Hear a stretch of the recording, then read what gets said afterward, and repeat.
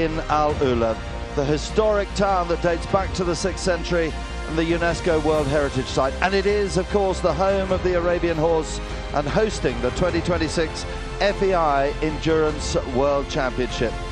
The Arabian horse plays such a part here in AlUla, and it is the centre of excellence.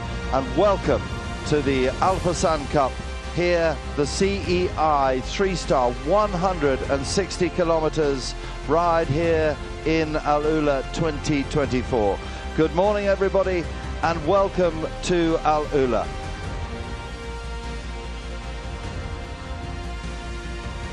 The centre of the Arabian horse, dating back. Every single horse traces its heritage back to 3 Arabian stallions, and they are represented here. Thousands of years of history here in AlUla. We celebrate the Arabian horse. This morning at 5:30, the first loop, the yellow loop at 34.4 kilometres, started at 5:30 this morning. Lit by solar lights, the course all the way this morning, and they're out and away on the first of their kilometres of the 160 kilometres. Harry Ingram is alongside me. Harry, good morning and welcome. Good morning, Nick. Very happy to be here as we ramp up things. Another 2 loops today, making 160 kilometres as we work towards the World Endurance Championships 2026. Away they go. Away they go onto their first loop, the yellow loop. And Harry, here's the course. So, for the 160 kilometres, that's 6 phases of competition. Each phase consists of the loop and the vet gate. In order to successfully qualify for each phase of the competition, horses and riders must successfully navigate the course and pass the all-important veterinary inspections at the vet gate. And there is the vet gate, Harry, and we're awaiting the arrival of the first riders to come back from the first loop. And the vet gate, so important. As we said, 5 vet gates to go through today, with 6 different loops, 6 different distances, 6 different terrains, and it is very much different tactics from yesterday, where we had the 120. Today they've stepped up a gear to 160. What's the difference between the two? Obviously it's longer, but it's a totally different approach. As a horse and rider, going into a 160, you are at the absolute top of the sport, having qualified from 100 kilometres, 120. You've got all your star ratings with the FEI. You're now doing the ultimate test of endurance. At this point, you know you've got a very long day ahead. Pacing yourself, making sure you leave enough for those last few loops. So it's potentially a different type of horse, a different training of a horse from the 120s. So to use horse racing parlance, it's either a mile or it's a 3 mile. Yeah, and certain horses, you know, you want those horses, not necessarily those that are looking fresh, you know, and jumping around at the start. Sometimes it's the horse that, you know, you might look past at the start, but it's the horse that's on the last loop that's still looking strong. That is the perfect 160 kilometre horse. So it is a huge effort to bring this here to AlUla, and we're going to find out now how it is staged. My name is Brian Dunn, and I am the event director for the FEI. It's a ginormous event. My day-to-day job here is just making sure that everything is ready on time. I am Gianluca Laliscia. I am from Italy. My position here is General Sport Director of the Fursan Cup 2024. They all have maps. They know on the map the colour and the length of the loop. When they start the mass start, they're onto the yellow loop. This competition is unique. It's a competition against the terrain, against the clock, against your fellow rider. Here in AlUla, in this ride, we have different type of terrain, soft, deep sand, hard. Be careful because it's very, very, very technical. It's for clever rider.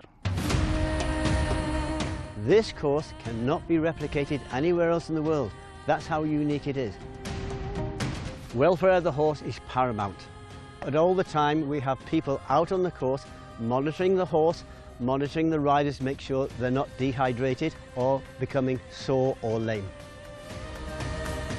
After each loop, there are the vet gate. The horse arrive, refresh, and send to the vet.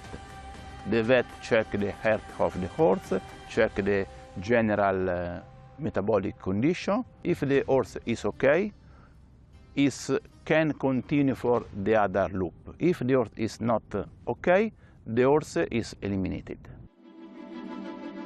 A successful horse rider is training with the horse. Have trust in the horse. Be loyal to the horse. And it's a working adventure together. It's a tactical race. I class this as T3. Technical, testing and tough. Endurance is different respect to all the other disciplines. Endurance is adventure, okay? To finish is to win. This is in your heart. For me, it's incredible to see a lot of riders that have this opportunity to ride in AlUla, because believe me, it's the new capital of endurance in the world.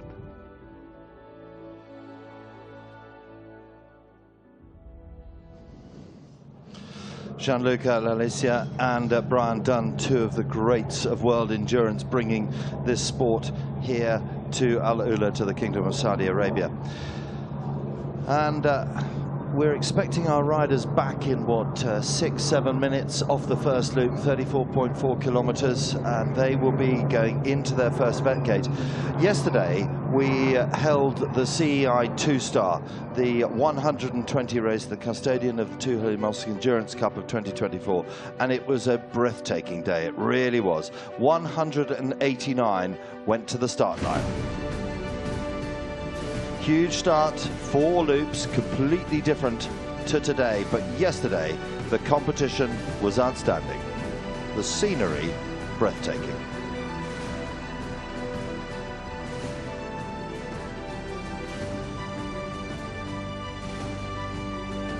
And Harry, this gives us an early look, doesn't it? There's the crew point. It gives us an early look at the conditions and the varying conditions that they're going through today as well. It's a technical and challenging course out there, and only those horses and riders yesterday who picked their way and rode an intelligent race were those who came good towards the end of the competition.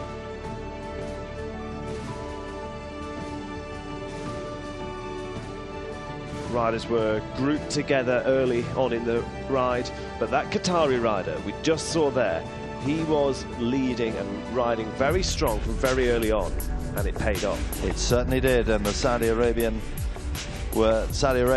were second, and the United Arab Emirates in third. But it was a very, very, very good ride yesterday. Absolutely, and it meant so much for the home nation here in AlUla to be on the podium at the end of the day. It most certainly did, and the horses and riders were in perfect step all day long. And so many different riders from across the world. We saw Europeans, we saw United States of America, of the world, South America, yeah, from Central Eastern Europe, from everywhere. It was international. Bulgaria, from Estonia, from Poland, from the Netherlands, from Germany, from Great Britain, you name it, they were here. We had world champions, we had European champions, we had multiple world champions on the course. And it's all about the clock. And this, the final loop, the Saudi rider left in front. Fares, he led in front, but he was just pipped at the last to come second. He was just overtaken here. Just there. Just didn't quite have enough running left in the tank. The UAE horses overtook and put in an incredibly fast final loop. But As we know with the sport of endurance, it's all about can you get your heart rate down at the end, and they couldn't. So first prize went to the Qatari rider, Saeed Al-Nami.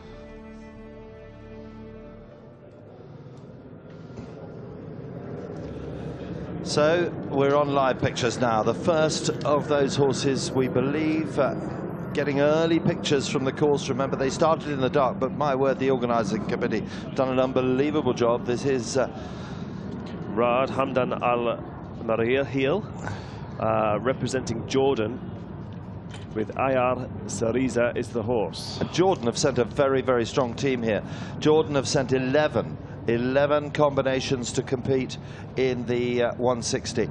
So that is the second largest participating nation, with the Kingdom of Saudi Arabia sending 17, Jordan 11, Bahrain 5, and the real favourites, the dark horses that made the trip from South America, the Uruguayans, have sent 4. So actually it is Uruguayan riders, but it's a United Arab Emirates team, yes, for Al Ain Stables. And out of Abu Dhabi. We have got riding the previous winners of the Fursan Cup, but look, in Harry, 2022. Look in the distance, the peloton, if you may, are tracking them nicely behind, and they're all going on a beautifully corrected canter. So the vets are going to be busy coming into the first of the vet gates. And I can immediately tell, so on the far right of the shot there, we have got the Uruguayan rider. I believe that the grey is Labita. Labita won the test event for the World Championships in Boudib. And on the left-hand side of the shot, 338, is Federico Ferber and H.C. Yeza. They won here over 120 kilometres in 2022. So up they come, and they're riding as a group. Not as a team, but as a group, and that's very important. Some horses like to go out in front, some horses, the pace setters, if you may, in racing terms, but then some horses, being a herd animal, they like to ride as a group. They do, and I think we can immediately see a small difference to the competition yesterday. A slightly more relaxed tempo coming into this vet gate. Remember, the riders started, it was pitch black out there this morning, and the sun has gently risen over the cliffs amongst the wadis in AlUla. Absolutely stunning setting for the sport. So they're approaching the first of the vet gates now. The vet gate is so important, and remember, endurance horses, for those who are uninitiated, they've had 2 vettings already. They're vetting upon arrival, they're vetting before they were allowed to compete, and that was carried out on Friday, and now they come into the first of their 6 veterinary examinations today. So in we go. The first of the horses, that's the leading horse, 349, and then the second group are coming in. So what happens now is the cruise, the clock starts. The clock is tick, tick, tick all the way through, and they have 15 minutes to present. Once they've come into this vet gate, they've got 15 minutes to present, but they've got to make sure that, number 1, their heart rate is below 64, and number 2, that they're happy with the horse's movements, and number 3, that they're happy with their metabolics. That's the gut sounds and the horse's health. That's absolutely right, Nick. And the leading combinations will be in just a matter of minutes. The horse, they're fit, their recovery times are, you know, absolutely excellent, and they can overtake combinations without any additional effort, purely because their recovery speeds are quicker. The second of the large groups coming back up the hill.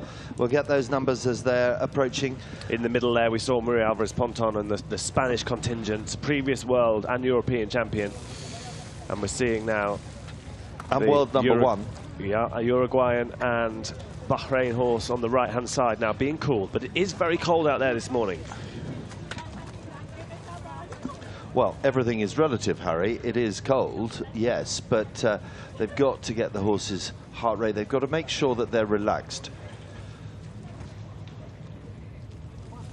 They are relaxed. So the second of the groups just approaching. Now, this is where the stewards, that is Joachim. Joachim is the chief steward here, and it's his job to make sure that everything in that vet gate is run in accordance with the regulations.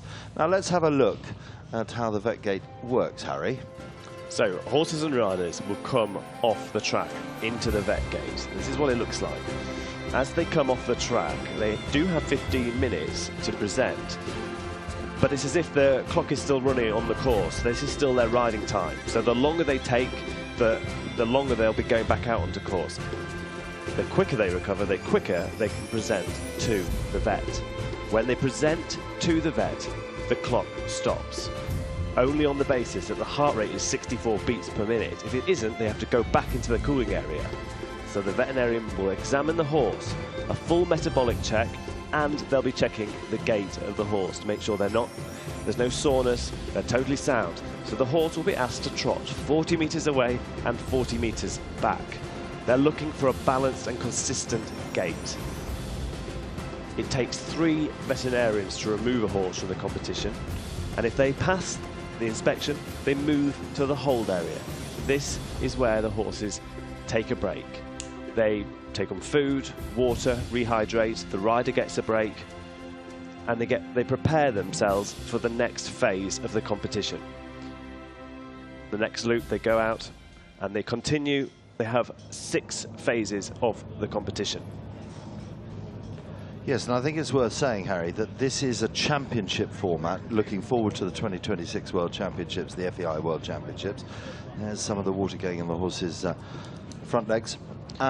In my terms, when we run 3-star rides in the United Kingdom, it is 5 loops.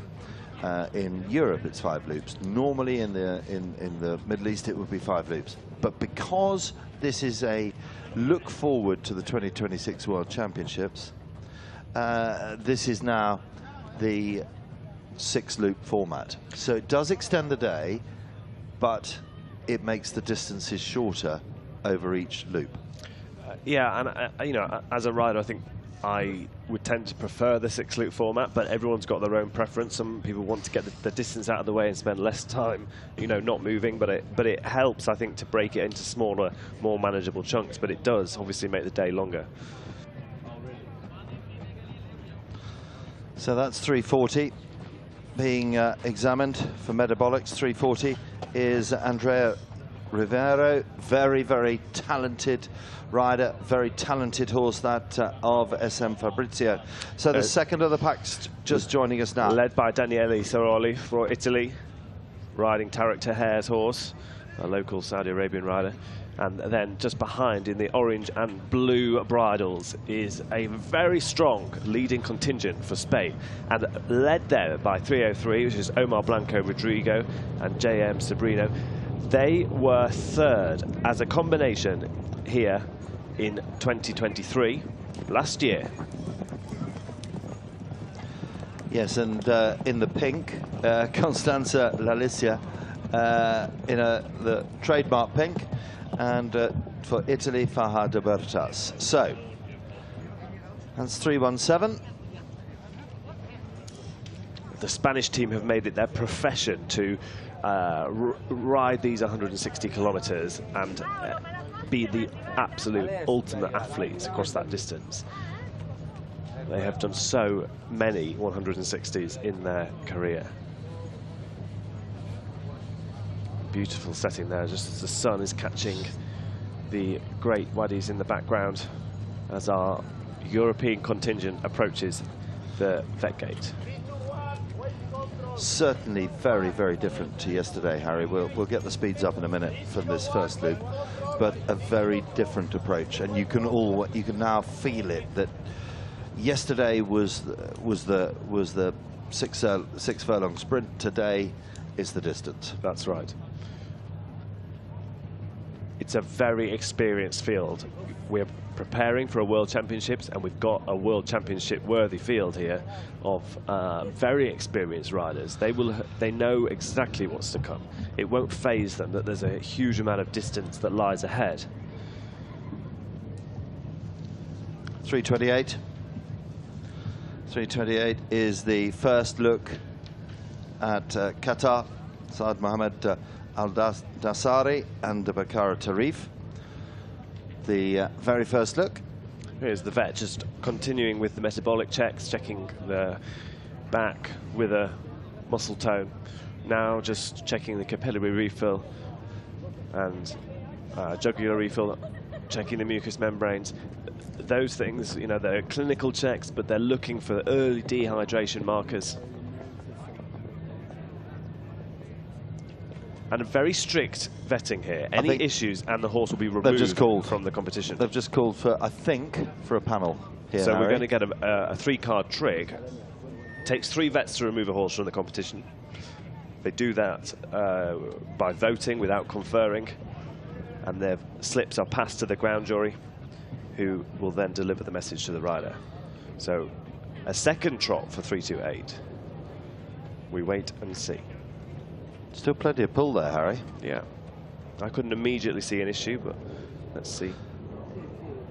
Supposed to be on a loose rein. A bit hard in there. I think so raring to go.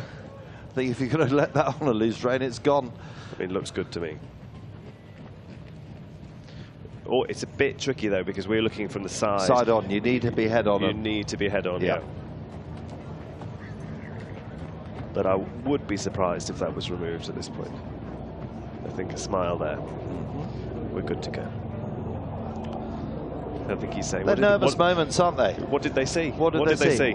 Maybe it was a little stumble or something like that. It could have been just a tiny little stumble. But, you know, it's very, very good that in endurance they have this constant vetting, constant welfare of the horse. It really is.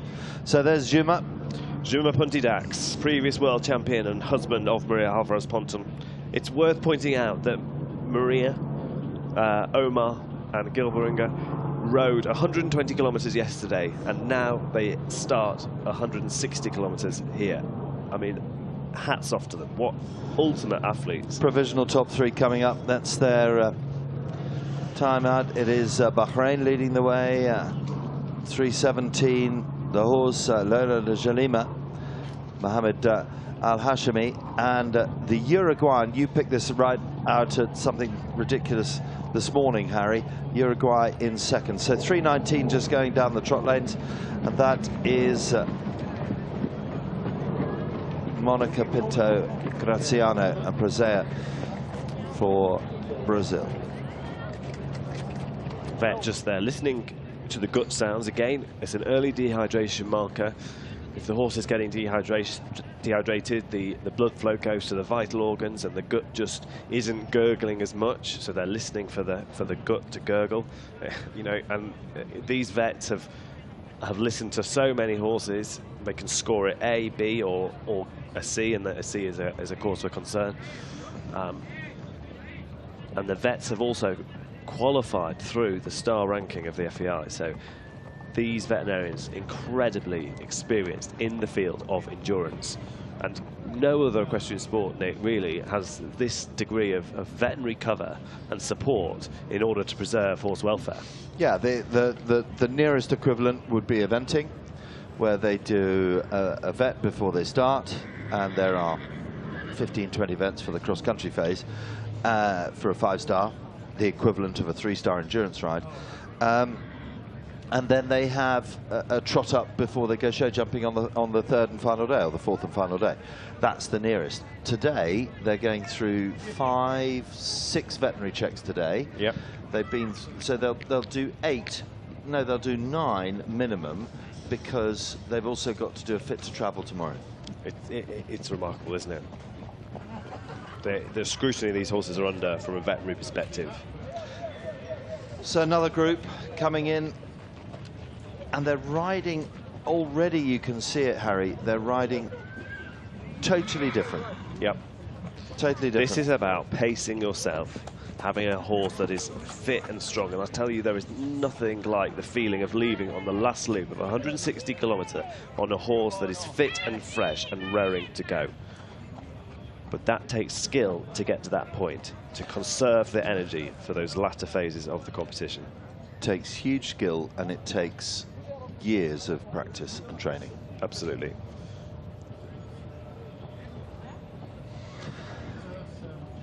Harry, in your opinion, is it 50-50 horse and rider, or is it 60 horse, 40 rider?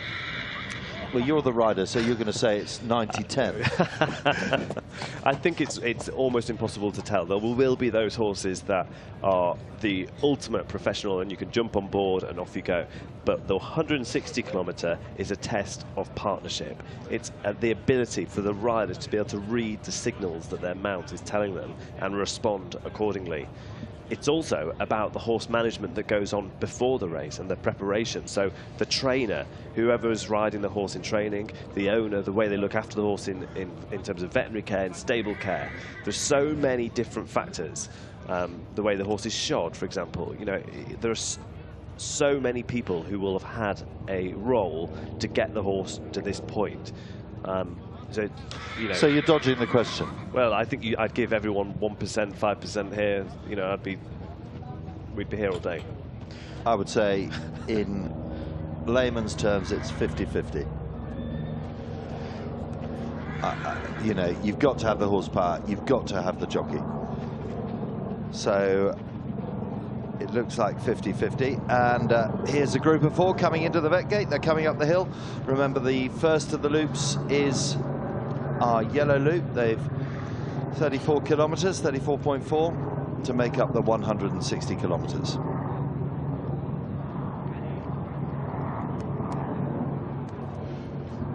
Unbelievable shots from the vet gate and this huge complex of endurance. Great plans for AlUla with the equestrian village. I'm sure we'll talk about that later on.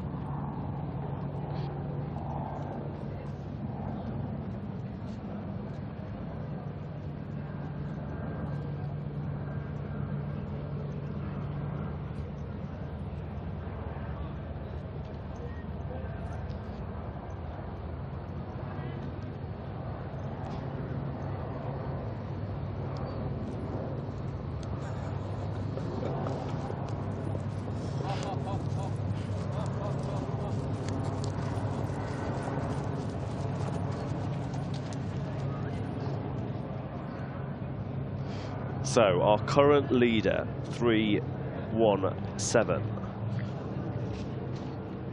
Mohammed Abdul Hamid Al Hashimi, is riding Lola de Jalima, who was the world endurance champion for young horses with His Highness Sheikh Nasser bin Hamad Al Khalifa in 2022. That was in Vic in Spain, so completely different terrain, Harry, there. Absolutely, and the rider won here last year. Yep, so there, put the two together. Fantastic combination, yeah.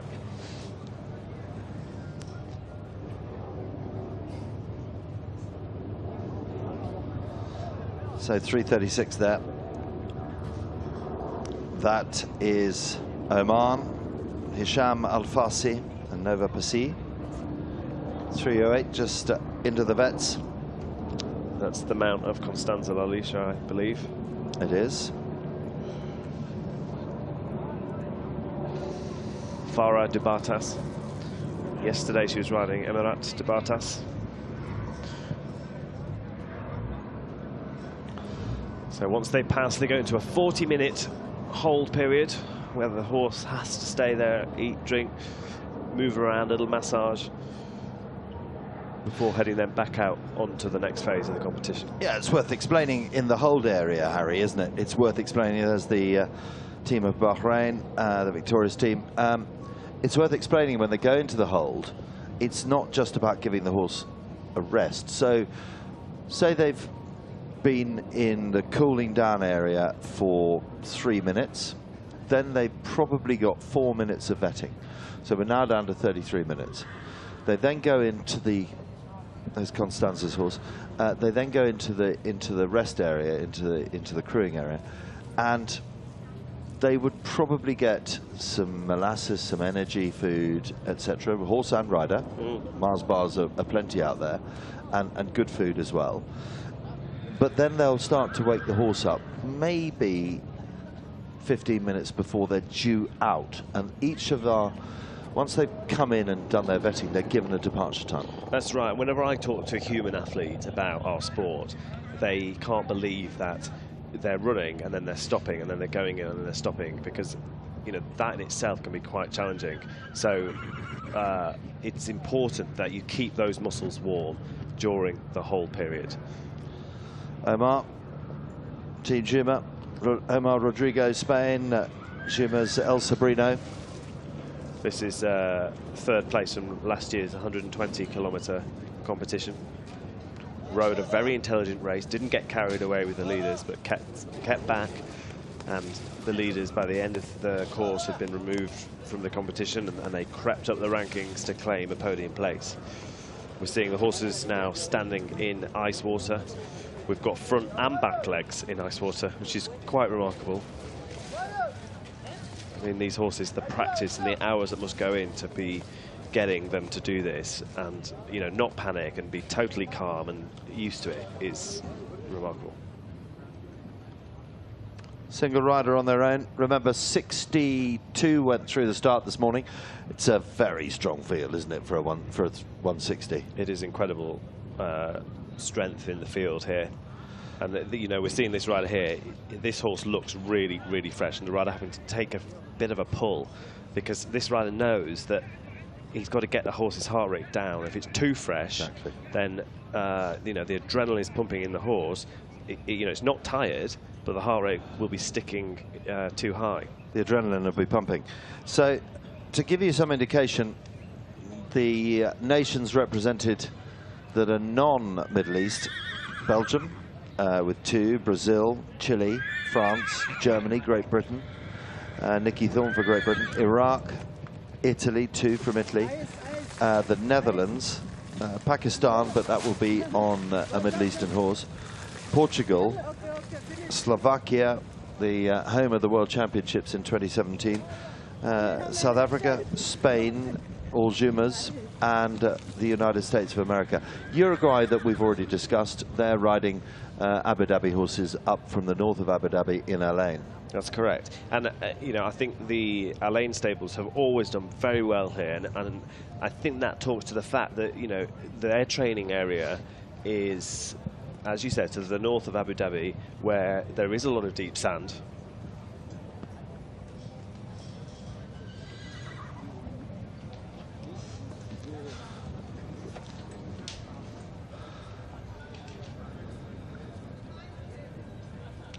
So 355 is Abra. Do you want me to go for it, Harry? It's Abra Al Abdul Qadir. Thank you, Nick.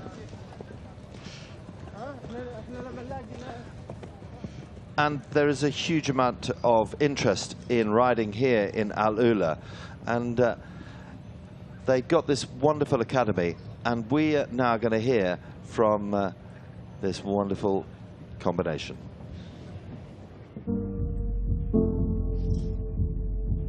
I cannot describe my feeling. It's a very big event, and being the only one Saudi female, it's a pressure actually. But I will be there, and I will prove that everyone can do it, especially the females in Saudi and out Saudi. My name is Abrar Al Abdul Qadir, rider and trainer. القادرية اسطبل من الأحساء. So I have been 5 years endurance sport, and I have done more than 20 races. My last also race outside of Saudi Arabia was 2nd place in Slovakia, and many of them actually inside and outside Saudi Arabia. Actually, it's not an easy one. To be a female first, it's a challenge, I know it's all depend on the endurance and the ability of the person, whatever if male or female. But I take it as a challenge, and I see we can do it as a female. And in Saudi Arabia, they are supporting 100% the Saudi female riders, and we go for a very high levels because of this support.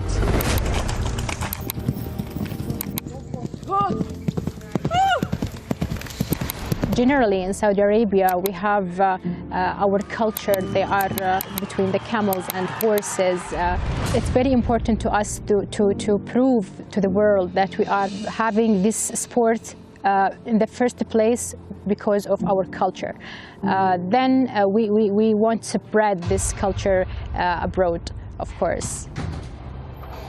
Well, endurance riding is a trip of enjoy. I know it's hard and it takes a lot of effort physically and mentally, but I see it a trip of joy once you are alone with your horse in the middle of the desert or in the middle of the forest, challenging the weather, the floor, and all the condition to reach the end with a very healthy horse with a full fitness. The only one advantage is the feeling you give for yourself.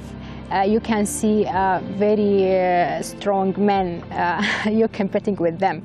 But for the people here, like judges and doctors, they make it equally. If you are male or female, it's the same. The rule is the same. But it's all about yourself. When you feel that you can do it like a very strong man, it's a very, yeah, it's a special feeling.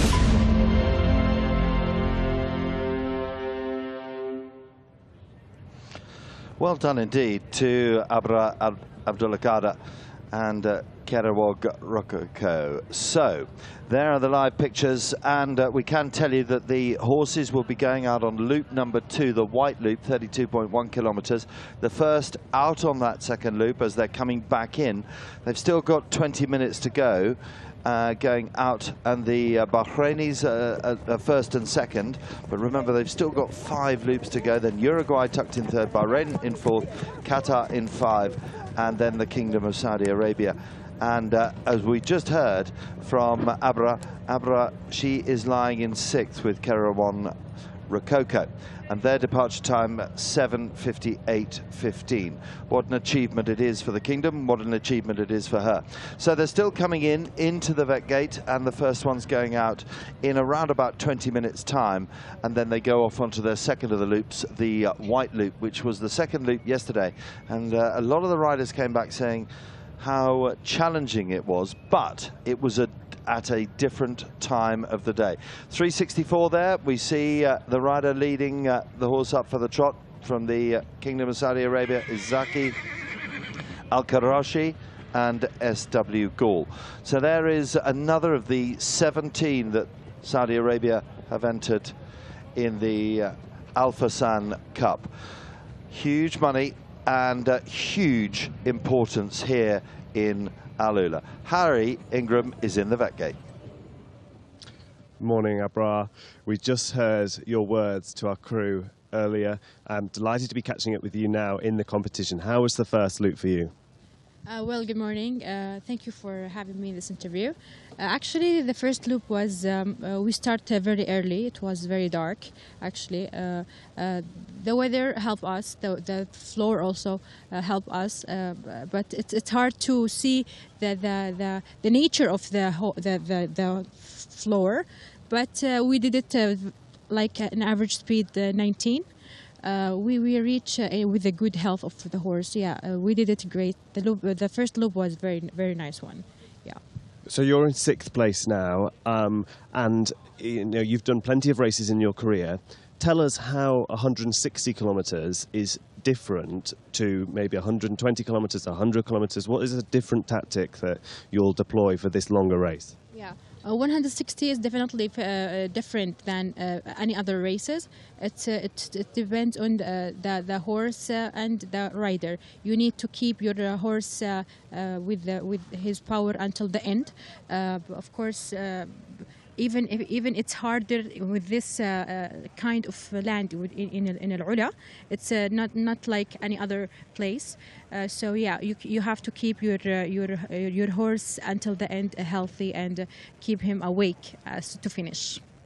Okay, and your ambition, is it to come back here for the 2026 World Endurance Championships? Is today perhaps an insight into that, an opportunity to qualify? Yes, actually, if I finish, inshallah, this race, I will be qualified to the World Championship. It's fantastic news. And what are your tactics now going forwards in terms of speed and everything else? Well, no, I think we will lower the speed now because it's going warm now, and the second loop is very hard one. It's deep sand, and there is a lot of up and down, so we need to slow down the speed. So yeah, I'm not going to compete. I think maybe, but for now I have to keep my horse healthy, and I need to store his energy. Abra, thank you very much and good luck for the rest of the race. Thank you. Good luck indeed. Well done, Abra. And you heard her say potentially changing the tactics for the white loop, that the white loop coming up is potentially one of the hardest loops out on course. They're all challenging in their own unique way. There's the countdown clock to off onto loop number 2 with the leading riders going out onto loop 2, and that'll be Mohammed Al-Hashimi and Lola Tajalima. They go out first at 7:55. As we see 3:51 just coming back in. 3:51 is Saeed Khaldoon, Mohammed Khaldoon Al-Sayed, and 5 minutes Jordan just coming in, and then 3:50. Another of the Jordanians, remember they sent 11, 3:53, another Jordanian. So the Jordanians sort of riding together as a team, this very much individual, but they're all helping each other out. 11 from Jordan. 3:53 just coming into shot there. That is the ride of Ali Abu Rabi and Fakar Al-Badia for Jordan.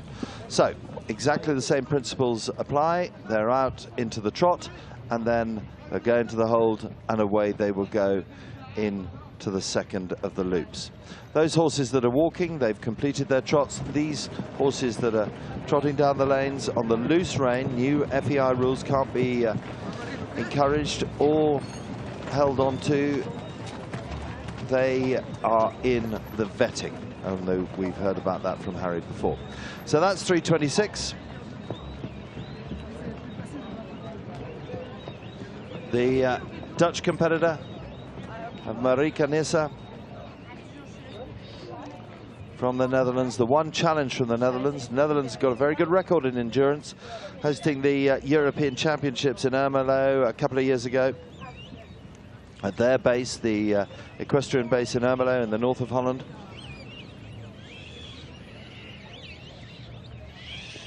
Now the United States. The USA with Cheryl Van Duysen,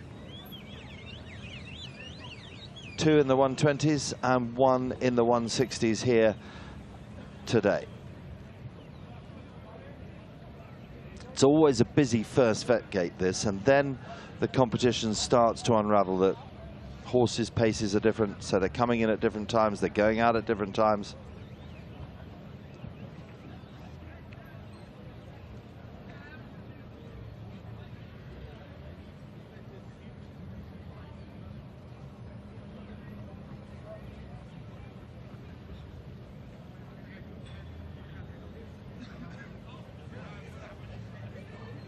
Ten minutes before they go out onto the second of the loops.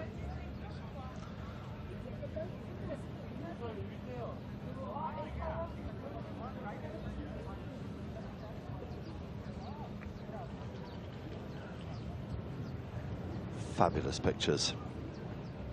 Riders coming up the hill. And when they turn left-handed, they know that the end of the first loop, at the end of every loop, is in sight. Still got a bit of pull, and that's a good sign. Just settling the heart rate down, lowering the adrenaline levels to get the heart rate down, to get them through the first of the 5 vettings here this morning and today. They'll be riding for, the riding time is 11 hours something, the total time.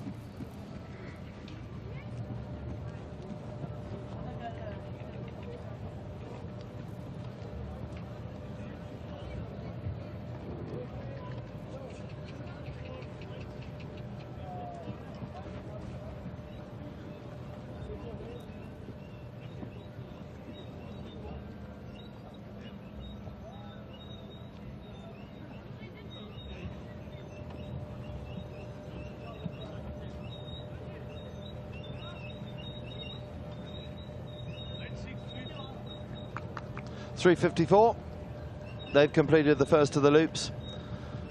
Shakib Al-Kabani, Jordan, another of the Jordanians. Remember, they've sent 11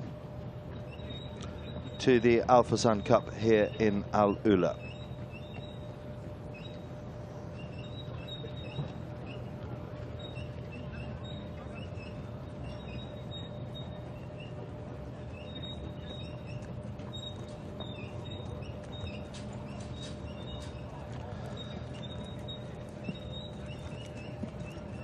I reckon that the overall average loop speed on this, the leading horse is going round about 19, totally different to yesterday, is I reckon that the overall average loop speed here today will be 13.2, 13.3, and so that they could finish at 10:30 this evening, but the leading pack should be in at about 4 o'clock this afternoon.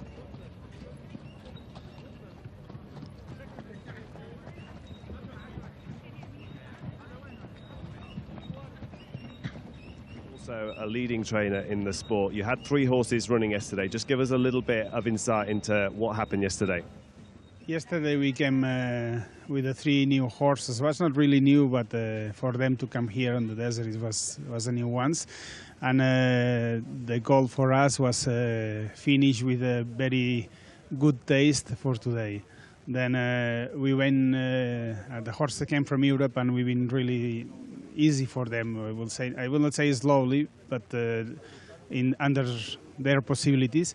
Then it was easy for them. We finished good, and anyway, the horses are very good this morning, and that was the goal, to have a good moral this morning for all the group. And it's the same riders today, obviously different horses. Tell us a little bit, you've ridden many 160s yourself. What is the difference in doing 160 kilometres to perhaps what you did yesterday, 120 kilometres, or the shorter distances? Yeah, one of the things that is an important one is that already they have 5 kilo more. That it is something that is slow down the speed of the horses. That is good for the welfare of the horses, but it means that you must care really well on the tactic. When you do 120 and you do a mistake, sometimes it's not changing many things. But in 160, if you do a mistake, you used to pay it. Then today we are on the way to do it the good speed, to learn a little bit more from the track and from the horses and from the way that we've been training the horses to come here. It's very interesting you say that 5 kilograms additional weight that the rider has to carry makes such a difference later in the competition. In terms of where we are now, very early days, it's still very cold, but 34 kilometres done. How do you approach now the next loops moving forwards? The next one, the most challenging, I believe. Yeah, the first loop we had a little bit incident because it was some camels that they broke the fence, and they are mixed with the horse and they exciting the horse. Then we're supposed to do it the first loop without the stress. That it was the main thing for the first loop, and we've been stressing too much with the camels in the middle of the group and these things. Then now we are changing a little bit. One of the horses got excited and was stressful here on the vet gate, and we will go in the second loop to reach the first goal in the morning, to distress the horse and become a relaxed horses again. Then this loop we will go in the easier way that we thought yesterday, to make it them a little bit quiet that they was, and after we keep going. But I used to say always the same. Now we are did 35 kilometers, then now it's only 125 to go, then it's not much. It's good. Okay, and last year you came with a game plan and you stuck to the game plan, and Maria and Omar were on the podium. Is it a similar plan this year in terms of sticking to what your goal is and not letting it be distracted by what's going on around you? Last year came with the horses from Middle East. Then one of the horses is one of the ones from the last year, and it was a easier way. From us this time, we came from training conditions with -5 to +5. Then it was not the same thing, but I think the horses can do good. And 160 kilometers, if we manage well, will be. We have the hope to be there. Not very, not so sure like the last year, but I think we will be around in the top 10. I hope so. Well, Juma, the ultimate professional, I'm sure your team will do very well, inshallah. Thank you very much for your time. We look forward to speaking and catching up with you later.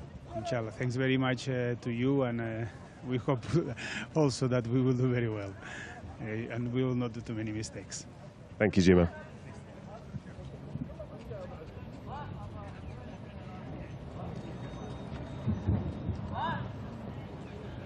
Well, very good words indeed from Juma. He is such an expert, that man, and he's done it all, and he's seen it all, and he's ridden them all, and he knows it all. And it was so interesting listening to Juma about the 75 and the 70 kilos and what that does, and the 6 loops and the 5 loops. That man is a tactical magician when it comes to endurance riding. So we'll watch Maria with, there he is, there is the magician. He knows so much about the sport, and we were saying yesterday, you talk about AP McCoy, you talk about Mark Todd, you talk about Marcus Enning, or you talk about Peter Fredriksson, or you talk about Carl Hester, John Whitaker, Nick Skelton. Juma is in exactly the same bracket. He is a true horseman across every single discipline. So we'll wait with bated breath, and a little under, what, 4 minutes now before they go out onto the second of the loops, the white loop.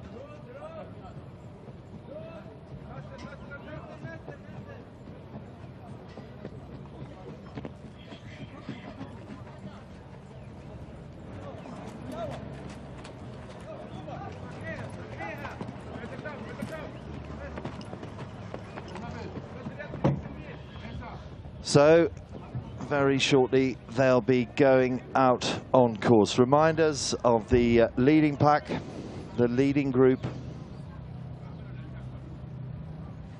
They are Bahrain 1, 2 and 3 at the moment. 7:55.31, 7:55.45 and 7:55.52. Those are the 3 times that they're going out. You can see them up, 2:34. The clocks are counting down on top left. And then Uruguay sent 4 very strong riders and the horses from Abu Dhabi. That's 3:51.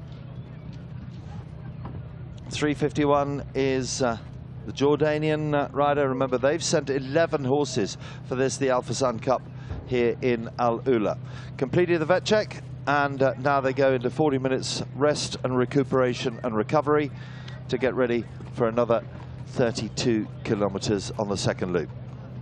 Up we go now. What are the tactics here? We were talking that the estimated overall average speed is, between all the completed riders, is going to be about 13.2. We heard Abra talking, dropping the speed on the second loop, the white loop. It will ride differently to yesterday. Remember, yesterday they started at 7 o'clock, so the white loop was ridden over between in an hour and a half's time at 9:30. So the sand conditions will be different, and there are less horses in that deep sand, riding through that deep sand today. So that's another facet. So it might be slightly easier, or it might be slightly harder. We just don't know. So any minute now, the countdown clock begins, and you can see on the left hand the stop, and it's counting all the way down. These fabulous team from the timing team here, the Fursan Cup. So Mohammed Al-Hashimi, Hamid Al-Janahari, and then for Uruguay, Federico Ferrer. That's the 1, 2, 3 at the moment, but a long way to go. Harry, welcome back. Juma, I love listening to that man speak. You could listen to him for hours and hours and hours. He is just the ultimate professional in endurance, and he knows this sport inside out. Yeah, but he knows horses. He does. He's the ultimate horseman. Yeah, as I've just said, he's up there with Skelton, Whitaker, Hester, Todd, all that lot. And there's Maria, top jockey as well. Yeah, I mean, husband and wife team. Yeah. Bred so many good horses at their place just outside Vic in northern Spain. Yeah. Wow. I mean, they have so many titles between them. Here we go, Harry. And off we go.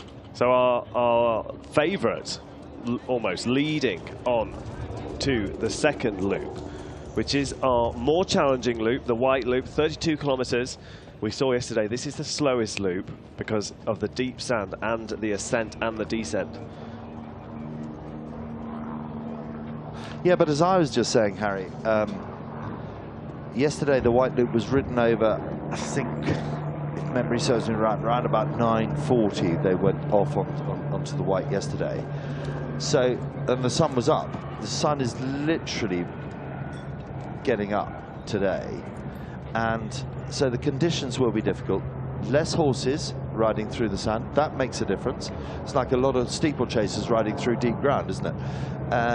So it's less horses, so potentially the conditions could be different today. I agree, and I think the conditions for a 160 are actually much better today than they were yesterday. It's much cooler out there this morning. We're expecting highs of just 20 degrees. Yesterday we were almost touching 30, so it's a cooler day overall. And you're right, they're riding this more challenging loop much earlier in the day, so the properties of the sand will be a lot better. So there's the white, green, blue, red and pink. And for those of you who are watching in black and white, yes, as Whispering Turtle once said. So they are the flags. So every loop has a different colour. Yellow, white, green, blue, red, pink today. So every loop has a different colour, and there are flags every 50 metres, some 50 even meters. Closer. Yeah. And it's brilliantly marked, the course. There are members of the Saudi Arabian police force out there at every single checkpoint. I think there are 17 checkpoints today, something like that. And there are water points and crewing points today. So nothing has been left to chance, and a whole fleet of veterinary and medical ambulances out on course as well. Absolutely, and I think what's so interesting is that you've got such a lot of infrastructure around some quite natural tracks and in such an incredible, stunning, beautiful area. So you are combining that stunning setting with natural tracks and the infrastructure to support a competition of this standard. Absolutely, absolutely. So here's Abra, and we heard from her earlier. The lady riding for the Kingdom of Saudi Arabia, Abra Abdul Qadir and Kerawang Rococo. And off she goes, and rode really well. Came in 6th position out of 62, Harry. And we wish her well. And I think a tactic there is that, you know, it's been cooler in this part of the morning, and as she said, the speed's going to slow down a bit. But you know, one tactic is to let the horses run on while it's cool, and then, you know, ease off while it's hot. Other horses and riders, perhaps those, you know, the more experienced riders might, you know, just not let that bother them and let the speed gradually increase. We'll wait and see.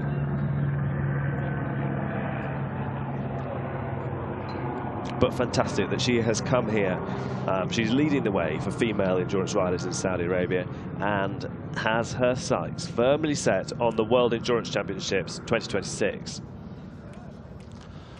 She looks at the watch, and off she goes on that distance of 32.1. The white loop is away.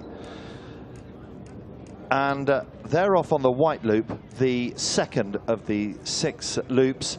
And Harry Ingram is going to give us a guide to the loops.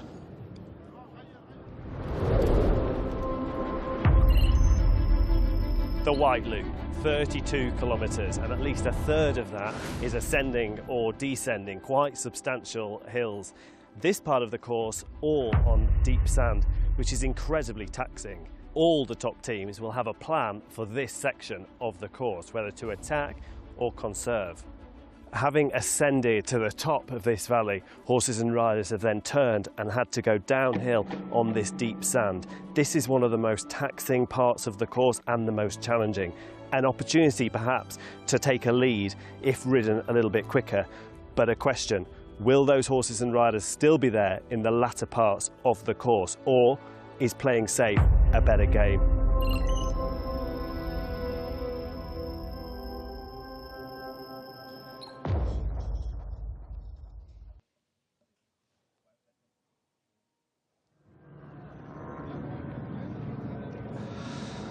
Great guide to the loops. And I'm sure we'll see some close-ups of the undulations and the different types of terrain as they go through the first of the villages. And that's what, 2.5, 3K from here, Harry, something like that? Yeah, and very good going through there. If anything, a little bit hard the ground at this point before they reach the softer ground on this white loop. You know, you come to the Kingdom of Saudi Arabia and you imagine desert. Here you've got the incredible historic town of AlUla, at the 6th century BC town, and it is breathtaking. Then you come to the endurance village of AlUla with the huge plans for the equestrian centres. But you look at the farming life here, and we heard Juma talk, oh, the camels have broken through the fence. And, you know, for somebody who's never ridden here before, Harry, it must be incredible, mustn't it? Yeah, I mean, I was lucky enough to ride just the training track, and that was enough to give me goosebumps just to be in this environment. It's, you know, when we see other desert rides around the world, it's a lot of consistent going. You could say it's a little bit monotonous in places. Nothing could be further from the truth here in AlUla. The variety, it is changing all the time, whether that's the going, the scenery, everything, really. Yes, there's sand, Harry, but this is the undulations of Suffolk. This is well, yeah. Some of the greatest rides in the world, you know, when we're climbing mountains, have similar undulation. What's different here is it's a very gradual incline and a gradual decline. But horses are climbing an enormous amount, and unless you're stood here on the ground, it's very hard to get the perspective of just quite the height of some of these tracks. Yeah, I mean, the elevations of the White Loop go 1,000 meters, something like that. So they're climbing a minimum of 200, 220 meters. And this is one of the highest climbs. And as another athlete and their horse go off, we saw that combination come in. They look really fresh going out. And everything is looking fresh. It's completely different to yesterday. We had a lot more horses yesterday. 181 started yesterday, 189 started yesterday, and today 62 have started, and it's altogether a different feel. This is all about controlling at a pace, but a different pace.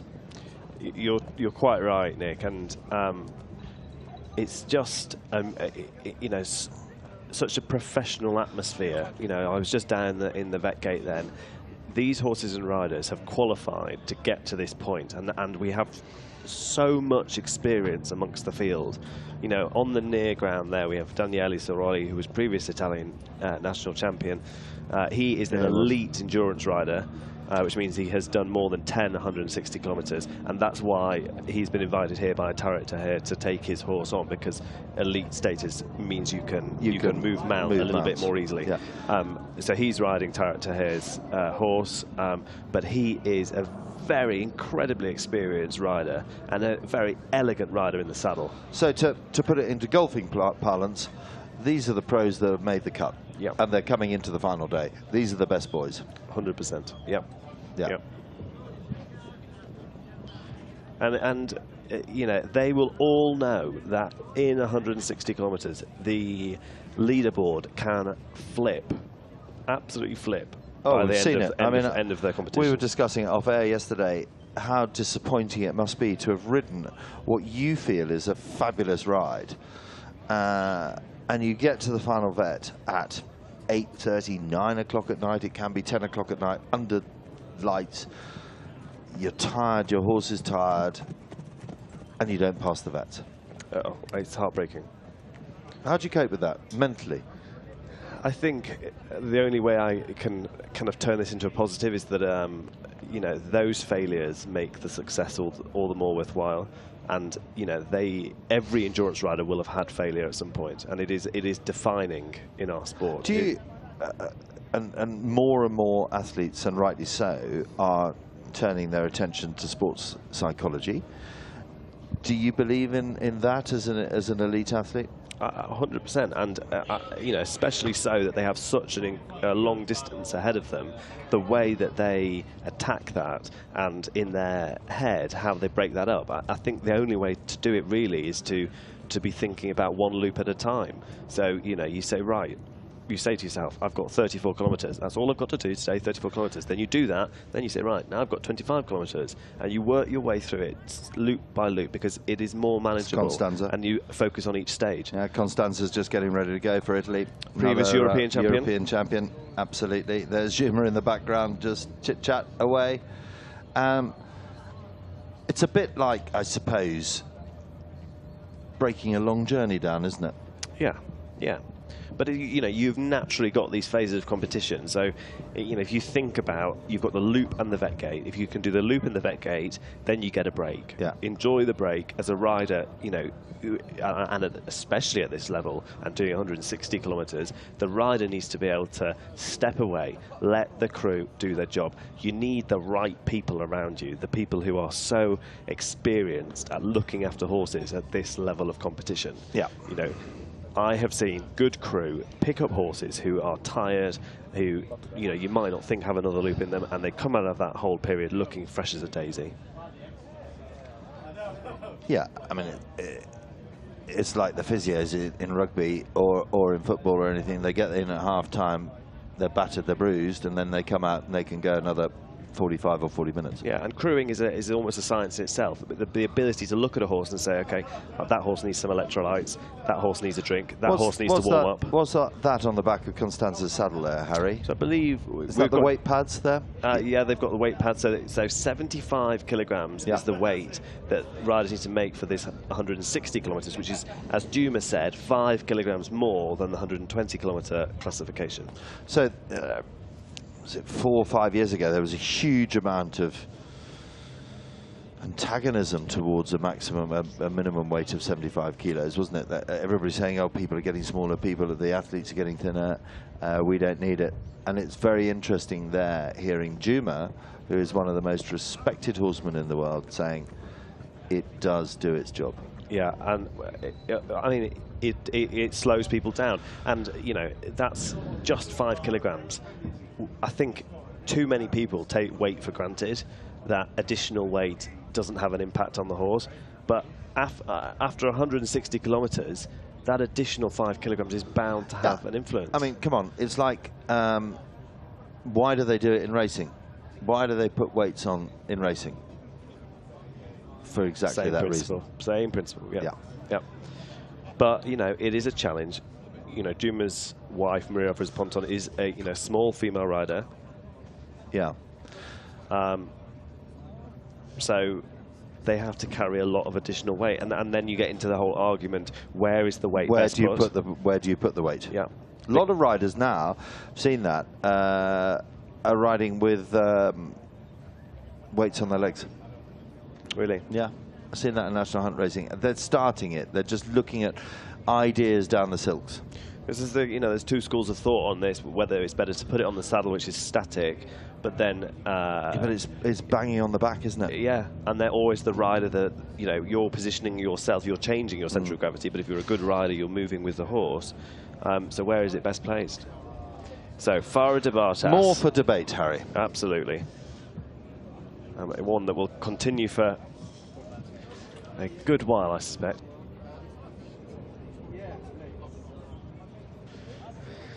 So Farah de Bartas, she was riding Emirate de Bartas yesterday. So really good affiliation with the de Bartas stud in the south of France, in the Mid-Pyrenees region, run by Christian Cat and Sylvie Cat. They have bred some real champions from that stables.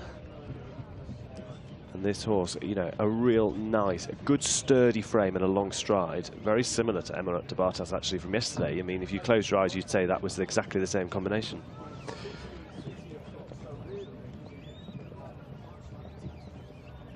So this is the point now. Riders have left the village.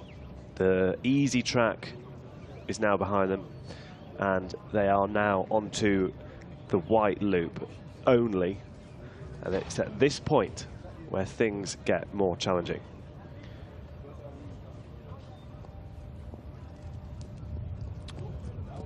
The white loop follows very similarly the course for the final loop, the pink loop, but then at this point where they turn off, they have possibly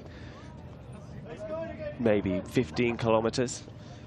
where they just ascend all the way to the top of this hill, all on deep sand, and then they turn round, they meet their crew at the top twice, and then they come downhill in the deep sand. That is very, very challenging for a rider to navigate, because your horse is already putting a lot of weight through their front feet, and as you're going downhill, you know, gravity is pushing more weight down the front feet, so you are sinking even deeper into that sand.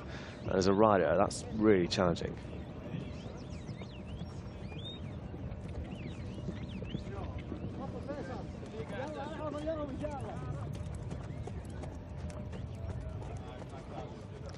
So our leading group of riders here. Leading group of 5, representing Uruguay and Bahrain. The Uruguayans are on UAE horses for Alain stables, and we've got our previous winning rider for Bahrain. We've got our previous winning combination for Uruguay and second place as well there. So a group of incredibly experienced horses and riders, but also experienced on this very same track. So the rider at the rear there, HC Iezo, very identifiable by the long white socks, the markings, ridden by Federico Ferber for Uruguay. They won here as a combination.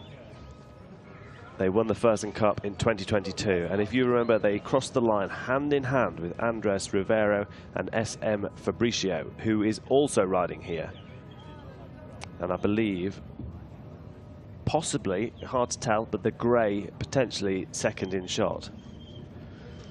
And they worked as a team all day in that competition, and they led from the front, from the offset. They really challenged their competitors to go with them, and they dragged people with them. Some couldn't keep up, others couldn't stay the distance.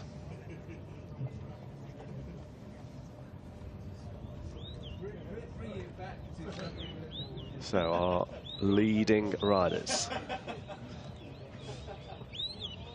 The third grey is our winning rider from last year for Bahrain. Number 317, Mohammed Abdul Hamid Al Hashimi, riding the World Young Horse Champion from 2022, Lola de Jalima.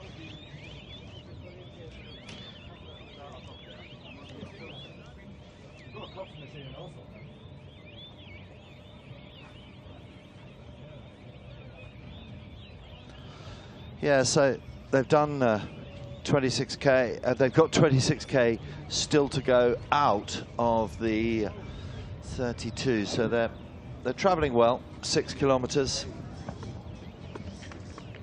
and their estimated arrival time with us is 9:33:58 if they keep this pace up. And they're all on GPS trackers. That's worth noting. So. It's like they're wearing air tags, basically, isn't it? And we can see them all the way around the course, and that's really important.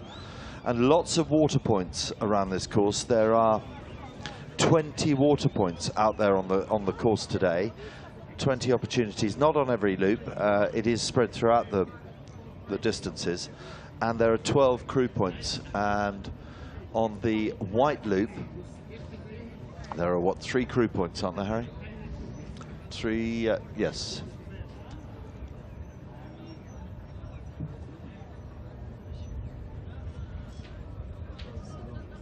Two crew points and 2 crew points, and then another 1, 2, 3, 4 water points. Yeah, yeah. So it's interesting now that the crew points are a minimum of 5 kilometres, a maximum of 5 kilometres away from each other, and the water points, there have to be one every 10 kilometres. So it's spread evenly throughout the course. Let's just have a little look at the vet card then for our leading horse, Lola de Jalima. They came into the first loop, and their speed at that point was 19.5 kilometers an hour. That's quite a lot slower than we saw yesterday. We were seeing 23 yesterday. The recovery time, that's the time from the first gate to when they presented to the vet. That was 1 minute 23, which is exceptional. And the heart rate, only 58. It has to be under 64. So, I mean, that is incredibly quick. That's tack off, water, water, water, in. And straight A's and 1s for all of the metabolic criteria. So a really strong vet card for the first phase of the competition for our leader, Lola de Jalima. What about the Uruguayan, Harry? That's what I'd be interested in, because... So the Uruguayan, 1 minute 42 and presented with a heart rate of 56, just a little bit longer, 20 seconds longer. Current leaderboards up there, top 5. Been riding 2 hours 46, that's their riding time. Yes, so Bahrain still leading. Qatar now just pushed up into... They're just slowing down a bit here, Harry. Qatar pushed up into second, Bahrain in the top 3 in the top 5, and then the Francisco Ferber for Uruguay just pushing down into 5th. Interesting that they've broken. So you see the way they're holding the saddle there. I think what we can't quite see it because we're looking from above. That to me indicates they're going downhill. So they're trying to. It's a tactic. You see a lot of French riders doing it. They hold the saddle for stability, and possibly now they're going down a downward gradient because there are a lot of undulations on this course. A lot of undulations. That's very interesting. So 315 our leading combination. 328 the Qataris. They had a very good day at the office yesterday, and Al-Hashimi for Bahrain in 3rd, but it's an even pack. It's a very even pack. And interestingly, I was always taught to sit a bit deep going downhill. I was never taught to, I was never ever taught to hold the back of the saddle. I was always taught to sit deep. But there's your leading pack. There's the top 5 in this, the Al Fursan Cup. They're, what, 8 kilometers in now.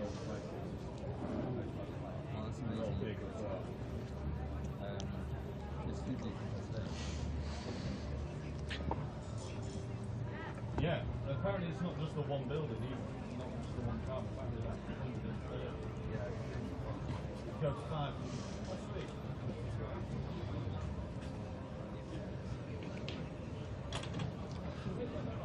So the highways of Saudi Arabia, and they've got 2 bridges underneath the highways to go under on this loop, Harry.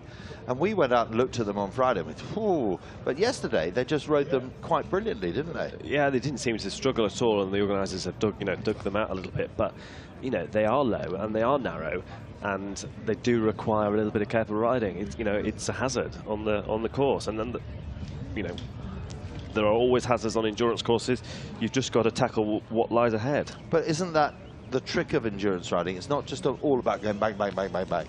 Yeah. It is about different elements, different obstacles, different things to educate and to wake up the horse and rider. Yeah, and it's why we shy away from calling it a race, because it is not a flat out first across the line, it's a ride, win at all costs. Exactly.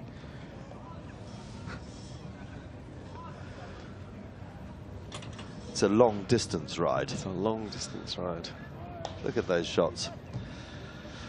So we're looking in the CEI 3-star, this the 160, and in 2026, AlUla will play host to the FEI World Endurance Championships.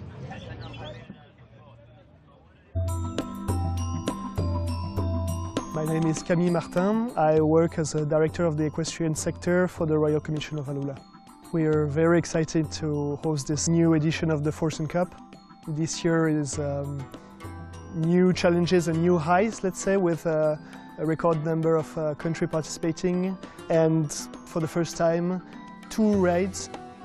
The 2-star ride, which is the regular Fursan Cup 120 kilometers, and the 3-star ride for the first time 160 kilometers.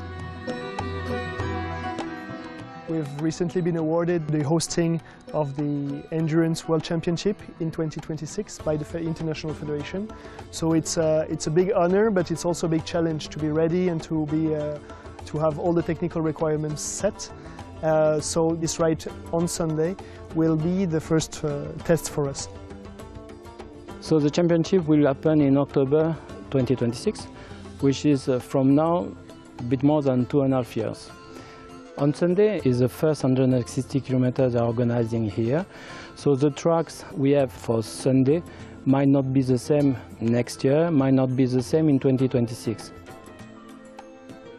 Horses are part of the culture and the heritage of the region, of the kingdom.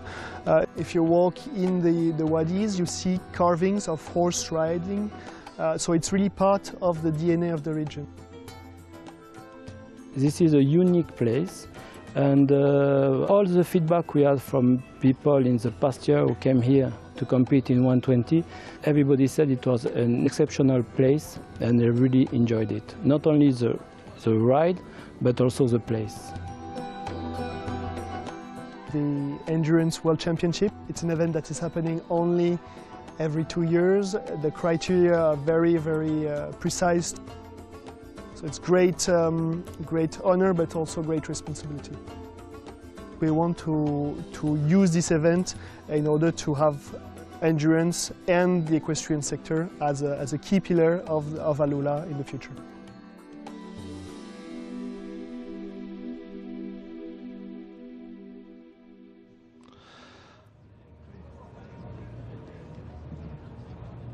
"51 nations competing here in AlUla this weekend.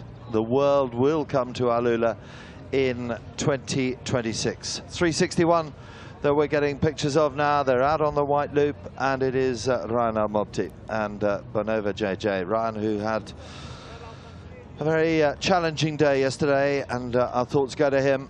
And it is Ryan Al-Mobti and Bonova JJ. So they're out on the white loop. And remember, 62 started at 5:30 this morning. And they're now out on the second loop. So they can ride a minimum, Harry. We've talked about the weights, we've talked about the distances. They can ride, is it 12 kilometers an hour? 12 kilometers an hour. That's right. That's their minimum riding speed. That's the minimum, yeah. So that gives an end time of round about 10:30. 10:30 is when the finish line closes. Finish line closes.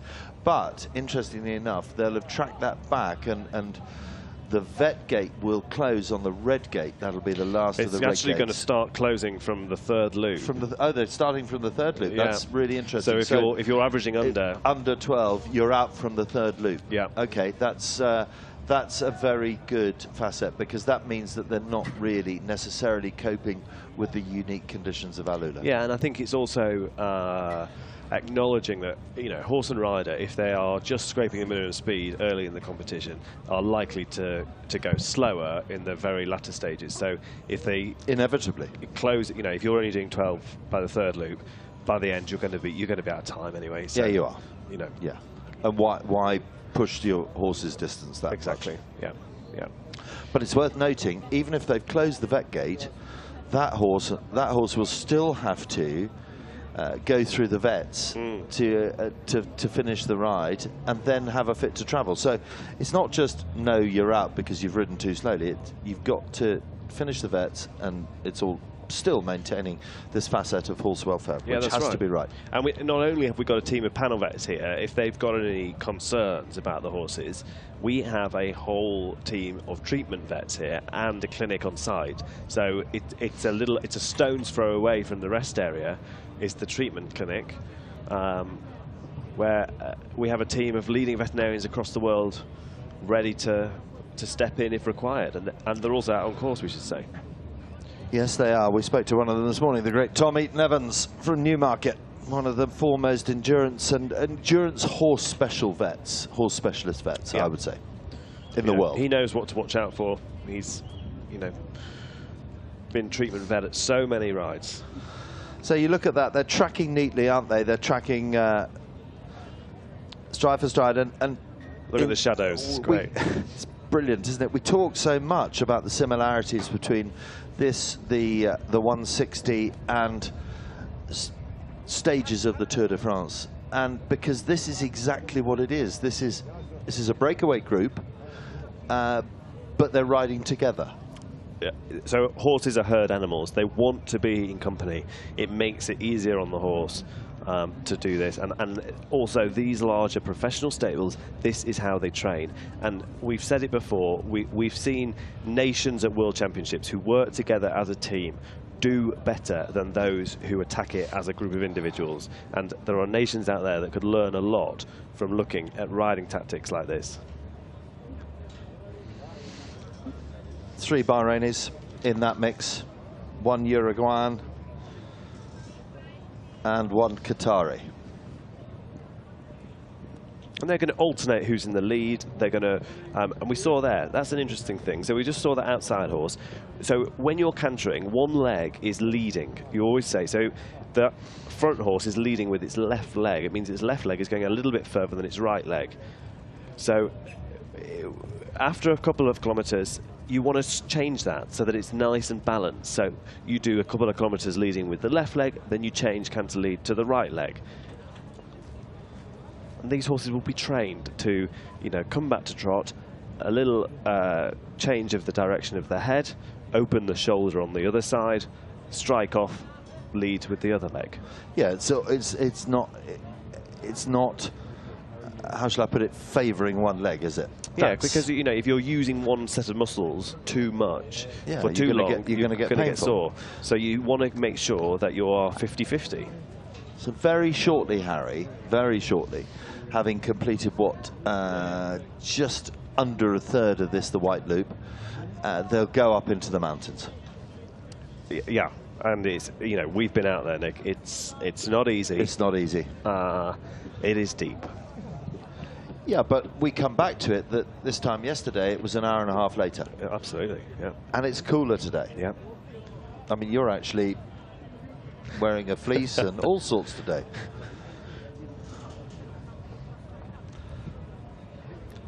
There's a lot to be said for starting early, though.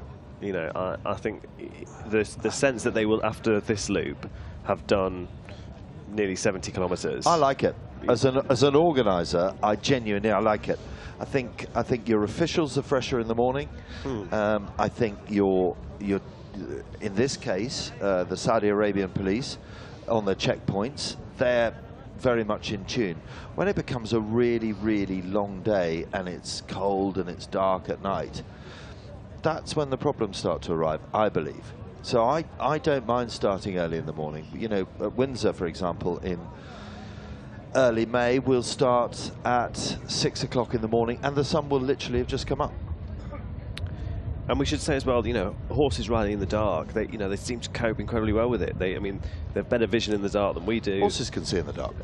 It seems to work perfectly well, and is always eerily quiet, isn't it, in the start? Can you sleep standing up? It's true though, isn't it? It is.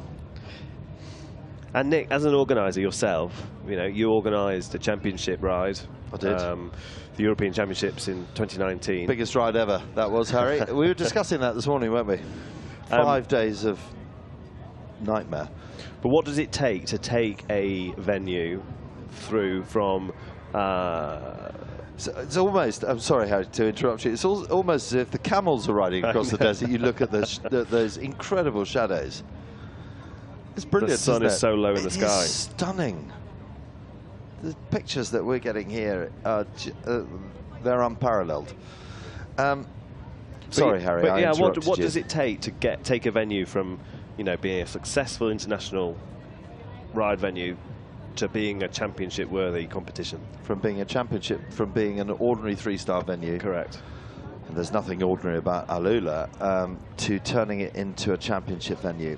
When we were awarded the European Championships, we decided to be bold, and we had a vision, and we adapted the venue at Euston Park. There's no doubt about it. The issues that will arise, and I'm sure that they've already started thinking about it, is it's not just another level of complexity and organisation from the International Equestrian Federation, because quite rightly it's one of their World Championships, but it's also the accommodation and the logistics piece, the stuff that we're not seeing here. So the accommodation is a monstrously big piece, there's no doubt about that. The logistics of getting the horses to the championships, yes, they've done brilliantly here, flying the horses, 240 horses here to AlUla, but there is more than that, because you've got so many more support team, you've got so many more press, media, they will all be here. So, and then the broadcast, fabulous broadcast from the team here at Aurora, but it's linking it into the EBU, the European Broadcasting Union, and then sending the pictures to Uruguay and to Argentina and South America. That becomes more complex. So there's a whole level of logistical elements that you can't step up a notch. Yeah, but then also you then look at the venue and you say, what can we do differently and how can we improve it? And I believe, you know, we were talking about it this morning, Thursday we ran the Pony Club Championships, then on Friday we ran a 1-star of about 380 horses, then on the Saturday we ran a 2-star on the Friday we ran the European Championships, on the Saturday we ran the 1-star of 320 horses, and then on the Sunday we ran a Nations Cup, which very few countries do, apart from at a championship. And yeah, it was, and then on the Monday we had all our 40s and 80s, our national riders. So it was 5 days of very little sleep, but 5 days of people enjoying their sport, which is brilliant. Yeah.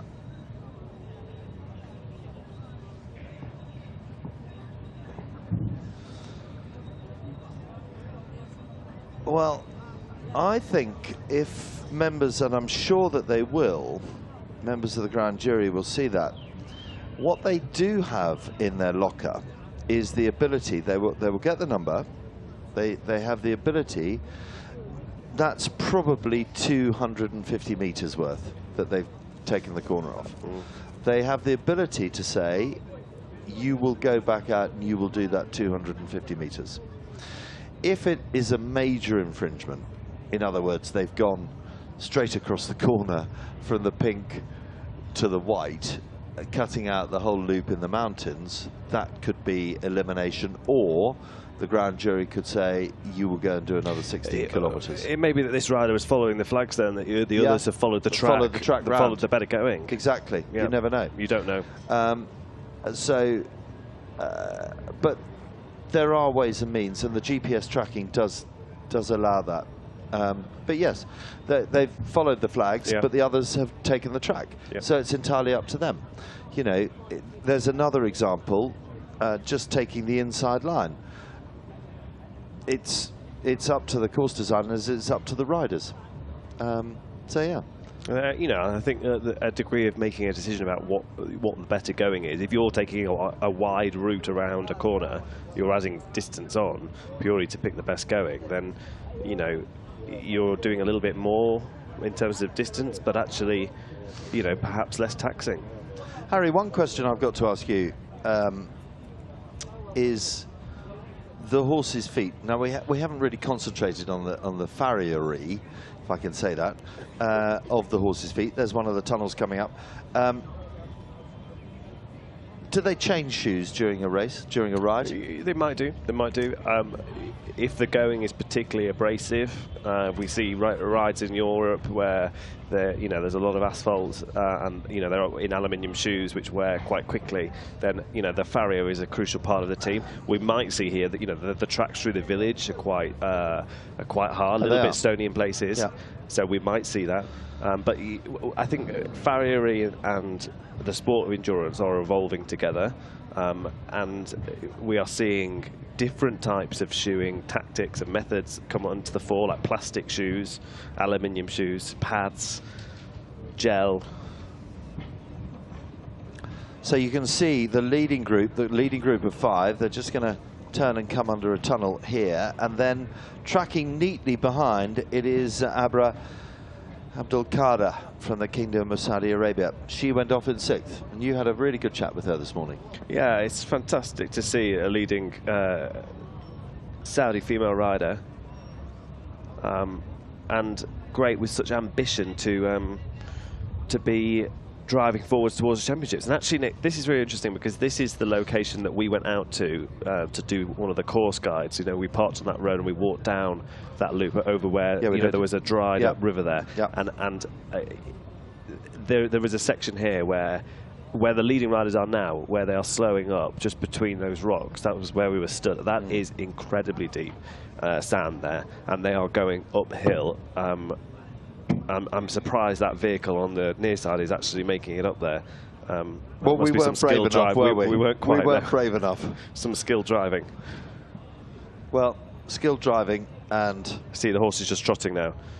Yeah, they're really taking their time on this. This is, you know, one of the most challenging parts of the course because they are going uphill at such a gradient, which is hard for us to really visualise. But I can tell you, having been there, I mean, I was struggling to walk. Yeah, and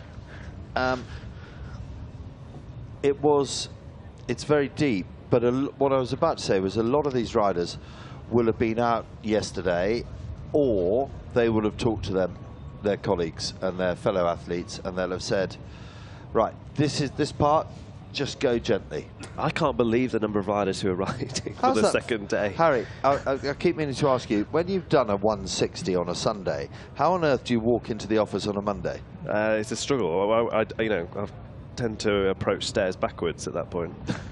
Certainly, I'm not thinking, right, I want to go and do another ride. Back down to the walk. Yep. And that's really sensible riding. It's very sensible riding, and it's showing recognition for the gradient. We've got riders here, you know, really picking their way, trying to find the best tracks between the flags. And it's steep. It's really steep at this point. You know, we didn't see the aerial shot of this loop yesterday, and today we're seeing, you know, riders really pick their way on this going and take their time.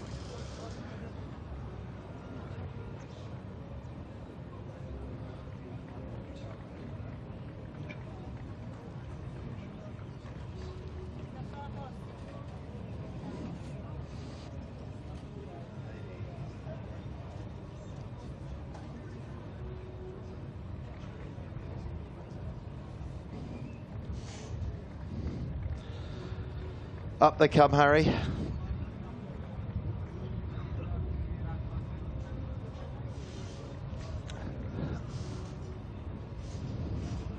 As we just pan out here, we're getting the perspective of what is to come for the riders. They are approaching the top of part of the loop, where it just plateaus slightly before then making the descent back down again. But it's done its job, hasn't it? This is what Brian said. He said, we've put the white loop in, it's more challenging, we put it in early in the competition to slow down the horses and riders, to make it a more technical course. Technical testing. Those were his 3 T's. Certainly is. And I wonder if those white pickups are going to make it out. There we are. Who's likely in those pickups, Nick? No, I'll tell you who they are.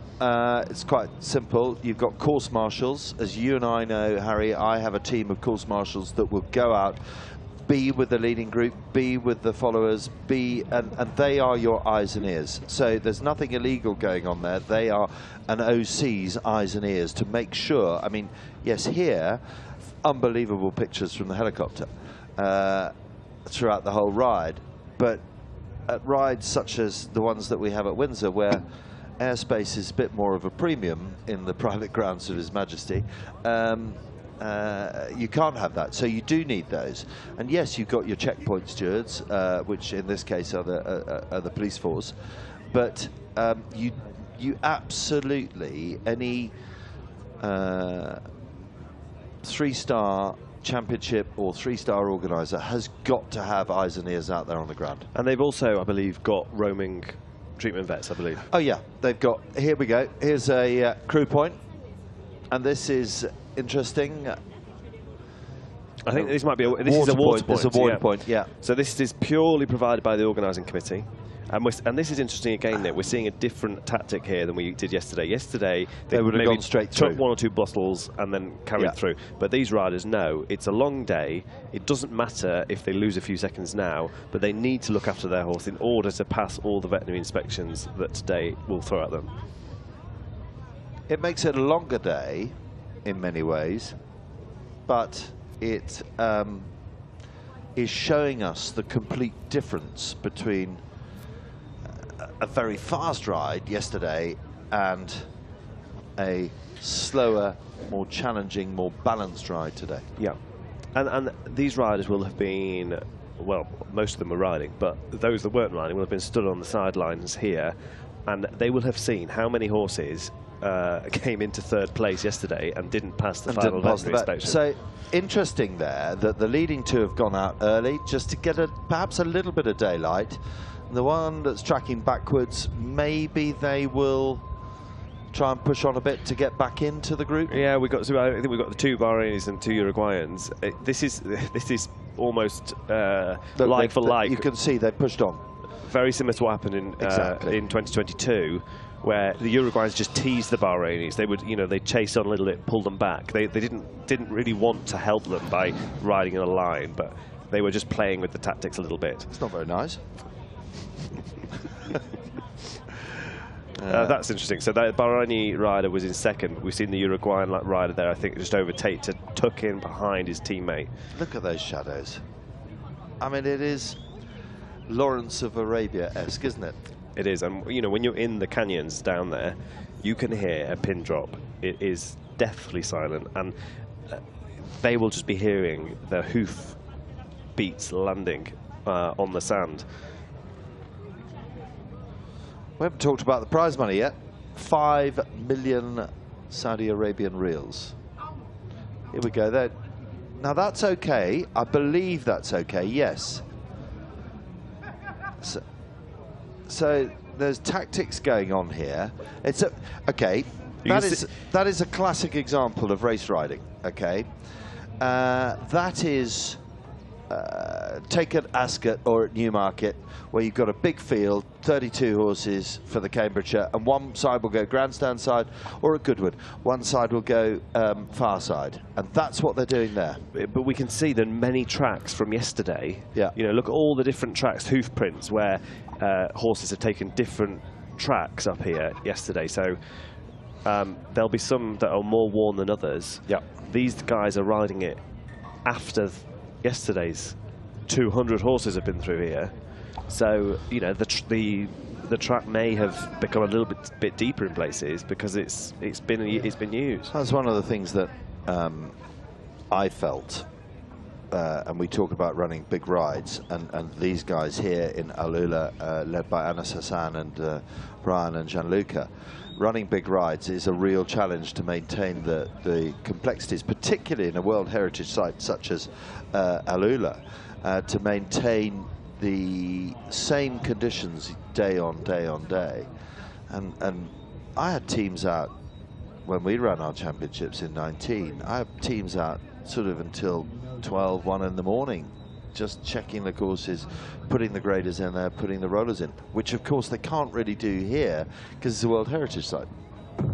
Yeah, but I think part of the challenge is adapting to whatever is in front of you, and if that's a changing picture, that's okay. You ride it one day and then you ride it the next, and it's totally different. Yeah, it'd be interesting to ask those riders if they notice any different in the going, having ridden it. I'm sure you will. In the day. I'm sure you will. There's a question. There's the question. So where's that one going, Harry? So one has found. So I just wonder. Really interesting tactics here, isn't it? Well, we talked about, as a rider, it's your responsibility to pick the going and make sure you're following the course, but getting the best ground for your horse, because what they are doing is looking after their horses, and it's early in the competition. There's so many more loops. There's so many more veterinary inspections. This is a taxing part of the course. If they pick the best going and conserve energy for the latter loops, they are more likely to be in a better position where they can, you know, ease off the handbrake and let things go a little bit towards the end of the competition and, you know, compete for those top podium positions. What I'm enjoying is the totally different riding style that I've ever seen before in the Middle East. You're quite right, yeah. And you know, I imagine there's some dressage riders who would be horrified. No, I'm talking about preserving the horses. So we think of Boudib and the World Championships in Abu Dhabi, in the UAE last year in Abu Dhabi. That was a much faster course, so they were going much quicker, weren't they? Now, these guys they're using the brain. So how far have they got? So, they're halfway through, pretty much halfway through. They've done 34.4. They're now on the white loop. You see the purple bar halfway through, and then they'll come into the vet gate, and they're expected here at 9:33, there or thereabouts, the leading group. So there's Abba, right, camera right, screen right, and you see you've got your leading group of 5, and then you've got Abba, the Kingdom of Saudi Arabia, the Saudi Arabian lady athlete, Abba Al-Qada and Kerawan Rococo in 6th. So tracking nicely, and we heard from her earlier, and she said she wasn't going to push it. Yeah, and you know, I think they're taking it nice and easy on this loop, to be honest. They are just about to. They've got one control point to go through, police control point, and then they turn for the downhill section. Equally challenging in this. Yeah, in this descent. In many ways, that's probably harder. Yep. You know, maybe you get a bit of momentum going downhill, so perhaps less taxing on the cardiovascular system of the horse. You know, they're not panting because they're flowing downhill. But as any human athlete knows, running downhill, it's all about balance and trying to brace yourself back from, and that is hard work, especially when you're having to suck your feet out of the deep sand. So we expect this will be the slowest loop of the day.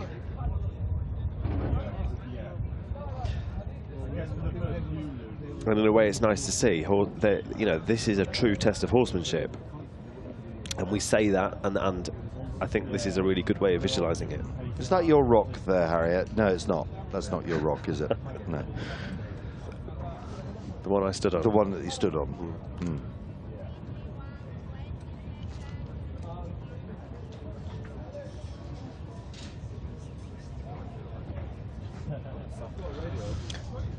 So they found a bit of better going. They've let themselves canter on.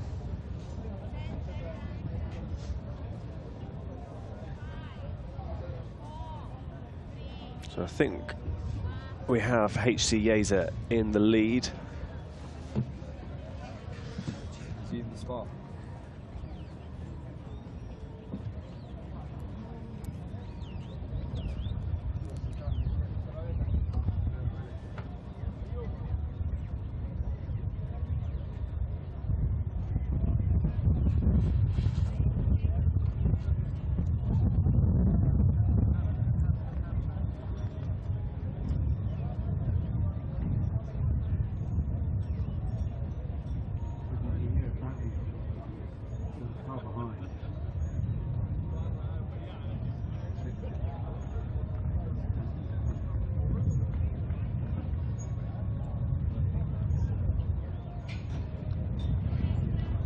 So I'm delighted to be joined in the commentary booth by event director, Mr. Brian Dunn. Brian, how are we getting on out there? Harry, hi, how are you? Good morning. We're doing good. I mean, we started in the dark, and we got them through at 19.5 kilometers per hour, which is quite good. They all listened to the briefing the other day. They're on the white loop, the toughest loop, the technical, testing, tough loop, and they're all going fairly well. We've seen real great examples of horsemanship here. But, they are picking the going, they're taking their time, they're easing off the pace. Was that the plan for putting in this difficult loop, you know? Yes, it was. We wanted to have a fairly tough testing one where the tactics come in. They have to think about it. It's a tactical race. It is deep in parts. It is slow, long climb. So if they take into consideration the tactics of what they want to do, they'll do fine. And if you look the way they're riding now on the screen, they're picking their spots. Some of them are sticking close to the flags. Some of them are going a little bit 10, 15 meters off. And as you know, as a rider, they're picking the best spot. And that was the whole aim of this loop, to make them think when to push, when to hold. And as you know, this is the one that's going to test you. I mean, the ultimate test, 160 kilometers, and the first 160 kilometers to be run from AlUla. So these riders, you know, they are in uncharted territory a little bit. They've got to take their time, because it's not what we saw yesterday. We saw 120 yesterday, different competition. Absolutely right. And as you say, the 2 loops. Now, normally a 3-star would be 5 loops. We've decided to go for the full 6 loops, which to us is also a pre-test for the World Championship. So we've done the 6 loops. It's a chance for anyone in the world to come and look at it this year and next year and see how it goes. We'll learn, they'll learn. Absolutely. We were having that discussion, Nick and I, just a second ago, of, you know, what the preference is as a rider, whether it's 5 loops or 6. And for me, I think 6 is a nice way to do it, because you break it into small, more manageable chunks. I'm sure there are other riders who want to, you know, just get the mileage done and have fewer breaks. But horses for courses. No, for us, it's, again, horse welfare is paramount. With the 6 loops, we've got an extra vet gate.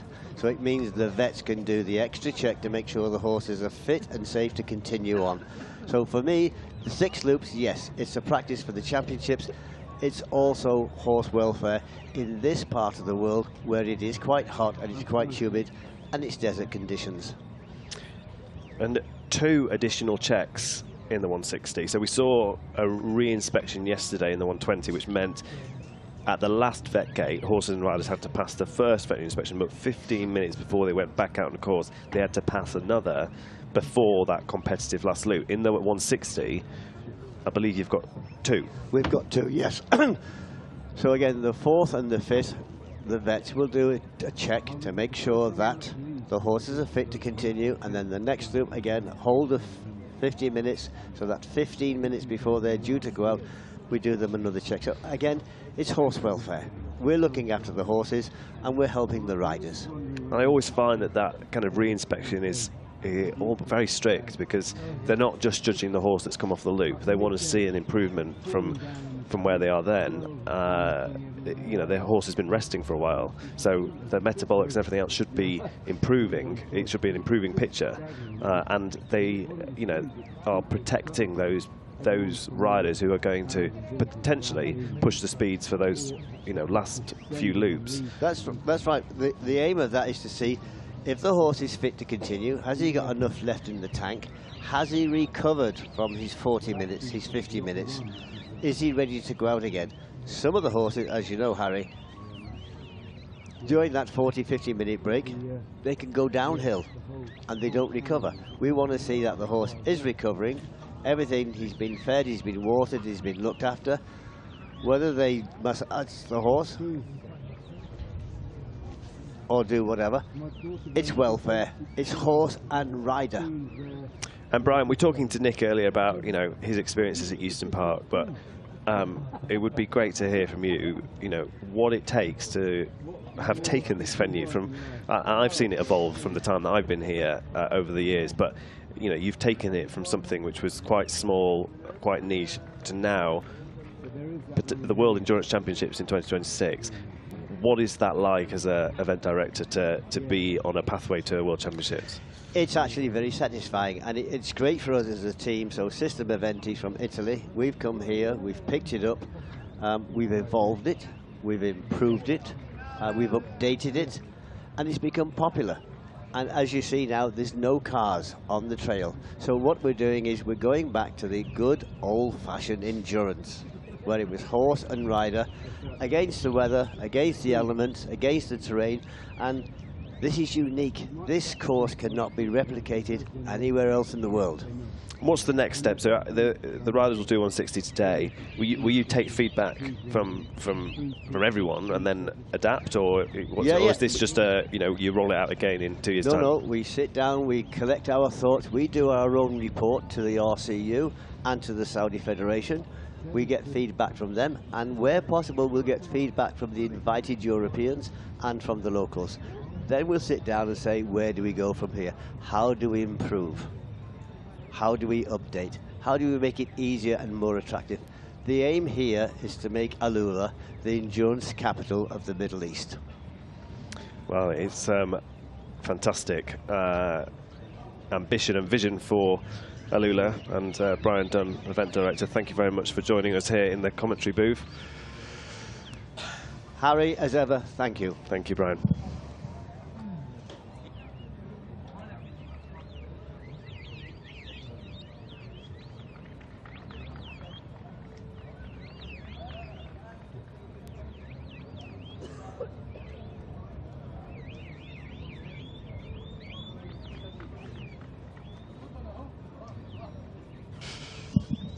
So, top 7 riders then, now out on course on the deepest loop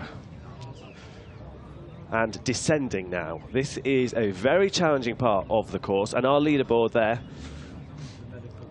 not necessarily quite in this order at the moment, but that's our top 7 riders. So we've got a mixture here of Bahrain, of Jordan, Qatar and Uruguay. And interesting to see that Ryan Al-Mobti has come back into the leading group. So he said earlier, difficult day for him yesterday, but Qatar leading, very good day for them yesterday. But Bahrain, they're at 3, they are riding together as a team, and the Uruguayan is just tucked in nicely. And we're not going to see a break on this loop. No way. No. That break won't come until, I wouldn't have thought, the last loop, the pink loop. So where are we now? We're at the water point at control point 15. Yeah, so this is turning back towards vet gate.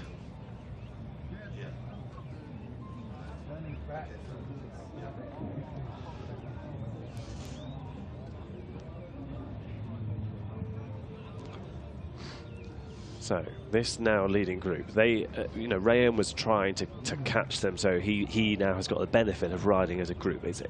The worst thing is to ride 160 kilometers on your own. It's pretty soul destroying. So as a group, that is where they want to be. And behind them, I believe we've got a good contingent of. You got the 2 Brazilians tucked in there. Very experienced riders. Yeah, really good. And then the French, Camille Coulon. So they are, and Maria Alvarez Ponton just doing what she did yesterday. Tucked in there very, very neatly. The 2 Spanish riders of Maria and Carrera going well, and then Cecilia.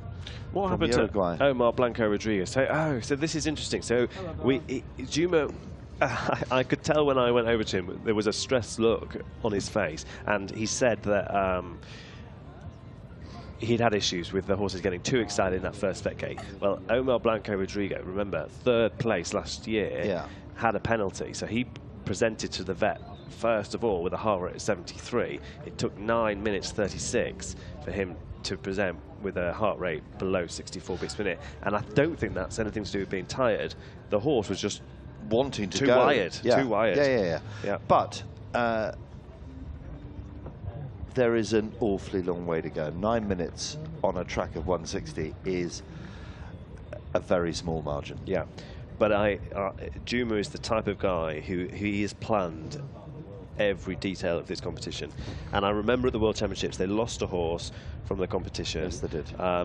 Who was meant to be leading the trail of Spanish horses. And it changed the tactics. Pathfinder. It was the Pathfinder, yeah.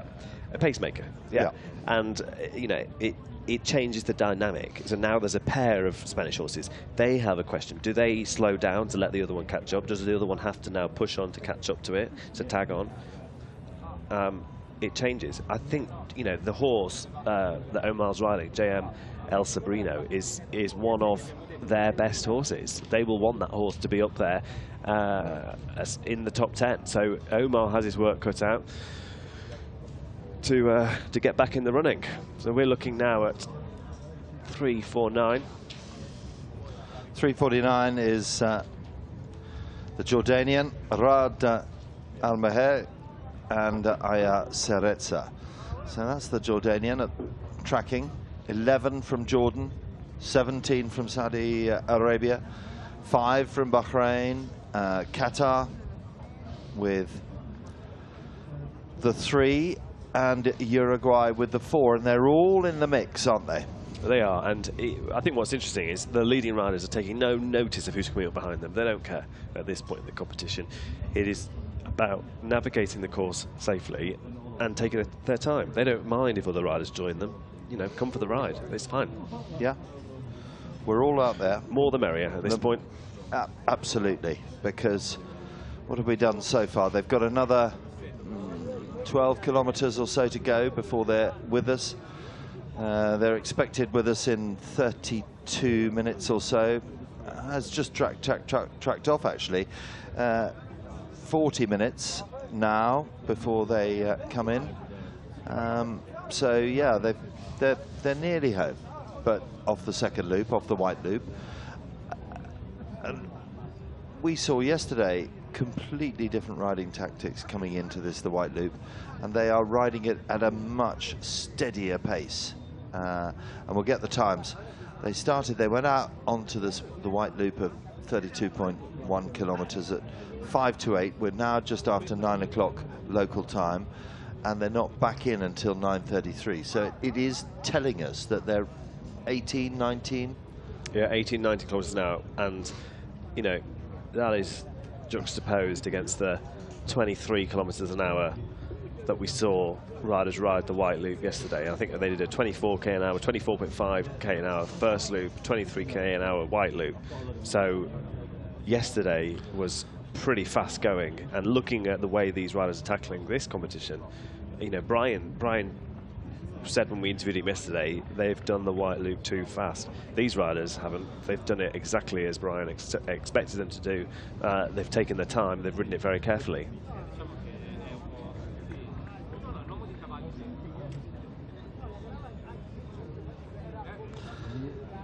I have to say, it is refreshing to see no cars at all out on the course, isn't it? There's one.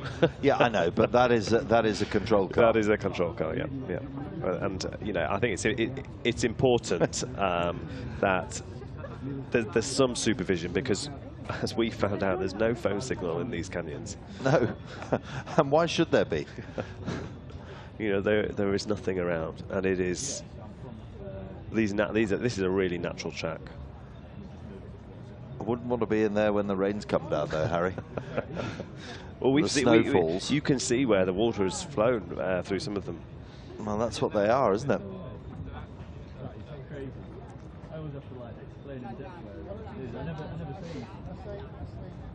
This section now, that they are going downhill, so did you get out there on this bit? Yeah, and it's tough. Yeah, we saw the uphill, so I saw the gradient that they had to go up, and I was stood at the base of this hill, looking up it, and could see where they had to come down.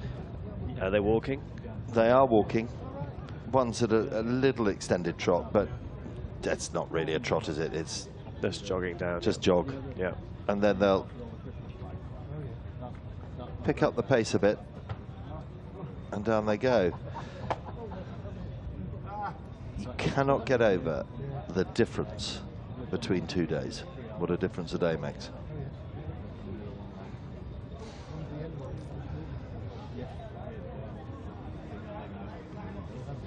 Yeah, they are just jogging downhill now in the deep sand, taking their time. This is uncharted territory, the first 160-kilometre ride to be held here in AlUla. So they haven't got any stats to go on. They can't look back at what's happened in previous years and say, okay, this is the speed I need to ride it at. They have to make it up as they go and navigate that course at a speed that they think is appropriate for 160 as opposed to 120. Changes of pace. They have to ease off, let it go again, ease off, let it go again. It's hard for them to get into a rhythm on this loop.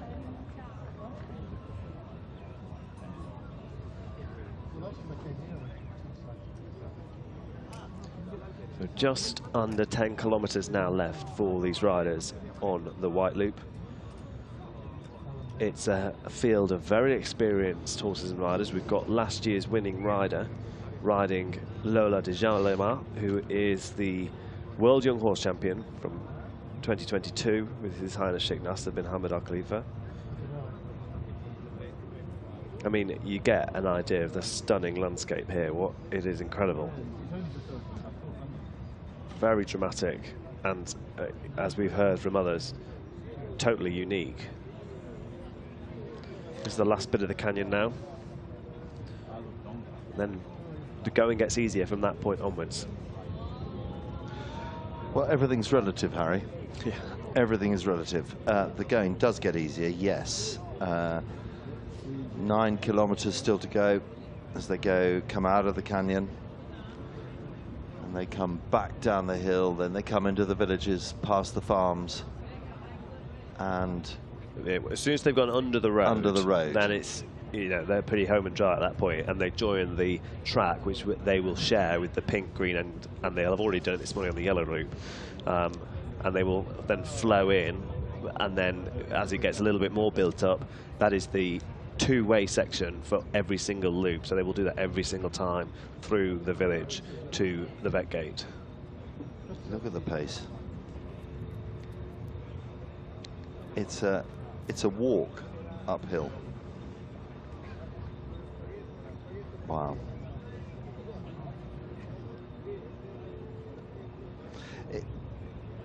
I know that top athletes take venues for granted, playing at St Andrews or Wimbledon or driving at Silverstone or riding in the Pyrenees or something, but this must be for so many, yes, for the Kingdom of Saudi Arabian riders with their 17 that they have this morning.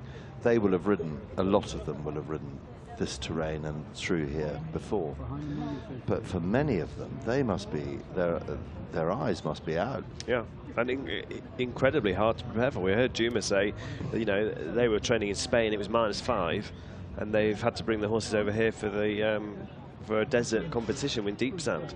So it is hard to get your head around just quite how different it is for some horses and riders. Having said that, you know, our leading group, Bahrain, Saudi, Jordan, Qatar, the Uruguayans on horses that are trained in the United Arab Emirates, you know, they do have an advantage because they have been able to train to conditions not dissimilar to this. Do you manage as a rider, Harry, to look at the surroundings that you're riding through? Do you actually appreciate it, or are you more concentrated on the ground? I think, you know, you get that first loop out of the way, and I can, you know, think of moments where I've said to myself, you know, you've got your shoulders a little bit hunched up, you're a bit tense, and I've said to myself, right, take a deep breath and just relax your shoulders and just enjoy it, because you know, it's a long day and you've just got to get rid of that tension in your body and just take, you know, appreciate what's around you. And what's the most beautiful ride you've ever ridden in? Probably, I mean, I'm trying to think now. Probably there's a great one in the north of the UK, in Hexham. Yeah, on the moors. Up on the moors there. Yeah, very beautiful. Almost touching Hadrian's Wall, but it's, you know, the lavender when that's out, the views from there. Or in the, actually there's one ride in a national park in the UK, which doesn't run anymore sadly, but it was Ullswater ride, and you would go up to 3,000 meters and look over the Lake District. It was remarkable. What about coming down from the Copper Horse onto the long walk with that view of Windsor Castle? Well, that's pretty special, yeah.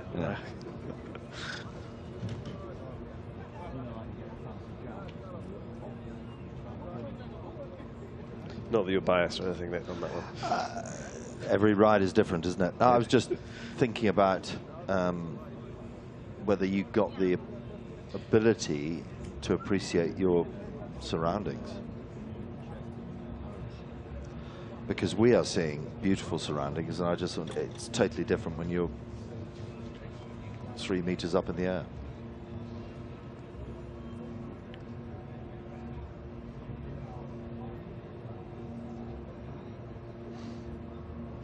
Though you see the shade now, the sun is still relatively low in the sky, casting the shadow across the track here.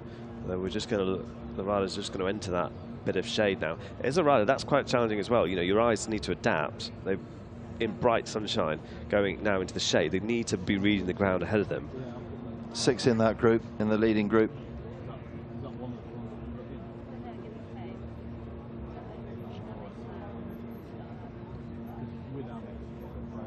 Now they just pick up the pace. You can see that they're back on the flat.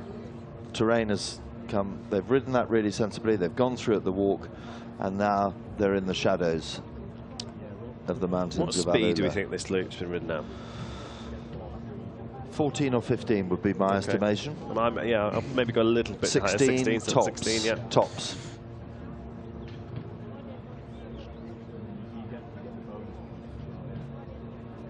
See the outline there of the jagged rocks. Just gives you some sense of scale and the enormity of the surroundings that we're in. And I hope that they're not taking it for granted. I hope so.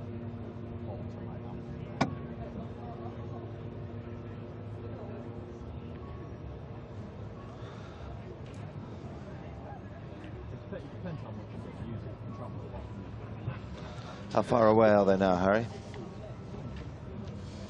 Just wait for the data to refresh.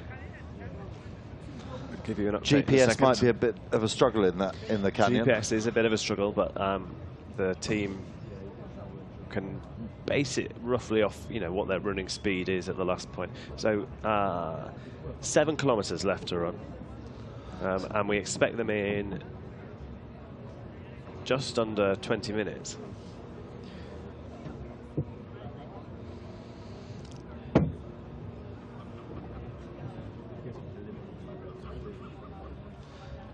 Just push back that 7th horse in the group.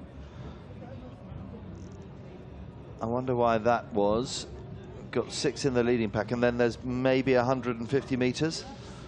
They just dropped off a bit just to steady them down. Have they just dropped off a bit tactically, or have they just dropped off a bit because they were feeling a bit tired coming through the canyon, and now give them a bit of a rest and we can go again? Very possibly. That was that the leading rider into the first vet gate? Yes. Yeah. I sense that the other group is perhaps more experienced.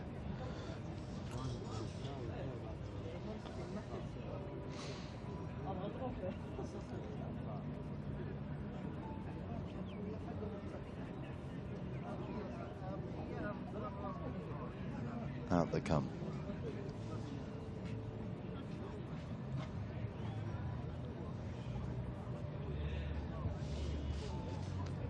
So picking up the pace now, we're seeing a little bit of a break. An emerging middle group, 3 riders at the front taking the lead here on this section. This is just about, and I can know exactly where they are. This is a deep section, but they cross this bit of road and it gets better from here on in.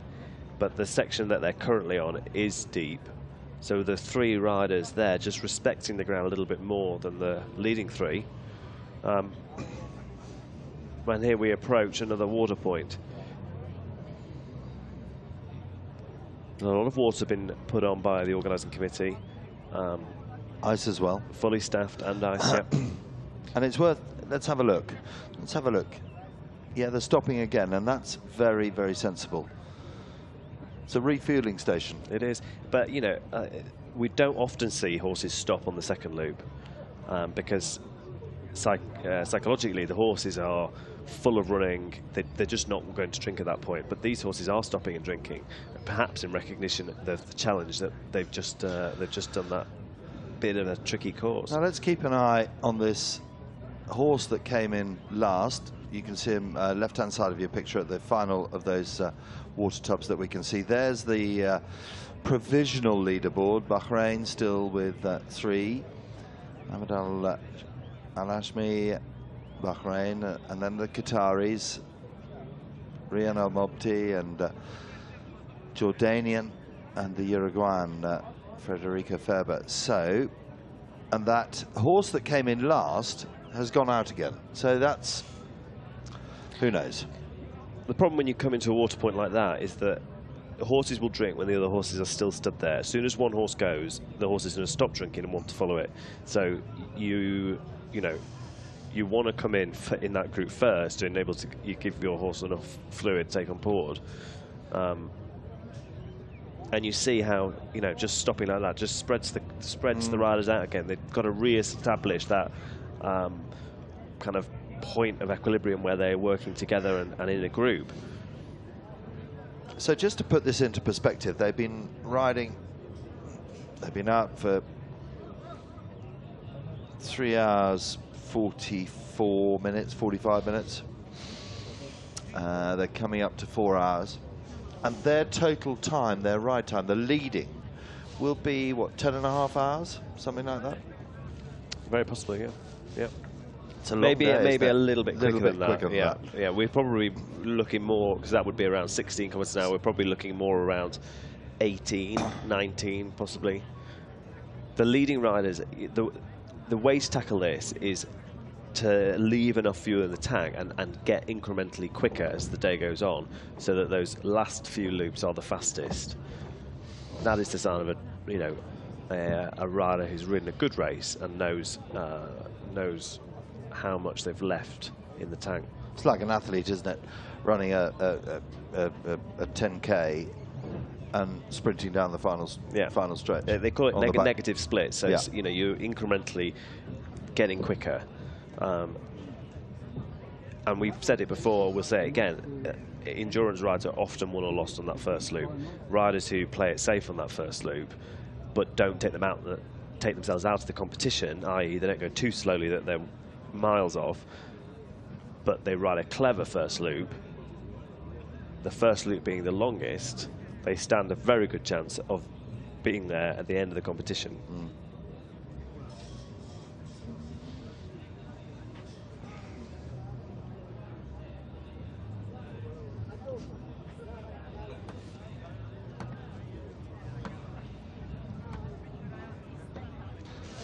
So 62 riders went up.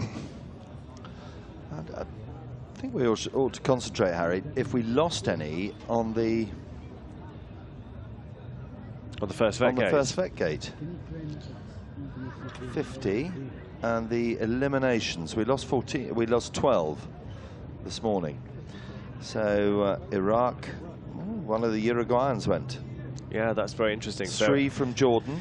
Andres Rivero and SM Fabricio were one of the favourites for Uruguay, having come second here last year. So that is a big blow to the Alain stables, and means Federico Ferber and H.C. Yeager are out there on their own for Alain stables, representing Uruguay. Very interesting. So 5 also from the Kingdom of Saudi Arabia. Remember, they were 17. There's the purple line, the magical purple line, and they are starting to come back. 6 kilometers left. And when we get to the farms, they'll know, won't they? They'll start to know that they are virtually on the final stretch. So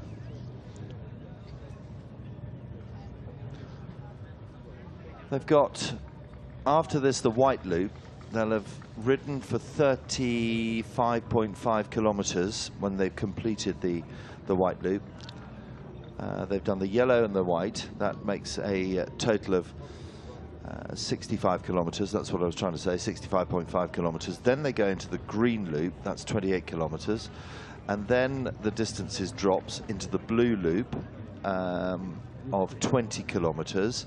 then the red loop, which they rode yesterday. Some of these rode yesterday, that's 25.5. And then they go to the pink loop, which nobody has ridden on, and that is at 20 kilometers. So after this, the white loop, they go into the vet gate and into the hold of 40 minutes.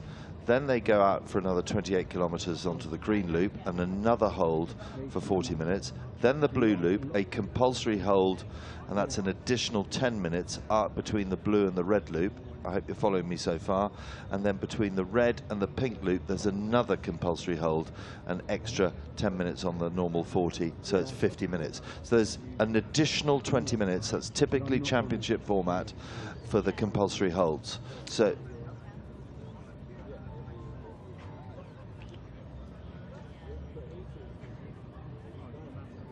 So after the green loop, 28 kilometers, things get easier. And as a rider, at that point, you breathe a sigh of relief. This is the slowest. It's the one of the longest loops, second longest loop, but the toughest. We've heard a lot about the white loop. Here on in, it's going to be an interesting competition. And after the green loop, it becomes more manageable. Psychologically, you can get your head around a 20 kilometer blue loop is going to be... Well, you're over halfway, aren't you? Breath of fresh air after these long, challenging loops. But the red loop, we got some feedback yesterday. It was interesting. The red loop was the final loop yesterday, and some of the riders we spoke to told us that the red loop, they thought that that was going to be, you know, traditionally the last loop is one of the easiest. Thought it was going to be hardest, didn't they? Yeah, they actually found it harder than the white loop. Yeah. And that might be because the horse had done more miles at that point, but there was more deep sand on that red loop than they had anticipated. And one thing we noticed when we were out there, Nick, was that the red loop changes a lot. So it goes from soft to hard to soft to hard. A little bit of a breakaway there. A little bit of a breakaway there. And interestingly, Harry, we saw yesterday that some of the UAE riders went really, really quickly on that final loop. Yeah, they did, yeah. And Faris was leading. Yep. And then about four kilometers out, just the horse started to tire a little.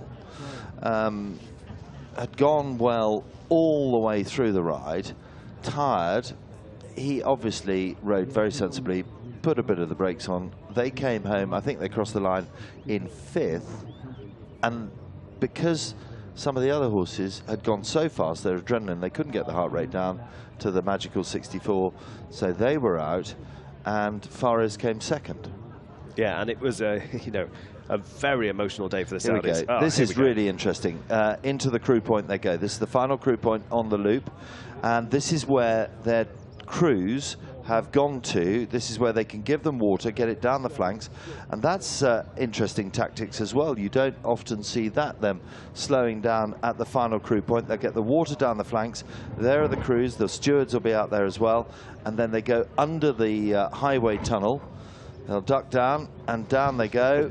Big lorry going over and through the tunnel. That's the end of the crew point there. You see all the crew cars top right, and out they come on the other side, and now they're very much heading towards home.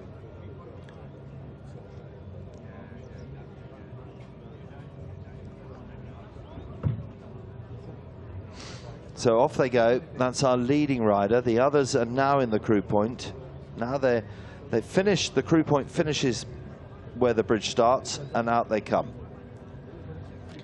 So crewing is an art in itself, as we've said, and at this point they'll be trying to get as many bottles of water as they can on the horse, and there's a skill to that as well as a rider. You know, some of these riders will be taking 2 bottles in either hand and holding onto the reins at the same time. So there is the vet gate. That's what the riders are aiming to get to after the second loop, the white loop. The crew's now starting to get ready. The water butts are full, the ice is there, and the crews are all ready and waiting. It's very, very shortly. And here is Sharon Duplessis and an explanation of how the vet gate works.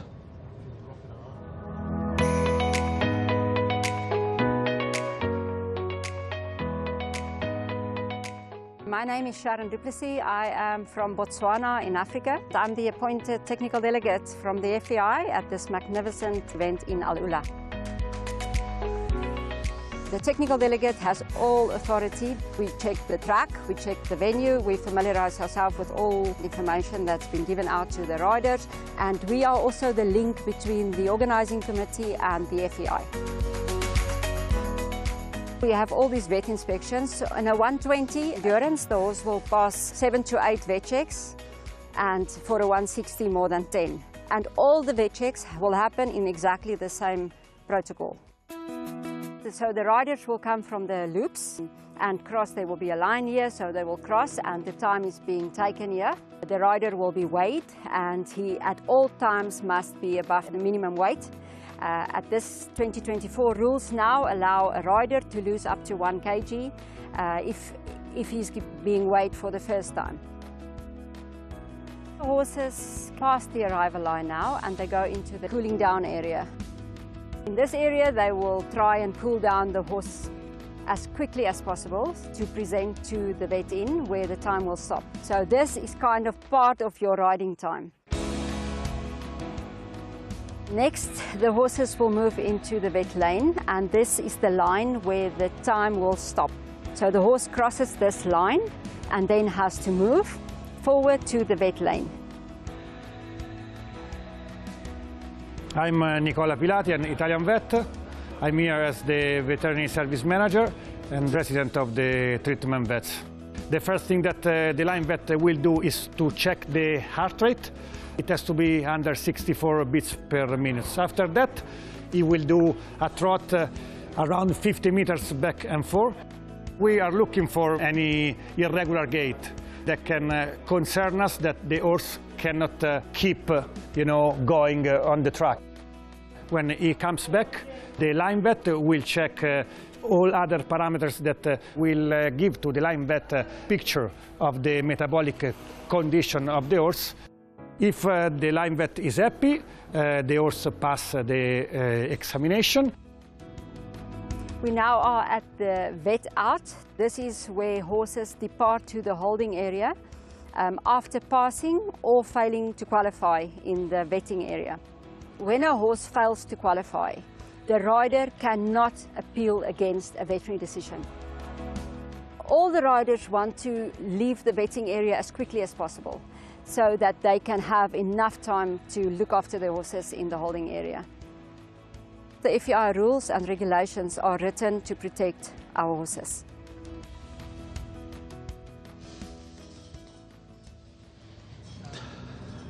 Great explanation from Sharon. Now 3:49 is approaching the second of the vet gates of the White Loop. It is Jordanians Rad al-Mehril for Jordan. Ral with Aya Seretza. Similar story to the first loop here, in that he's broken away to come into the vet gate. He's taking a bit longer to recover, so he's getting a bit of distance on the others, but he takes longer to recover, so they end up going back out on the loop at the same time. Long way to go, Harry. That's what we keep saying, and it is tactical. There's no doubt about that. It's not just getting the red mist and riding fast. It is very tactical. This, the 160, is completely different. But let me put it into perspective. So this rider in the first vet gate took 7 minutes 56 to present. If we compare that to last year's winning rider with Lola Djalima, 1 minute 23. Yep. Okay, so that's 6 minutes. That's 6 minutes. He has had to make up 6 minutes in order to be back with this group at the same place, and he's now ahead of them as well. So that horse is having to run faster and harder because it is recovering more slowly. That is the difference between the top athletes of this sport and those who are aspiring to be there, but perhaps not quite meeting the bar. Well, 3:28 there. That is Saad al-Dasari from Qatar, just asking the horse to push on a little bit. And interestingly enough, they're coming up to this water point. See the ice in the far end bucket. It's the final water point now, and then it's through into the village. So there's just at point 10 there as they go towards the vet gate. Maybe 2 kilometers left, Nick.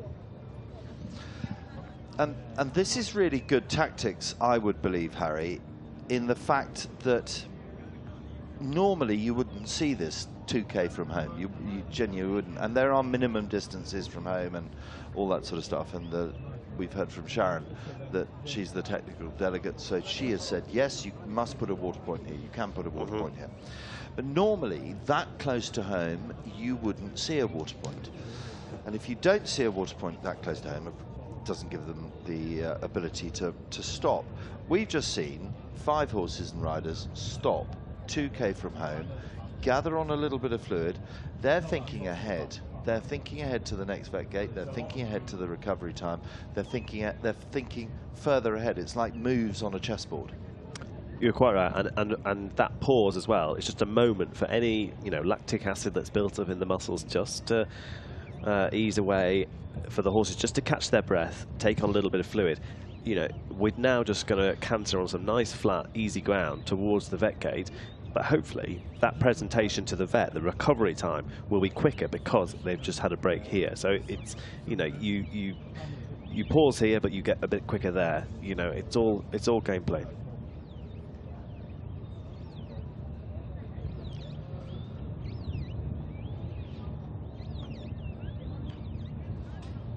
They've seen these farms on every single loop, so they know how far they've got. Yep, they know. Yep.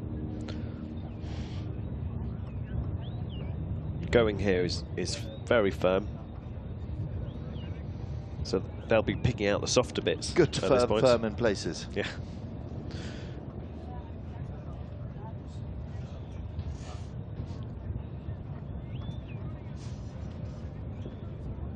There's our leading rider for Jordan then. Just taking his time. Rad Hamdan Al Mathan.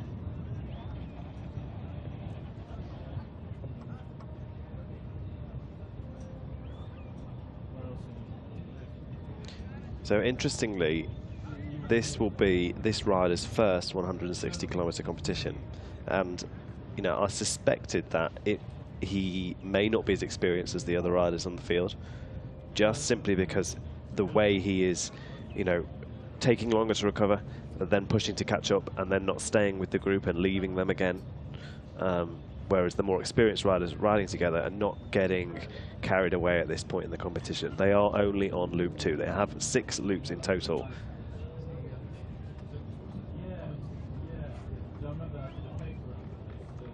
But at the moment, he's winning the Fursan Cup. And if he lets himself think towards the end of this competition and sees himself on the podium, well, that's when he's going to get a bit carried away, and that probably won't pay off. But famous last words, we wait and see. Very interesting to see what speed this loop's been ridden at. Brian Dunn always said he thought it was a 17 km/h loop. I think we were probably not far off there.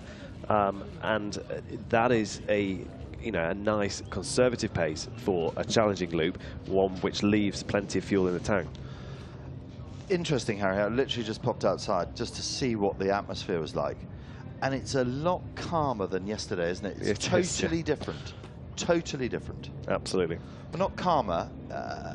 I would say steadier. Yeah, more. It's slightly less high tempo, but my feeling is it's very professional out there today. Yes, totally. That people know what they're doing, and they aren't getting they're not getting all excited at this point. See, you wait. There are the crews waiting for their combinations to come forward. And this is where the stewards stand up, and this is where they ensure that the correct crews are crewing the correct horses. Yeah, so it's 4 people who can crew the horse, and the rider can as well.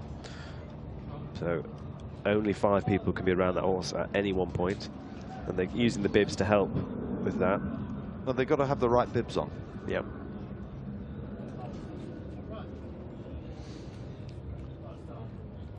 But that's difficult though for some teams, like Juma's team, for example, where you've got 3 horses running. So you've got your crew, but they're all you're all on the same team. Same with the Bahrainis, for example. But if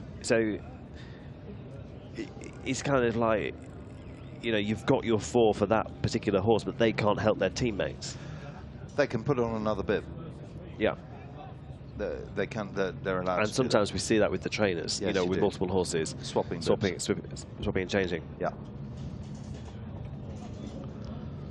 There we have the stewards. Yeah, and it's their job to oversee the complexities, and they are complex, the rules of endurance. Yeah.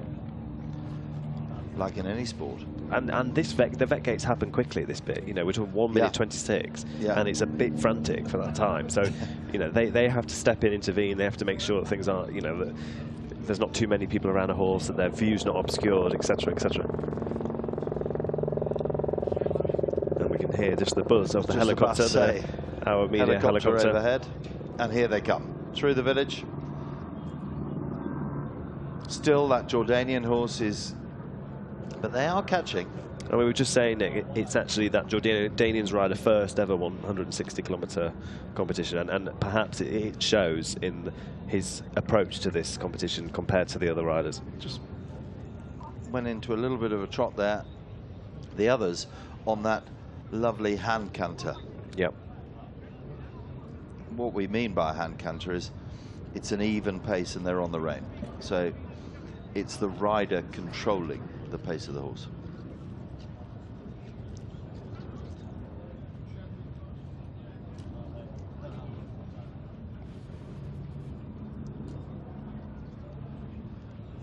So I think we have with the red helmets on the far side with the two Bahrainis, and I think the last horse in that group is the first horse leading the bay is HC Yeza with Federico Ferber. Yeah, the Uruguayans are leading that. Well, nobody's leading at the moment. It's all to play for, isn't it? And then somewhere in there is our Qatari rider.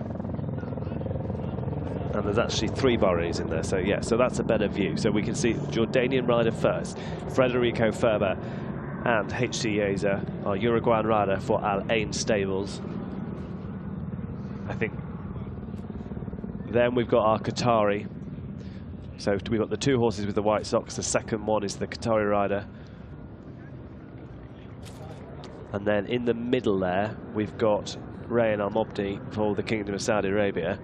I think on either side he's got Bahraini riders, and on the near side with the grey horse and the red helmet, that is last year's winning rider Mohammed Abdul Hamid Al Hashimi with Lola de Jalima. He's the one to watch.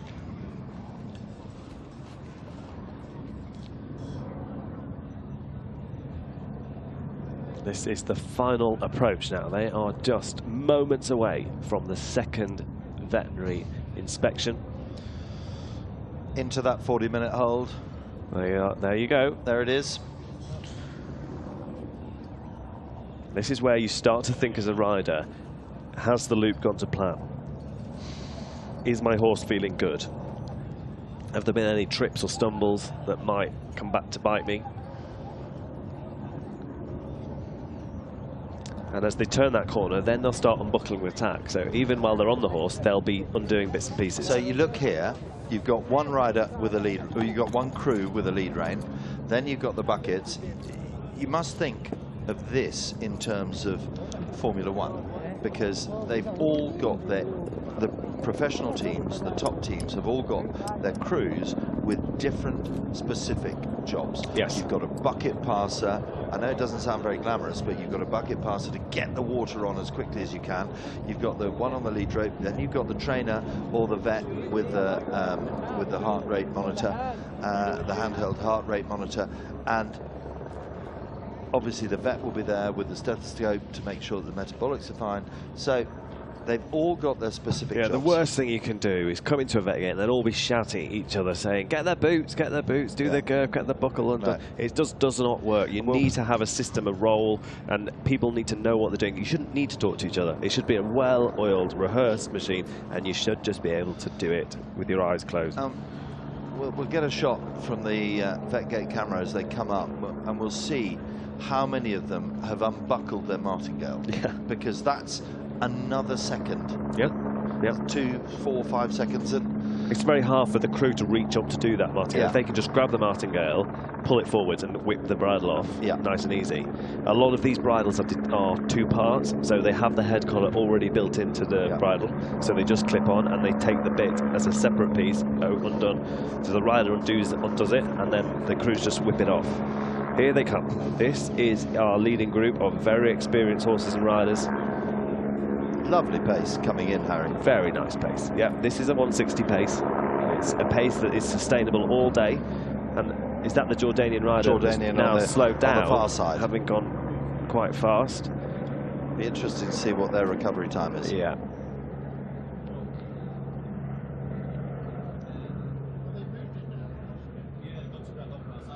Are any crews ready and waiting? And in the middle there, Ray and Omopti, 361. And 339 with the blue helmet, HC Yeza and Federico Ferber.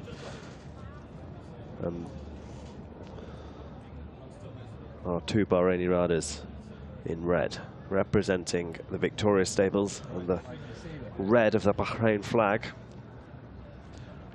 They've been very dominant here in previous years. And yesterday.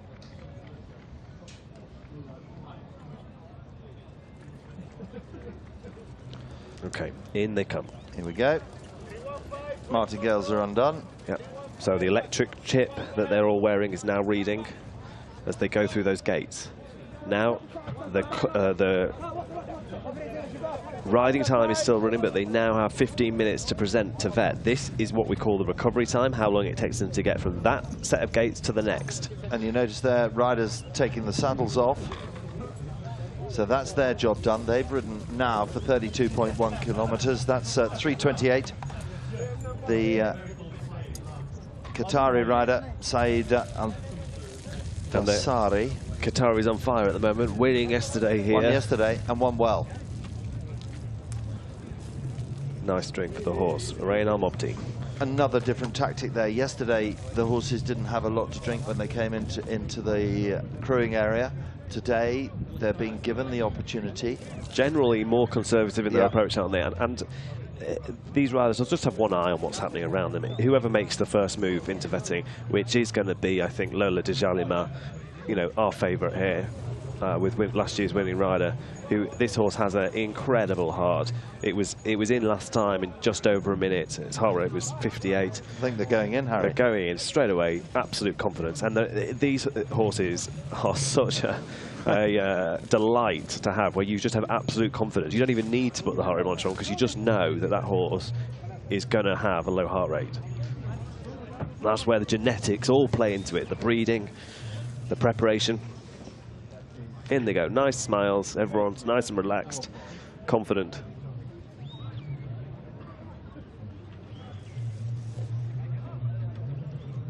And the Jalima stud has produced many a champion.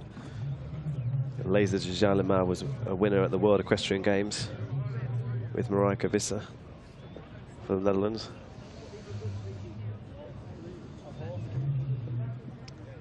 Very relaxed, happy-looking horse in the vet gate. Look at that, sweet eyes. Very sweet horse. So won the Young Horse Championships in 2022 with His Highness Sheikh Nasser bin Hamad Al Khalifa. So that she would have been 8 years old. Yeah. Then. Yeah. So a 10-year-old mare. Still early in her career. Here we go. Heart rate fine. Now we trot.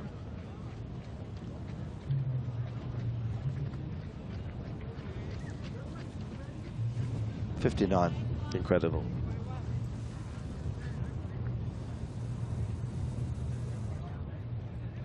Just wondering, Harry, and I am just wondering whether they might ask that horse to trot again, because the new rules say it needs to be on a very long lead. On the left-hand side, on the left-hand side. Yep. I think he's probably okay. He's just guiding the horse, because there's no, you know, sometimes you see more solid sides. Yes, you do. And there's only lines here. Which do you prefer? I think lines are helpful because they help guide the horse. Sometimes they might spook though at the odd flower pot or whatever down there, which is a bit can draw the eye to certain things or throw the vet's eye. So now a full metabolic check for Lola Djalima. This is just checking some dehydration markers, making sure everything's okay. Good heart rates already there, Harry. 59, 58, 62, 60. Very good presentation time. Very good heart rates.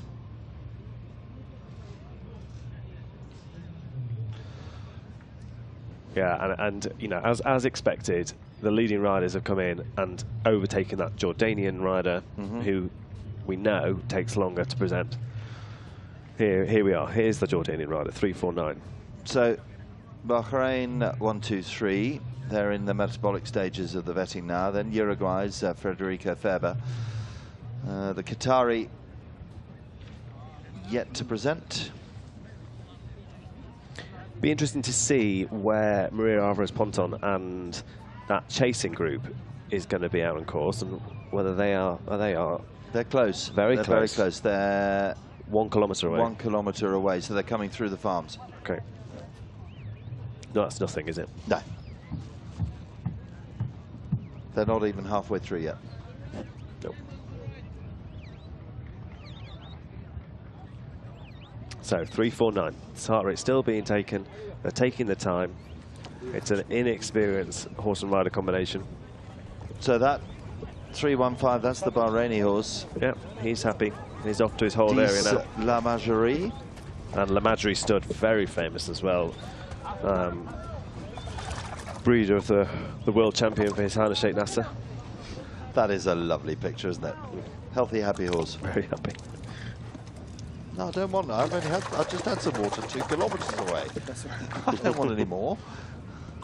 I tell you, the grooms as well, almost paranoid about the temperature of the water. It's something which creates great debate amongst the grooms of the Arab stables. I know I kept on about the cubed ice and the crushed ice. Genuinely, as an OC, you will always, on a very hot day, go for crushed ice because it melts quicker and you can get the temperature But down they don't quicker. like them to drink They don't ice like water. It to It'll drink be too cold, water, too warm. Yeah. So this rider, 328, also taking a good amount of time. And this is our Qatari rider, Saad Mohammed Saad Al-Dosari, with Baraka Tarif. So they've had a penalty. They went in too soon and the heart rate was too high. So they've been sent back out and the trainer says, it's fine. Come on, let's go. So now they're going back in. Now, this is their last attempt. If they don't get the heart rate below 64 here, then they're out. So a tense moment for 328 and the Qatari, who will have paid a small price here for misjudging when to go in for the veterinary inspection. And the 2 Brazilians and the Jordanian and the next group, they are due in very, very soon. I mean, probably a minute away. So in we go. There they are. Here we go. That's the Brazilian colours on the left-hand side. I think that's horses uses trio. And Salvador Renato. Or Renato Salvador. Right, yeah. They're always in reverse order here. They are. It's just confusing. And Monica Graziano. So, where's the heart rate?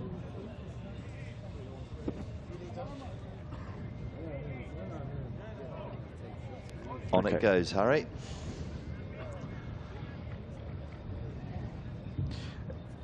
You know, we're looking at this as if what the leading horses just did was normal, but it isn't normal. You know, they are exceptional. It is absolutely exceptional to be able to present to vet in 1 minute 20 and have a 50-something pulse.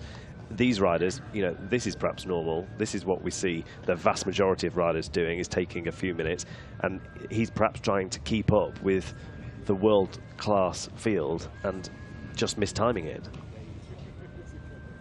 So 349 only now going in. We lost all this time. It's our Jordanian rider. These horses with their incredible heart rate recoveries, do they naturally have a low resting heart rate? Whether it's naturally low, I don't know, but they are definitely have a genetic quality which predisposes them to a quick recovery. Yes, 100%.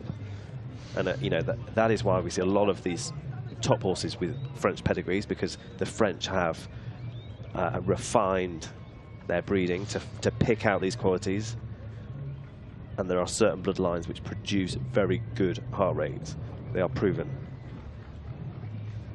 Okay, the Spanish rider's just turning the corner there. It'll be interesting to see. Let's keep an eye out to see if Omar Blanco Rodrigo has caught up his teammates.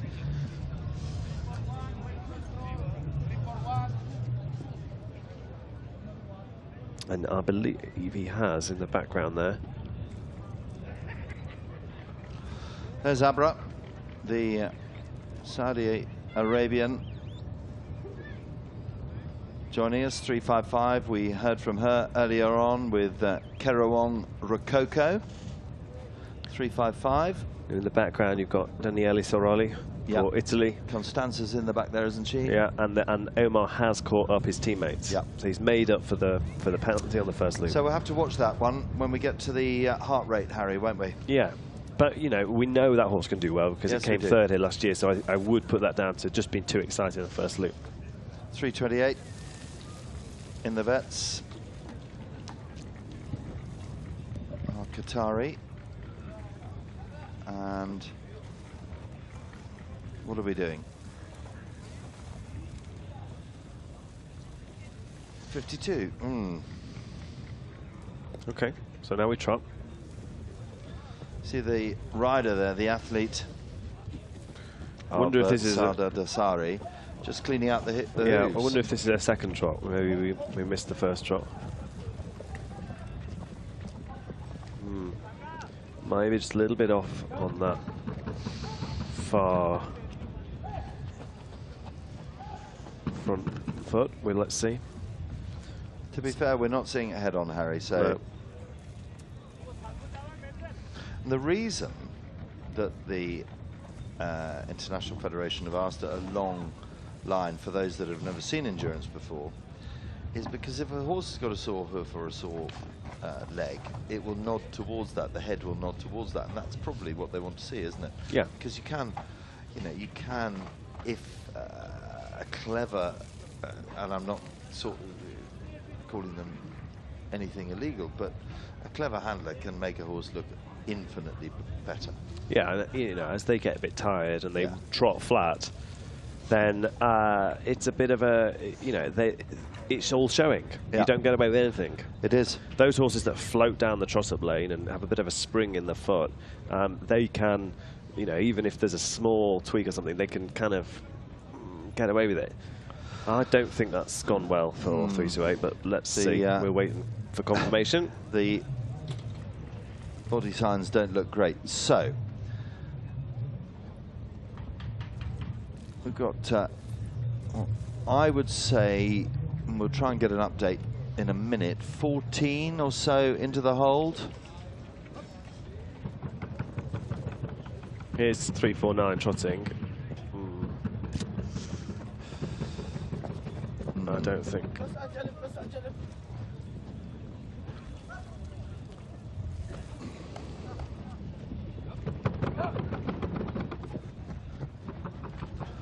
So I just, I mean, to the uneducated eye, that doesn't feel quite right.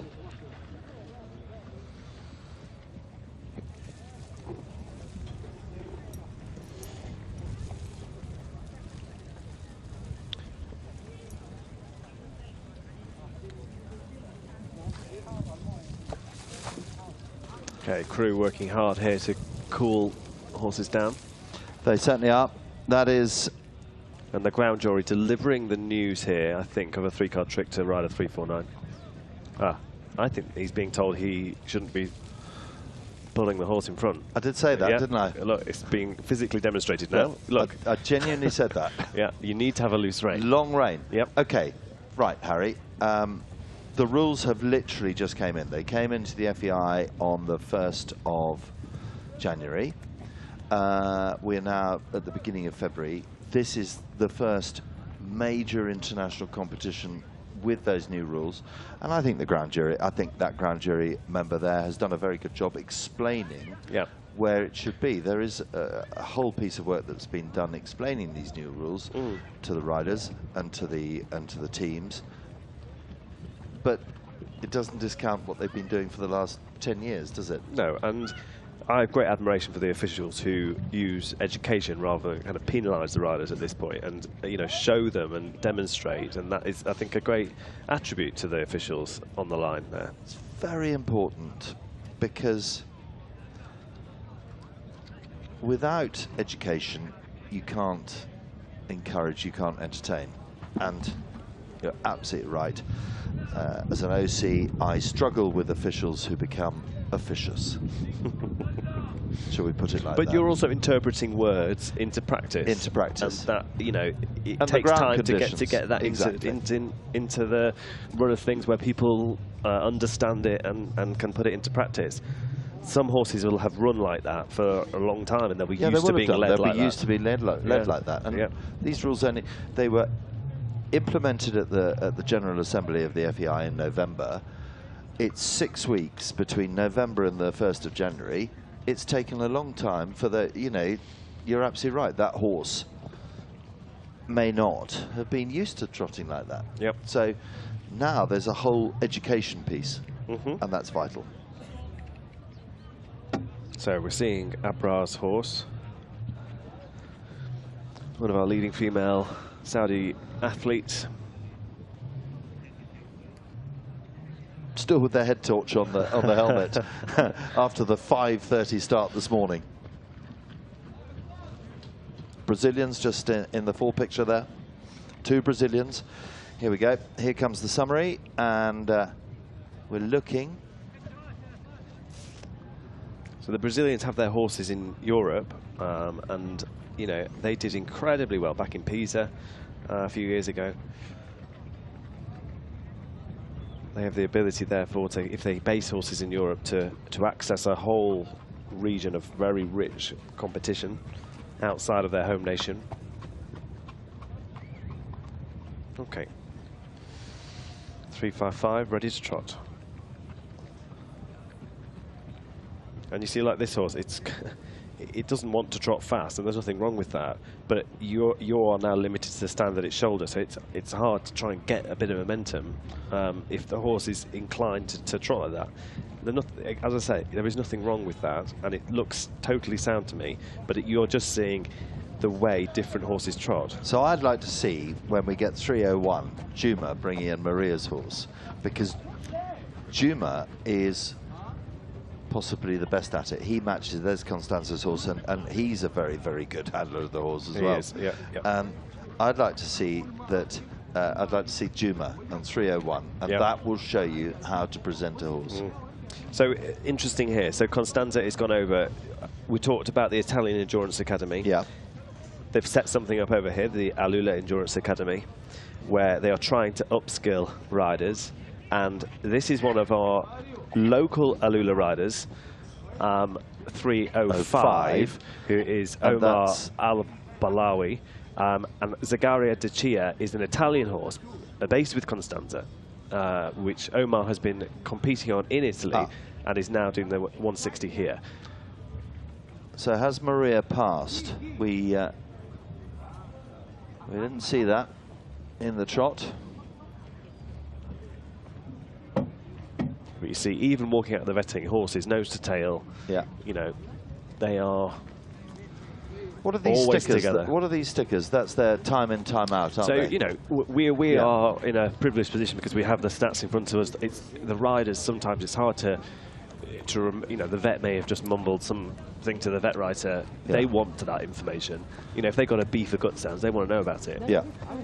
So that tells them the time that they came in. It tells them, importantly, the time they need to go out by, they need to get ready by, and also the scores that they got in the vetting.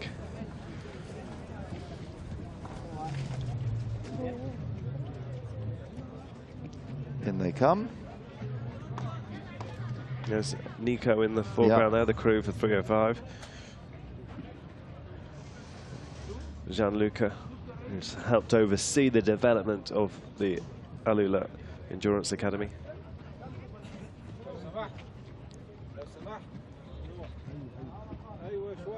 There we go.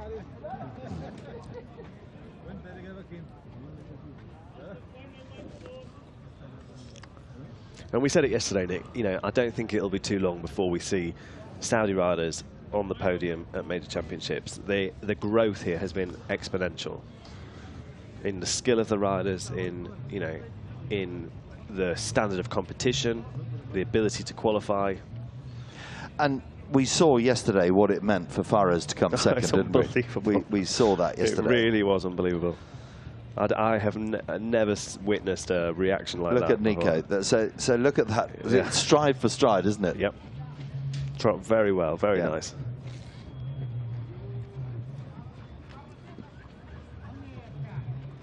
Don't know if it's this horse, but Nico did tell me about a horse in Italy that a fox had got the tail. Yeah. And it had to be amputated. I think it is this horse. It might be that horse. Yeah. Obviously doesn't impact it at all on its day to day. There's Maria's horse. Senetic.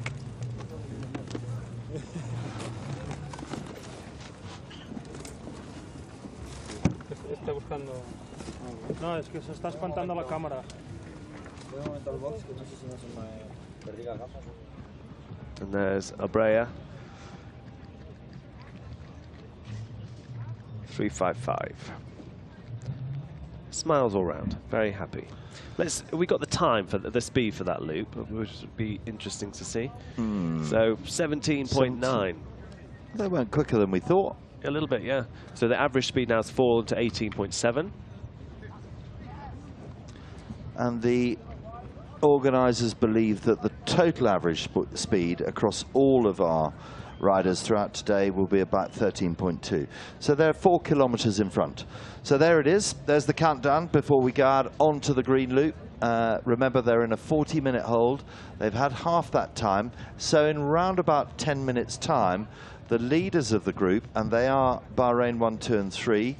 They are Mohammed Al-Hashmi and Hamid Al-Janehi and Ottoman Al-Awadi. They are the ones, in about 10 minutes' time, the horses will start to get their brains engaged and start to switch on and say, come on, we're going again. We've got the green loop. We've got another 28 minutes. So they've got 20 minutes in the hold, but in 10 minutes' time, they'll start to wake them up. Right.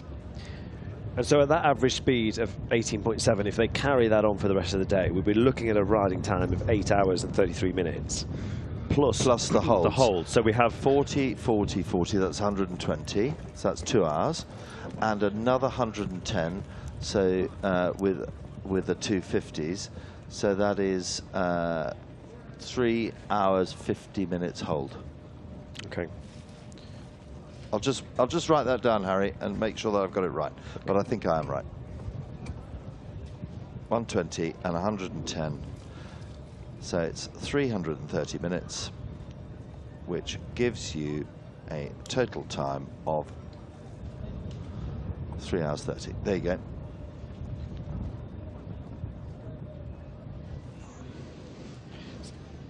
So it's 12 hours then in total. So if you start at 5:30, we'll expect them to be finishing at 5:30. But of course, they might get faster. 4:45. Okay. Be my estimation. Okay. What, with them getting a bit quicker? Yeah. Yeah. Maybe 5 o'clock. Okay. Yeah. Still a long way to play. 3:21 just coming in. That's the French, Camille Coulomb.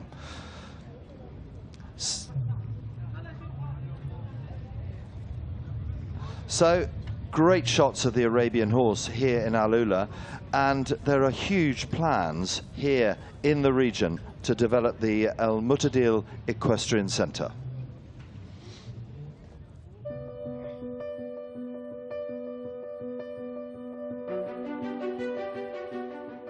So the Al Mutadil Equestrian Village will be the center for major competition here in the region. The idea is not only to have facilities or infrastructure standing and not being used, it serves the purpose of positioning AlUla as a global hub for competition. Endurance is one. The key milestone of the World Championship in 2026 will be the first stage, but we have also many different disciplines that will be represented. We are very strong on polo as well, but also we will have an outdoor stadium that will allow dressage, jumping. We will have heritage competition, so tent pegging, horseback archery. So this equestrian village will really encompass all the dimensions of equestrian and will promote thanks to these major events. Then we have the riders. We want to have AlUla riders represented, and we're investing right now very heavily in riders development program in order to have AlUla community represented at the best level. And this World Championship will allow to accelerate these developments. The ambition is to position AlUla as a global equestrian destination.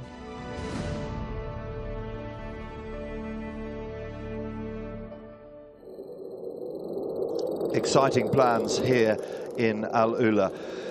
And now let's look at some great action from earlier on today.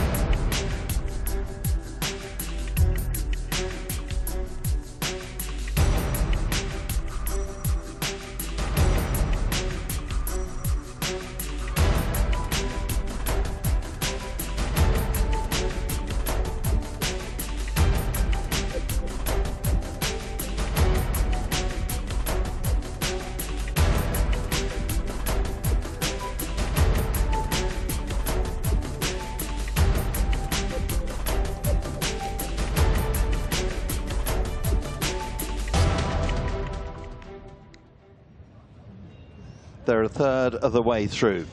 They've done the yellow loop, they've done the white loop, and they're a third of the way through the Fursan Cup here in AlUla.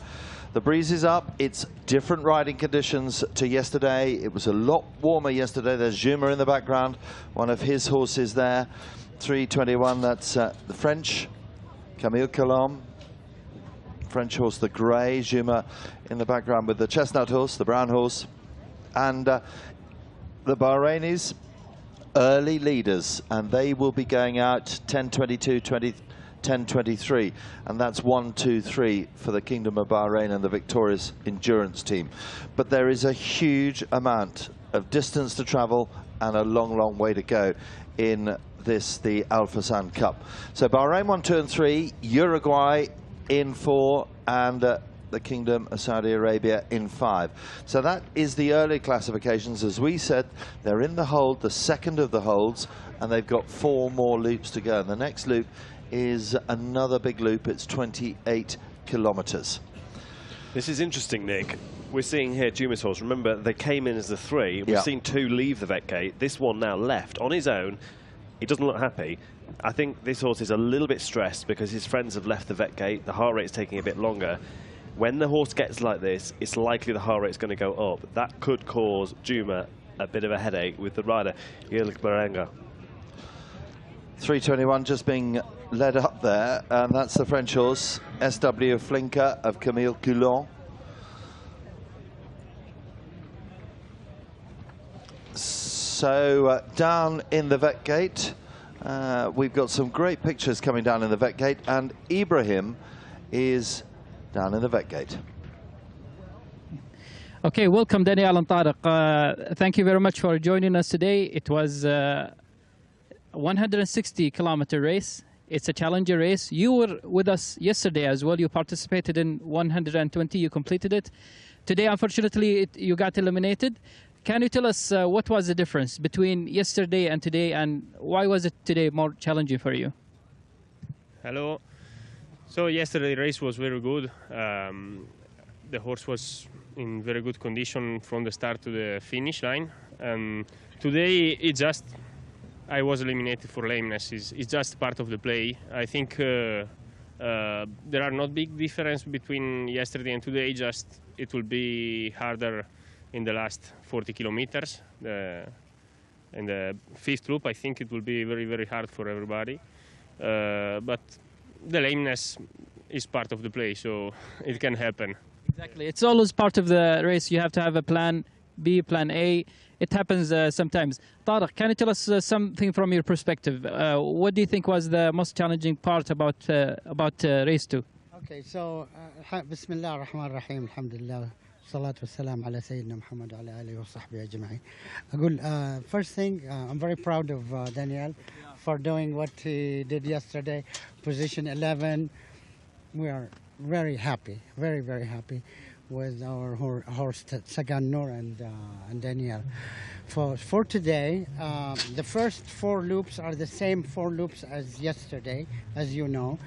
The difference is we started earlier this morning at 5:30, and at that moment in time in the darkness there was a group of camels that crossed the horses, spooked the horses, and changed our strategy. And I think at that moment in time that's when the fetlock was injured in the morning. Would this be correct? We can only speculate and say this is what happened. And then we realized, actually, at that moment, Danielle was telling me, you know, we have a little bit lameness, so we didn't. In the first loop already. Continue. Yes. So that's what happened. The first loop, the horse was not perfect. He was fit to continue. He was A in the vet gate, but he was not perfect. So of course, something happened during the first loop, and in the continue 30 kilometers, it became worse. So, Daniel and Tariq, could you tell us a little bit about what's your plan next? Where are you going? We will see. Actually, we were just here to make this race, this good race, and then we will talk about the future. I think we are able to make something good. Tariq and Daniel, we wish you the best of luck. Thank you very much for joining us. Yeah, bad luck there, Danielle and Tariq. A great supporter of endurance, Tariq Taher, and Danielle, a brilliant rider, but it just wasn't their day. 6 have been eliminated already in Vet Gate 2 for lameness, and that's the vets there, the president of the Veterinary Commission, Antonio Farim, from Portugal, in the centre with the sunglasses and the baseball cap. He's the one that is overseeing his huge team of vets here, and they really are world class. And I think interesting there how perceptive the rider is. You know, he's an experienced rider, Daniele, and he said to Tariq on the first loop, something not quite right with his horse. The camels. The camels. The camels are getting the blame, but there's something wrong. There was something that Daniele picked up on, and, you know, it's come to bear in this vet gate. Yes, it has. So there's the Polish team. They rode very well yesterday. Very pleased to be here in AlUla. And from Fursan Endurance, actually, there's a story there. An absolute shocker at the World Young Horse Championships last year. Dominica, who rode yesterday, won the World Young Horse Championships and led all day with her horse Malta. Fabulous rider, fabulous scenes from Estonia, where the World Young Horse Championships were, and, you know, another nation which is leaping forward onto the world scene and the podium. With 4 hours 43, and the countdown begins because the first riders are going out at 10:22, 7 minutes time, and it is the Bahrainis that are taking the early stage in the lead of Bahrain. Yes, there it is, 8:47, there's the countdown clock. So 317 is leading, and they have a very, very good record in this venue, in this competition. It is Mohammed Al-Hashimi and Lola de Jalima that's leading way. Then 315 from the victorious team of Hamad Al-Janehi and the horse of Desida La Majorie. And then it is 313. Uthman Alawadi and Sirocco de Torresito. Then we go to the Uruguayan riding for the Alain team. the Uruguayan of Federico Ferber with the Uruguayan, the Alain horse, and then Rian Al-Mobti, the Kingdom of Saudi Arabia, and then the two Brazilians. And the Spaniards are tucked in neatly of Omar and Maria. They really are tucked in neatly. And then the Saudi Arabian of Abba in 10th position. So, look at that. 3 from Bahrain, they'll be riding as a team. Then the Uruguayan, very good record in this, the Al Fursan Cup. 2 from the Kingdom of Saudi Arabia, 2 from Brazil, and 2 from Spain. It's starting to play out, I feel, Harry. This is where it's going to take place in the 3rd loop, the green loop of 28 kilometers. Now remember, they rode that loop yesterday, but they rode it an hour and a half to an hour and 3/4 later yesterday. More riders now coming off the course, but also interesting, we saw in the vet gate Juma's 3rd horse, ridden by Gil Berenguer Carrera, and that horse was out for metabolics, which means the heart rate was too high, as we suspected. We could kind of visualize that. So the first heart rate was 69, the second one was 80. I don't think we were too concerned about the horse, but it was just absolutely wired. And one to put down to experience. Maybe the horse, slightly inexperienced, needs to do a few more of these big competitions to be able to be calm in such an environment. And as Juma and you said, when you spoke to him, they were training in Spain and they were riding in -5. Yep. And now they're in 20 degrees in the glorious sunshine. So here comes the group. It's 367. That is Abdul Majid Al-Tamali from the Kingdom of Saudi Arabia. 336. So we keep saying Saudi Arabia really are progressing in the world of endurance. Then you've got Hisham Al-Farsi for Oman and Nova Pasi. 333, all the 3s of Faisal Al-Karashi, the Kingdom of Saudi Arabia, and Goldika LLC. And then 366.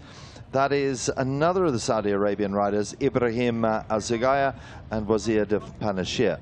So, 3 from the Kingdom and 1 from Jordan. Here we go.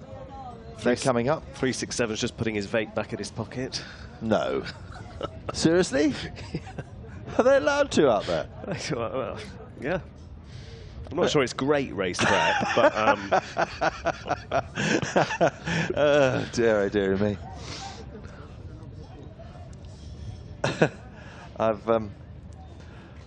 You've seen something new every single day, don't you?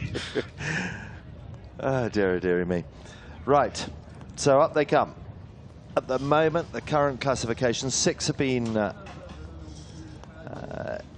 eliminated, and they're all for what's classified as irregular gait. They're classified as lame. But it's just interesting on that point. You know, in the back in the day, you'd say lame. And you'd be pressing the vets to say which leg it is. Yeah.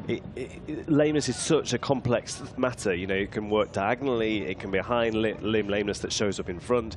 You know, they are looking for an irregularity that presents consistently for the 40 meters away and 40 meters back.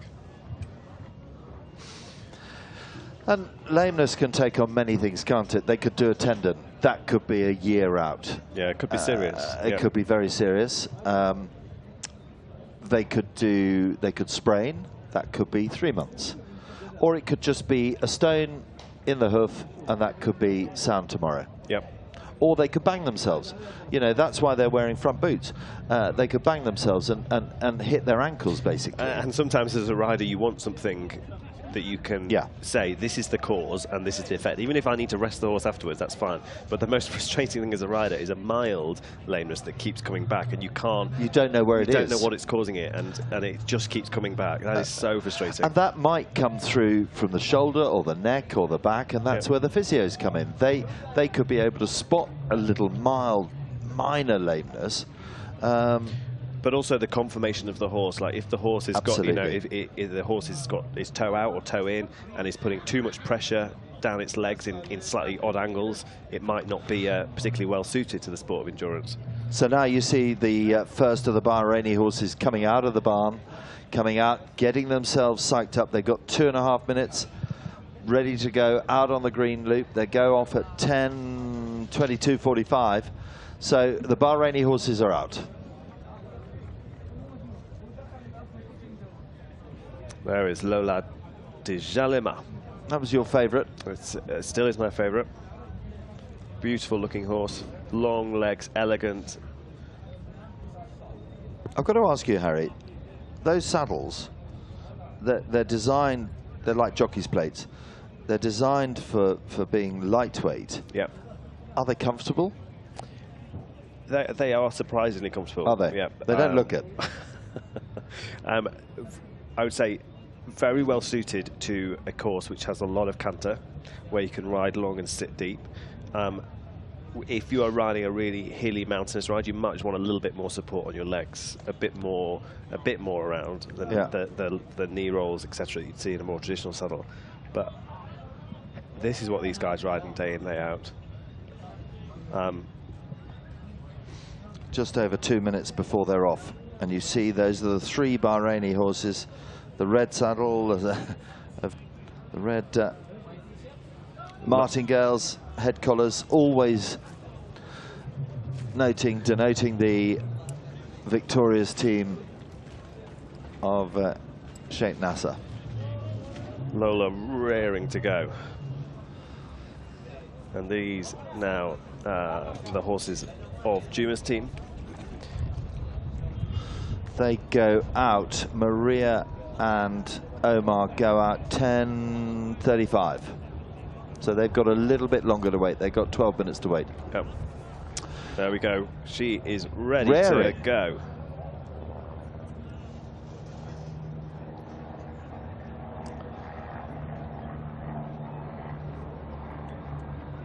What sort of pace? What do you think the tactics are here? Same? Green loop? So they will have ridden most of the green loop, apart from the first few kilometres, and then it's an almost duplication of the last part of the yellow loop. And I think an opportunity now to just let the speed out. The Bahrainis might, if there's 3 of them, they might just want to create a little bit of space. But I would suspect that they're going to take Federico further with them if they do try and push on. They will do, because there's only a 4-second gap. And then there's a minute gap between Federico and Ryan.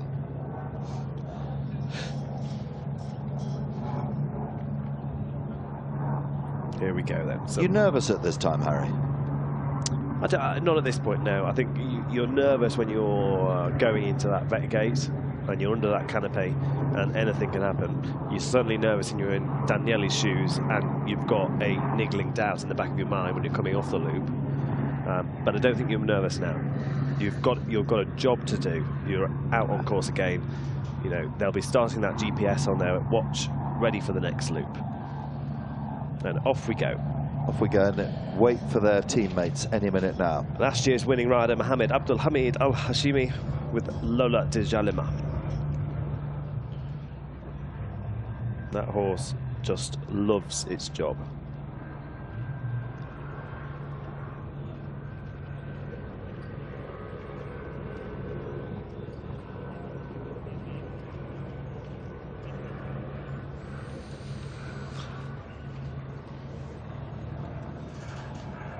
Interesting message we've just received, Harry, and it is an interesting message from one of, we would very much feel, is the founders of the sport of endurance, and still one of the greatest minds and greatest brains of endurance, John Robertson. And we were talking about the resting heart rate and whether it's genetics or anything. And JR has just messaged us and has said that the horses with naturally low heart rates tend to have larger hearts as foals.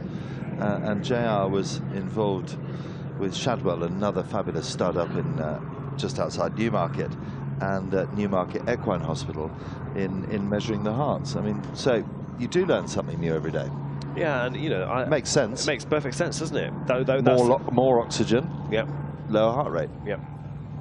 You know, if the heart can pump more volume around the body, then it needs less beats in order to do it, and it's fulfilling the job it's there to do, which is to circulate oxygen, to bring back carbon dioxide from the muscles. Thank you, Dr. Ingram. You're welcome. PhD pending. Out they go. Green loop awaits, 28 kilometres, fairly flat, but some twists and some turns, as we saw on Friday, didn't we, Harry? Certainly saw that. Out they go, and they're all riding.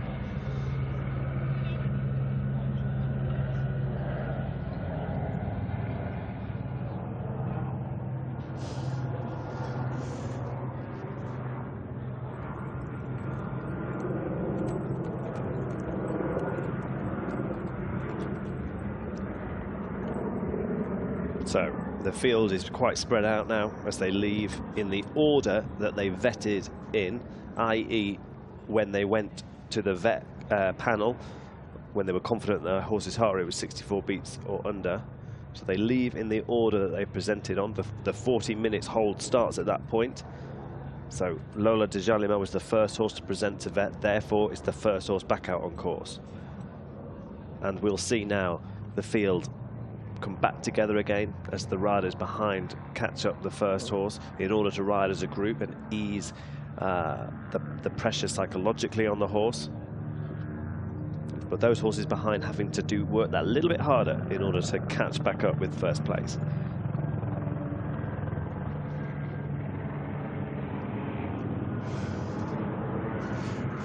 Just a little bit harder there, Harry, because still 28 kilometres to go. And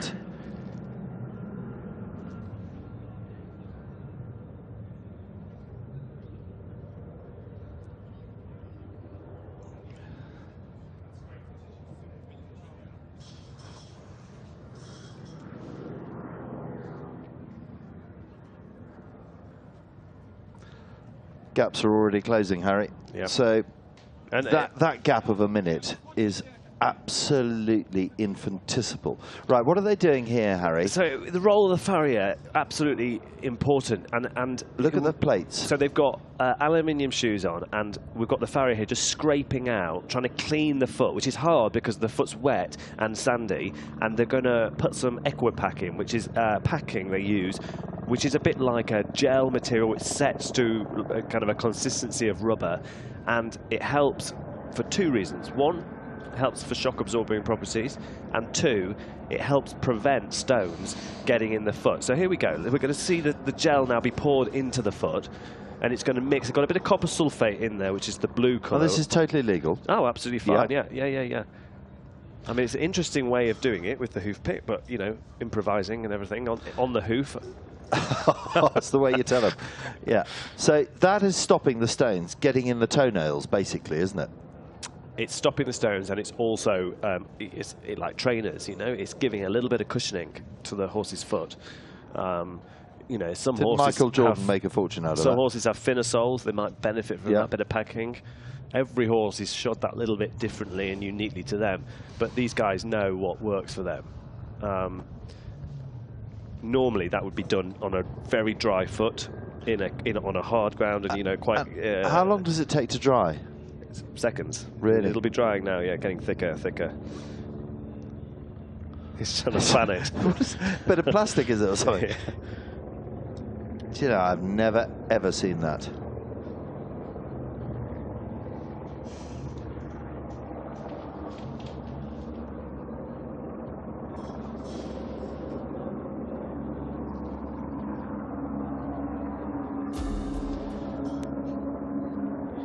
Well, that is fascinating, Harry. I've never seen that. Right, now they're back together, they're all reunited, and off they go.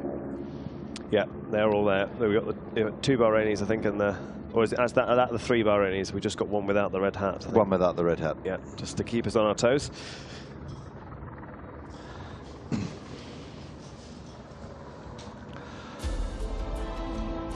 As we're seeing today for the Al Fursan Cup, here in the Kingdom of Saudi Arabia, all eyes around the world are on AlUla, the World Heritage Site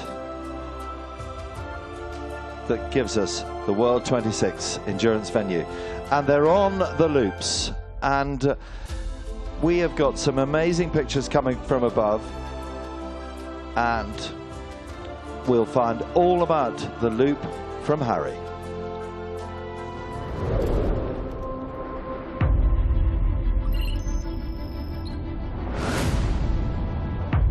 the green loop, another long loop. At this point, horses and riders will have covered a significant amount of distance, and it will be the hottest part of the day. The green loop undulates through the village on its own before joining the red loop and meeting here at one of the first water points that the organisers have provided. This isn't a crew point, but this is a water point where horses and riders can stop, rehydrate their horses. This will be really important. We'll see those leading riders possibly come through here, take some water quite quickly, whilst other riders looking for a safer completion, pausing, allowing their horses to drink before carrying on with the course. From here on in, the loops get shorter, but this one is going to be a tough one. So riders, having left the water point on quite a hard track, have worked down that road and then turned left onto one of the most beautiful parts of the course. At this point, horses and riders will descend down this valley in quite deep sand. At this point in the day, the properties of the sand are dry and the horses' feet will sink into it, meaning they have to take a pull at this point and take this course pretty steady. So already on the green loop, we've seen lots of changes of going and direction and a lot of undulation. Horses and riders are going to have to take their time as they complete the last part of this 28-kilometre loop.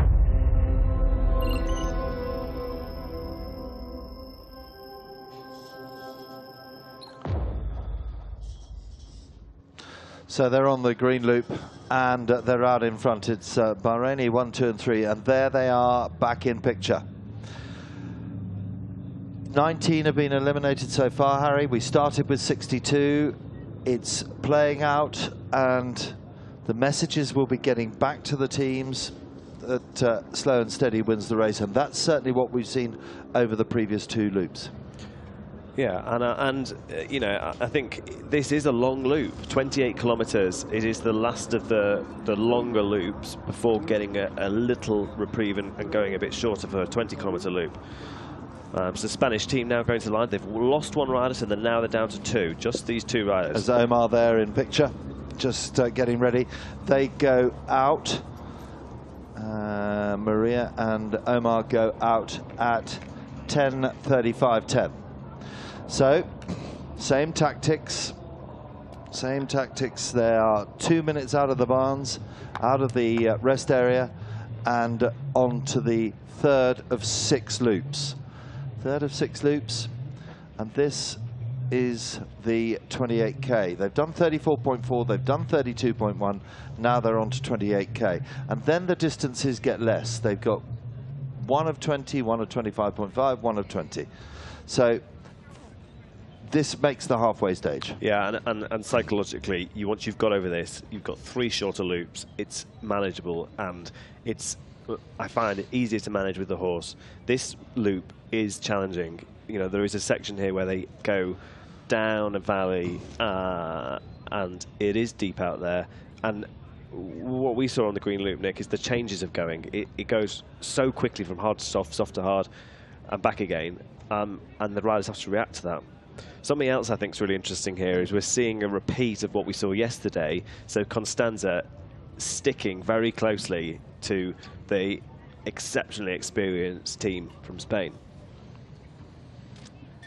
Saw that in Abu Dhabi as well.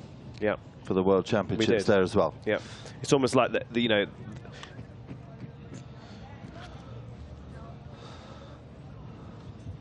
So Sabrina Arnold, one of the brilliant Germans, world champion. She's done it all, hasn't she? She's bred, she's trained. She's very influential in selling, producing, breeding a lot of these top horses. And Harry, you've had the privilege of riding alongside her, and she's one of the great ambassadors of endurance. She is a great ambassador, and at the moment the athletes representative for the FEI as well. So you know, that was her husband JPF trotting the horse. They are now based in France together, and let's find out a little bit more about her down in the vet gate. Yeah, here's Sabrina and her horse Falbala Lazak.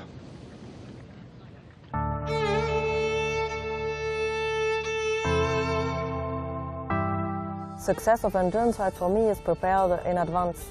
the training of the horse, to have them healthy before the race. The smallest thing is what we can do on the race.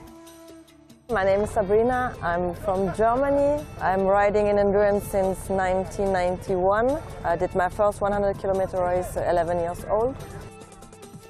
Since that time I represent several times the German team on international championships. So far my records are in 2011 Vice European Champion, in 2017 European Champion, and this last year in 2023 also European Champion. And I won the bronze medal with the team on the World Equestrian Games in Kentucky 2010. On the 120 I will ride a horse, the name is Champion of Venel. I breed this horse, so he's born in my stable, and I rode him since 5 years old. So I know him very well. And the second horse I will ride on the 160, the name is Falbala Larzac. We bought her 1.5 years ago, and it will be the first time she's doing 160. The most important, I think, if you are racing 2 days for the rider is normally we have the habit to take care for our horses after the race.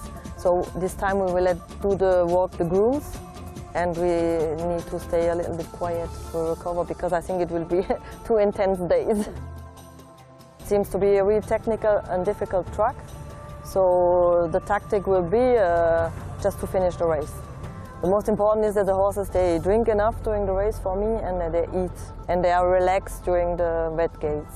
So if they are not comfortable, I have to change my tactic.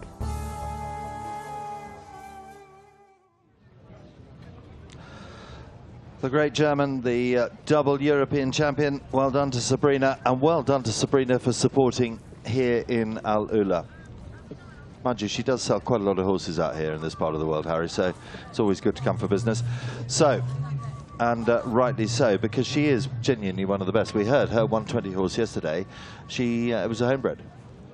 Yeah, you know, the facilities that her and her husband have got in the south of France now, and some real champions coming out of their stables. More going off. That'll be Constanza just going down the hill. There she is, former European champion. We go from one double European champion to the young lady from Italy. And I think Abra just behind her, Abra potentially. Yep.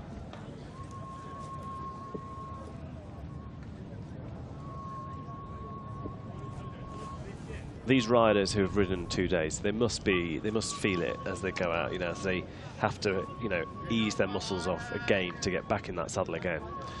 So you've ridden 120 kilometres. That's a very interesting point, Harry. You've ridden 120 kilometres yesterday. You're really saddle sore. Okay, now. And what are you doing? Ice bath last night? These riders must have a routine, whether it's ice bath, massage, you know, recovery drinks, electrolytes themselves, especially when they're riding in the desert in the heat. But I think, you know, their legs could be a little bit bruised in places. They've got to be really careful with their equipment, make sure they don't get any abrasions. Because if you know, it's very easy where the stirrup levers sit across your leg to get an abrasion and to get sore there. If you are sore on one leg and you therefore are riding today leaning away from that leg, putting more weight in your left leg, say, to get away from an abrasion on the right-hand side, you are leaning one way. You could impair your horse on this journey, and that could show as a lameness, because the horse could get a sore back, or you're going to put more weight down one leg over the others. What's that saddle pack on Constanza's saddle? I mean, it could be a hoof boot, for example. So if they lose a shoe, they could put a boot on it. Who knows? It might be that she's carrying that for weight. You should ask her too, you know, very famous rider. Yeah. And a water point there on the course. So we've got 20 back in, and there is 9 in the vets. So 20 are already. We've got 9 out, and then the next to go is Abba, and they're out. So we've got pretty much third of the athletes and their horses out on course. So this is the water point where I was stood on the green loop. Yesterday we saw riders riding through here, taking one bottle maybe, and as we've seen consistently on the loops up to this point, horses and riders pausing and taking their time. They are really looking after their horses on this ultimate test of endurance, 160 kilometers. Cooling the horse down, making sure they stay hydrated. We heard from Sabrina, that is, you know, one of the main concerns as a rider, is making sure that their horses are hydrated.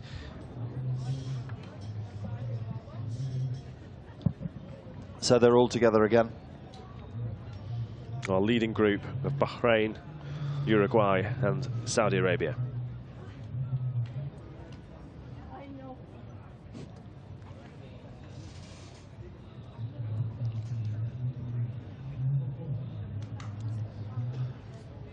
So the average speed of those leaders up until this point was 18.7. It's going to be a longer day than it was yesterday. Yeah, there's a there's an extra hold and there's an extra loop. 2 loops. 2 loops, yes, of course. We're doing 6. 6. And also, it is, for many of them, getting the completion, getting them ready. We heard from Abba earlier on. She completes today. She's classified to compete in the World Championships. They have their sights firmly set on the World Championships here. If anything, this is invaluable insight for these riders. These riders, if they come for the World Championships in 2026, having done a 160 here, they will have a definite advantage over those riders who are coming for the first time. So this stretch now on the green loop, they are heading down towards where riders yesterday were on the red loop, and at the point where the yellow loop meets it, which was from this morning, they're going to hook a left, and it was at that point where we saw earlier that they're going to hit the deep sand. So they've ridden some deep sand already. Now they're on a very, very firm track, which has been driven on a lot. It's a road connecting farms, and then they're going to hook a left. At that point, the going changes again. So this is a good opportunity to get a bit of speed up. Yeah, they've done 8 kilometers so far of this, the first section of the green loop. They've done 8 kilometers, and we think that they'll be back with us at 11:52. Now remember that they started at 5:30 this morning. It's pretty tiring, not only for the horse, but it's very tiring for the rider as well, because they're the ones that are concentrating all the time. Yep. I mean, you know, so are the commentators.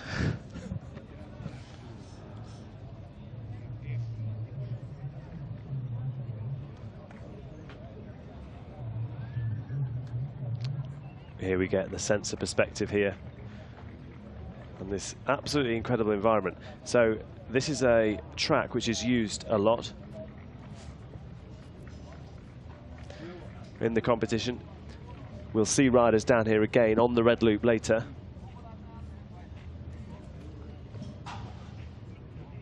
The red loop, the feedback from the red loop yesterday, which was the last loop of the 120-kilometer ride, was that it was more challenging than the riders anticipated. Everybody was talking about the white loop. The white loop was the one to watch. It was the one with the deep sand and the climb and the descent. The red loop, supposedly meant to be one of the easier loops at the end of the competition, had a sting in its tail. So one to watch. And I think we heard in some of the interviews there talking about that 5th loop. Maybe they have ridden yesterday.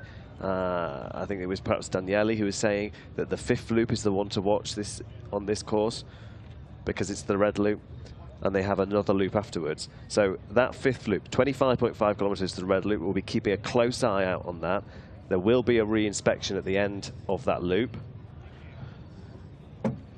So that is a really key part of the competition. We're now on the green loop, 28 kilometers. And riders have already done almost 10 kilometers of it.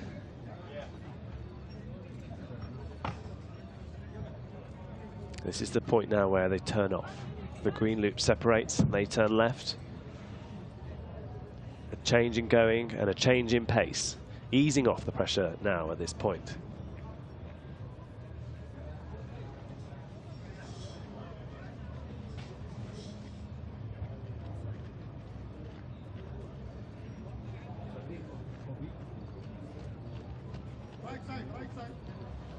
Very interesting that we're seeing, you know, the Spanish strategy come go to game. You know, we spoke to Juma early this morning.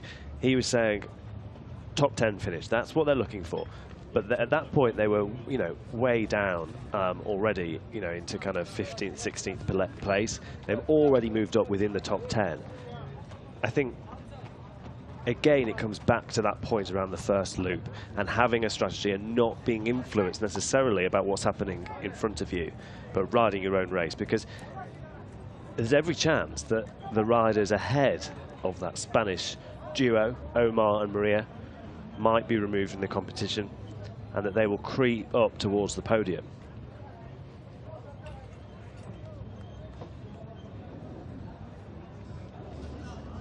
So, top 5 riders. There we have it. Not necessarily in that order on the course right now, but those are the top 5 riders that left the vet gate and are together now. I think in the lead there, we've got Rayan Al-Mobdi representing the Kingdom of Saudi Arabia. He is on Bonova JJ. A successful mare out here with Rayan. And in second place, our one to watch, last year's winning rider, Mohammed Abdulhamid Al-Hashimi with Lola de Jalima. And then another Bahraini rider on the far side there, and on the inside for Uruguay, the winner of the Fursan Cup in 2022, Federico Ferber and HC Yeza. An incredibly strong group of riders here with years of experience between them at riding at top level, 160 kilometers, World Championships.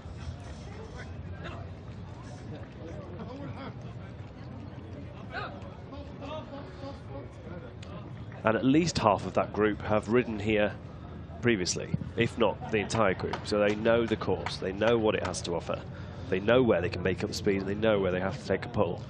They know some of the course. They know some of it, not all of it, don't they? Because they have changed some of the loops here. From previous years. From previous years. Yeah. And I was just thinking then, who's going to go first? Who's going to be bold and brave and go first? Well, I think the Bahrain strategy here is in a better place than it was yesterday. Yesterday, the Bahrain strategy was a little bit bitty. We lost the odd rider. They never quite consolidated a group of riders at the front, whereas now they've got 3 there. They can play the game. They're in charge. The others have to dance to the tune of the Bahrainis to a degree. But we're seeing here one rider just taking a little bit of a break, and it's the Uruguayan again. This is exactly what happened in 2022. He is a threat, and the Bahrainis will have to keep a close eye on him, but he's just playing with them, you know, pulls them along, lets them come back, pulls them along, lets them come back.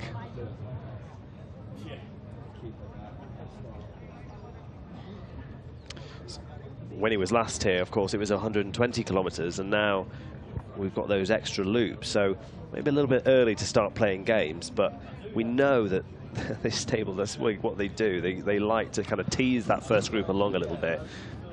It's a bit harder when you're on your own out there. In previous years, we've had 2 Uruguayans, and they've kind of pulled the field along a little bit and helped spread it out.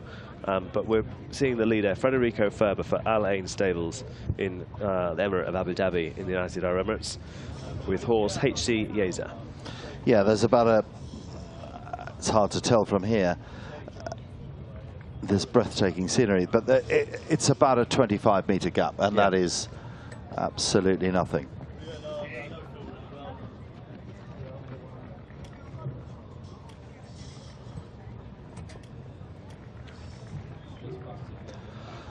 We're seeing some amazing scenery here that these horses and riders are riding through. And let's just capture the magnificence of the scenery of AlUla.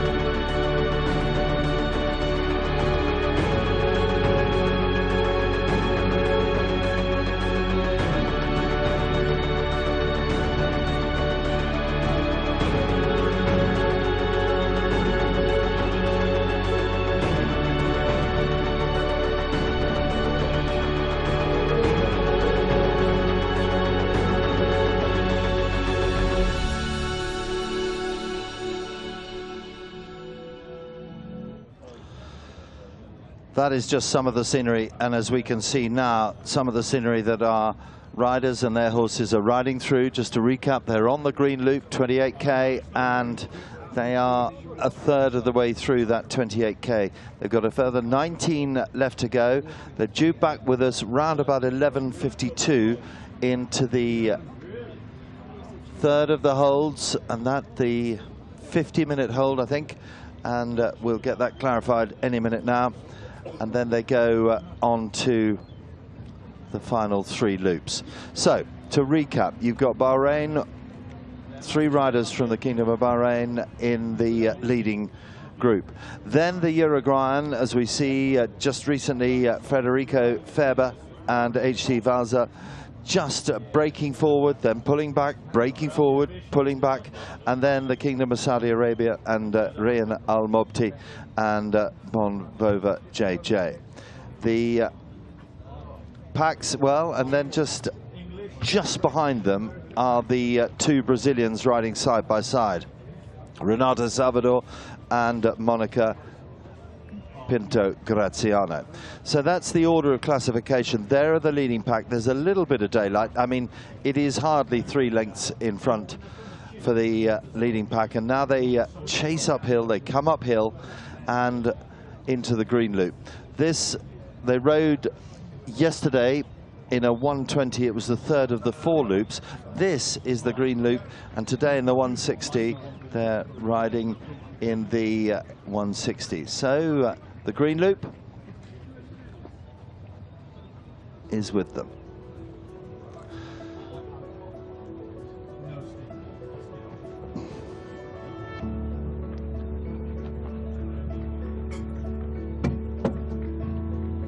Tw 28 kilometers of the green loop, and the water points are there, and also the crew points. There are the water points, the blue, the checkpoints from the Saudi Arabian in the green triangles, and the crew points. There is only 1 crew point. There's only 1 opportunity underneath the bridge for them to crew on the green loop. They are a third of the way through the green loop, and it is a pretty flat terrain on the green loop, not huge altitude, early climb, and then fairly flat all the way through on the green loop. So they are, they've got 18 kilometers or so still to go, this leading pack, before they join us back here in the vet gate. The Bahrainis very much riding as a victorious team, riding as a team. That's their team name, the victorious team, and they're riding as a team today. Crewing is obviously, you know, access to these natural tracks is problematic because, you know, it's a World Heritage Site. It's a World Heritage Site, but also, you know, vertical access here is challenging because of the depth of the sand. But that's why the organising committee have put these water stations on where they are manned. There is an incredible amount of water there, and ice if required, and bottles. But yeah, only 1 opportunity to meet your crew on this loop. A really nice rhythm we're seeing here. This is something which you know, from the viewpoint we're looking at, looks like it could be maintained all day long. Yeah, they have not broken out of that hand canter. Sometimes they've gone down into a trot, sometimes they've gone into a walk. They are riding so sensibly today. And as we keep reminding ourselves, the scene set for 2 years' time for the World Championships of endurance here in AlUla, and that distance is 160, and it is over 6 loops, exactly as it is today. In normal rides in Europe and the rest of the world, the 160s will be over 5 loops, and that is another route, but the FEI have decreed that the World Championships are over 6 loops and are over 160. So there it is, and they're all chasing very, very nicely. Bahrainis are in there.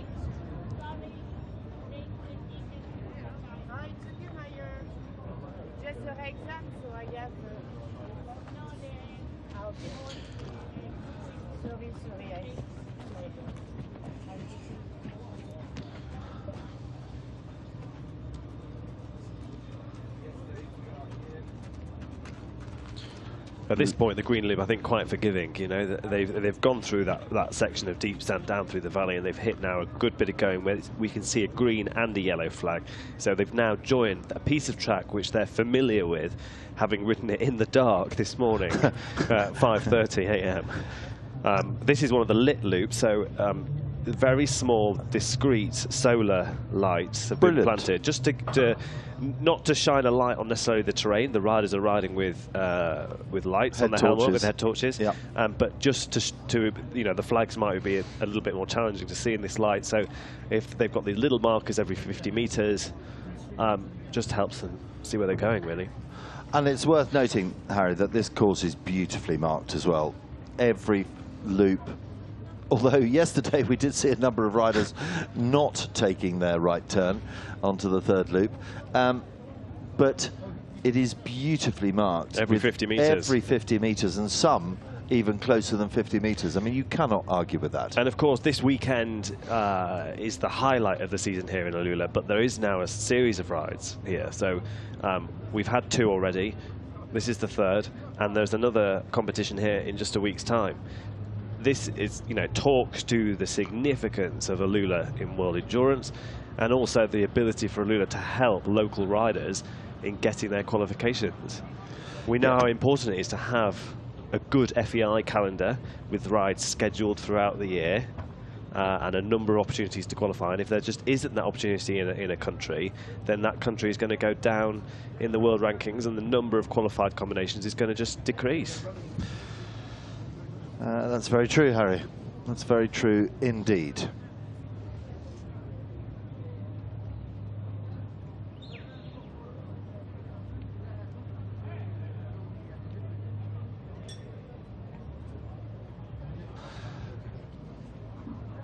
So there is the progress bar. If you, as if by magic, that shows exactly where they are on course. So the blue line, the 28K on the green loop, 28 kilometers, and they're just coming up to the halfway point. So they're just coming up to the 14-kilometer marker. There are distance markers out there. There's the 1 crew point and the water points out on the green loop with 3 water points as well. So still traveling so sensibly, so well, and nobody yet deciding it's time to go. And that is what we're waiting for. Doubtful that we'll see it on this loop. Probably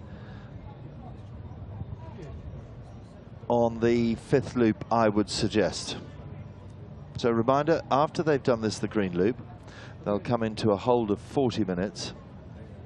Then they'll go out onto the blue loop, and they'll come into another hold of 50 minutes this time with a re-inspection, and then after the red loop, another hold of 50 minutes. So long way to go.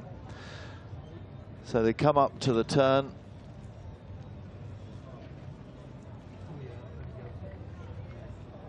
And as you see, Federico just nudging in front, and then I would suggest soon as they take the turn, the group will start to close down.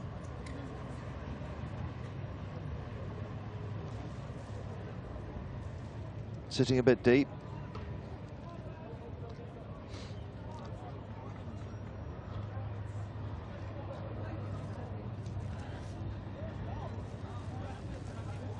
So we're seeing the true professionals at endurance, and Harry Ingram went out, and he's going to give us, on horseback, his guide to endurance.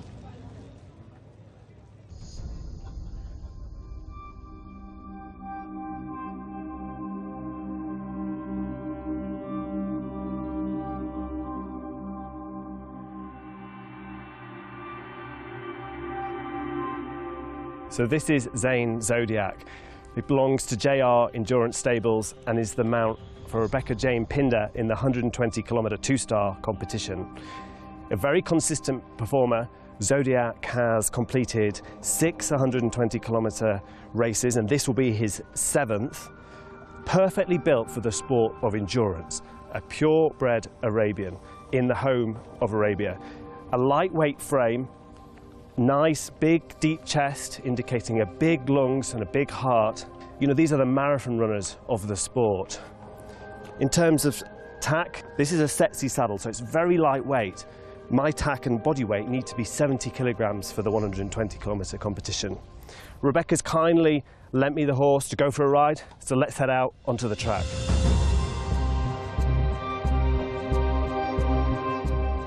Just being on a horse in this absolutely breathtaking environment is enough to give you goosebumps.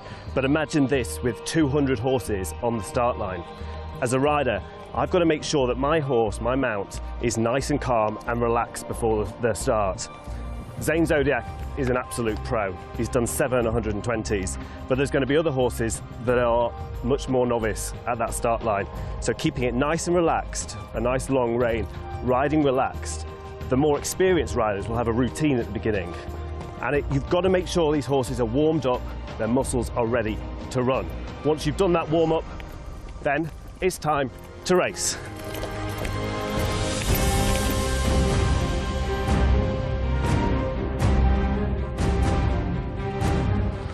At 20 kilometers an hour, that is the speed that the leaders will be doing. And at that speed, the horizon comes on you very quickly. As a rider, you have to be able to adapt to the situation. You might be tagging onto a horse in front of you. You might have a string of horses behind you. But it's important you ride your own race.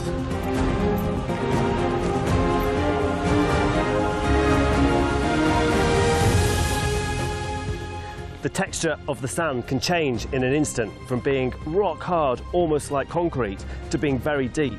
And it's my responsibility as a rider to react to that and adapt how I'm riding. On the hard ground, I might be riding forwards like this. But if I hit a big pile of deep sand, I'm only going one way, and it's down there. Instead, I want to be sat up. Maybe my legs are a little bit beyond the point of vertical. 70% of the horse's weight goes through the front feet. So if I'm sat back a little bit, I'm physically lifting the horse out of the deep sand and propelling them forwards. If I ride this race really carefully and I pick my way, then I'm more likely to conserve energy for those all-important last kilometres.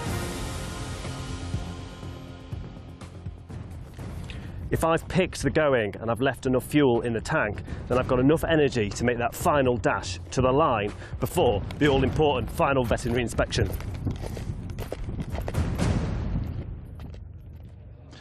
Fascinating insight of the sport of endurance. Now we come to the crew point. The crew point on the green loop. Now they go underneath the highway here, and this is where the crews give them some water. It's the opportunity for the crews to get as much water down the flanks to refresh the horses, to keep them supple, to keep them balanced, and to keep them moving.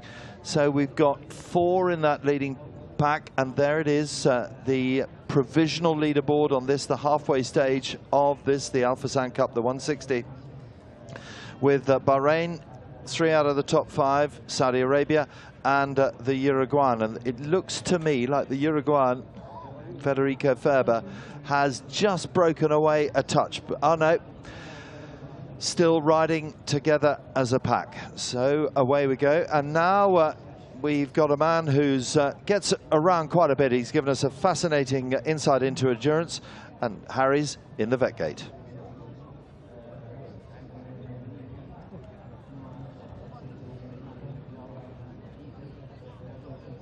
So still they're halfway through this, the green loop. They're expected back into us at 11:52. They've got, what, 14.5 kilometers, so they are at the halfway point. We thought that when we surveyed that bridge, that it was going to create quite a lot of problems, but it has no problems at all with the horses yesterday and the horses today. So, and they're still balanced very well. The guide to endurance expert is in the vet gate. It's Harry Ingram. Delighted to be here with Anna Barbas from Portugal, who's travelled here with her horse. Anna, how was the white loop for you? You're just preparing to go out on the next loop. The white loop for me is a little bit difficult because have brute sound and up and down, and we have to down the average speed because the main objective is finish the race. Okay, and your strategy for the race, you're not near the leading group, so the strategy is just to get round. How will that mean in terms of speed for the next few loops? I want to keep 15 or 16 more or less because I think the 5 loop is difficult too, and maybe now in the green I can go a little more speed, but after in the finish I think 15.5 is a good average speed. And we're seeing the speeds a lot lower than the 120 kilometers yesterday. Tell us a little bit of the different challenge that a 160 presents compared to 160. It's totally different. Yes, it's totally different because it's more 40 kilometers and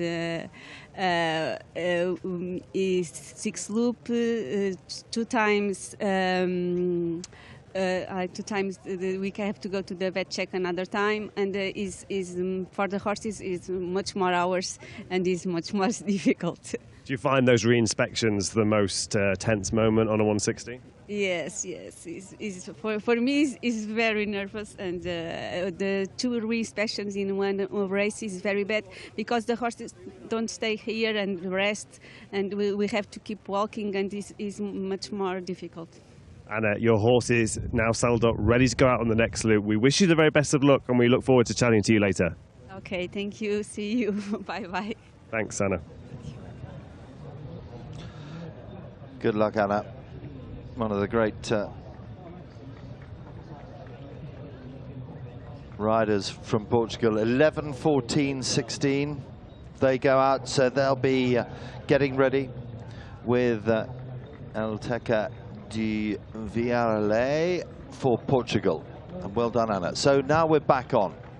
We're back on with the leading group. The leading group of 5 with 3 from Bahrain, Saudi Arabia and Uruguay. They're all tucked in. Nobody's yet made a move, and we don't expect to see it. We've heard from Anna just then that Anna says that she will be going at about 16. This group, well, when they set off, their last loop was at an average speed of between 17 and 18, so going a lot slower than the 120 yesterday. It's a totally different format. We've got to keep reminding ourselves of that. And so the leading, they went out yesterday at 21, 22, 23. Today it's 18, but they've got another 40 kilometers to go. So this is long distance, and it's all about tactics, and it's all about preservation towards the end of the ride. So there's the 5, and they are halfway through the 3rd of 6 loops here in the Fursan Cup.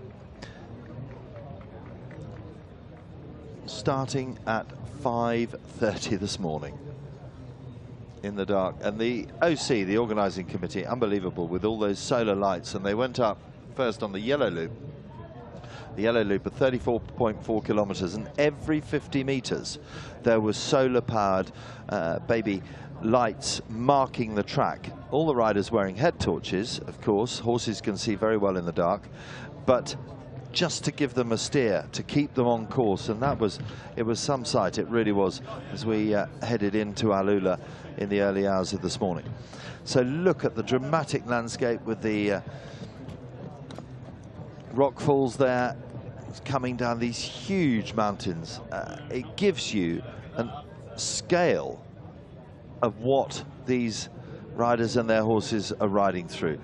Virtually uncharted waters, and it is quite, I mean, the pictures that we're getting from the helicam, from the helicopter, are unprecedented.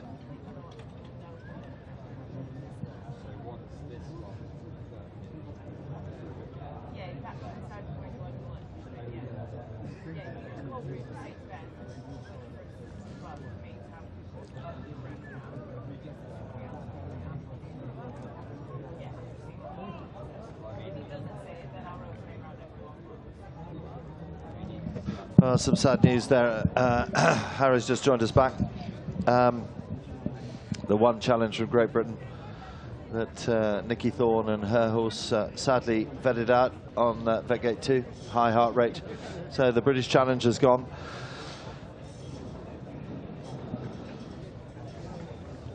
(23) out of the field of 62 that started at 5:30 this morning, and not too bad. Not too bad. That's on a par. Yeah.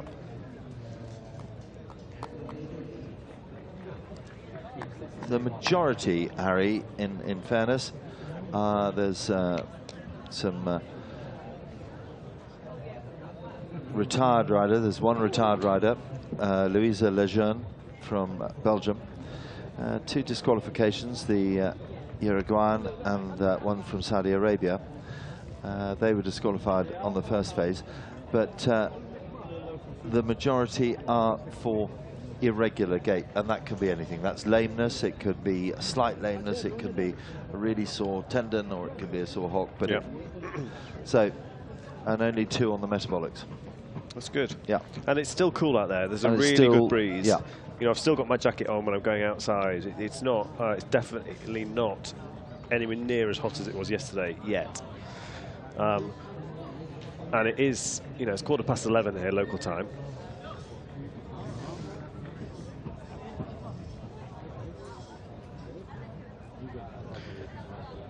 Seeing our riders now progress on a good bit of course, a straight bit where they can let the horses run on.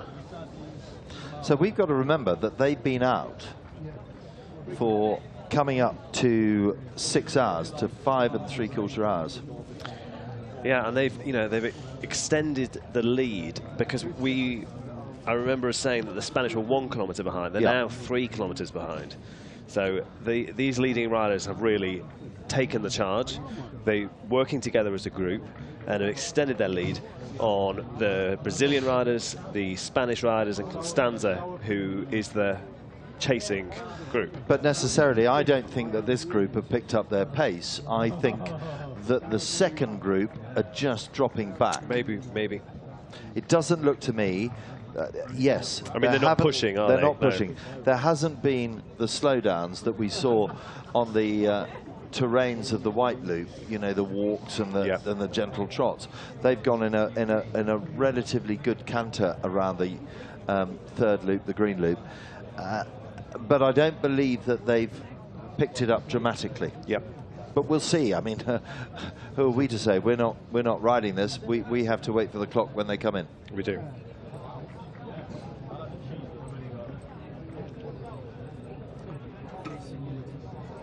So we just saw Rayan Al-Mobdi there, close up, and then panned back out again. Rayan Al-Mobdi for the Kingdom of Saudi Arabia with his horse Bonover JJ.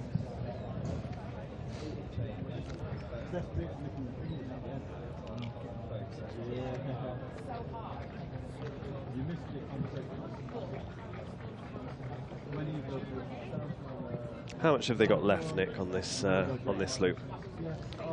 On this loop, 12 kilometres. 12 kilometres, and they're into the third 40-minute hold. Yep.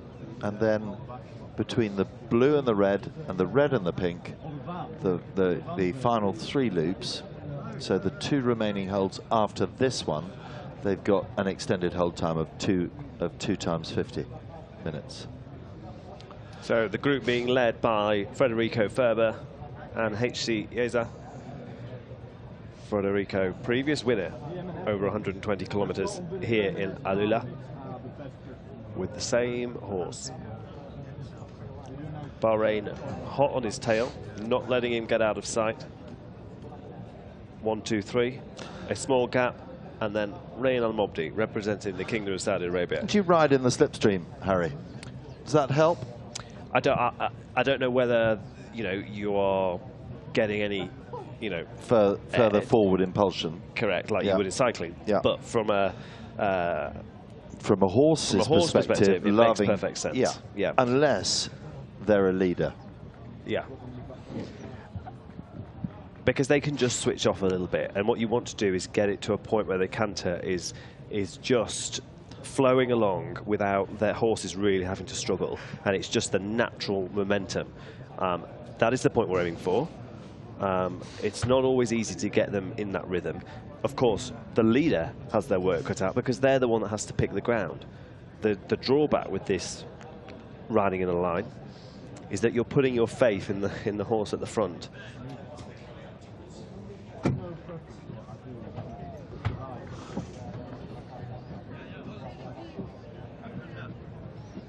So Rayan just dropping off the pace a little bit.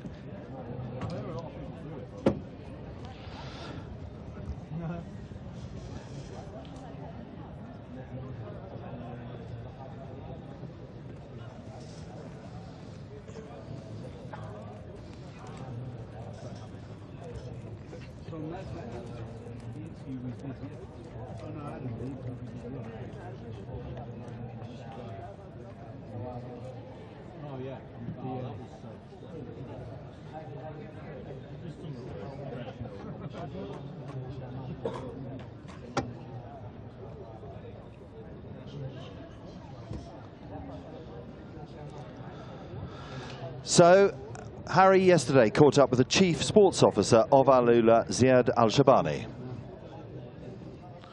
Ziad Al-Shabani, Chief Sports Officer at the Royal Commission for AlUla. I'm delighted to be here with you again this year. How significant is the FEI 3-star 160-kilometer competition? This is actually something that we are also very proud about, because this is happening for the first time in Saudi, and it is a preparation for the World Championship 2026 of the Endurance, that we, with the support and collaboration of the Saudi Equestrian Federation, have won the bid a few months ago. We are very excited and delighted to have more challenging races, and we look forward for another day of competition, and that will be one of the most challenging races that we will see. Thank you. The anticipation is certainly building ahead of the 2026 World Championships.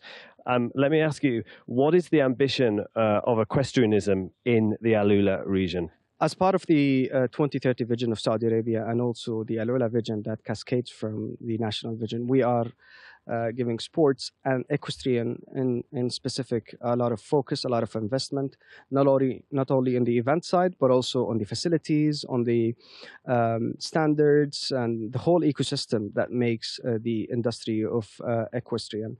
The last year, the year of 2023, was one of the years that we had a big jump in terms of the number of events and the diversification of them. We used to do only in endurance and polo, but now we expanded to include heritage equestrian sports and disciplines, including, for example, the tent pegging with the traditional dress, and also the archery from back of horse. And this is a sign that connects the legacy of AlUla with equestrian. The mountains and rocks of AlUla are witness of over 3,500 years of equestrian disciplines and sports and activities. And we are basically, besides being active in bringing these events, we're also bringing back the legacy of AlUla of the equestrianism. Thank you, Ziad. It's going from strength to strength here. Thank you very much for your time, and we look forward to seeing you again next year. Thank you, Harry. We look forward to seeing you back again, and hopefully in 2026 on the World Championship. Thank you. Very grateful. Thanks indeed to Ziad Al-Shabani, the Chief Sports Officer from the Royal Commission of AlUla. So, as we heard, great vision coming forward in the next 2 to 3 years, and all roads leading towards the 2026 FEI World Endurance Championships. And these are the leading pack of the Fursan Cup here in 2024. They are 9 kilometers away. They've started the turn back. They're at checkpoint 8, and they're coming up to the water points, and then they'll go through the farms and up into the vet gate. So, Harry, they still haven't broken away yet. I would say that it'll be the red gate. It'll be getting towards the latter stages. I don't think they'll go in the next loop in the blue. I would tend to agree. I think the red is going to be the decider, and our leaders are 5 leading riders. We've got at the front there Federico Ferber, and at the rear of the field Rayan Al-Mobdi for the Kingdom of Saudi Arabia, and in between our trio of 3 Bahraini riders. We've seen Bahrain and the Uruguayan riders battle it out before over 120 kilometres, but this comes down to who has the staying power to last until the very end of the competition, the last few kilometres. And we saw yesterday horses and riders pushing very, very fast towards the finish line, but that tactic didn't pay off because horses did not manage to get their pulse down in 20 minutes, and the podium changed several times in a very short space of time. I don't think we got a podium until we got the 5th one through the vetting, did we, yesterday? We knew who the winner was. We knew who the second horse was from Fares, from the Saudi Arabian. They were... But he was 5th originally, and we lost a few. We lost first place originally because we had the UAE chap come in. He was out. And then the Qatari. I'm just loving this pace, Harry. I really am. This is exhibition riding. Yeah, you know, I walked out then, Brian said, how's it going? I said, great, they're riding really sensibly. I think it's a great showcase for the sport of endurance in tactical riding. This is, you know, this is where the sport should be in sense of taking and playing it safe, but still being competitive. You know, these riders are not hanging around, and they're leaving enough in the tank for this, which is the ultimate test of endurance, as now they approach the final water point, or penultimate water point, sorry, yes, on this loop. I don't think they're playing it safe. I think they are balancing. Intelligent, isn't it? It's intelligent riding, yeah. It's intelligent riding. And, you know, I think, as we said earlier, it's like... They've slowed right down coming to this water point. And remember, they've got another... They know in their head that they've got another water point that is 2 kilometres away from the vet gate, from home. So this is unprecedented, I would suggest. And it is fabulous to see. So Rayan was a little bit off the pace, so he's just coming to the water point a little bit later, but the horse straight in with the other horses and having a good drink here. Do you know, the riders aren't having a drink, are they? They're concentrating on the horses. Yeah, that's the priority here.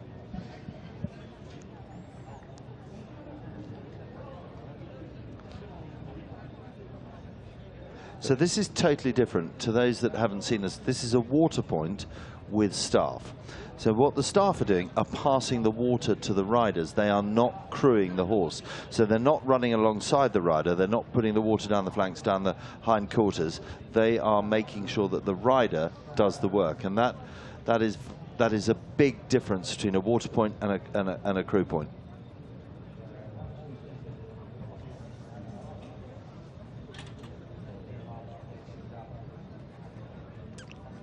Just easing out now of the crew point. They've had lots of water there. Yeah, they've been sensible again. So they're on the home straight now in terms of they don't deviate from this path now until they're almost at the vet gate. So they go straight now for maybe 6 kilometres. 8 kilometres. 8 kilometres. So it's straight. No, I would go 7. Okay. I'm not sure that the GPS is quite caught up. I think it's about 7 kilometres away from home. Because they've got to go to the road, across the road, and then they're in the village again. They're in the village. Yeah. Yes. So they're due back with us at 11:52. So 25 minutes. That would seem about right. That would feel right. Now, just into the trot there. Now that having a little chat, where are you? Looking backwards. Are we all on? Are we all together? And soon, they will pop into a canter, but this looks very deep sand on this section. You see Ryan on the liver chestnut just taking, and the 2 Bahrainis, 3 Bahrainis now going to the right-hand side where they feel it might be better ground, and Federico just coming back down. So up, down, it's all about using your knowledge of the surface conditions and seeing where the best conditions are. So they're on a part of the course here which runs is the same track as the pink loop, which will be their final loop. So this will be their final approach in another 2 loops time. Well, 3. Well, 3 including the pink. Including the pink, yeah. Yeah.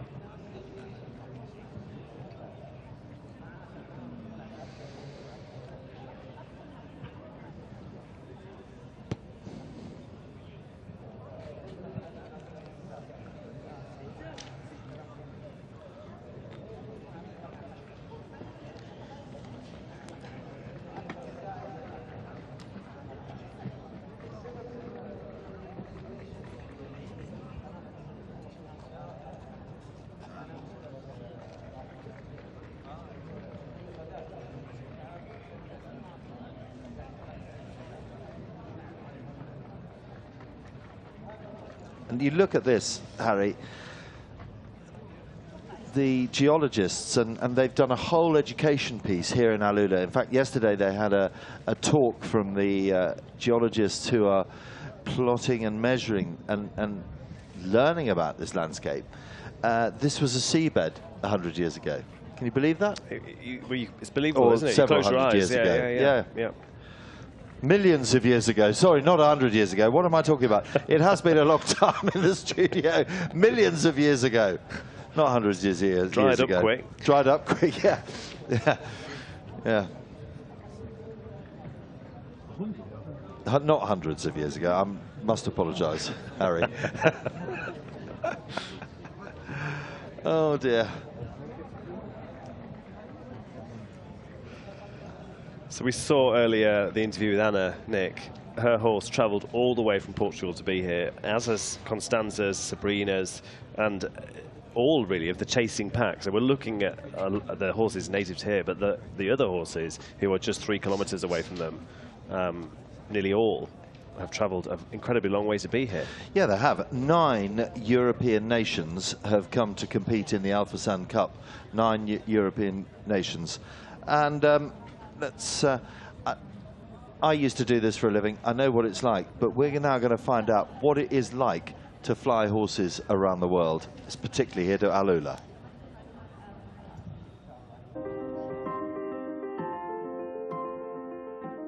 Now in Europe it's winter time. It's very cold. We move the horse to the airport by truck. From Italy, from Spain, from Bulgaria, from Poland, need more or less 2 days travel. We divided the travel in 2 phases. It's very important that during the travel by truck, the horse must drink good food and walking.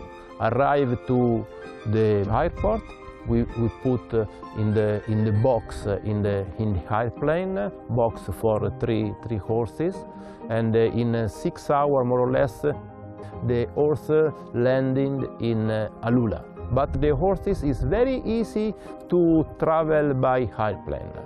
It's very important that the horse arrive in AlUla 1 week before the ride. Why? Because there is acclimatization time.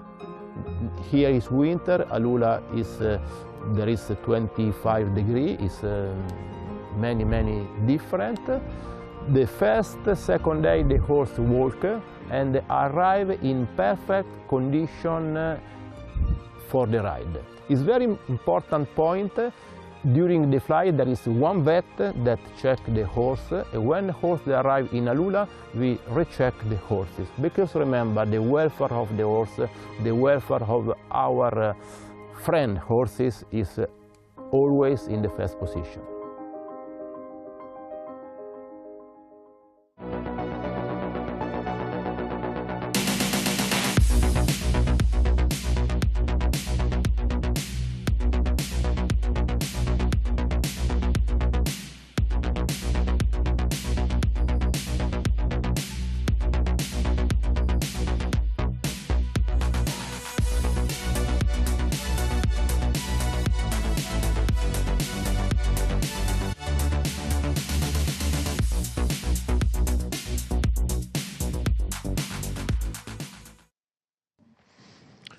Incredible scenes from the competition out there, the highlights, and back with our riders here.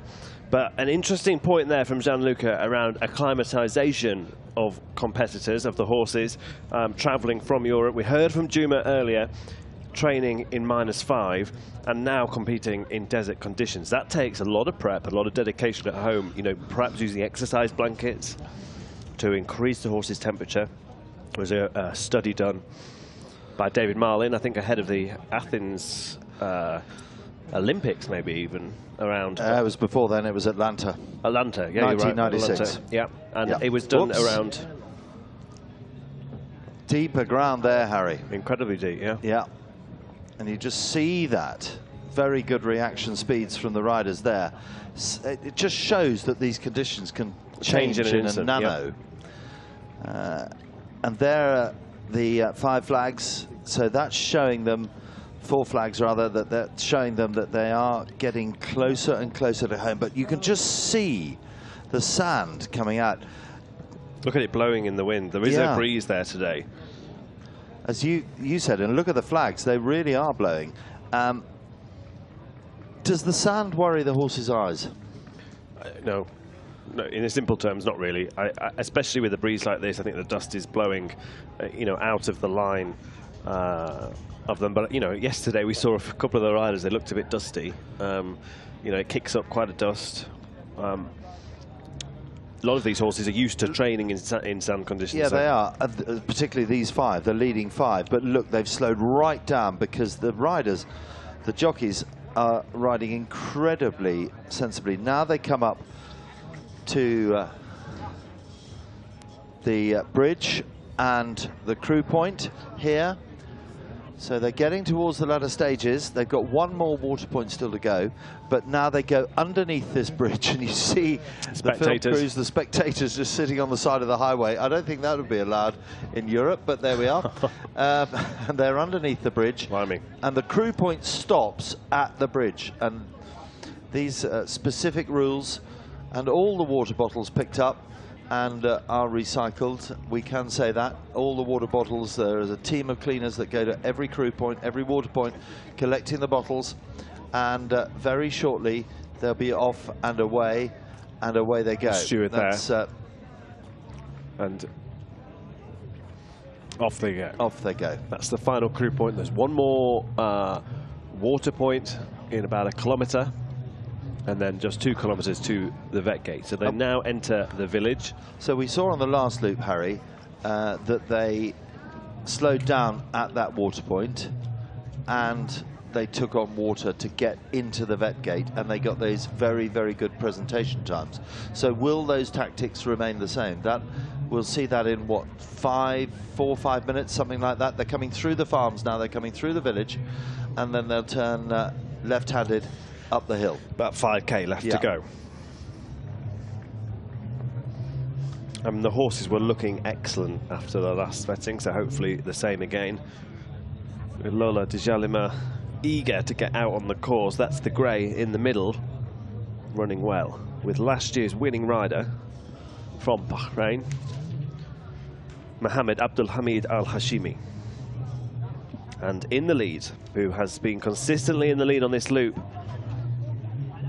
from Uruguay, Federico Ferber, representing Al Ain Stables in Abu Dhabi. And then there are the 2 Bahraini riders, then Saudi Arabia, and then the Bahraini rider. So the leading Bahraini rider on the shot is just about to move out is Othman Abdul Jalil Al Awadi with Sirocco de Torres. And 4th in that shot, Rayan Al Mobni, representing the Kingdom of Saudi Arabia. And we saw yesterday, Nick, what it meant for the Kingdom to get a place on the podium. It was just scenes of absolute elation. The rider got dunked in the water trough. The trainer got dumped in a water trough. I was surprised you didn't get dumped in a water trough yesterday, Harry. Close. You were very, very close to getting an early bath. So look at that. So now we've got one coming up, just tucked in behind. I wonder if that's our Jordanian rider who... Brazil, isn't it? Took a long time. Or is Brazil caught up? Interesting. Let's see. 360. So that is Mohammed Al-Azam from the Kingdom of Saudi Arabia with Erbil. So they really have pushed on, haven't they? Let's see where they were in the rankings previously.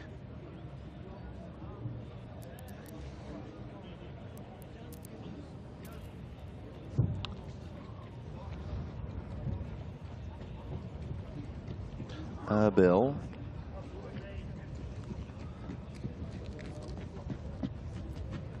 The chasing pack. This is the leading group, but the chasing pack are what? 3K behind. Yeah, so actually 360 is not on this loop. They are coming off loop 2. Coming off the second loop. Correct, yeah. So I was going to say, I didn't think that anybody could make up that speed on that loop. So 360 is our last rider on course on loop 2. And they are averaging 12.4 kilometers an hour. I mean, they're not averaging that now,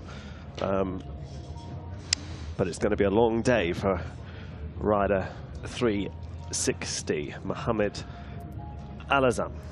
Yes, but as we heard Brian saying earlier and Gianluca saying earlier, to finish is to win, and they want to get that all-important completion certificate, finish certificate. They do, and a qualification, a step further to the championships. You know, the FEI made it harder to qualify. Riders now having to do 2 1-star 100-kilometer rides, 2 2-star 120-kilometer rides, and 2 3-star 160 or 140-kilometer rides. It's an awful lot to ask of horse and rider to do that distance, and a tick in the box if they can get round 160 kilometers today, one step closer to representing their nation at the championships. It is, there are 2 arguments to that, Harry. One is, oh my word, there's more miles on the clock. The other is, we are training sensible riding. And there are 2 arguments, and there are 2 valid arguments for and against. Yeah. And right and wrong, we don't know yet. Because it is a new rule. Yeah, I'll give you my opinion, but yeah, I think it's asking a lot of the horses to do that amount of qualifying. The aim is to get more experienced combinations on the start line of the championships, and in an effort to try and improve the completion rate. But yeah, it's a lot on top of the national qualifiers as well. I love this. He's just coming off the second loop. These are coming in off the third loop. He's going for it. But they're all having a chat. Yeah. And that's really great. What do you think? What's this loop like? What's the green loop like? You know what the conversation is going to be, don't you? It is going to be, what's it like? How do I ride it? Great camaraderie amongst the riders. Look at that balance trot there. 3:38, Federico. And the final water point coming up. To the final of the water points. Now, this is what we were saying earlier. On the white loop, they stopped and they had a good drink because they're 2K from home. They had a good drink and then they went gently up the hill.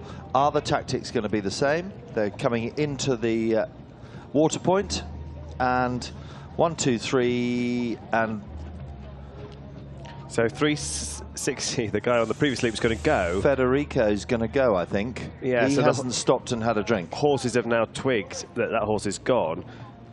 The Bahrain is seen that Federico's gone, so they're now also making a move from the water point. So Federico, this is exactly what he did 2 years ago here. It was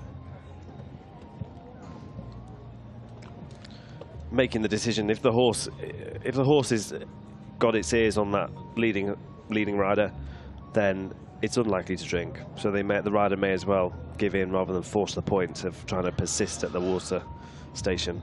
So there's now about 400 meters first to last in that leading group, and that will equate to a minute and a half.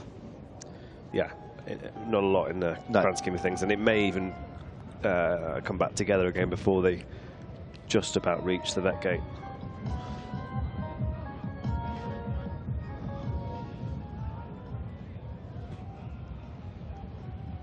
So in the middle, one of the favourites, wants to watch, for Bahrain, Lola de Jalima, moving forward at a forward pace. Federico Ferber, very relaxed style, one hand on the reins. This is how we've seen him lead 120 kilometers here before.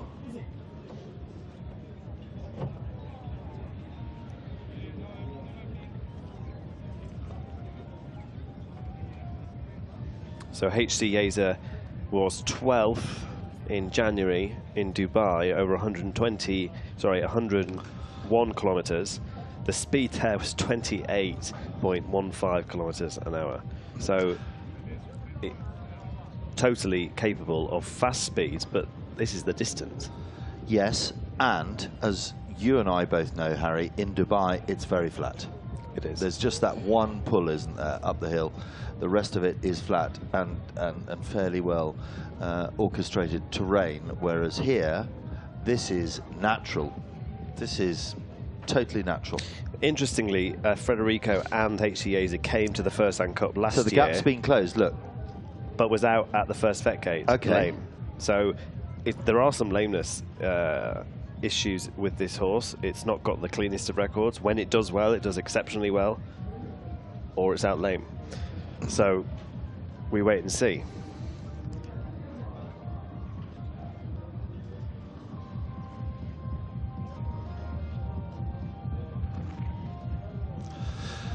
So they're coming into the third vet gate, and there's a huge team of vets here, and here is one of the leading ones, Nicola Pilate. To me, it is important that the horse is happy to do it. And when they arrive to an international level, these are all horses that are happy to do it, because if they are not keen to work, they will never reach this kind of competitions. They have a pedigree that is specialized in this kind of competitions. Then he has physical characteristics that are very good for an endurance horse, you know. We will see a great neck and back ratio, a very good conformation of the legs, a good size. And then on the inside there is the engine. And the engine is on his brain, because he needs to be ready and keen to work hard. And then he needs to be tough, because when he gets tired, that's the time that he needs to play the game, and he needs to put something more than the others. So the official vet, when the horse goes into the vet gate, wants to make sure that he is able to continue, that he finished in a good condition. What the official will check, first of all, is the heart rate, where they will make sure that the heart rate will be lower than 64. The heart rate is a parameter taken into consideration to understand if the horse is tired or not. And after that, the horse will trot for 40 meters, just to make sure that has not any lameness or any orthopedic issue. And then they will be checked on the gut sounds, on the lung sounds, and all other parameters like the skin, mucous membranes of the eye, and then they will go to the capillary refill time on the gums. There are two different kinds of horses, you know. The one that maybe when they get tired, they become to slow down, and the other, the good ones, or the champions, are the ones that when they get tired, they keep up and keep going, because they really want to do a good performance.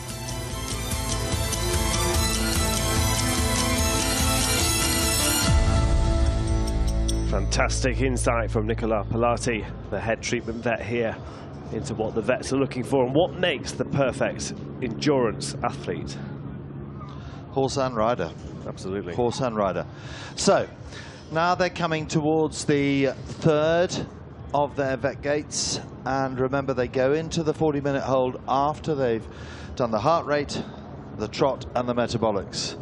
Those three stages of the vet gate. Then they go into a 40-minute break, and then they are halfway through this, the Al Fursan Cup, the CEI 3-star, the 160. First time a 160 has ever been run here in AlUla. And that's a huge credit, because it's no mean feat. The 120, there's a lot more staff involved, there's a lot more preparation involved, and there's a lot more thought involved in running a 160. I can assure you of that. So the final row crossing then. And what's interesting here is Rayan and his fellow competitor for the Kingdom of Saudi Arabia. You've got the leading pack with the last rider on the course, and they're having a great chat together at the back of that pack, the grey and the chestnut. And so our stationary cameras have now picked them up, which means they are imminently approaching the vet gate. They've not eased off the pace from that water point, so they're going to be coming in at a canter, and we'll see what those recovery rates are like. Just a reminder for anyone joining now, Lola Djalima, the first grey in that group, was the first out on course and was presenting to the vet very quickly indeed. 129 was it, Harry? The last vet gate, 115. 115? Heart rate of 59. And Lola Djalima by the very famous French stallion Baltic d'Ors. And the mother by the famous sire Ismail d'Aubanel. Baltic d'Ors, of course, by Persic, who anybody who knows anything about breeding endurance horses will know about the Persic line.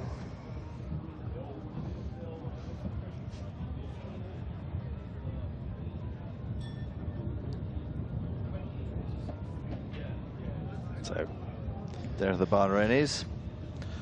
And Jean-Luca. Jean-Luca, the General Sport Director here in AlUla.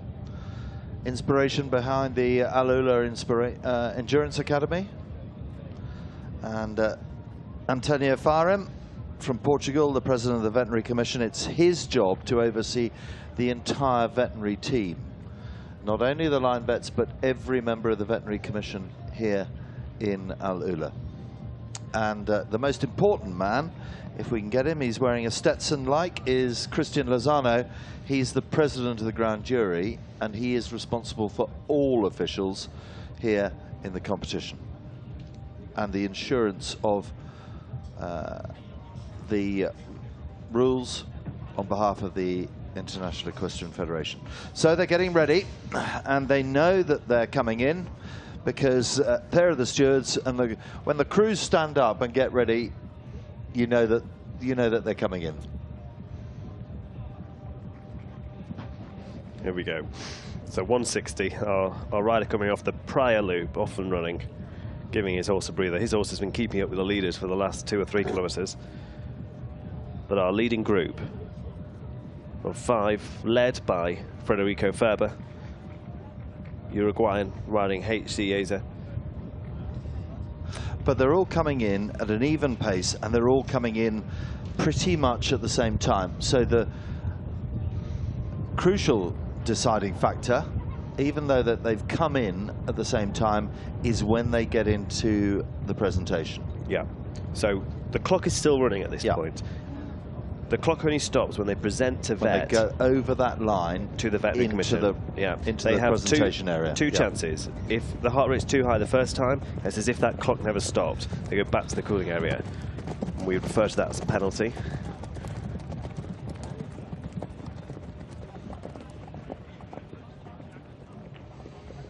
Anxious moments away, and it is anxious coming in here. So they'll be undoing those buckles now.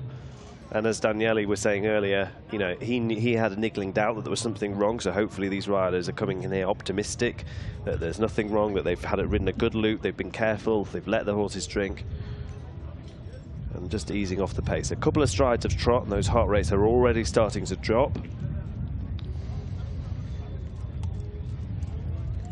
On the outside there, Hopman, Abdul Jalil Al-Awadi, and the last across the line. And here go the crews. Is Hamad Isa Abdullah Yusuf Al-Jahani, and the near to there's Rain Al-Mabdi. You can hear the stewards in the middle saying no water in the middle, no water in the middle. They have to go to their specific crewing area. But some of these horses won't stop. They, you know, they will make forward motion. They'll keep forward. Keep forward. Keep walking. Just walking, walking, letting that lactic acid just dissipate. Because if you just come in and stop, there's the Bahraini horse, and I wonder if they're going to be the first in the vet like they have been on the previous 2 loops. Bridles are off. Head collars are on.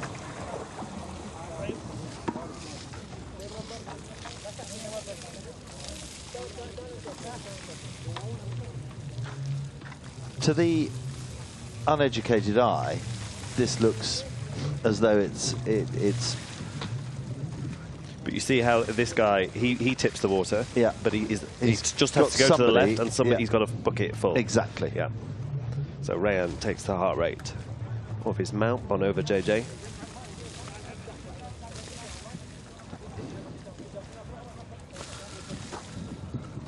They're going, I think, Harry. Yep. Because they're happy with the heart rate. And what's nice there with Rayan, he's got assistance from Daniele Saroli, who was the rider we interviewed earlier, who's been out, but has been helping Rayan in Europe. So he's now got a bib on to support Rayan. That's Daniele holding the horse. Yeah.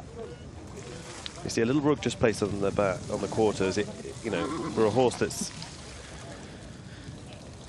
lives and trains out here in the heat of the desert, today is a pretty cool day.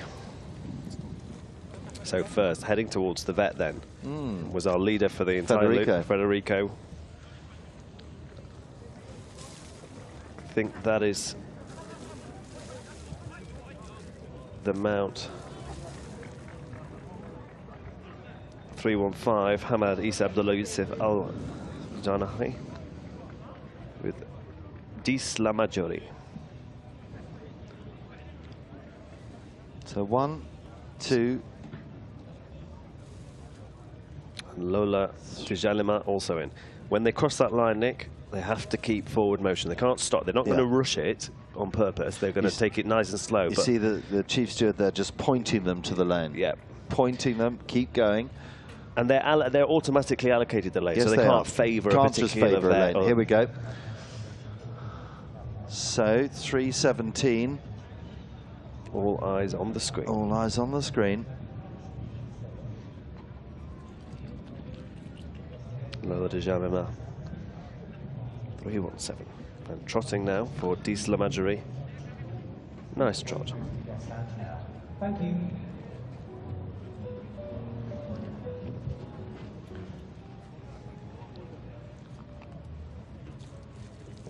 .58. Incredible. Lovely trot.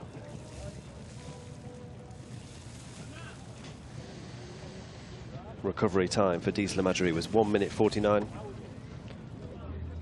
Closely followed by H.C. Yezo with 2 minutes 2 seconds, and then 2:22 for Lola de Jalima. Ryan's just coming in. Ryan's mount taking a little bit longer. They're taking this carefully. Trotting now for Lola de Jalima. 58, 62, 64. That's gone up since. Yeah, so Lola de Jalima is just within on 64. I mean, perfectly timed, but also a little bit risky. But a nice trot.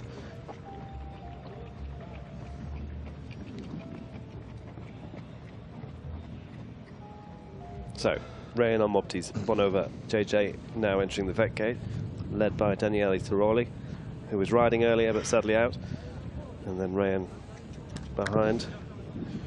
Daniele has been training for Rayan in Italy so that Rayan can compete at European races. Knows the horses well.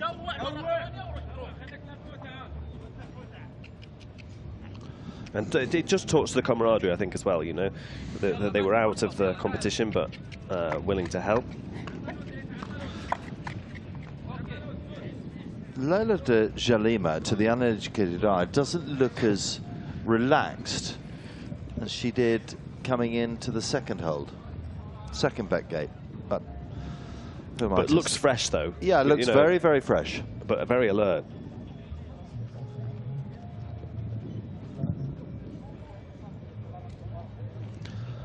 So 59. 3:15 then. Hamadi Abdullah Yusuf Al-Janahi.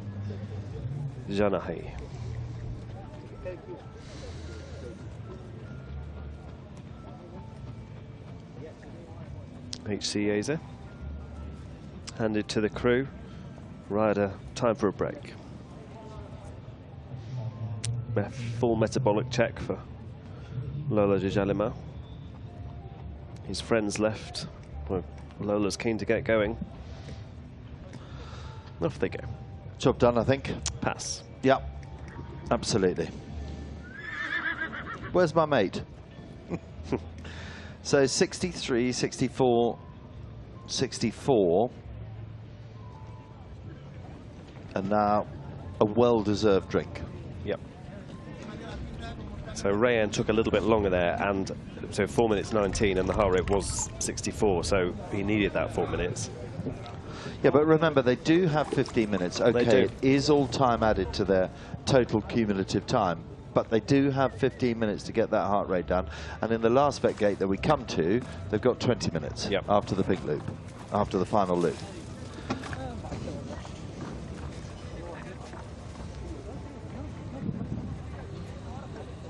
So that's rider 360. That's our last rider out on course, who's on the prior loop. Bill? 12.4 kilometers an hour. We've gone from two extremes. And back to our Bahraini rider, 313. Otman Abdul Jalil Al-Awadi is possibly a second trot. I'm not entirely sure. There goes Lola. Back into the barn, back into the rest area. The average speed for that loop was 19.05, which gives them an average of 18.7, which I think was what we had on the last loop, to be honest. So very similar, very consistent.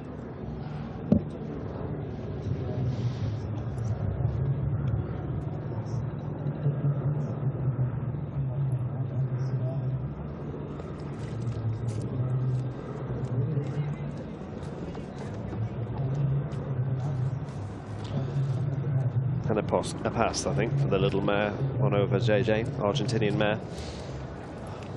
You wouldn't want to play poker with those two, would you, Harry? They don't give much away, do they?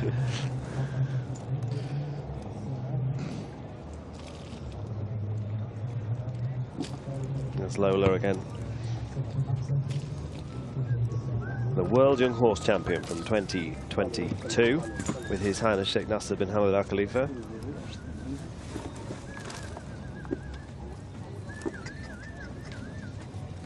Feet being checked. Are they going to put any more of that gel pack in, Harry? Do you do that after every loop? No, probably not, no. I mean, at this stage, I think the team farrier for Bahrain probably just checking that the clenches are tight and there's no need for any more to be put in and that the shoes aren't too worn. So the first out, Dista la Majorie of Abdullah Ajanahi's Dista la Majorie, they go out at 12:33.12, and then Federico Ferber and HC Yeza, they're going out at 12:33.24, and then it is Mohammed Al-Hashimi going out at 12:33.43. Nothing, 30 seconds between first and third. But fourth and fifth, a little bit strung out now. Just getting a little bit strung out. The fourth, I think, we recovered in about 2 minutes something, and then Rayan 4 minutes something. So he's now probably about fifth, 2 or 3 minutes off the pace, isn't he? He's fifth. Yeah. Still waiting for the next group to come in, and that will have our 2 Brazilians, our 2 Spaniards, and Abra Abdelkader from the Kingdom of Saudi Arabia. Then there's another group, or unless Constanza has remained with that group. I haven't quite caught up with that yet. Yeah, it looks to me like she's in that group, but a little bit behind the pace. So there's 7 in that group. Maria and Omar could still make it to the podium where they are now. Easily. 8th and 9th. Easily. Perfect Easily. position. Perfect. Just tucked in neatly behind. Yep. Travelling beautifully. There's the current leaderboard. Bahrain and Uruguay, the top three, as we just said. Abdulhamid Al-Janahi and Federico Ferrer. Here they come. Our Brazilian riders. Yep. Going together, as they have done for the previous two, so they haven't missed. So they are lying in, at the moment, 5th and 6th. Yes, we do now have a start time. We have got start times, Harry. And interestingly enough, Rayan Al-Mobti has dropped by a minute above... so he trails the leader. Otman Al-Awadi. 2 minutes and 30 seconds. 2 minutes and 30 seconds. Now, that doesn't sound a lot, and it isn't a lot at the moment, but it is a lot when they get to the pink loop. I think Rayan would be better just to keep his own race at this point, and if he catches up the leaders, then fine, but if not, he's got a strong contingent coming on behind him who would carry him forwards. And let's see, but you know, he's got eyes on the pride of Saudi Arabia and being on that podium, having seen what happened yesterday with Fares Abu-Ras. So the two Brazilians join us now into the vetting gate, into the crewing area, then the presentation area, then the hold area. It is, they're lying in 6th and 7th, Renato Salvador and Monica Pinto Graziano. Coming up the hill, and then we'll have the pack of the Spanish, the Italians, and two from Saudi Arabia. So the two Brazilians, neatly poised. They're about 8 minutes off the curve at the moment, I would think, Harry, wouldn't you? 7 or 8 minutes? Yeah. But that is, they've got another 65.5 kilometers still to go in this, the Alphasan Cup, the CEI 3-star. Renato Salvador, the first Brazilian rider we see here, he was 10th in Pisa at the World Championships in 2021, and that contributed to a silver medal for Brazil at the Championships in 2021. So here comes Maria Pontes Alves. We've got Omar, and Maria. Omar and Constanza. So there's not a lot between this group. They have split a little bit, because we had a 5 and a 5, and now we've got a 5, a 2, and a 3. They've split a little bit, but the tactics have remained the same, steadily all the way through. Constanza's horse, the grey at the rear, still looks full of running. Here they come. The very identifiable tack of Juma's team, the blue and orange.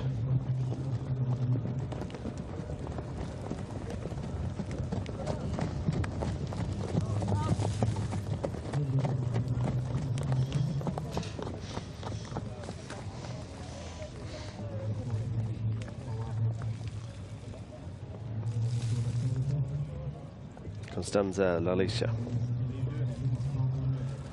Martingale undone.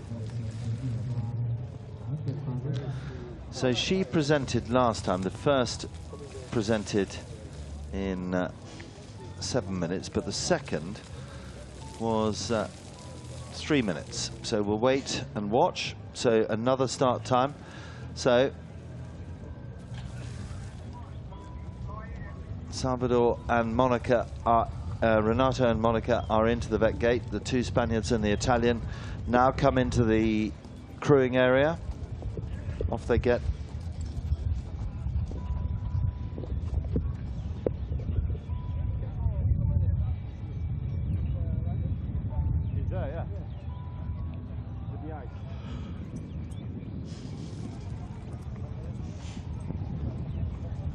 The water goes on.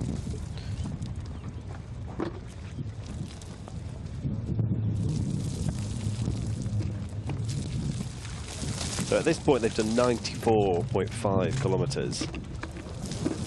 And interestingly, Nick, between 1st and 14th, there is only 23 minutes that separates the riders. That's absolutely nothing, because by this stage on a normal ride there could be up to 45 minutes to 50 to 60 minutes between that. There really could be. And the difference between first place and the last remaining rider in the competition, 38th, is 2 hours 15. Still nothing. So the field, that field is spread out, but the bit at the top is still all to play for, really. Here comes Renato Salvador. Are they coming in, or are they just going to wait for a little bit more? They look at for those of you who haven't seen it, there are screens all over the hold and the vet gate here. So the athletes, the riders, know exactly where they are at any stage on the course within this specific hold and departure gate. And it is, they cannot moan the fact that they didn't have the information, can they? No. So JM Sabrine, no. Lovely looking horse. Both Spanish horses looking good. So different type of heart rate. I was just about to say, what's that, Harry? That's a belt. They can ride with that on, and they can get the data on the watch, and then they come into the vet gate and simply plug the connector in, and the information is there, and you just ping it off when you're ready to go in. So, you know, it's giving you an accurate picture how the horse is going. We know that Gio Maria do use heart rate monitors when they're training, and actually riding to a horse's heart rate monitor, it is something that people do. I mean, I would tend to only use that in training because I think it can be a little bit misleading out on the track. But that said, if you ride to the horse's heart rate monitor, you are getting that little bit of a glimpse as to exactly how the horse is coping and when they're finding it hard. So the two Brazilian horses in to the vet gate, and now the two Spanish horses, Maria Ponton and Cinetek, and Omar Rodriguez and JM El Sobrino. Those two are in. There's Juma on the right of your screen. He always wears that style of cap, doesn't he? Always. Yep. Right, 55. Incredible. Isn't it? That's Renato Salvador. Yeah, and here they go for the trot. Yeah. Oh, let's go to the toilet. Big for an endurance horse, this horse, Harry. Yep. Tall. Yep. Side by side, the two Brazilian horses. They know each other so well. So it looks to me like Maria's Pinto's horse has got to go back for a re-inspection. Penalty. Penalty. Yeah. Too high. Yeah. 65. 65. Oh, the most frustrating there it is, pulse for going any on the endurance distance, rider. 318. And they've now split the two Brazilian riders up because the clock's still ticking for 318, but I wouldn't be surprised if they just go straight back in now. Will they just go straight back in, or are they going to cool again? A couple of buckets and then go? Yeah, a couple of buckets. They're going to check again. Remember, they only get one more chance, so a lot riding on this, especially with the prize money on offer today. 5 million Saudi Riyals. And the top 25, between 11 and 25, they get 100,000 Riyal. So it's 20,000 euros. 22,000 euros, isn't it? So there's Maria. All eyes on Alfredo Greco, the vet, now doing the metabolics. Two-time world champion.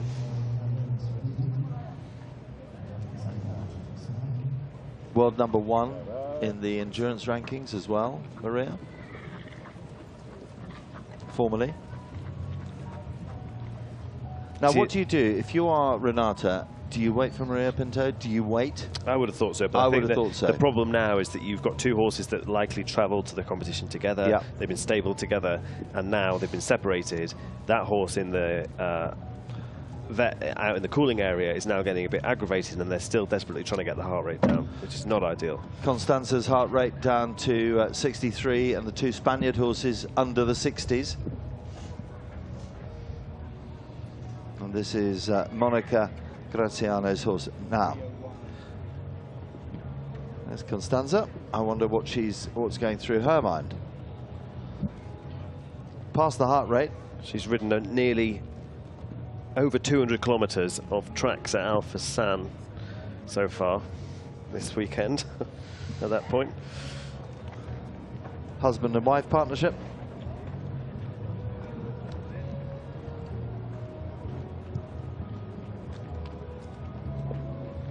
Looks good to me, Harry. Yep, all good.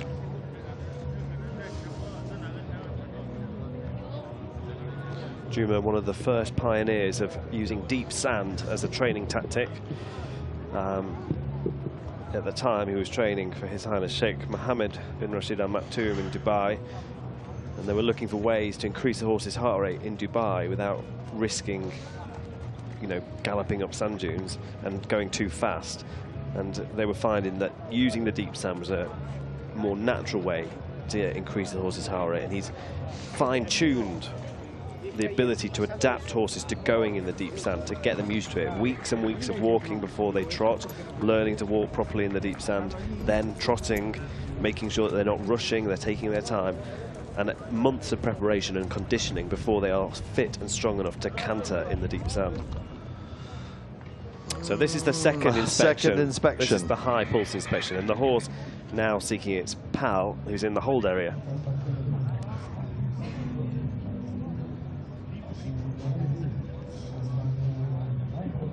Now remember, they can ask for the stethoscope and the stopwatch, can't they? Can they? Can they after this? I don't know. Okay. Okay. We're good. All right. Good to go. Breathe a sigh of relief. Oh, that's a nice trot. That's a lovely trot, isn't it? He's desperate to get at this end. Where's my friend? Let's see how he trots back.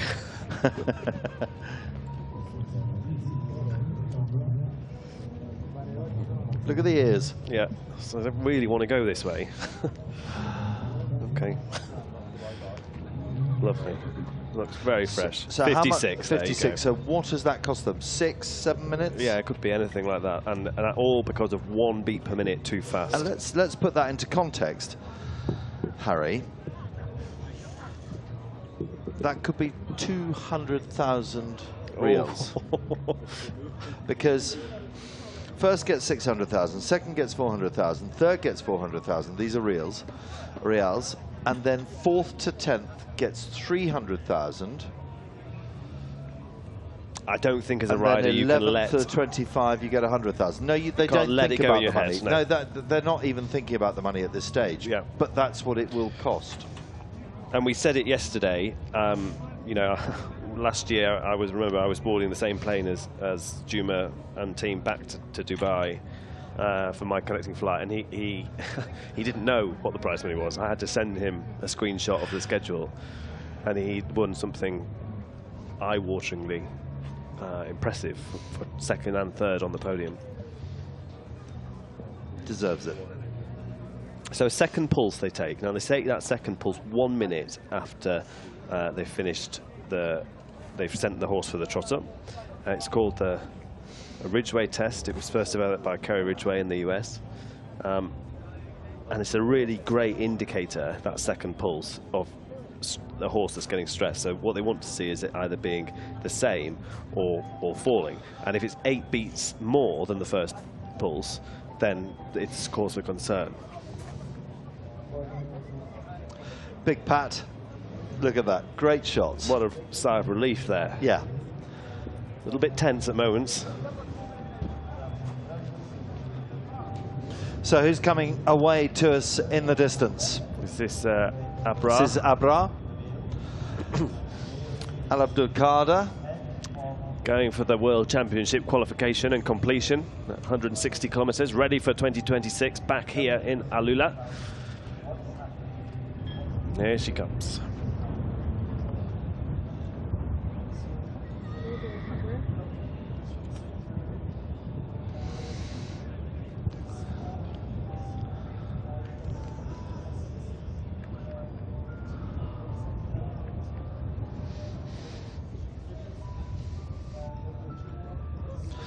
We heard from Abra earlier on, and her ambition was to go around about 16k on this third loop. Yeah. So we'll see 2 further riders coming back to us in the distance. They are one for Chile and one for the Kingdom of Saudi Arabia. There's 304. So Bonnie is a rider in the Italian endurance stables, Bonnie Viada de Vivero, and Omar Al-Balawi is one of the local AlUla riders who is also qualifying on one of the horses owned by the Italian Endurance Academy, Zagara de Chia.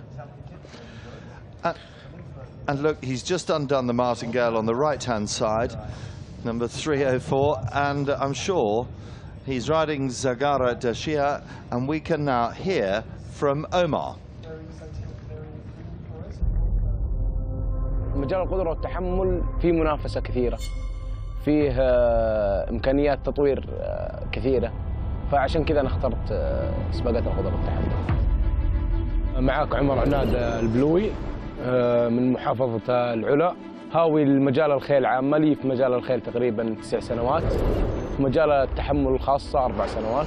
السنة الماضية شاركت هنا في كأس الفرسان، وعديت أنا والحصان ساطي مسافة 120 كيلو تممنا السباق، وشاركت برضو بمشاركة سباق أبطال إيطاليا وأخذت المركز الثاني.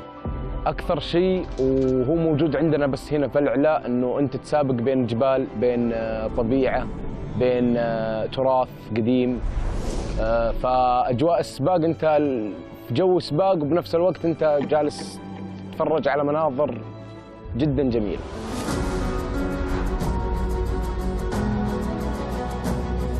طبعا العامل الأساسي في مجال القدرة والتحمل عامة أرضية السباق، الجو يوم السباق كيف راح يكون، هل هو حر هل هو برد، فأنا أقيس نفسي وأقيس حصاني على الشيء هذا.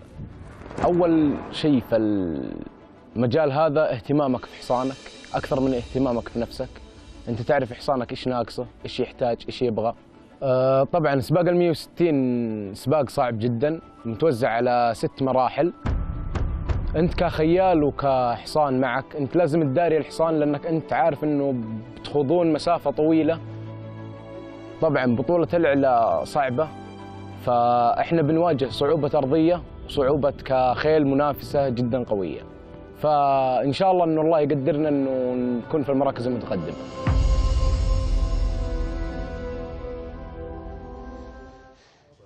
It is fabulous to see, and there he is, Omar Amlani with that horse, and it is fabulous to see the AlUla Academy local rider competing in these mesmerizing conditions here, and in 2 years' time he could be representing the Kingdom of Saudi Arabia in the World Championships. Absolutely right. And that is sport. That's sport at its highest. It's ambition, it's everything that sport, any sport, has to offer. I think really interesting then was what he said about, you know, needing to know your horse's needs, being able to read your horse's needs. He absolutely summed it up, really. Being able to recognise and respond, really, to whatever they need.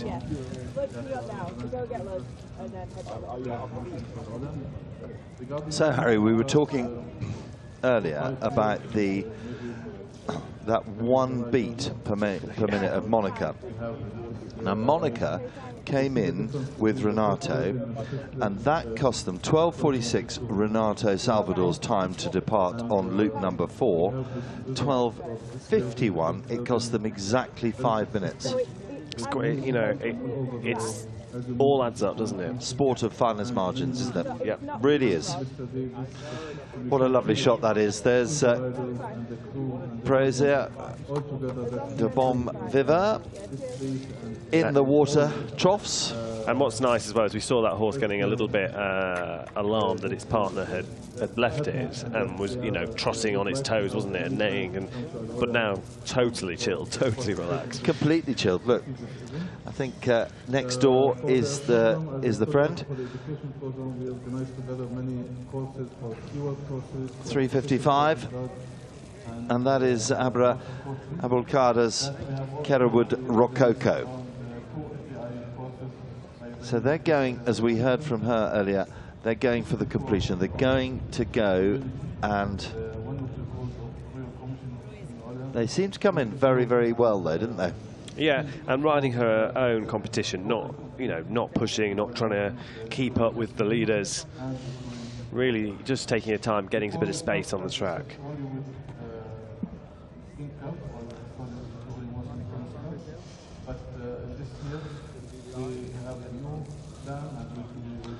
So now the team trainer of Abar's horse just having a look. 3:05. That is Omar's horse, the local horse, well, the Italian horse, ridden by the local man from AlUla. So it's all happening in the vet gate, and very, very shortly the next riders will be going out onto the 4th of the 6th loop, and Ibrahim is in the vet gate. Welcome, Monica from Brazil. Welcome to AlUla. Congratulations, you just finished the 3rd loop. Can you tell us how your strategy changed from the 2nd loop to the 3rd loop? Yes, sure. Yesterday I had a horse in 120, and the 2nd loop have a lot of deep sand, have more mountains, so we preserve the horse in this loop, in this 2nd loop.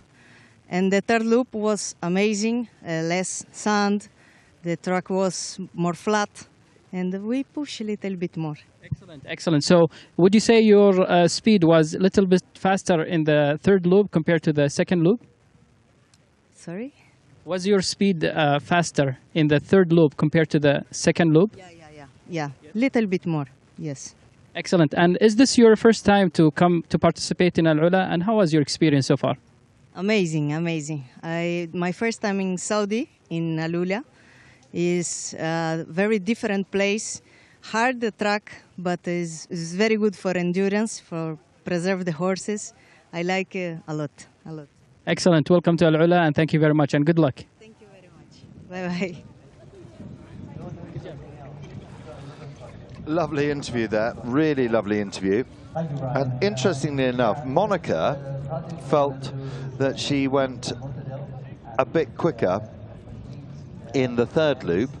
In the 2nd loop, her ride speed was 17.887, and in the 3rd loop, the green loop, she was slightly slower at 17.663. So it just shows you, doesn't it? So who have we got in there now? 305 is Omar, very good heart rate of 60.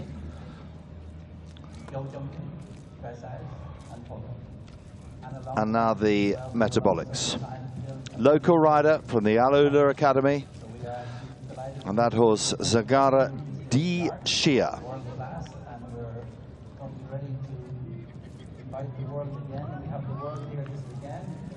Looks all good, big pat down the side, and they get ready to have a 40-minute rest before they go off on the 20-kilometer, the 4th of the 6 loops.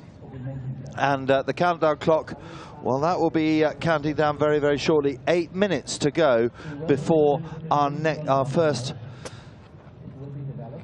team of 3 go out, and they will be going out pretty much the same, only 10-12 seconds between them, and then a minute between the 3rd and the 4th and 5th. So there is nothing between them. There is 2 minutes between 1st and 5th, Harry. And over this distance, they've done, what, 90 kilometers so far. 2 minutes is nothing. No, incredibly consistent there. And Abrar's horse then, just for the trot, looking really good, really nice. That's a nice trot. That's our Chilean rider, I believe. Part of the Italian Endurance Academy, Boniviada di Vivero, with Magica da Laghi.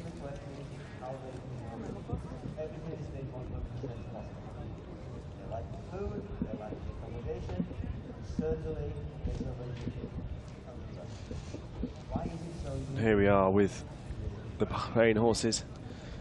They're just giving the horse some electrolytes, perhaps some energy gels, just like, you know, your marathon runner might. When you're sweating, you're losing salts. It's very important to be replacing those with electrolytes. Not all riders and teams do use electrolytes, but I personally think it's important. And just having a bit of sodium in your system as well will help encourage the horse to drink, which is so important to help prevent the horses getting dehydrated while they're running out on the track.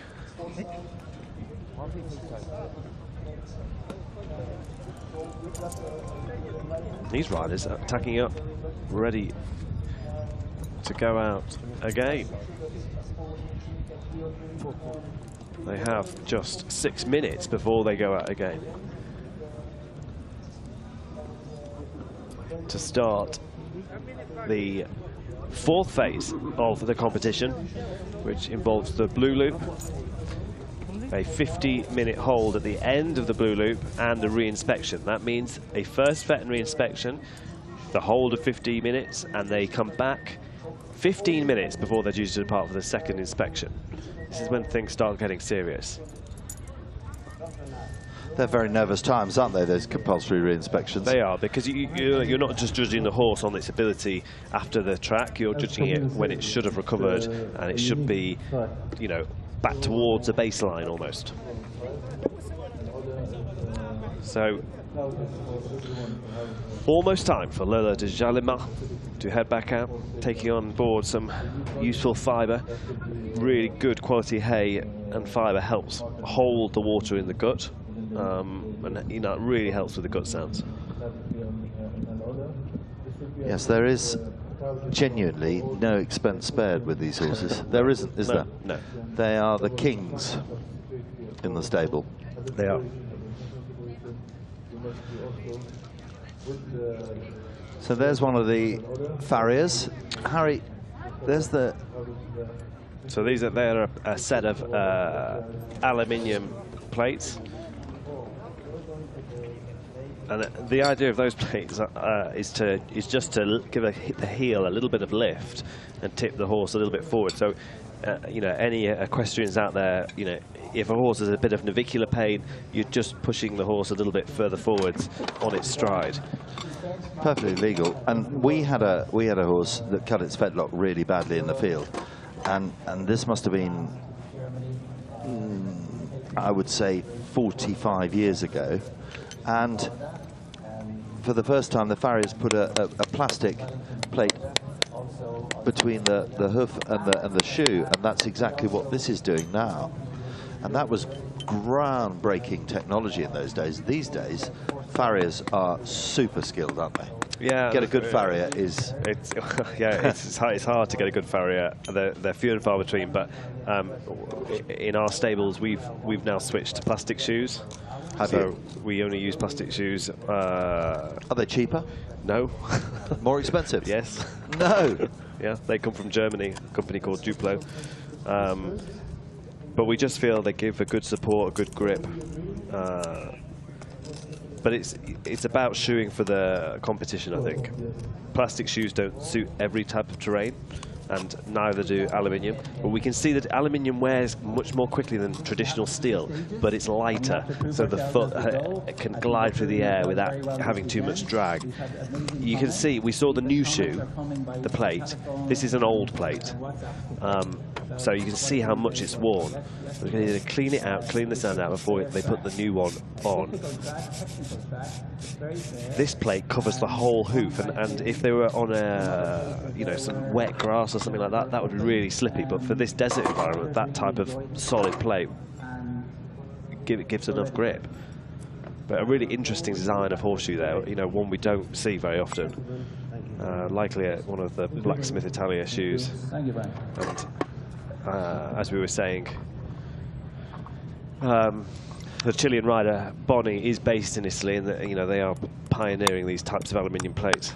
And interestingly enough, in jumping, Harry, the trend now is to ride horses and jump horses over 1.60 m tracks without any shoes at all. Really? There are a number of top athletes that don't have their horses shod. So who knows? And you do get endurance horses competing barefoot. I think the issue there is it takes a long time to condition a horse to being barefoot. And we saw out on the track, we've seen clips of it, the rocky areas, it's incredibly abrasive out there. And the reason we put shoes on horses is to stop the foot getting sore and wearing away too much hoof. It was protection, really. I mean, no pressure, Mr. Farrier. We're watching every move. I've never seen a shoe quite like that. It's interesting, isn't it? And that's obviously this horse's set of shoes that have been pre-prepared because the fit is perfect. So in the sense of they must have used the grinder to help shape the shoe, and he's had a spare set ready to go, knowing that he needed to change the shoes at some point in the competition. Will he change both front shoes? Must do. Yeah, it's good to have symmetry. Always aim for symmetry across the two front feet. So now he's just going to pull them forwards to pull down the clenches. The rider taking a very keen interest in what they're doing. I have had it before, actually at Windsor. A horse lost a shoe, put it back on.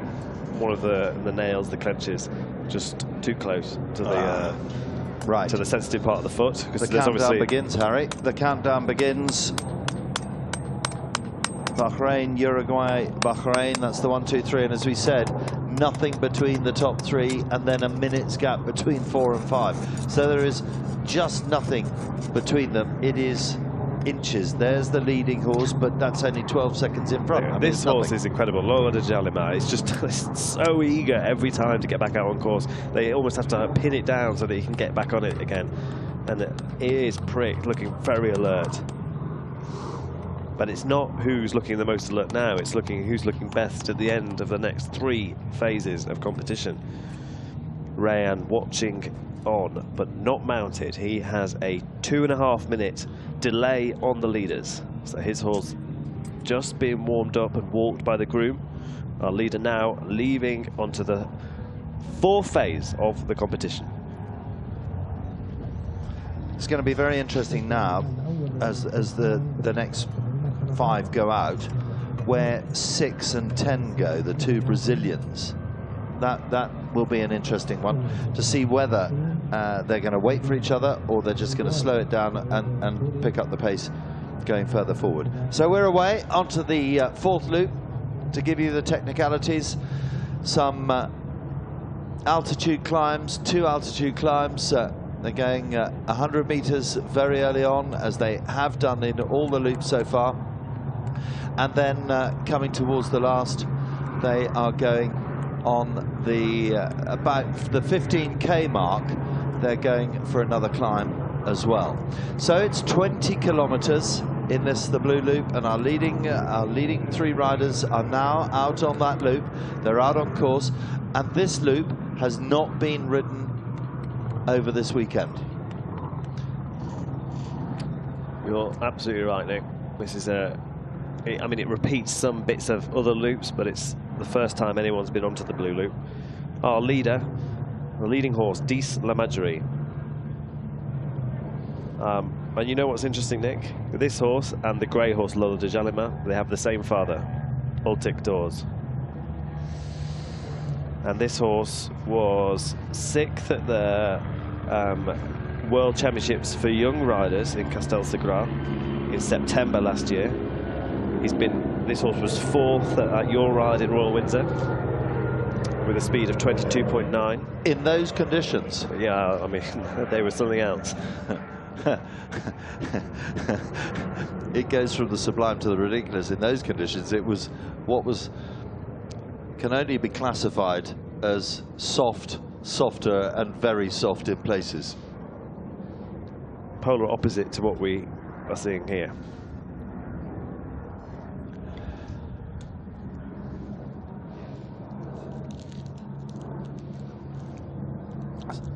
So our 4 riders are now out on course onto the 4th of 6 loops, and we're away, and it's starting to build.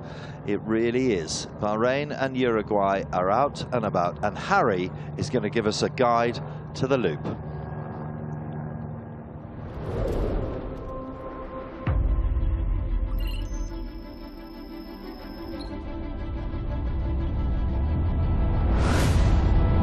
Down here on the blue loop, the 4th loop of the 160-kilometre competition. Horses and riders will have covered 100 kilometres at this point, and the distances of the loops from here on in get a little bit shorter. Getting to this point in the competition, horses and riders will breathe a collective sigh of relief. The going a lot more easy compared with the white loop. But this stunning scenery They will be in there in the heat of the day in these canyons, getting just a little bit of relief from the shade these canyons provide. Find yourself on your own at this point in the competition and things will get tough.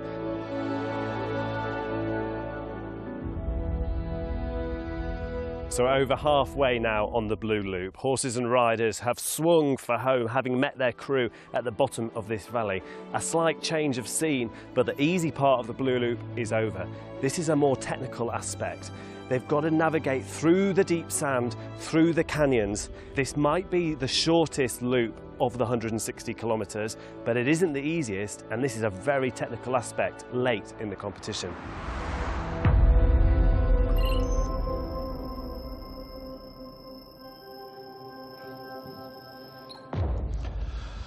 Well, there it is, Harry. There is the Blue Loop, and you saw a particularly deep bit of ground out there, didn't you, halfway home? It's a story that we're repeating throughout, but it's one of variety. It's changing all the time. We're going from very hard to incredibly soft sand very quickly. You know, the riders will be riding across established tracks, and then they'll swing off, and all of a sudden they hit a bit of natural deep going, and they have to adapt. Yes, they do, and overcome. And the interesting fact, Harry, is that the riding speeds are very, very similar comparatively. 19.5 in loop 1, the 34 for the longest of the loops. They get a good one in the bank. Then they come back to the second loop, the white loop, and they're going at 18.71. Everybody felt that the white loop was the worst loop yesterday, and they've dropped the speeds accordingly. But then on the green loop, which was the distance of 28 kilometers, so they've gone 34, 32, 28, they are at 18.7. So it's 1/100th of a kilometer per hour difference between what was perceived as the very hard loop, the white loop, and the green loop. So they are riding at a pattern. All these leading horses are riding at a pattern. Quite right. In the village they go. Diesel Madri leading, with the three close behind. So the only rider we have lost from this group at this moment, from the previous one, is Rayan. Yeah. Rayan Al-Mobti. And then at 12:46 we'll be looking in about 6 minutes to see whether Renato Salvador waits for Monica Graziano. Remember, Monica Graziano, the Brazilians. There are the stats. They've covered 96.5 kilometers, and now they're on to the 20k Blue Loop, and we're expecting this group back into the vet gate at 1:35, something like that, if they maintain this pace. There's Jimma and Maria, husband and wife, the leading husband and wife of world endurance, one would suggest, Harry? Absolutely. Yeah, totally. I'm just thinking about the Brazilians. What would you do? Well, if Alice, if your wife was 5 minutes behind you and you'd ridden side by side for 96.5 kilometers, what would you do? I think Renato has no choice but to ride on. The pressure is on Monica to catch him up, because in between you have Maria, Omar and Constanza, and if he waits 5 minutes, Renato, those three are unlikely to disappear from the competition. So he needs to stay with the Spanish, I would suggest, and therefore it is on Monica to catch up. They won't be thinking about the prize money, but that's 200,000. Yeah, which is 44K. 44,000 euro. Yeah. Yeah. I'd be thinking about it. I think. In fact, I know I would. They know. Right, so away we go.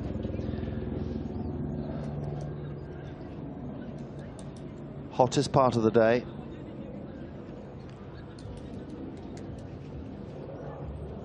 You drove the whole of the Blue Loop, Harry. Your opinions on it? It's a nice short loop at this point in the competition. 20 kilometers will be refreshing after the previous loop, but there are elements where they're going to interrupt their flow and rhythm. and it's hard when your rhythm is broken because you have to keep stopping for the train to keep it consistent, and that is what's going to stop them getting to the really faster speeds. And I think, you know, we saw the recoveries just getting that little bit slower then. They've got to be careful now, because there is still an awful long way to go, so they don't want to overcook it on this loop. 3 water points, 1 crew point out on the blue loop. They're trotting now, and then just picking up canter again. Is this brinkmanship, or is this sensible riding? A bit of both, I would say. Yeah, I think so. Yeah, I think it's pretty sensible.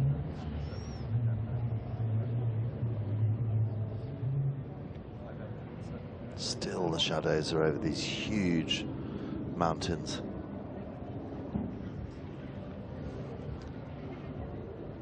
So they've still got the blue, yellow and red flag, so they are still in a very early part of the course before the blue loop then veers off and follows what they have done on the yellow loop for the next kind of 3 or 4 kilometres. Then they cut across, don't they? They cut across, yeah. And that's the bit that they've just done on the green.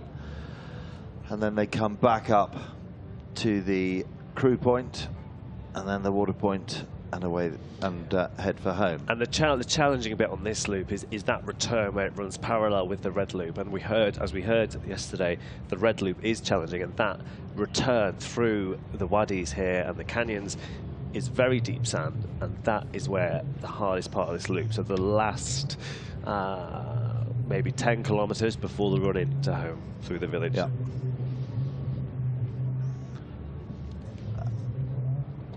They look, in this unbelievable scenery, so insignificant, don't they? But they're not in any shape or form. So the 2 Spanish horses now going back out and being prepared. We've seen it with nearly all the leading horses, but these horses are being cooled again, ready to go out. So they're running with, you know, a damp coat to try and keep them cool for as long as possible. I haven't been into the vet gate, Harry. Are there any cooling fans in there, or is it beautifully shaded? It's just all totally under shade, yep. And there is a really nice breeze in there today. We can see where we're sat in the guest area. You know, the big fabric shades are flapping in the wind here. And sometimes in the canyons, the wind is almost funneled through them. You can whistle through. So they're getting a really good breeze. Yeah. Perfect for 160 kilometres.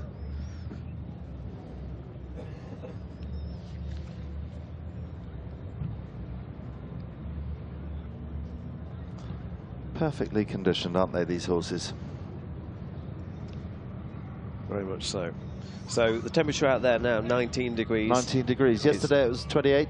Something like that. Something like that, wasn't it? Yeah, and then it's going to increase. The hottest part of the day today is going to be around 4 p.m, which is 21. Okay. Still, though, you know, relatively cool. When we compare that with what we had when we were here last year, which was a month later, we were mid-30s. Well, I remember a ride that I ran in Suffolk, where it was, do you remember? It was 36 degrees.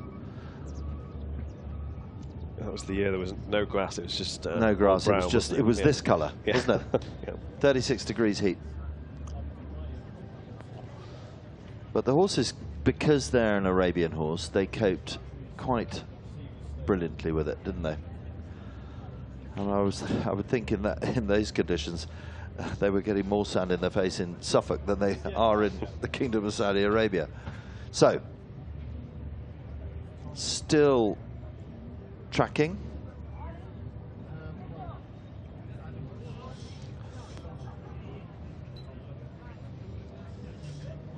.319. That is Renato ready to go. Not waiting. Not waiting. He's a serious competitor, Isn't he? He's not messing around. Yeah. Trains in Europe. Has horses in Europe. He also competes back home in Brazil. Yep. You know, he's a global competitor. Got a very, very good record in World Championships, this man. Yep.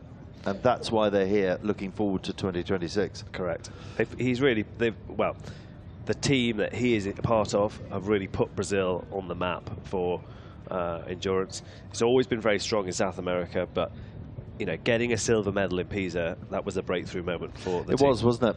Yeah. Yeah.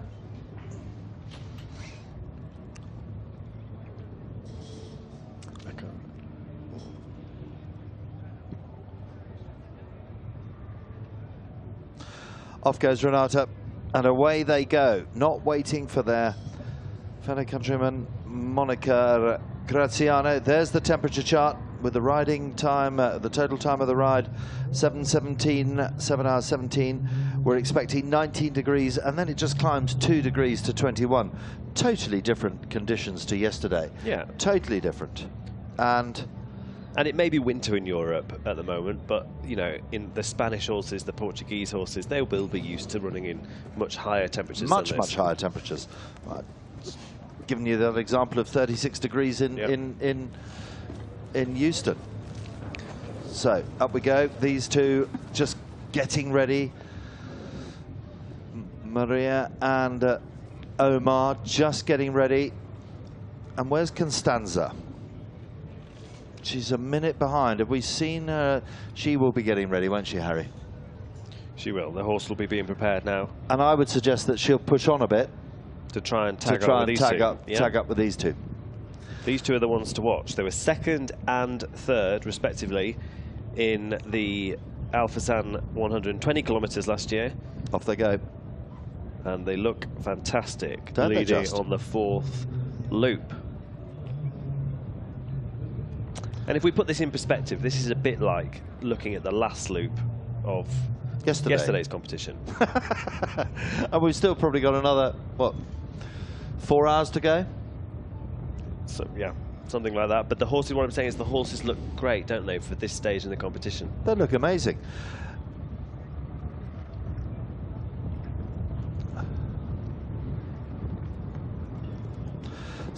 So there is Constanza Lalicia, just ready to go out with the fourth loop, Farrar du Bajas, and we caught up with Constanza earlier on.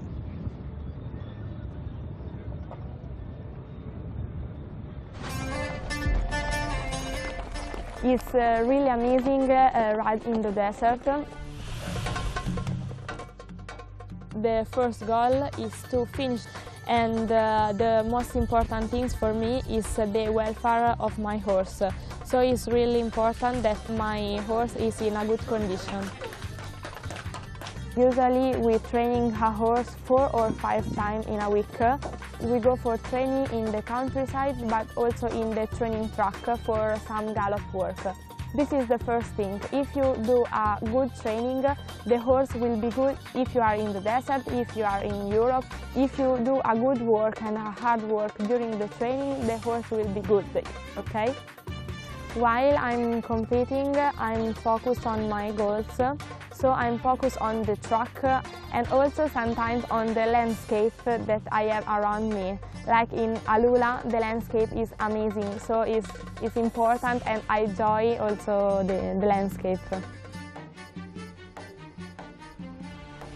In my mind, I have an idea of my progress. I have an idea of the speed that I have in that moment, and also about the kilometers that I have already did. The GPS is really important to control the average speed, the time, and also the kilometers. I want to be in a group because it's very important for an endurance horse to compete together with other horses, like in cycling, no? If you are alone, for your mind is the hardest. If you are in a group, of course it's easiest to compete.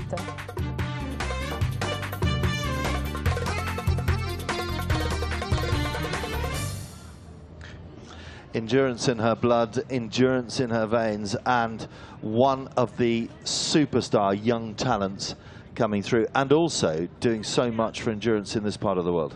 Yeah, and it was great to see Farrar du Bajas there in training in Italy in winter, and here we are now in the desert, leading out onto the fourth loop, looking fresh and ready to run. Constanza having ridden 120 kilometers yesterday successfully with Emirat du Bajas, and now with Farrar du Bajas.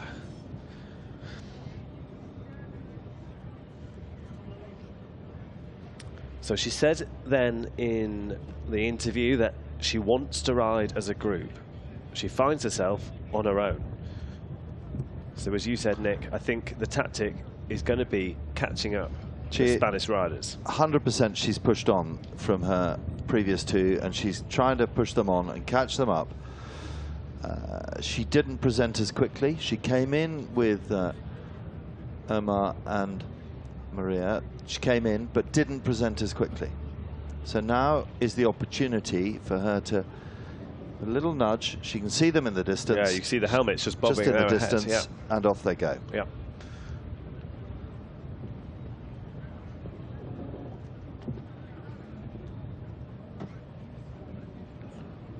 Okay, back with our leaders then.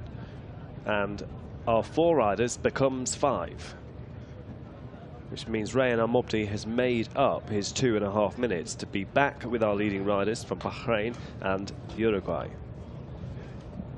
We'll wait for confirmation once we see a bit closer, but that is what we suspect has happened.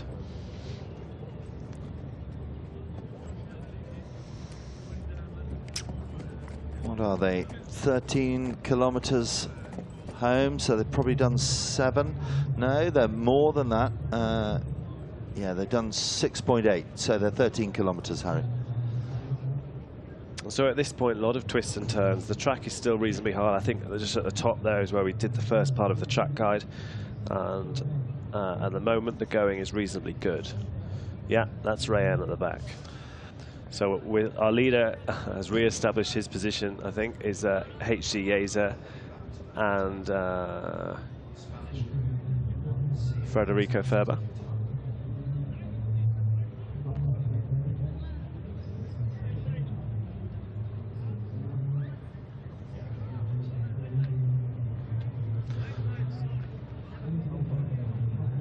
All in a line. And this is pretty much how it's been since 5:30 this morning. Border point, up ahead.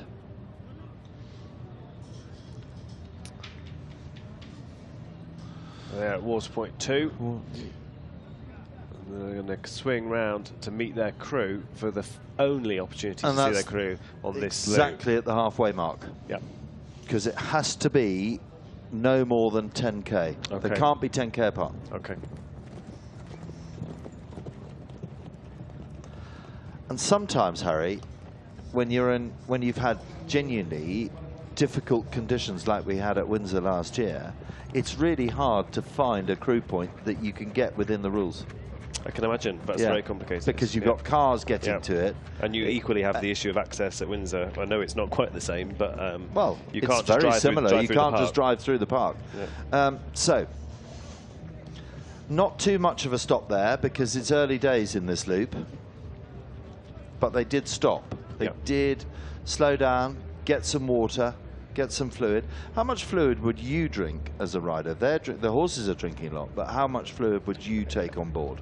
Or would you go for the energy, you know, these energy capsules? I think you can overdo the energy capsules. It's important that you're drinking water as well.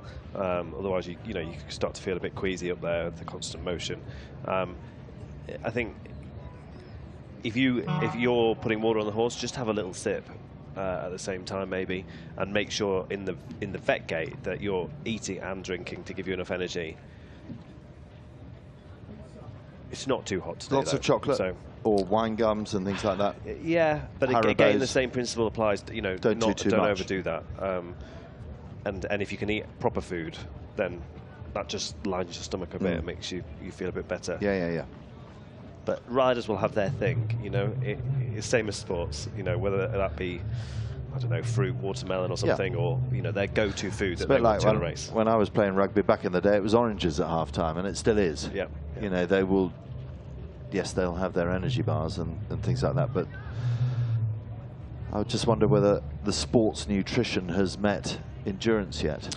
Yeah, and there are brands that are targeting, you know, selling nutrition, you know, energy bars and things like that, and gels, electrolyte drinks. And I think important for these riders who have ridden 2 days are the recovery drinks afterwards. So replacing the electrolytes, maybe with a bit of protein in to make sure that the muscles are, you know, on the way to being repaired. Yeah, for sure. Those riders that have been for 2 days, they'll have had a jolly good massage and a physio last night, weren't they? You'd think so, you'd hope so, yeah. Really steady pace. And then very soon they'll turn left-handed, won't they, Harry? That's what they will. A sharp we left looked turn. at. We looked at going down that on Friday, but we decided not to. You're quite right. Yeah, we went the long way round. We took a look at the sand and thought there's not a lot of mobile signal here. Having already got one pickup stuck. Yes. In the production.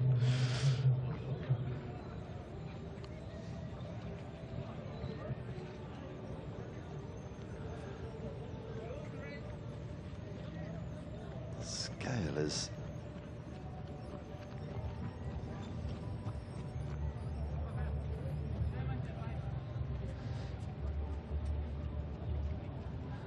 very soon, Harry, isn't it? Yeah, just so coming up. You can see that track there. That's the track that they were on for the prior loop, the green loop, as they came down, and it's the track that they'll be on for the red loop as well, the hard track that we saw them on and progressing. So they're going to hit that track, and then they're going to swing a sharp left.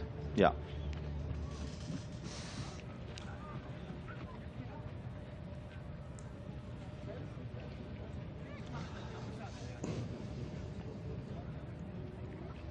And just one car provided by the organising committee just for safety, really, following those riders. Potentially, we've got, well, we know we've got vets out on course as well, so there might be a vet in the car just keeping a watchful eye on the horses. And here comes the turn. Do you know, huge credit to the OC. They've got communications all the way around the course, and I know how difficult that is. I mean, that is phenomenal with this terrain. Especially in, and there's the left turn onto the soft ground, but especially with the GPS signal, which we know about in these canyons. And this is, they're going to start to just drift downhill here, and here's the graphic of the loop, Harry. And yet again, it is a loop of differing altitude, differing terrain. Yeah, so they're just about where the marker is. They've just gone through the first water point, and they've just done that left turn where the checkpoint is, and they're heading back to the crew point, which is the pink marker on the map, before heading back towards our final water point, which is just 2 kilometers away from the venue. And between the crew point and the checkpoint, in other words, the purple and the green triangle, that's where the altitude starts to climb a bit. That's the tricky bit. Yeah. Yep. Absolutely. So they've made the turn at the bottom of that course now. There they are. Join our riders, just trying to pick them out from the sand dune.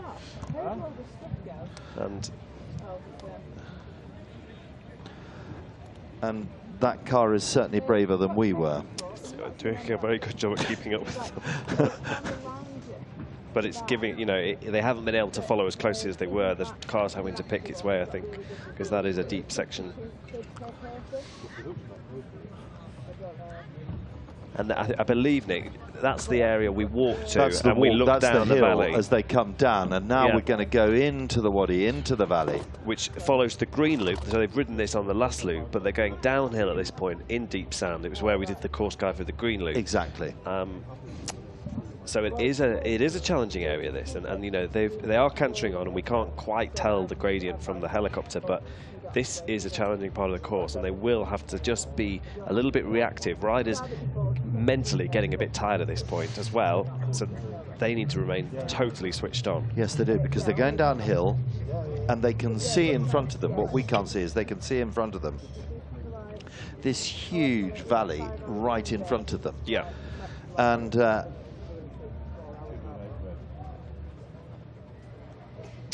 so the leading horse is AlUla de Jalima, and one of our favourites to watch, the rider having won there last year, Mohammed Abdul Hamid Al Hashimi, and the horse winner of the World Young Horse Championships in 2022 with His Highness Sheikh Nasser. On the outside, I think we've got the Uruguayan. I don't know, in this bright middle sunlight, there, in the middle, I potentially think, Harry, but it's really tricky, isn't it? The shadows are so deceptive now, aren't they? I mean, it's award-winning filmography, isn't it? It really is.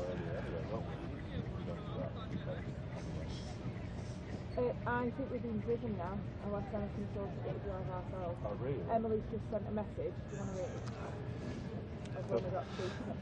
Oh, don't worry. Emily's message to that rider. So what you're not seeing here is that the horses are genuinely going downhill. But because it's such deep sand, they're not having to just sit a little bit deeper. They're having to lean forward, and they are going downhill. But because the terrain, this is fabulous riding. You can see they're just knocking off the pace a little bit there. Yeah, and you see how they just, where the last horse there picks up canter, the ground just suddenly got a bit better again. But you can see now it's just suddenly got worse again. And, you know, that's that kind of stop, start. And that's what really takes it out of the horses, is not being able to maintain consistent motion and momentum.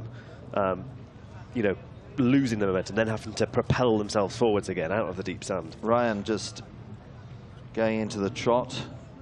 Is that Federico in front? It is, isn't it? Yeah, it's Federico in front, yeah. Just keeping up a little collected hand canter. Yeah, and as we zoom out, you see the distance he's gaining, but they're not taking the bait. They're not taking, no.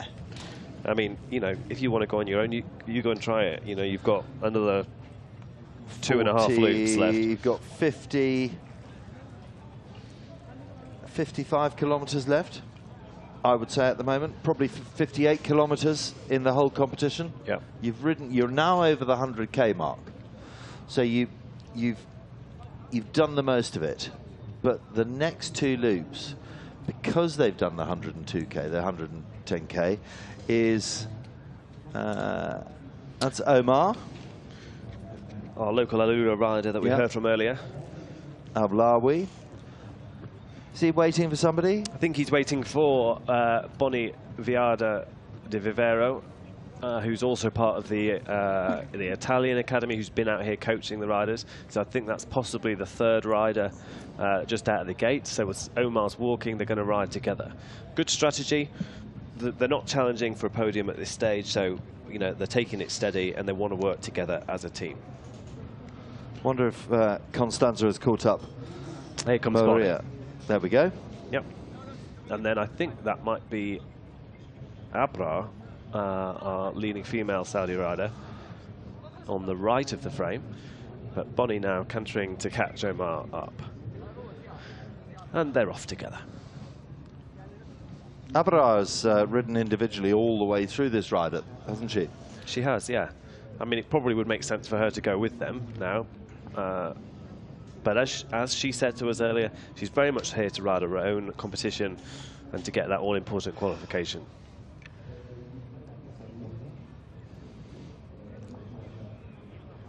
Out they go, starting the first of their 20Ks. They're about 500 metres in at the moment. And just getting a catch-up on our leading group. They're almost at that crew point, Harry, so they're almost at the crew point. They're almost hit halfway. Here we go. I mean, this loop will be over before you know it, but it's only 20 kilometres. The crew point's just sort of to the left-hand side of the screen, isn't it?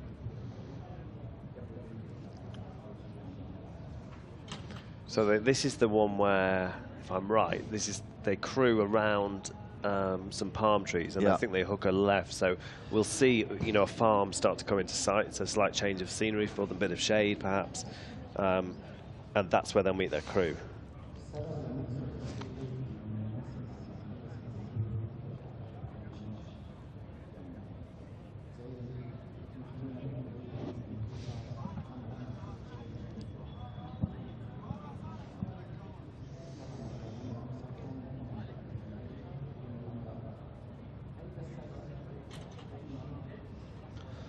So, sorry, Harry, you'll see a white car coming into the distance on the left-hand side of your picture in a minute.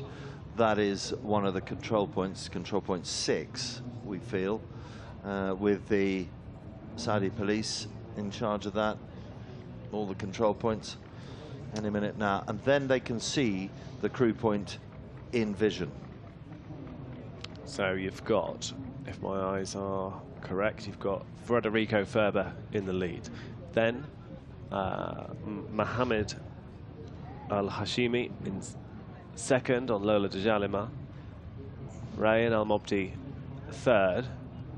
And then the two remaining riders. And I think that is Dislamajeri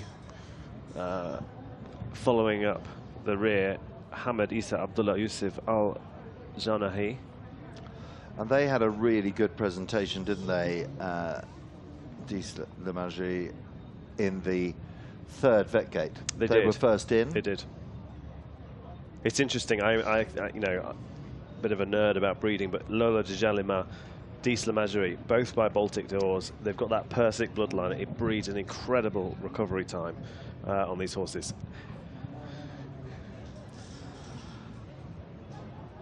Here are the trees. So that's... And the control point, the crew point up starting ahead. to get towards the crew point, yeah. There's your leaderboard. Bahrain still sticking together. It is totally and utterly different tactics to the tactics that we saw yesterday, where they were very much riding as individuals. Today, they're riding side by side, encouraging each other all the way through. And Federico Ferber is maybe a second and a half quicker at the moment. But pretty undeterred that he's on his own. Exactly. So they just slowed down for that section where the car couldn't follow because it was so deep. And they make their way now across towards the crew point. They are just moments away from that crew point. This is their only opportunity and the halfway point on the loop. Yeah, but it's worth saying they've got one more opportunity to get water in on their way home. So when we see the crew point coming in vision, that is the halfway marker of this, the fourth of 6 loops of the Fursan Cup, the 160 CEI 3-star.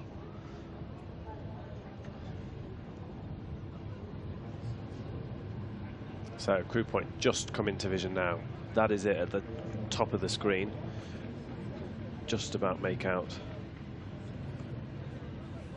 the crew there.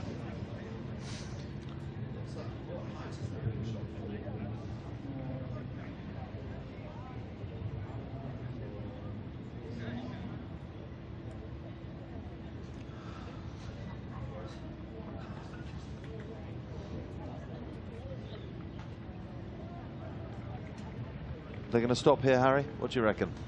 I think they'll slow perhaps to a trot and take a lot of water on board. You know, it's still cool out there, but it is the warmest part of the day still approaching, so useful to keep the horses hydrated and just making sure that if the coat is nice and damp, if they can wet the horse all over, as that evaporates when they left the crew point, it'll continue to cool the horse. So trying to douse the horse with as much water as possible. You mentioned David Marlin earlier on, Professor David Marlin from the University of Cambridge, Cambridge University.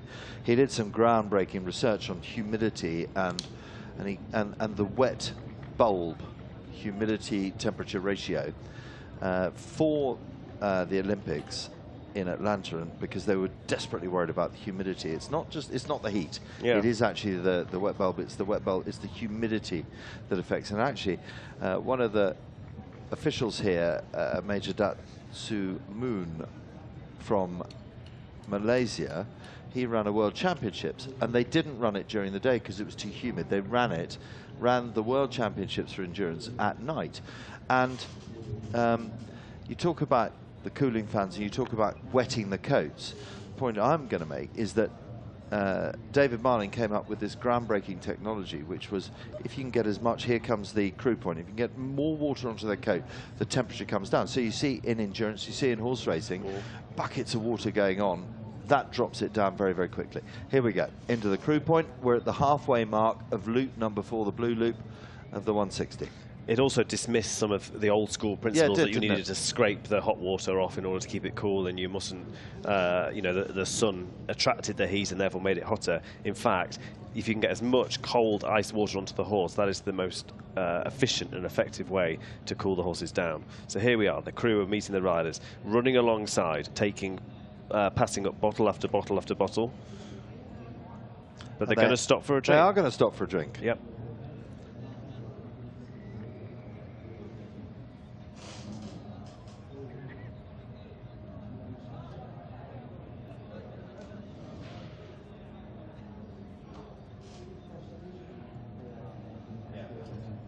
So having a really good drink here. Having a drink means an opportunity for the crew to really douse the horses. They'll keep going while the horses are drinking.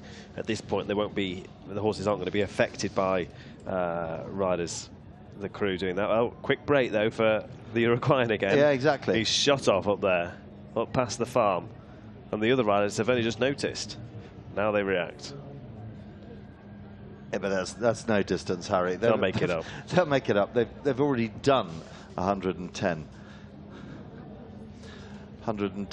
kilometers. So as they turn for home, and here is 355. It is Abra Abdul Qadir and Kerawan Rococo. And Abra is competing. She's riding really well. She wants to ride at about 16K to compete for the 24 World Championships. And let's find out a little bit more about her.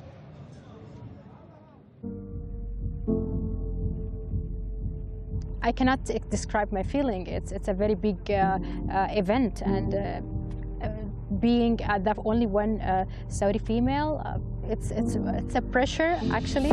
But I will be there, and I will prove that everyone can do it, especially the females in Saudi and out Saudi. My name is Abrar Abdul Qadir, rider and trainer. القادرية اسطبل من الأحساء. So I have been 5 years endurance sport, and I have done more than 20 races. My last also race outside of Saudi Arabia was 2nd place in Slovakia, and many of them actually inside and outside Saudi Arabia. Actually, it's not an easy one. To be a female first, it's a challenge, you know. I know it's all depend on the endurance and the ability of the person, whatever if he male or female. But I take it as a challenge, and I see it. We can do it as a female. And in Saudi Arabia, they are supporting 100% the Saudi female riders, and we go for a very high levels because of this support.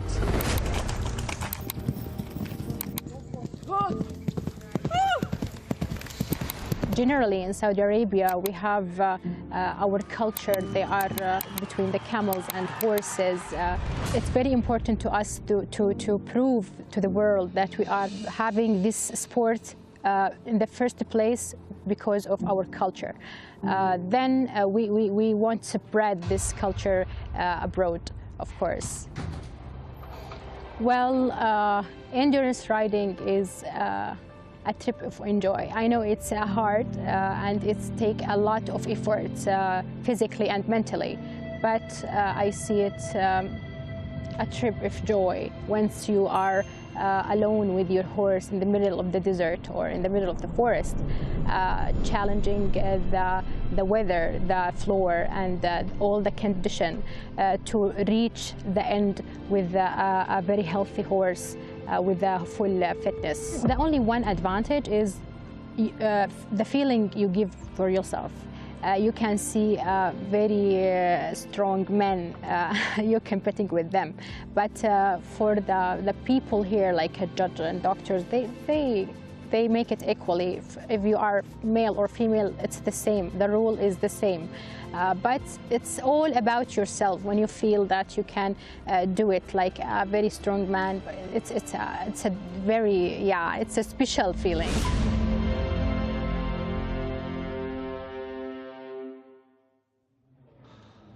And her ambition is to compete in the 2026 World Championships. And there is the leading group, still Federico leading The Bahrainis in there, and Bahraini horse in second.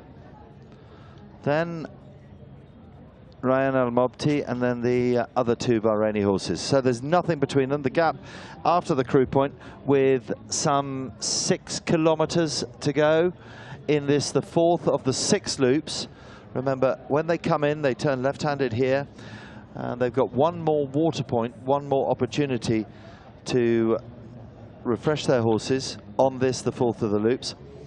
And then when they come into the hold in around about 20 minutes time, that's what we're expecting at this pace, in around about 20 minutes time, then they go into a hold of 50 minutes, 50 minutes. So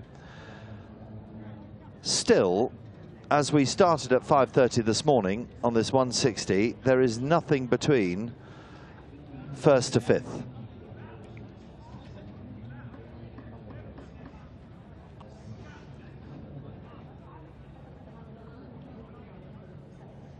Just tracking slightly uphill. This at the 15, 14, 15, they're coming up to an altitude of 900, and then they'll drop downhill, and then they'll turn through the village and left-handed up into the hold, up into the vet gate.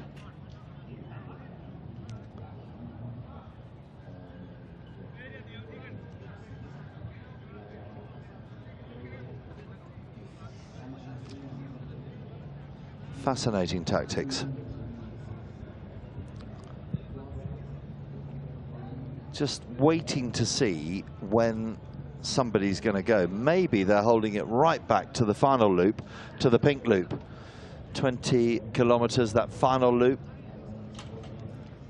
And that will be in about 2 hours' time.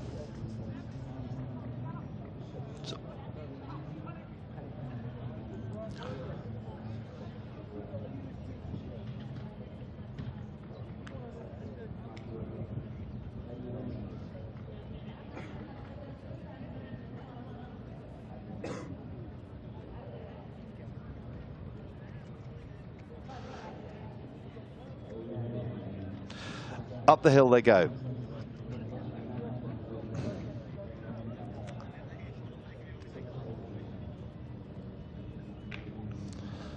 $5K to go.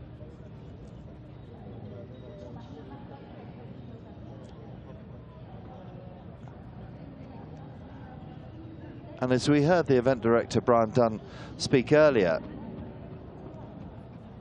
these tracks are new. And they'll take advice from all the athletes, Europeans, the South Americans, the Americans, and the Middle East riders, to see what worked, what didn't work, in preparation as the countdown begins for 2026.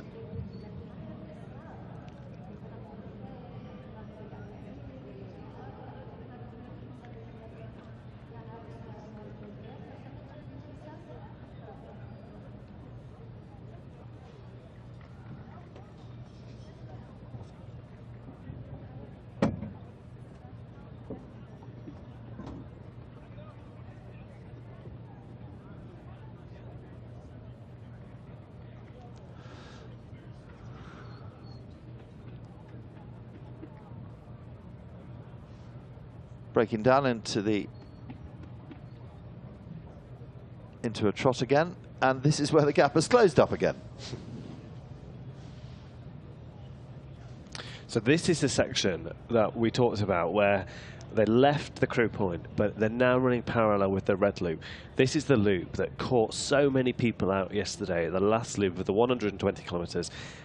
Remember, the leading UAE rider rode this last loop at 29 kilometers an hour, but couldn't get the pulse down at the end. These riders are riding it more like 18, 17, 18. So quite a dramatic difference in the speed that we're seeing here in the 160 kilometer, which is the World Championship distance as we prepare for AlUla 2026.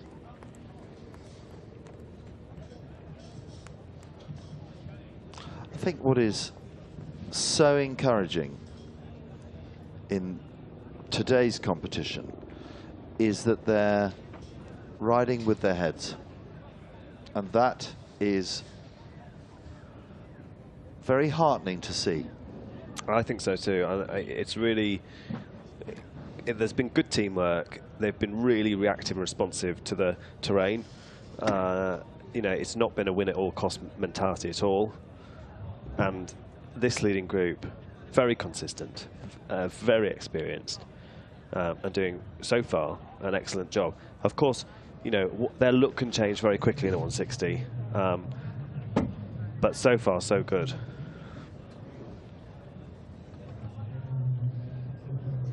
Interestingly, Harry, if the GPS is right, and there's no reason to doubt it, Omar Rodrigo has just dropped off the pace behind Maria Ponton, and Constanza Lalicia has caught up with Omar. So there's a bit of a gap building between the two Spaniards, should the GPS prove accurate, which it should do. Yeah, it should do. I can't see why it wouldn't. Yeah.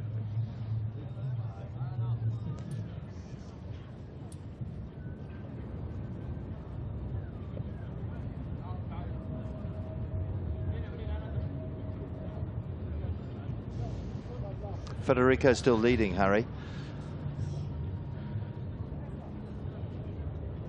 He's on a very consistent horse, and you know, aside from the lameness issues that HC has had, which tend to occur early in the competition, previous competitions, once they're past the first loop, he seems to be pretty consistent, and you know, totally taking a stab in the dark here. But any types of kind of arthritic changes to joints, once you get moving and everything loosens up, the horses past the first loop tend to be pretty good.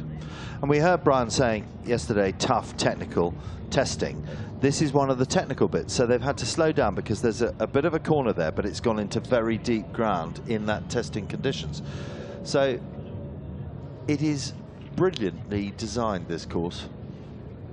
A lot of thoughts got into it, and it's evolved, hasn't it, over the 5 years this competition's been running for.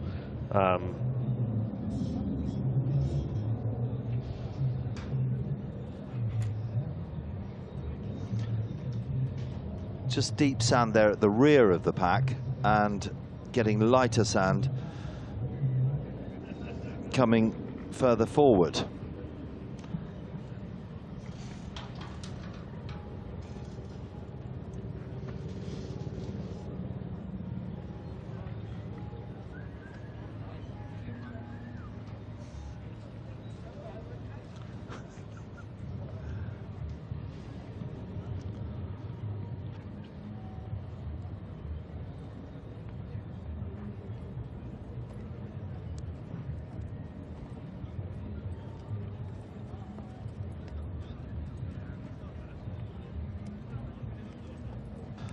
There you can see the agriculture, huge agriculture in AlUla. And they're not far away now, Harry. Just about to say that. There's the water point. Just missed it. Top of the camera shot there. Just 2 kilometres from there to the vet gate.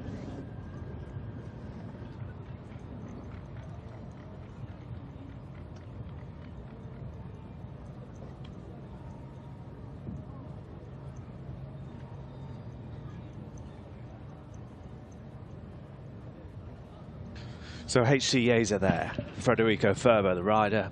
He hasn't changed his style throughout. He's got his one hand on the rein. It's a very relaxed style akin to what we see in South America. And then in second place, just easing in the deep sand, Lola de Jalima. And last year's winner, Mohammed Abdul Hamid Al Hashimi. And the riders now all a little bit spaced out as they pick their going through this section. And I suspect that when they hit the more firm track in the village, they'll group back together again. Or actually at the last water point. And then they'll go into the vet gate together again. So we saw in the previous 2 water points, that's just coming up now in picture, Federico literally just stopped, had a very, very brief drink, and then carried on. The other riders stopped and had a drink. So, what are we going to see now? They come over that track, and shortly they're at the water point. There it is.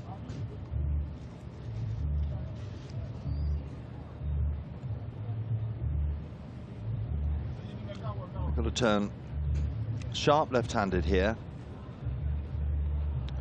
It's one of the farms on the right. Now, here we go. Federico comes in. Where are we going? They can take water. Are they going to have a drink? Federico goes to the trough. In fact, they're all going to the trough.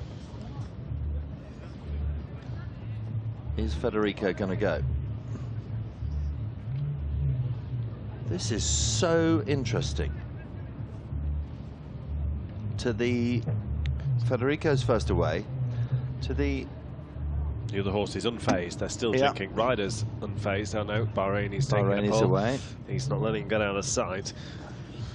Rayan is away. third place, and then the Bahraini riders, and then Disla Majri, who was the first to leave the last vet gate, is the last one. This is unprecedented. To me, this is unprecedented. They're all focusing on what's coming up next. They're not thinking, oh, I've got to get the break. I've got to get the break. I've got to challenge them. They're riding with their heads. Very impressive to see.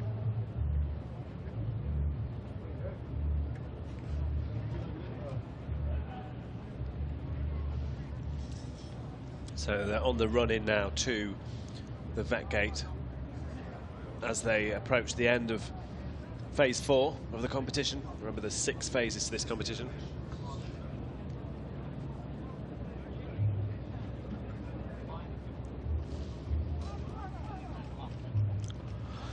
So as they approach the final stages of this, the 4th loop, the blue loop, they're heading left-handed up the hill, and we're going to find out what waits in front of them at the vet gate.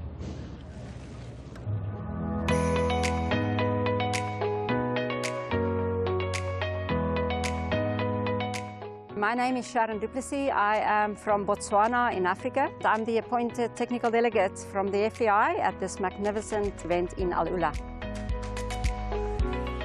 The technical delegate has all authority. We check the track, we check the venue, we familiarize ourselves with all information that's been given out to the riders, and we are also the link between the organizing committee and the FEI.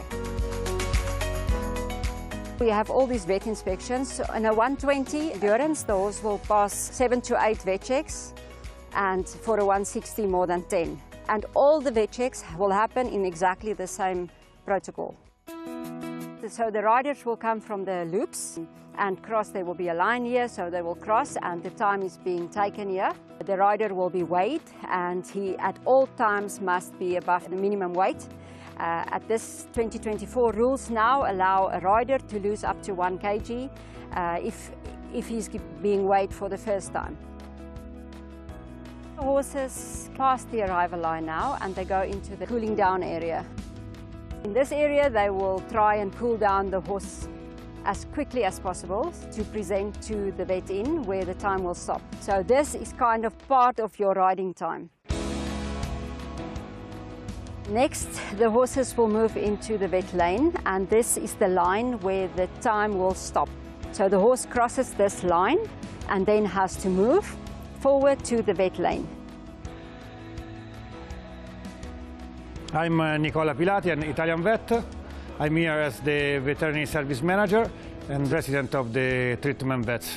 The first thing that the line vet will do is to check the heart rate. It has to be under 64 beats per minute. After that, he will do a trot around 50 meters back and forth. We are looking for any irregular gait that can concern us, that the horse cannot keep going on the track.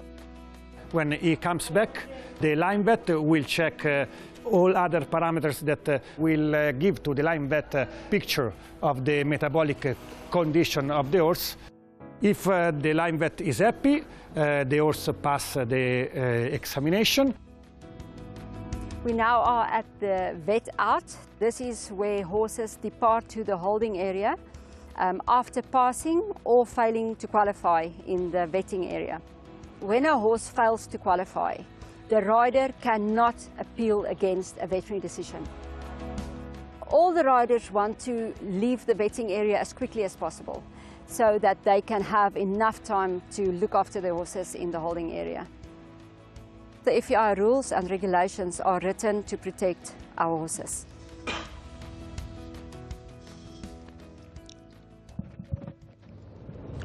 Brilliantly explained, and that's what awaits these 5 riders.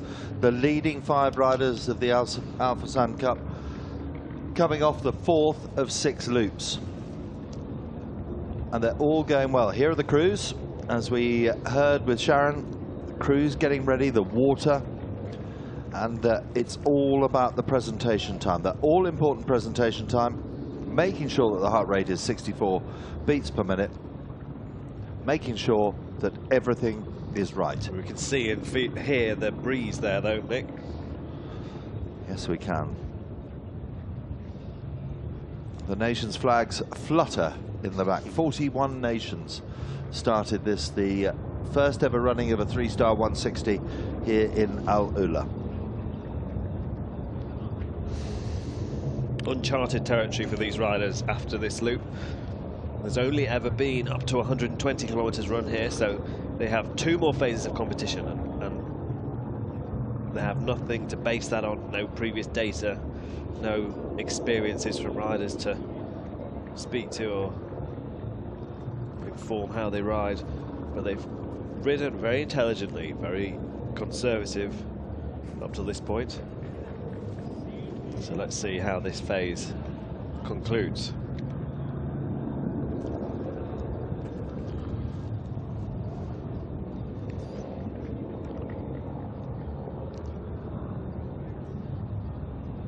First to last, 5 lengths.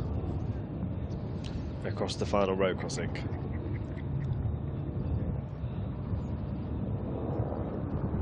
So, I was just about to say, our stationary cameras will pick them up. There we go.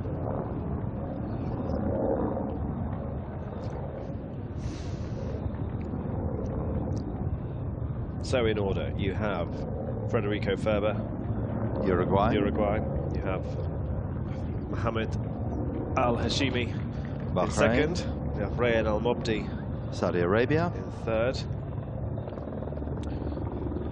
I just need to see the white socks to tell the latter 2 apart. Okay, so you have Hamad Al-Jahani, Bahrain, and then to conclude you have Othman Al-Awadi, also from Bahrain. Correct. 3 from Bahrain, 1 from the Kingdom of Saudi Arabia, 1 from Uruguay. All experts in riding in these conditions, but never ever before at AlUla.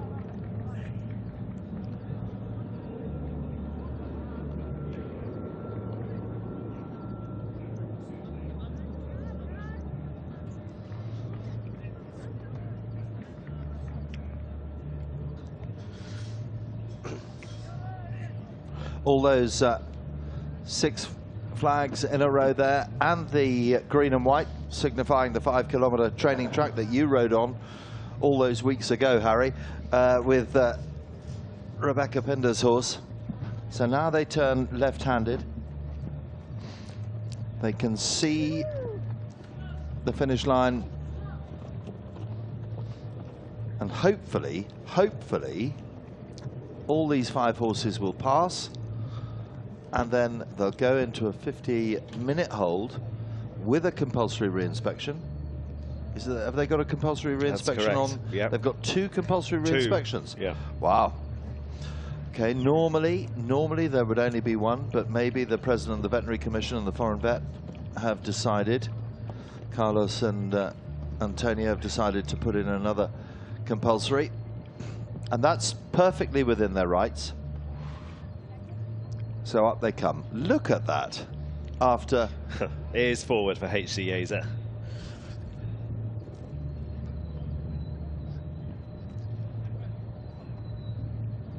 After a very, very long way, I'm just trying to do the maths. 114, 114 kilometers. After 114 kilometers, they're all looking perfectly poised. and ready to go again, we hope. But they've got a long way to go. They've got 2 vet checks now to come up. One immediately they want to present, and then one 15 minutes before they want to go out. So that could be in around about 48 minutes time.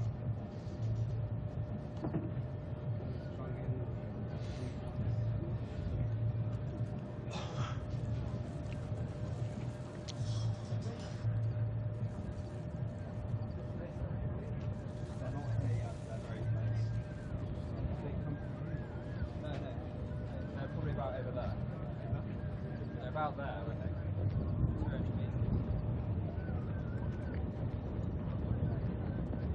They're just to the side.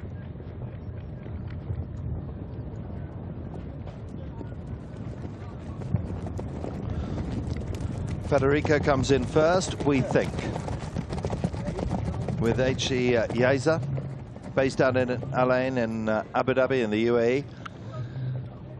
Then last year's it is Mohammed Al-Hashimi and Lola. In they go, and there's still nothing between any of them. More riders going out onto this, the 4th loop, the blue loop. So all in a row.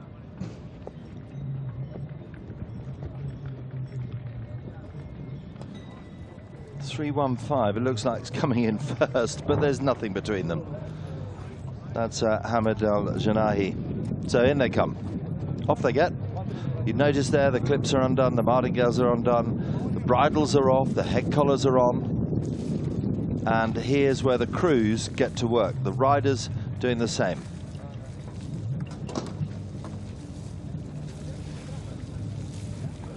Very shortly the heart rate monitors will go on. Onto the horses, see what they think.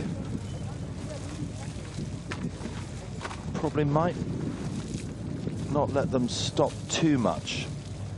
Quick drink. 114 kilometers they've ridden. Got another 46 to go.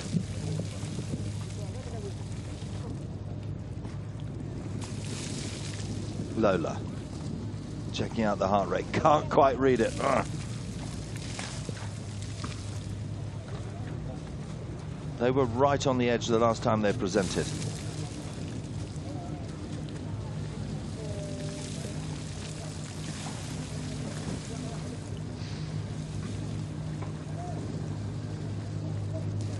.338.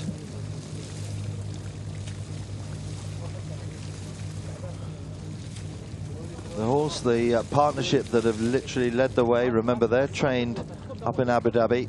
That's the Uruguayan rider, Federico Ferber. Still not got the heart rate down yet on Lola. First in. Are they going in? Yes, they are.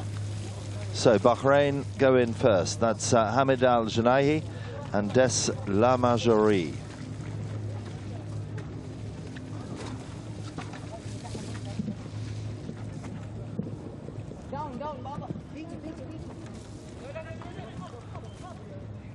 They'll be sent to the vets. It is completely independent line allocation.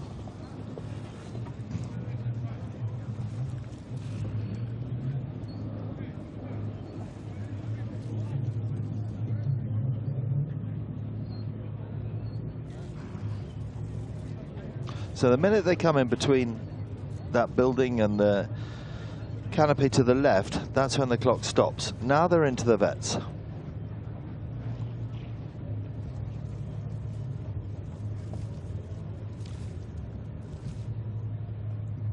Uruguay.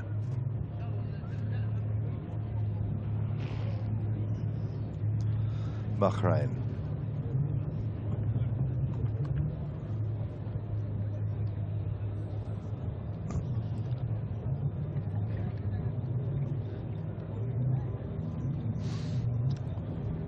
.361, just that's Rayan Al-Mobti, Bonova JJ. Struggled to get the heart rate down on the green loop, loop 3. started, what, 3 minutes behind the leading group, then has caught up. So now, the Uruguayan horse, H.C. Yiza. 61, look at that, 54 for Des La Margerie. And that, after having ridden 114 kilometers, 61, 61, 61, 54. So they're all in that 64 parameter. Anything under or on is fine. So there's the trot. Now we go to the metabolics, testing the gut and making sure that everything is fit to continue. The whole purpose is fit to continue.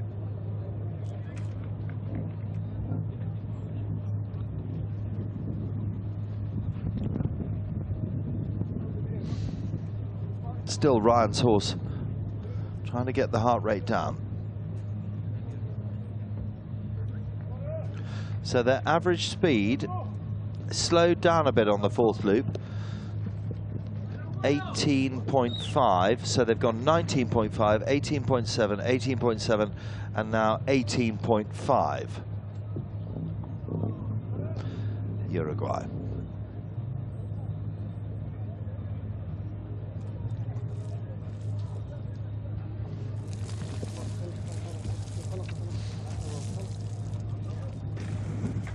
Really nervous moments for the riders and all the crews now. Right, Ryan says yes. Ryan says yes, let's go with Bonova JJ. 361. Maybe 2 minutes off the pace. There's Daniela. Danielle from Italy, where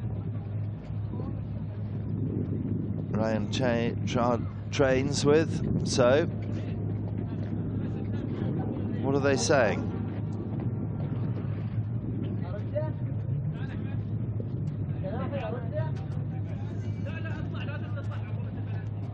It's a represent. I think it's a represent for Sirocco, Bahrain, Othman Al-Awadi. So that is a represent.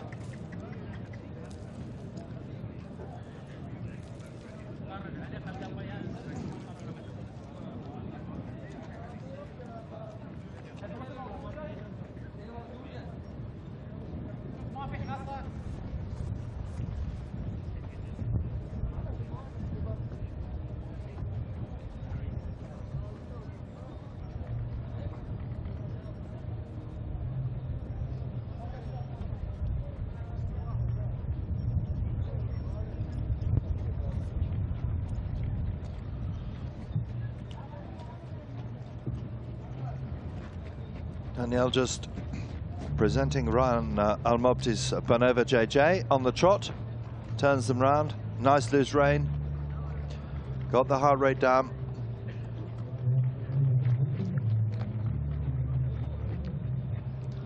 Perfectly shown under the new regulations.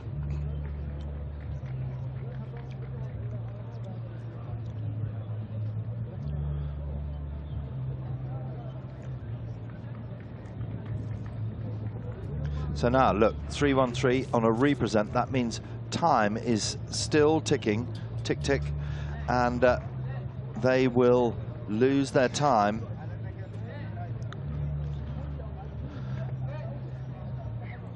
So it's all very tense out there, and Harry is down in the vet gate as they're trying to represent 3:13.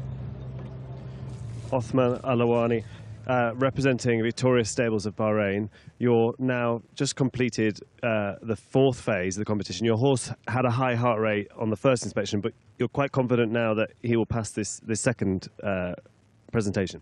Yeah, for sure. The horse did well as the weather is hot, so we didn't go speed from the first loop. We go for a reasonable speed, especially it's the first 160 kilometer in AlUla. So it's like a practice to test, to expert the ground. So for next year and the World Cup the year after. And we've been watching you out on course via the helicopter. The leading group that you're in have been riding very sensibly, changing your speed, slowing down, letting the horses drink, all part of the strategy. Is that going to maintain the same for the next few loops, or will it now get a bit more competitive? No, for sure, we'll maintain the same thing, you know, as you know. And you see, the ground is very hard, and it's a mix between hard and soft ground. So you have to deal with it. You cannot go full canter. You have to slow down. You have to drink, get the horse to drink some water, not to get dehydration. But you must be thinking the podium places, Bahrain, you've still got 3 horses in it. Very strong position for Team Bahrain. Yeah, for sure. Victorious whenever we participate. We are looking only for the podium, the first position. So that's how we're planning from the first loop. For sure, the following up from His Highness and the instructions getting loop by loop. And we're following the instruction and going according to the plan. So just to clarify, you're getting instructions from His Highness Sheikh Nasser loop by loop? Yeah, for sure. He's behind us, he supports us, so he read the race, we give him the information, he do the analysis, and he give the instruction loop by loop. Othman Alawadi for the Victoria Stables, thank you very much, inshallah. Good luck for the rest of the race. Welcome, thank you very much. Thank you. So we've done the trot, we've measured the heart rate, we've just heard from the rider of Sirocco de Terrestrio. Doesn't want to go home, doesn't want to go back to the vets.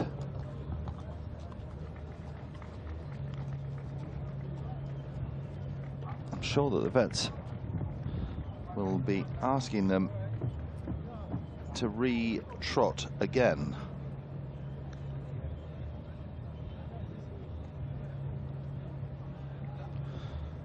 No, sounds like he's happy.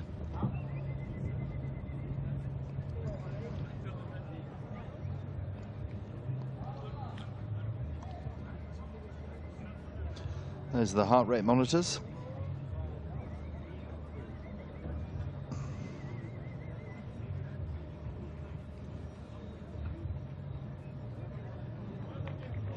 So remember, they're going into the 50-minute hold now, and we've just had the re-inspection of Hamad Al-Janehi and Des La Majorie, the first. There it is.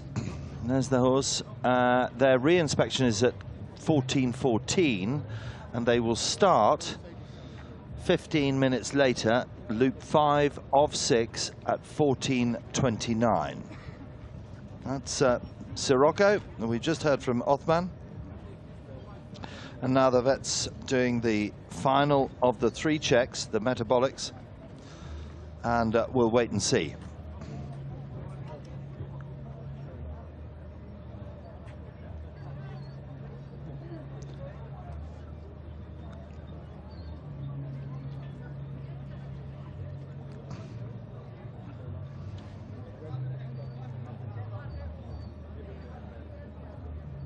We're just getting information that the top 3 will go out within 33 seconds of each other.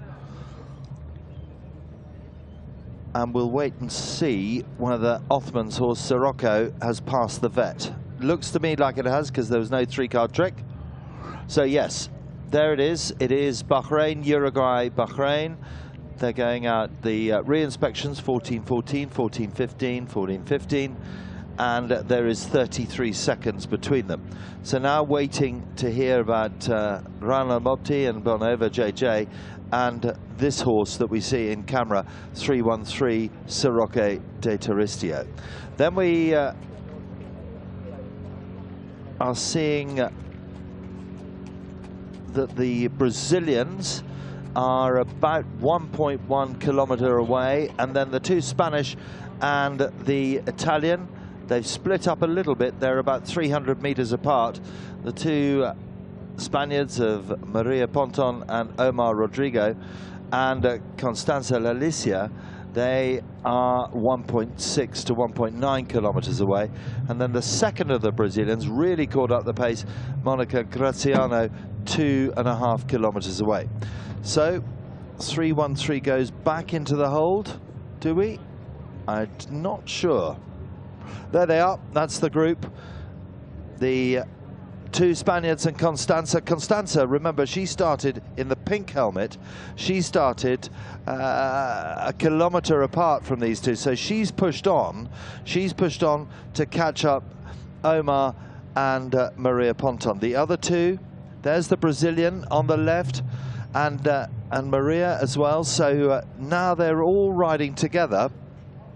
So Maria, who started 5 minutes behind this, has really caught up, and Renato Salvador, the two tremendous silver medalists from the World Championships in Pisa, they have caught up, and now they're back together riding as a partnership. But remember, Monica, in the previous Vetgate, she had another reclassification. She wasted about 5 minutes, so she's really picked up the pace.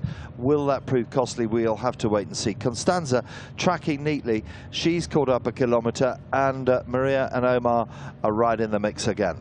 So there is the second of the groups. We've got 5 through, and we're waiting to see whether 313 and Sirocco make it through. I think they've got a high pulse rate. We're not totally sure, but definitely, we've got 2 for Bahrain and 1 for Uruguay ready for a re-inspection. So the next 5 are joining us. 2 for Brazil, 2 for Spain, 1 for Italy.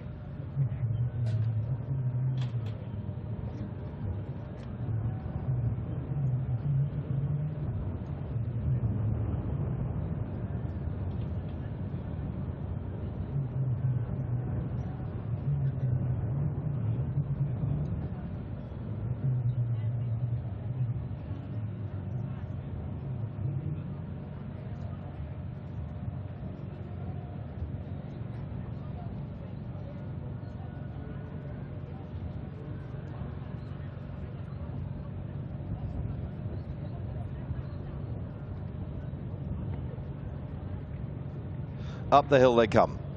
For the 4th time with 2 to go, let's hope.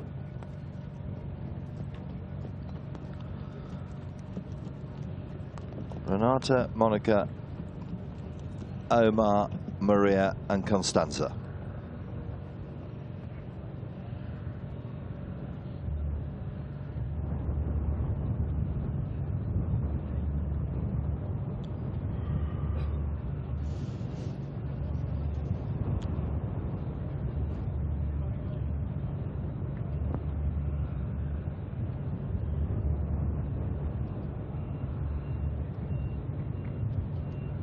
Just see the flags blowing in the wind.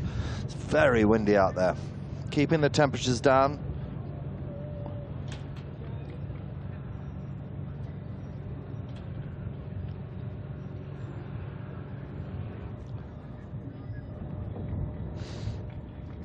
First of the 2 Brazilians comes in. Renato Salvador and Unas Trio.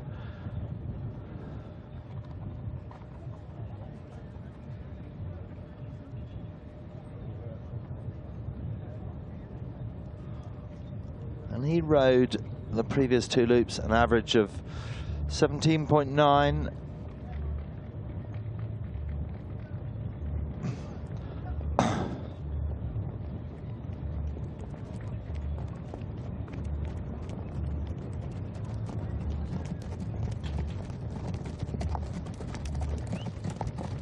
Great sight. Cannot reiterate what an encouraging sight this is, to see these horses coming in looking so fresh after 114 kilometres.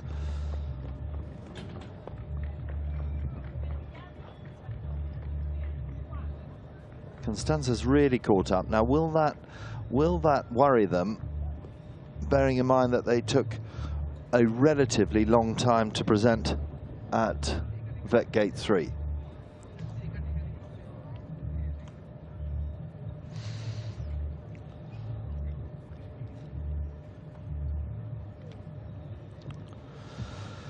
You see there, you see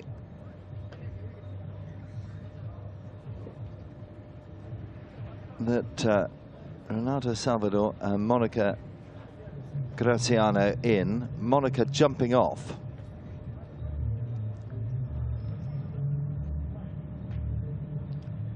as they crossed the line before they got into the hold, because she had a time penalty on the last presentation. So has that, getting off, just lightening the load on the back, has that worked? Martingale comes off, clips are undone, and on goes the water.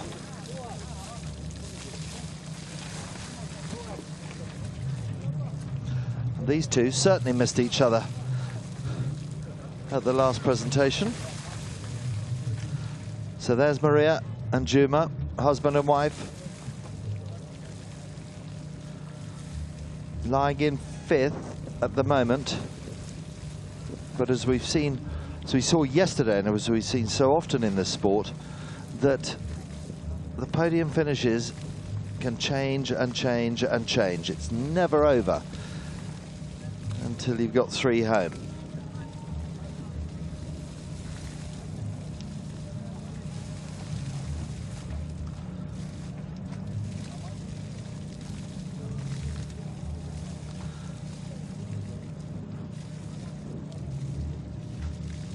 So yes, we have heard that we think 313 may have been taken out of the competition, couldn't make the heart rate.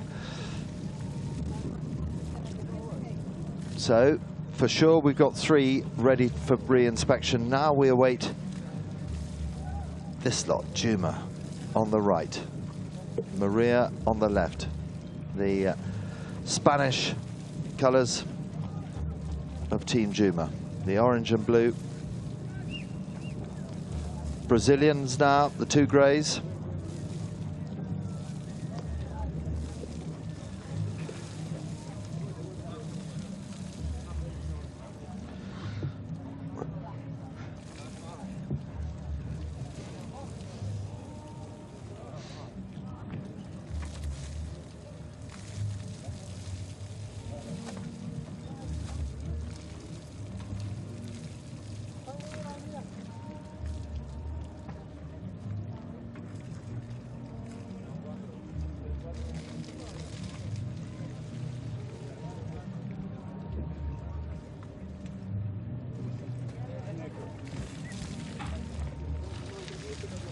Still not ready, they're still not ready to go yet.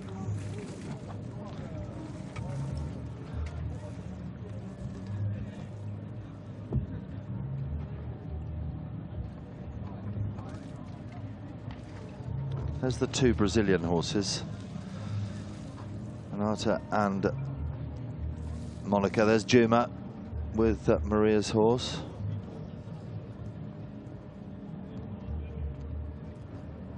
In they come, presentation time.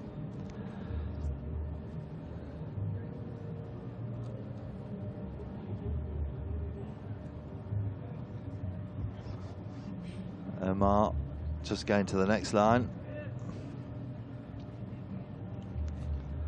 And if you want to see an expert trot a horse, Juma is the one, 301.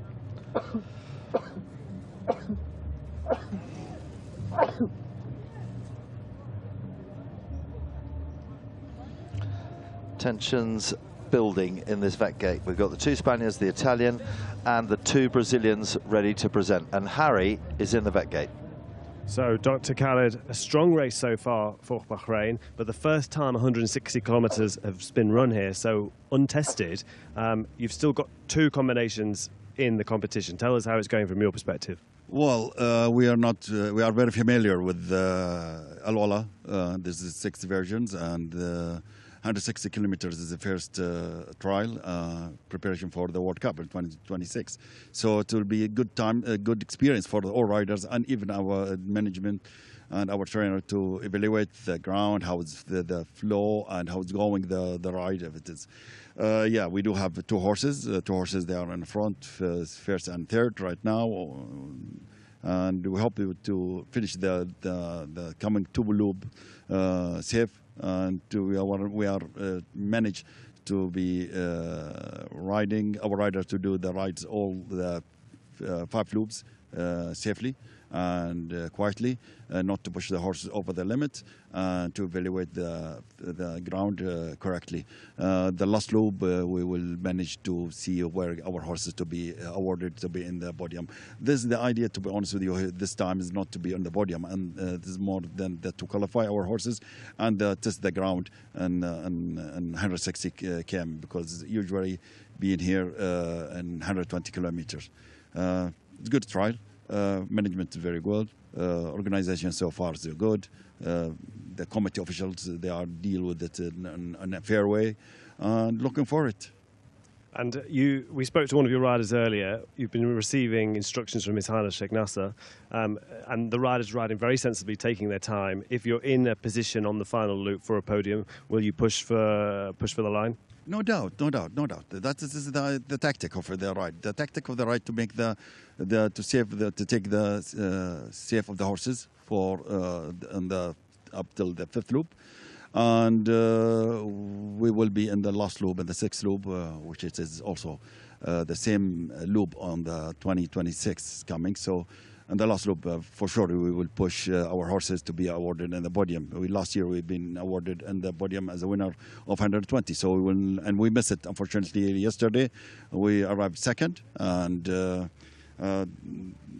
horse has been evaluated in lame, and it is a part of the sport, the lame and the pulse, high pulse. Our horses has not been, unfortunately, passed the final loop, final exam. We will hopefully today have the podiums as we have it last year. It was a shame to lose rider 313 Oppmann. We spoke to him earlier just now on the, was it high pulse?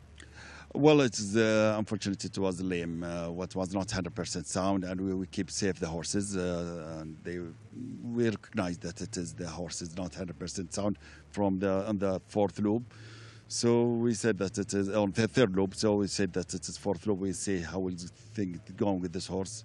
But as I told you, lame is a part of our sport. So the horse be shown lame, but hopefully it's not severe injury in the horse. And we will look after it and we fix the horses and become on the right. Dr. Khalid, thank you very much. We wish Team Bahrain the very best of luck, inshallah. Well, I wish for everyone to be a win, a good win, and in the podiums. Good to see all the nations here in AlUla. Good trial for World Cup in 2026. His Highness Sheikh Nasser, I'm sure he will be delighted to come next year and to test by himself and riding next year, because it will be the last trial next year. So it is a good opportunity for everybody to come next year. This year it is a first test, and look, for me it is good. It's the track is neat. It's a very tactic track, to be deserve to be a World Cup track to be for championships. Well done for AlUla. Hopefully to have the successful. It's a great insight. Thank you very much, Dr. Khalid.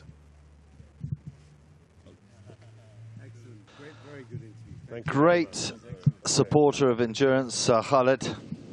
Dr. Khalid Hassan, the manager. So, what's this, 26? 26. Okay, okay. I thought you were riding. Come on. That's interesting. 3:45. The combination of Jordan. Remember, Jordan sent 11 here, and that is the Jordanian Qasim Al-Natshe and Zalema. So we can tell you that we have lost Ran Al-Mobti from Saudi Arabia. We've lost Othman from the Kingdom of Bahrain. So at the moment we have 2 from Bahrain and 1 from Uruguay. They do have to go to their re-inspection at in just under 9 minutes time, all 3 of those. Then they'll be going out onto the penultimate loop, the red loop, 25.5, and that was the last loop yesterday. A lot of riders felt that that was a tricky loop, and then we're waiting to hear of our 2 Brazilians and our 2 Spaniards and our 1 Italian.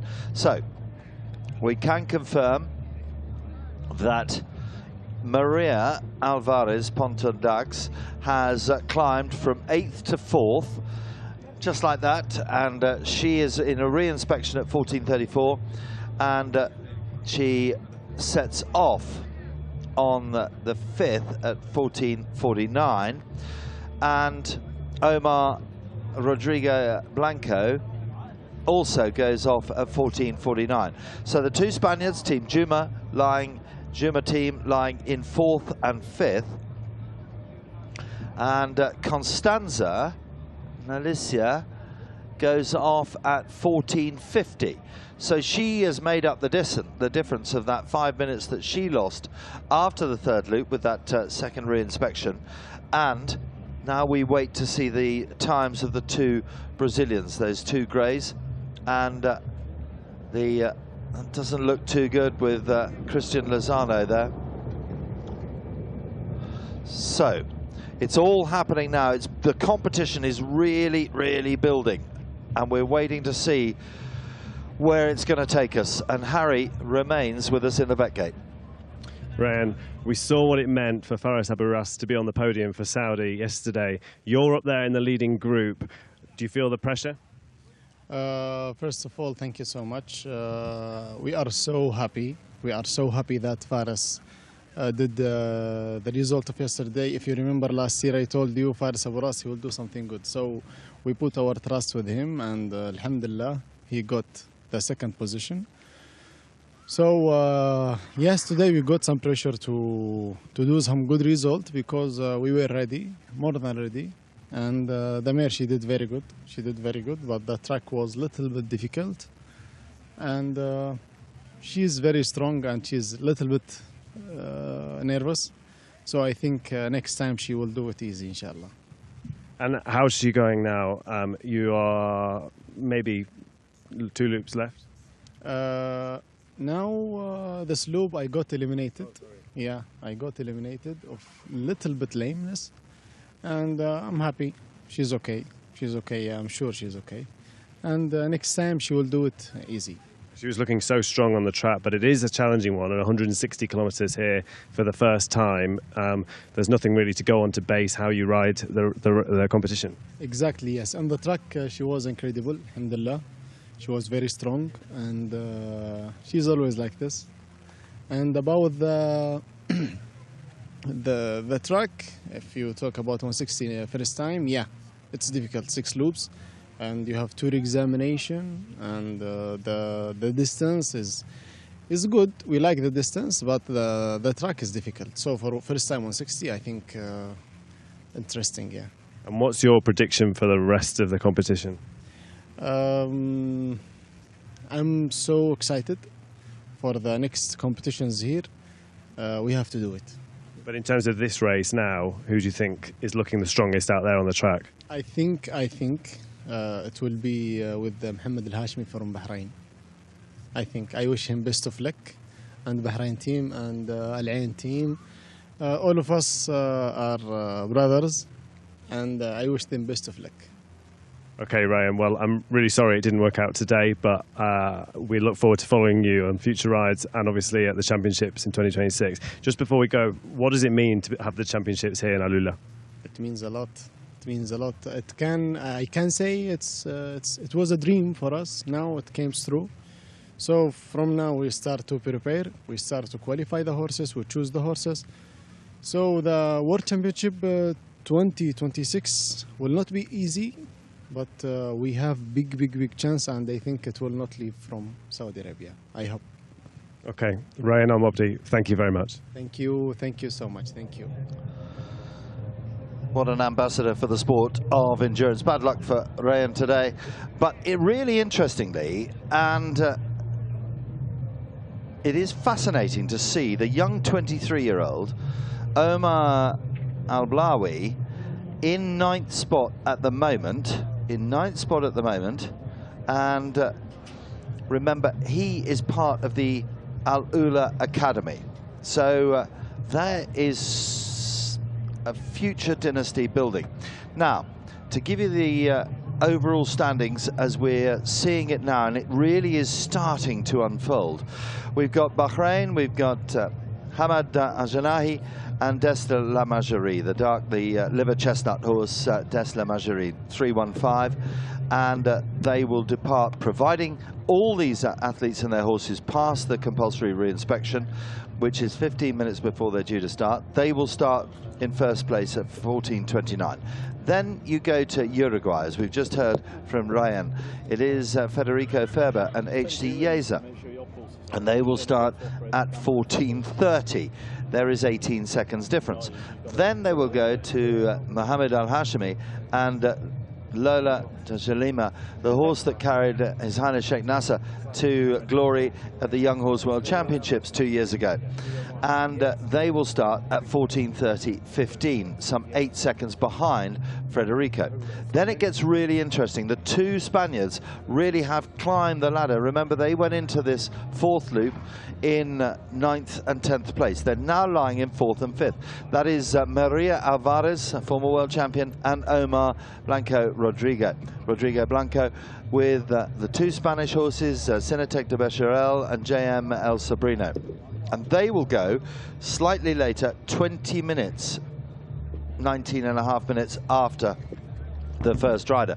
Then the two Brazilians, they came back to each other because Monica Graziano, she started 5 minutes after Renata Salvador, if you're still with me, but they came back together and they go pretty much at the same time, 2 seconds apart. And then the young lady, the young 25-year-old European champion, former European champion, Constanza Lalicia from Italy, she will start a little after a minute, 20 seconds after the two Brazilians, and she does like to ride in a group. She doesn't like to ride on her own, and she will go off in 8th. Then we go to the two from Saudi Arabia, and they're lying in 9th and 10th, and they are literally about to join us here in the vet gate. In fact, I think we're seeing them very, very soon. It is Omar Al-Balawi and from AlUla, lying in 9th place, and then Abra Amlal Kada. Here they come, 3:55 just coming in, and here is Abra. She is riding at her own pace, desperate to finish this ride, desperate to qualify, to complete this ride, to make sure that she has the 2 CEI 3-stars under her belt, so she is eligible to compete in AlUla in the 2026 FEI World Endurance Championships. A brilliant ambassador for sport and for endurance riding here in the Kingdom of Saudi Arabia. 3:38. Just looking at camera there, that is the second. They're just coming into their re-inspection now. And they'll be doing exactly the same thing, the vets. Exactly the same thing. There's Lola, the Bahraini horse of Mohammed Al-Hashimi. Winner here, different distance though. And the vets are looking at exactly the same. There's Federico's horse, HC Viazza. Exactly the same thing. Metabolics, trot, heart rate. To make sure that they are fit to go out onto the next loop, the penultimate loop, the second last loop, the red loop of 25.5. There's the thumbs up. So they passed the re-inspection, so they've got 15 minutes more to wait. Des la Majerie. So Bahrain, now the Uruguayan horse.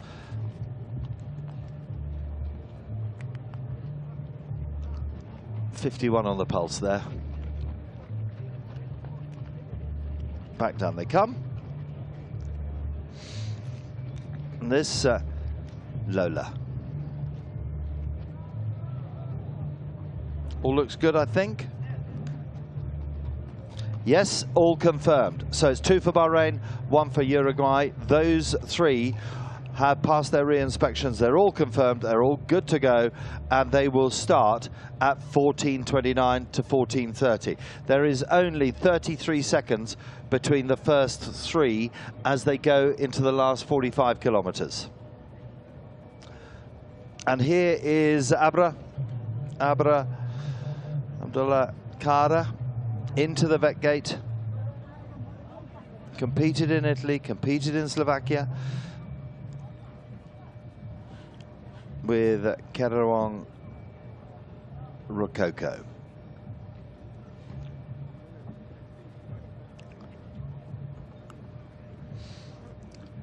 There's the vet on the left-hand side with the heart rate monitor. Saddle will come off.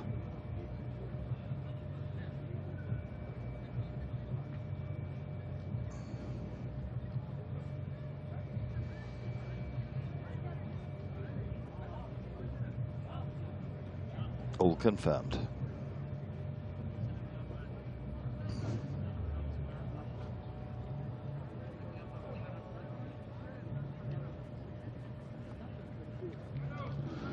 Just a little under 15 minutes to wait. Now we are in uncharted waters. Up until now, the history of AlUla has been over 4 loops. We're just about to start, what, in 12 minutes time or so, the 5th loop, the red loop, 25.5. Federico.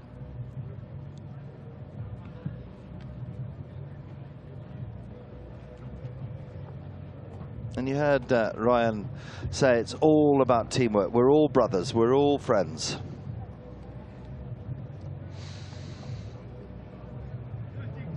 Now I wonder what they do. A little bit of more of a breather. They'll repeat the exercise. There is Abra's horse, Rococo.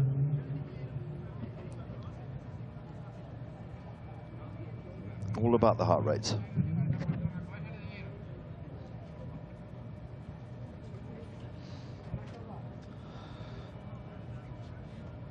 The American, Shell van Duysen, just about to go back out.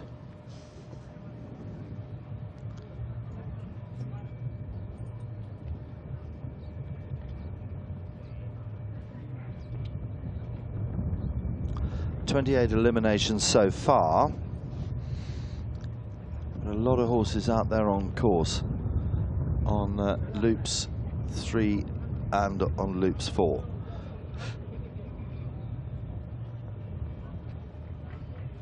The vet card for Sirocco, we heard from Dr. Khalid from the Royal Bahrain Endurance team. Good metabolics, AAA-C, and it was just the irregular gait. Still waiting to see whether Rococo's heart rate can come down. They've got 15 minutes.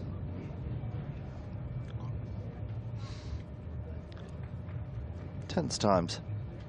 Every stage of this competition, not only have they had to ride across some of the most testing and trying conditions, but they've got to pass the vets, and as we heard from Sharon, they've got 11 over 10 vets. And we wait for Abra. Harry is back in the vet gate.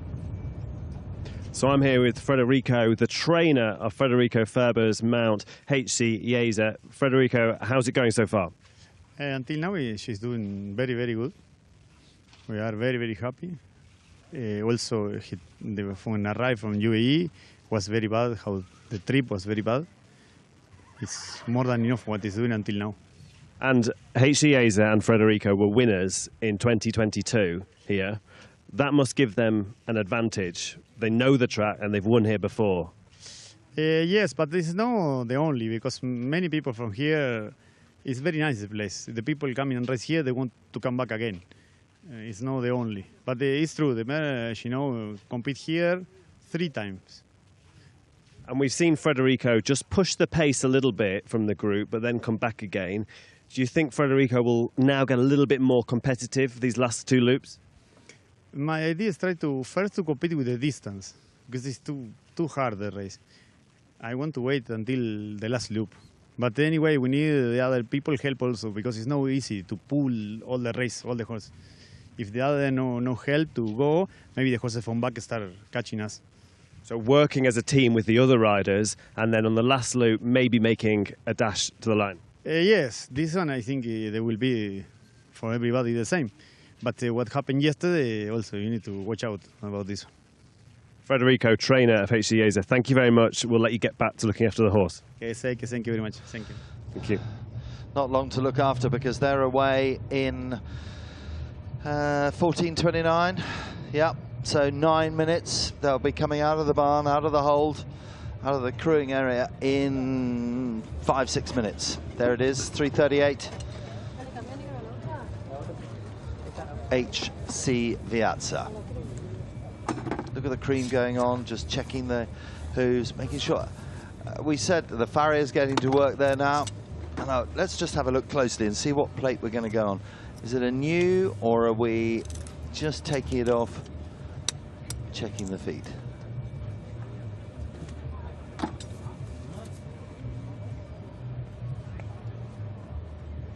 No, just putting the new studs in.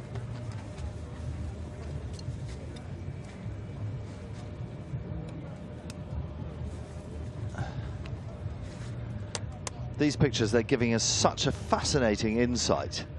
And there is the Bahraini endurance horse, De La Messière. They're leading the way, but only by 12 seconds.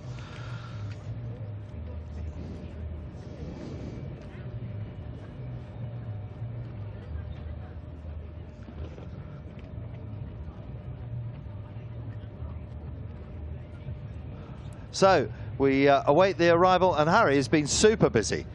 Let's see where he is now. Maria Alvarez-Ponton, you're doing really well at the moment, I believe in 4th place. How's the race unfolding? The race has been fine for me, but we had some problems in the first loop with the camels, and this I think will be a problem for us at the end. In fact, we are a little bit of slowing down because we are not sure how bad they will be after this. But they were really quiet until that moment, and for 5 kilometers was a mess, a completely mess. So they were running too fast for 5 kilometers. You're worried that they've metabolically compromised? Or? Yeah, not only fast, really scared, and with the camels close to us, and it was not only the speed, it was the excitement. But your vet card looks good so far, and you've got the re-exam now to pass. It's a nervous moment for any rider. Yeah, it's already exam are always difficult. The horses are fine. They are doing really good. They are really nice in the track. We hope it will be okay. And let me ask you, you rode yesterday 120 kilometres and today 160 kilometres. As a rider, how do you prepare to do such an enormous amount of distance on quite challenging terrain? Usually I have done it a lot of times before, but this time I'm coming from an injury. I'm not really trained, but it's fine for the moment. It's better than I thought. And it's not so difficult to do it. The worst day is the day after, the 3rd day. Well, hopefully by the end of today you can have a well-earned rest. We wish you the very best of luck, and let's catch up again later. Okay. Thank you very much. Thank you, Maria. Well done, Harry. And there's the horse. There is Maria's horse, Cinetec de Becherel. And the countdown begins. And where's the tactics going? Endurance expert, the man who's been everywhere in AlUla. I mean, is there not a grain of sand that you haven't covered, Harry? I don't know. It's all changed, this vet gate, isn't it? I mean, hasn't it just? You know, look at Maria and Omar, and look at the Brazilians creeping up the rankings. Constanza. Yeah.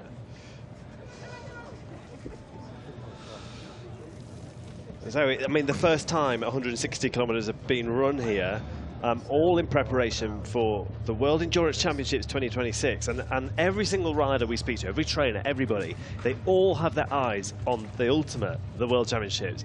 This is not about pushing the horses beyond their capabilities. It's about getting the practice, learning, and using that intelligence for the World Endurance Championships. And these two horses, 315 and 317, the two Bahraini horses, have got good records here in AlUla. We heard Dr. Khalid, but they will be aiming for the FEI World Endurance Championships 2026.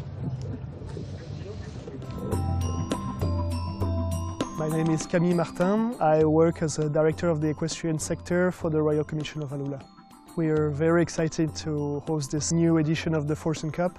This year is new challenges and new highs, let's say, with a record number of country participating, and for the first time 2 rides.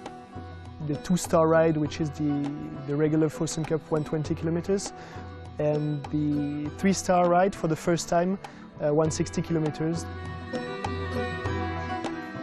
We've recently been awarded the hosting of the Endurance World Championship in 2026 by the International Federation.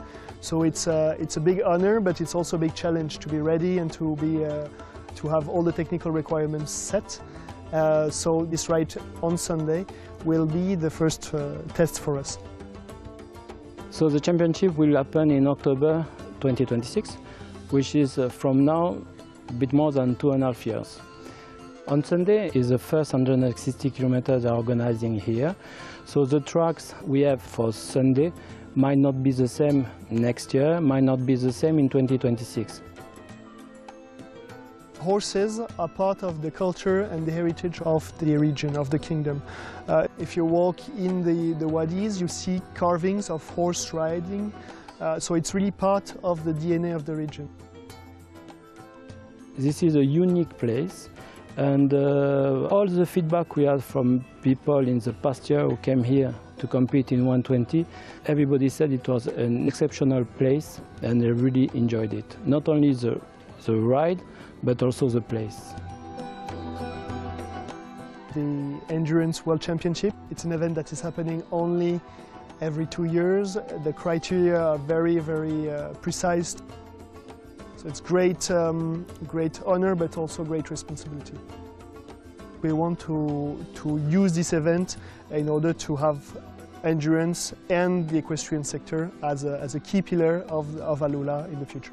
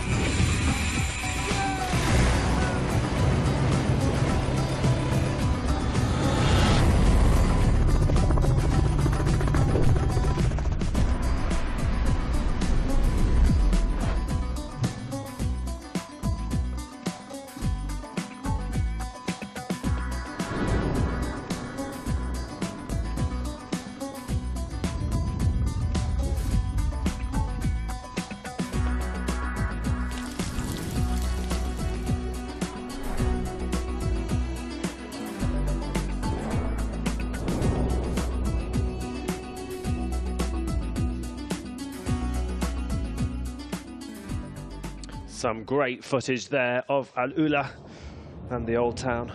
This is quite remarkable, nestled in such a historic part of the world. So here we are, we see the 3 leading riders. They've passed the re-exam and they are now ready to leave. Just 3. So the team of 5 that we saw earlier has been reduced down to these 3. We are seeing pictures here of last year's winner, Mohammed Abdulhamid Al-Hashimi, with Lola Djalima. Lola Djalima, the winner of the Young Horse World Endurance Championships 2022 with His Highness Sheikh Nasser, who we're also told is keeping a close eye on what's happening here on the ground and has been feeding information, instructions to his team, Team Victorious for Bahrain. Number 338, Federico Ferber with HC Yeza, and we heard from the trainer, also called Federico. Everything going to plan so far, but this is unknown territory. An additional 2 loops. Yesterday, 4 loops, today, 6 loops. So rider 315, Hamad Isa Abdullah Yusuf Al-Jahnehi with Disla Majri, now heading out onto the start of the red loop. A slightly longer loop, this one, 25.5, and we heard from the riders yesterday that it's a deceptively tricky loop and one that needs care. Rebecca Jane Pinder describing it as more challenging than the white loop that we've heard so much about. Disla Majri having a very consistent and good recovery time, hence why this horse is now ahead. And the second place, Federico Ferber, 20 seconds behind. They're all out. That's it. So the leading riders, they're a little bit spaced out, but they're going to catch each other up. And we're over to the heli now, who's picking the riders up now as they leave onto the red loop.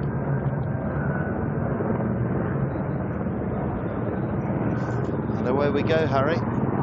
25.5. Bit of a sting in the tail there, isn't it, after doing a 20-kilometre loop earlier and now going up another 5k. It's normal. It is normal. You would always try and finish on 18 to 20. And it's the only way that they can make the distance here on behalf of the horse.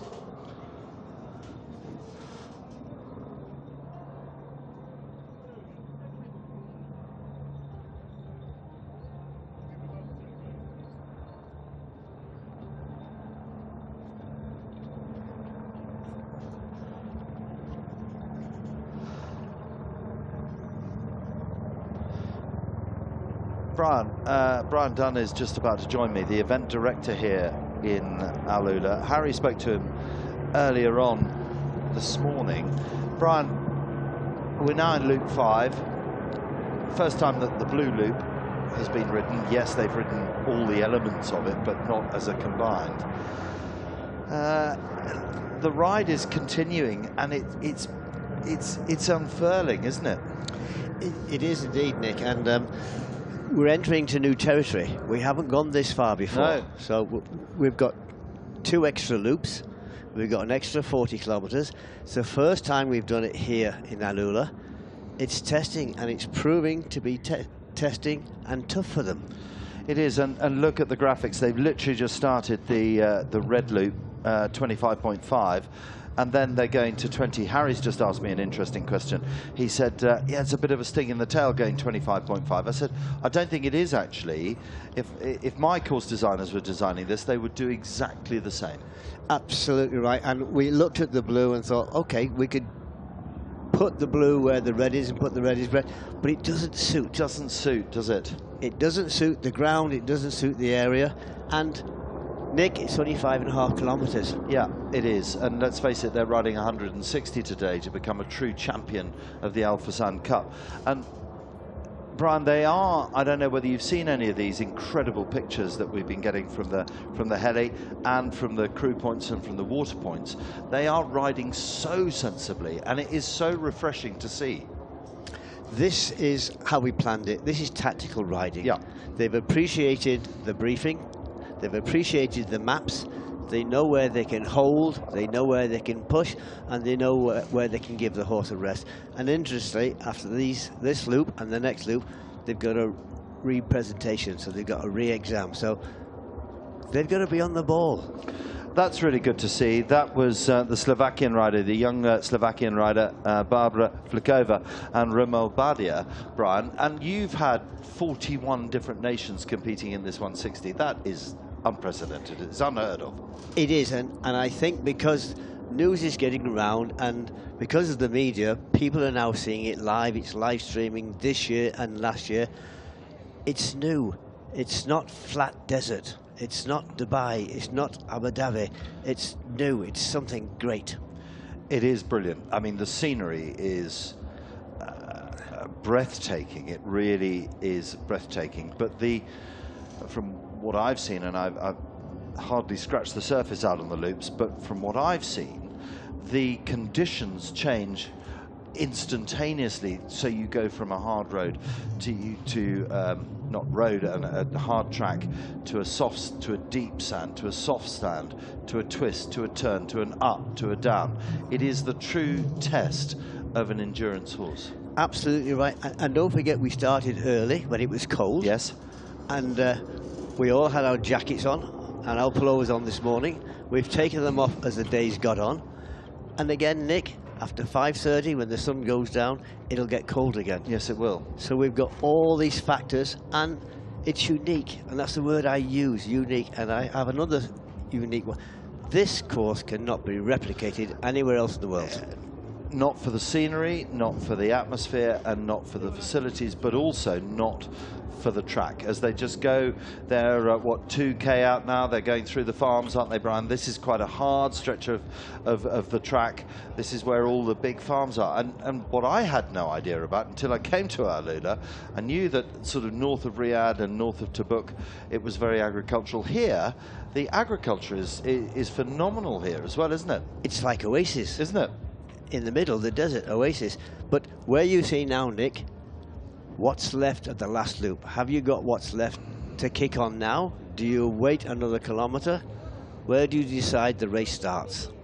Well, that's just what Harry and I have been discussing since about 6:05 this morning, Brian. I would say, in my humble opinion, having the Slovakian Barbara is just about to get going, the clock is counting down, and good luck to them, really good luck to them. Young lady from Slovakia. Slovakia, of course, have hosted a World Championships before. You and I were there in 2017.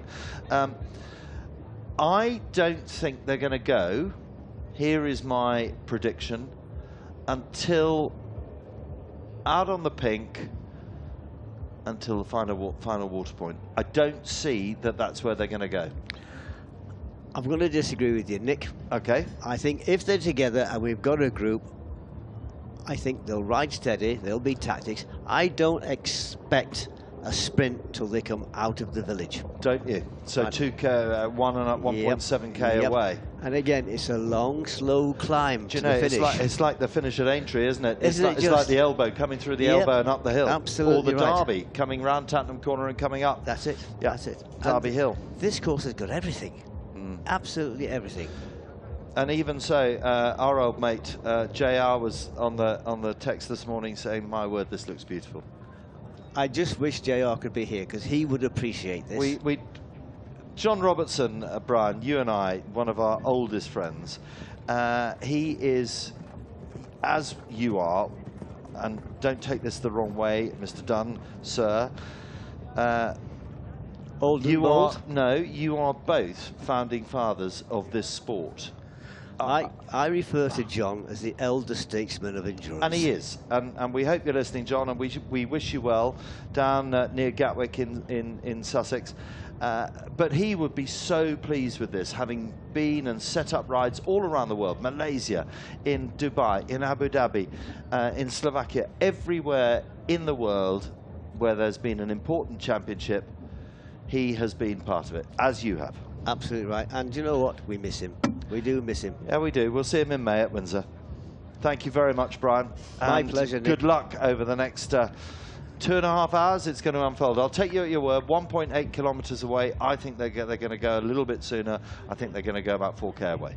A pint is on when we're back home. When we're back home, Mr. Dunn. Right. Okay. Bye. Thank you very much, Brian, and good luck. So it looks to me like Barbara has got problems with the knitting. She's got problems with the stirrup, and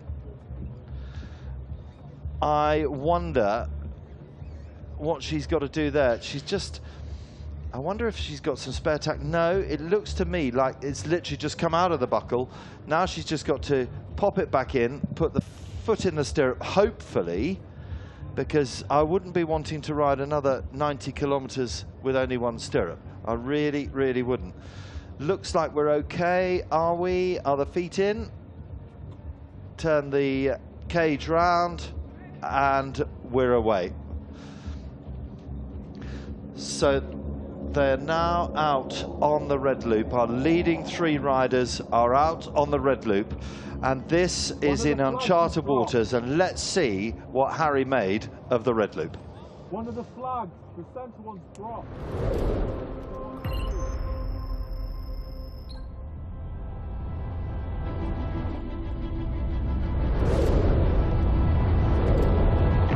So I'm down here on the red loop, traipsing through this pretty deep sand, having come from the canyon over there. Horses and riders descend on this deep sand track down onto the road. The red loop, 25.5 kilometers, and it happens late in the race. So horses and riders at this point could be getting tired. It's a technical loop. They will need to ride it very carefully. They'll have to go slowly through this bit, and then when they hit the harder ground down there, they'll be able to ease the brakes off and let the rhythm flow on. Here we are at a crew point on the red loop. Horses and riders at the furthest point away from the vet gate at this point. They have progressed all the way through this valley up to this point where they swing a U-turn through here, which will be packed full of crew. The leading riders will canter through here quite quickly, taking lots of water onto the horses. Those horses and riders taking a little bit slow will stop here and let the horses have a drink. They'll progress through here. They navigate the canyons, then back into the village before hooking a left back to the all-important vet gate where they must pass the veterinary inspection.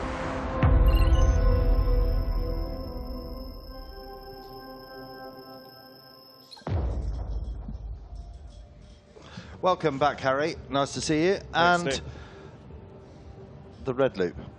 Yeah, you know, we did that course guide before we heard the rider feedback. Yeah. And I think we underestimated it.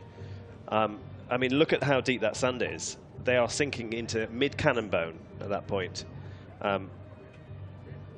Yes, but I'll put this question to you, Harry. in the United Kingdom, a lot of horses like soft ground, deep ground. That ground, to me, there, it's very deep sand, but we would refer to that as bottomless ground, so the horses are going through it. Does that make sense? Yeah, it does. I don't know whether that's the case here or not, but I don't know. I think the issue with the sand is, it's, you know, as you know yourself from walking through sand, is it's just sapping, isn't it? You know, it takes the momentum out of your stride, and that is the challenge. Is horses' energy is putting the energy into the legs and then using the tendons to flick their body forwards, isn't it? And the added strain of having to kind of propel their body out of the sand onto the next stride. But I think we've seen such clever riding so far. You know, they're really picking their way. Is it harder to walk through sand or to do a little gentle hand canter? I don't know. It's a tricky one. If it gets really deep, I think you have to back off the speed. But there is something to be said about keeping a bit of forward momentum so that you're almost bouncing on top of the sand rather than sinking into it. Obviously, if you go too fast, then the horse's feet are hitting that sand so hard they're going to go into it. But remember, these horses, Bahrain, and the leading horse here, trained in the United Arab Emirates, they are used to the sand. They are. They really are. And it doesn't discount from the fact that we're in uncharted waters, though. No, exactly. And look there, you see, they just come across another piece on that corner there. As they go into the canyon. I know exactly where they are here. They're going to go down. Down, don't they? And then once they have done this last bit of deep sand, they hit a really hard track to the crew point. A real stunning bit of the course here where it's so narrow. Just imagine. Okay, we've had 61 riders. We've now got the first 3 going on the red loop yesterday. We had 82 finishers yesterday. They all rode the red loop. But very, very few people, apart from the farmers, have ridden through this for millennia. Yeah, yeah. And that is history in the making. It's a very unspoilt terrain, isn't it? Off they go. It's a little bit harder here, Harry, isn't it? Yeah, it's downhill. You can't quite see that from this perspective, but they're going downhill now. So they've climbed up to this point. They've gone through the very narrow wadis there, and now they're going downhill towards the track, which then takes them out towards the checkpoint, crew point, sorry.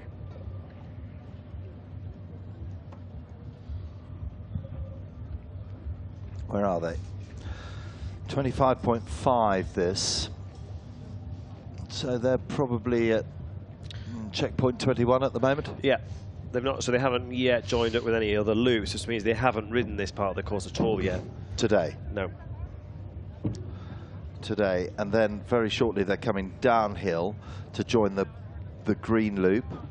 Then they leave the green loop. Then they are on their own for maybe 100 meters. Then they're on the yellow loop, and so it's starting to feel familiar. Yeah. Another 3 minutes, and then Maria and Omar are out of the starting gate. So they've a considerable lead that these 3 have, a good 20 minutes. But okay, it is under 90 seconds with 1 block. First to 9. Yep. And then we go to Saudi Arabia. We go to Abrar Abulkada, who's doing great. Who's doing great, isn't she? In really 9th place. Oh my word! Fairy tale finish. If we can get the next 2 loops done, she'll be re-inspected at 14:55, and they'll go off at 15:10. And then for France, Camille Coulon. She's got a very good record in endurance in Europe. Camille with SW Flinker, another re-inspection. So, and then we have Chile ready to be re-inspected at 14:58. Who's that coming in? It's 3:08. Just getting ready, the Uruguayan. So interestingly, 3:08. Camille is riding a horse also owned in the UAE, SW Flinker, owned by Yusuf Abdulaziz Al-Shamari. And it's got a good record in the UAE, so also trained for the sand and desert conditions. So we've got the Italian horse, the grey horse, 308, Constanza's horse, and then the two, there it is, that Constanza's horse of Farah de Batas, and they will go off, and that tactic played off. She caught Maria and Omar back up, and she's under a minute apart. Yeah, and yesterday she hung at the tail all day. All day. And then picked them to the line. There it is. There is the start time. Ready to go. So coming, and then the other thing, Harry, I don't know, because you've been out with the stars. Omar Al-Balali from AlUla is also lying in 12th space with a compulsory reinspection and ready to go at 3:15. It's incredible. You know, I remember sitting here last year seeing him and his fellow riders in the 120 kilometres, and you know, they were basic riding skills and they were tackling it. It was a really big deal for them to be competing here for the first time and trying to get round is their first 120. Look how far they've come. You know, we've now got a rider potentially with a World Championship qualification from AlUla, which is all part of the investment in the future of the sport in this region of the world. And look how far these three have gone.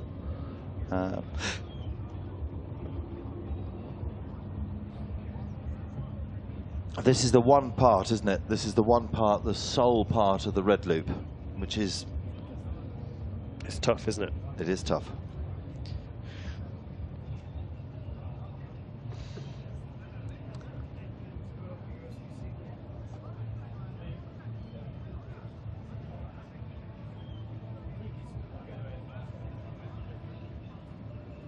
So 31 have been removed from the competition. We've got 22 out on loop, either the red loop or the preceding loops, and 7 in the vet gate at the moment, ready to go.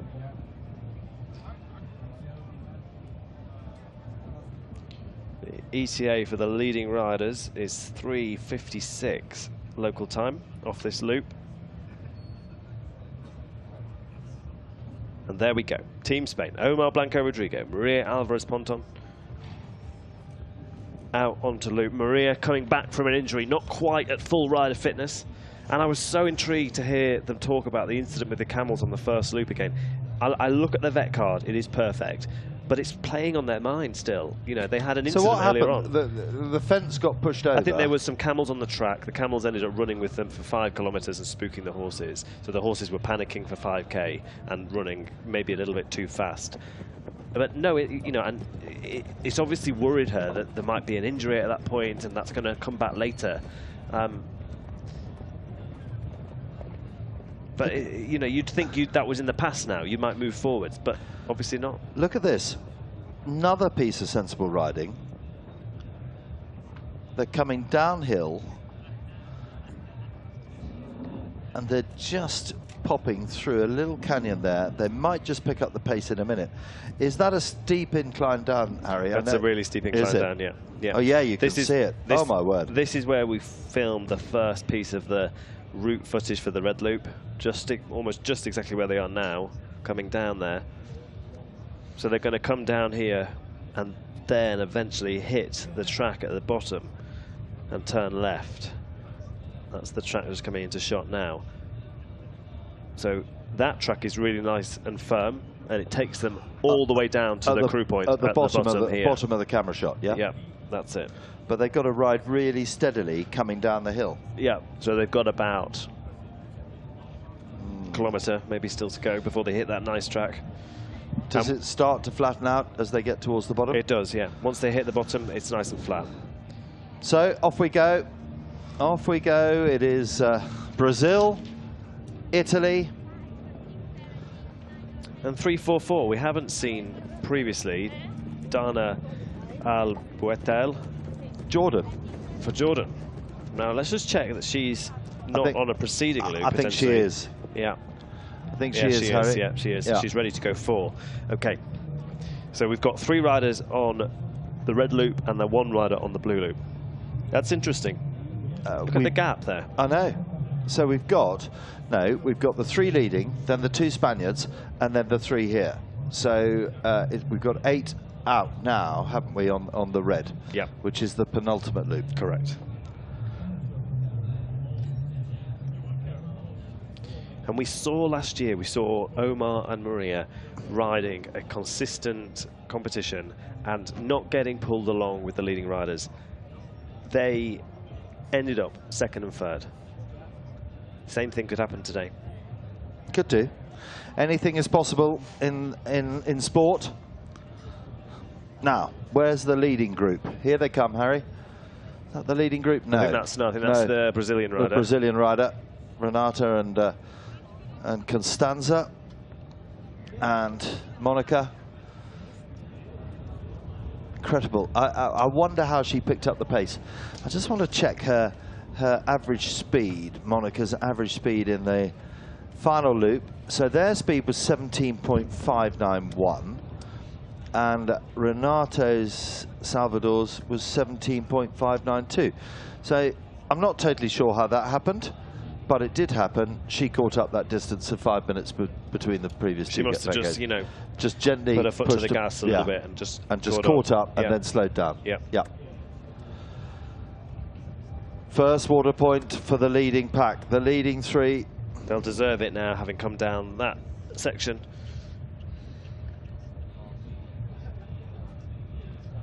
I think we'll see all the horses have a drink here. Yeah, it's been going downhill for a horse is as tiring as coming uphill. It's pretty tough. It is.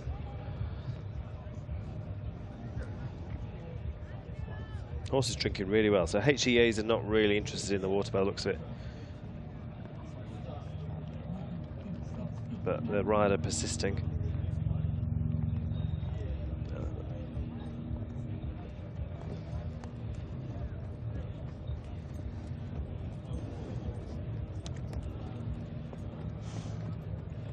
Interesting talking to Dr. Khalid earlier.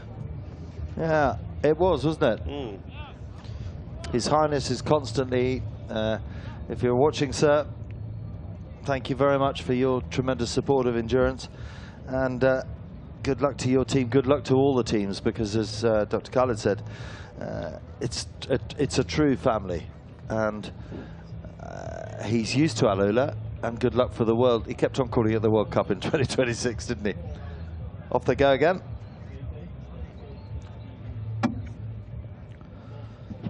When do you, okay, so Harry, you've heard from us, you've heard from Brian, you've heard from me. I reckon about 3K out. Brian says 1.8, and don't tell me you're going to sit on the fence and go 2.3. I think that we will see a much faster loop in general, and so I think they will push the tempo from the get-go. They're not going to be battling it out per se, but I think they're going to be pushing the tempo. However, there is the chances of probability are that maybe we might lose one of the 3 in the next Vet Gate. If it's the 2 Bahrainis on the last loop, there is no need to push. So we'll have to see. It depends if it's Bahrain, UAE, or just Bahrain. Uruguay. Uruguay, sorry. Yeah. As they come down onto the flat on this, the 5th of 6 loops. Here is the red loop. 25.5K. They're at the bottom end. Here is the water point. They've gone through the first one. Just done the first one. And then they're coming down to the green to point the green at the bottom. Control point and a crew point. Correct. 2 crew points out on this 25.5 and 3 other opportunities to water their horses. So plenty of water out on course. They need it, as we've seen all the way through this ride. We have seen it. This, everybody said yesterday, this was one of the hardest loops. There are at 4 kilometers, at 15 kilometers, and at 20 kilometers, some inclines, some elevations that they need to travel up and travel down. They've just done that first major travel down. Now they're in the valley, and then they'll start the climb again.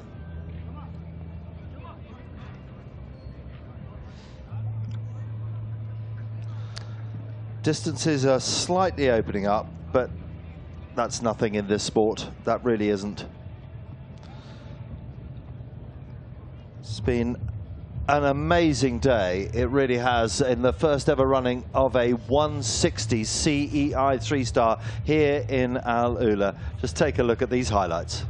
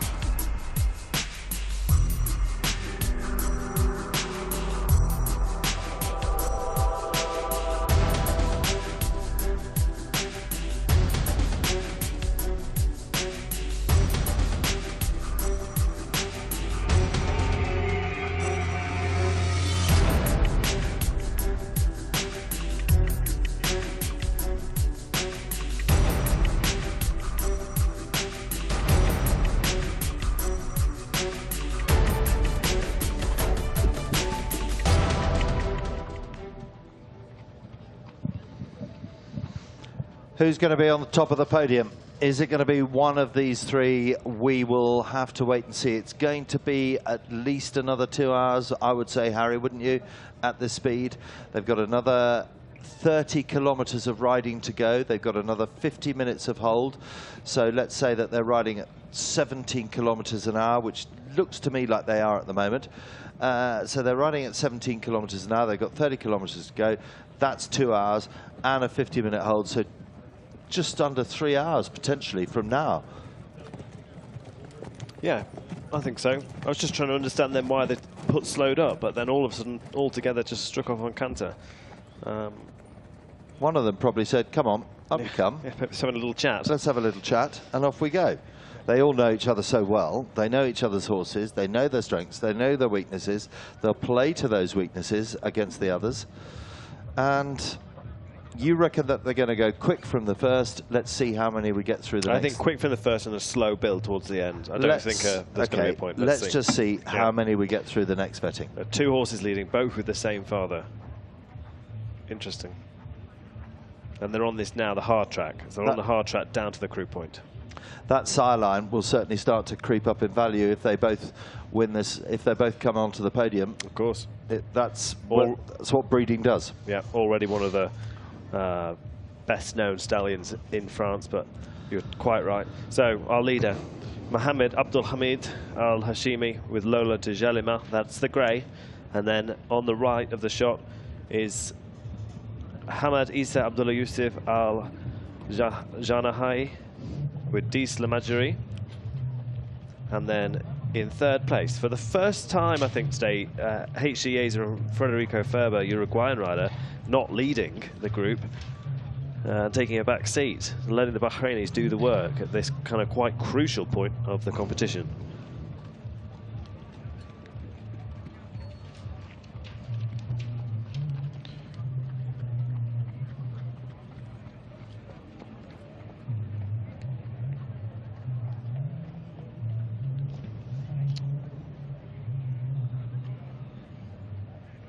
So they're sticking around the 18 kilometers an hour mark. The speed was a little bit slower on that fourth loop, 18.04. And there we have confirmation of our leading riders. Yeah, we do. Yes, we do.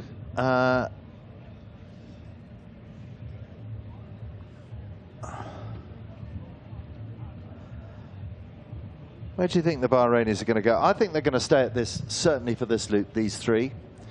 And you think that the tactics will come in early doors. They'll try and all get into the vet gate at the same time. But my thoughts, Harry, are that the Bahrainis always like to go well towards the end of the loop. Yeah, I mean, you're not wrong. I think both of those horses have an incredible recovery rate, Lola and Diesel Imagery. So it might be that they try really hard to get into the vet gate quickly so that they get a small lead on the Uruguayan going out onto the last loop. Go out strong. Yeah. Pull back in the middle. Go home quick. Yeah. The Bahrainis, you know that's in their blood. That's what they do. You look at Sheikh Nasser in the Young Horse Championship in Vic. You look at Sheikh Nasser in Abu Dhabi last year. You look at Sheikh Nasser at Windsor. I mean, what did he win last year? 4 3-stars? World champion. And Current world champion. And the World Championship. Yep. And the World Championship for young horses the year before. He's always gone out strong towards the end. Mm-hmm. And he's the team principal. The question is, will the Uruguayan be able to summon up the energy to do that sprint finish? And then, you know, we saw yesterday a really exciting finish. It was chopping and changing right until the last moment, but then all change at the final vetting. And then it could go Spain, Spain, Italy, or Brazil, Spain, Italy. It could go. I mean, Spain could win this. Spain could quite easily win this. So could Brazil. Yep. So could Italy. Correct. So could Saudi Arabia. Anything is possible. It is. It is the really sport, is. Harry, that just keeps on giving, isn't it?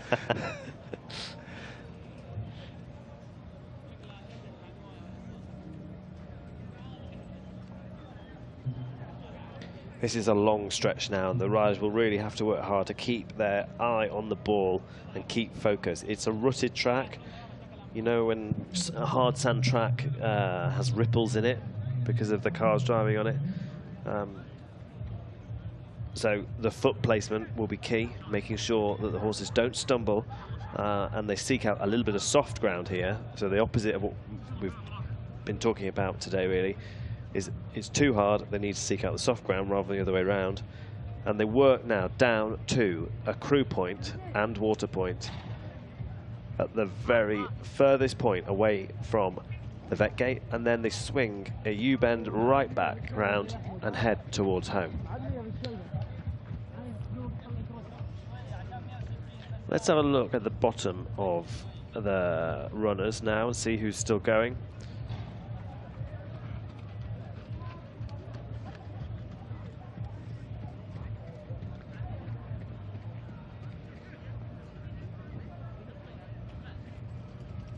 So we've got riders. Well, one rider at 360 who we saw earlier riding in with Rayan, still on, just arrived from loop 3, but their average speed has dipped to 11.4. So if they go, okay, did you mention to me, Harry, that we're about halfway through this red loop, Harry? Did you mention to me that we've got a vet gate closing time? We have, yeah. After this loop? We have got a vet gate closing time, yeah. Which loop were they on? They were on the green loop. They arrived from 3, and that closes at 3:42. So they do have a little bit of time. That means that they are being allowed a little bit of leeway to make up some speed, but they're going to have to get faster. That's a bit hard when you've dipped below the minimum speed. And then we've got a good contingent from Jordan still in the competition. Our sole rider from the USA, Cheryl Van Dusen, is still going strong. And the young Slovakian Barbara, she's still going strong. There it is, there's the purple line. We started on the left-hand side of the screen, Harry, all those hours ago. And now we're creeping ever closer to the right-hand side of the screen. 100 miles, 160 kilometers.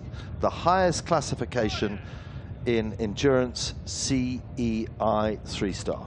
The 100, the 100 kilometers, the 80 miles, the 1-star. The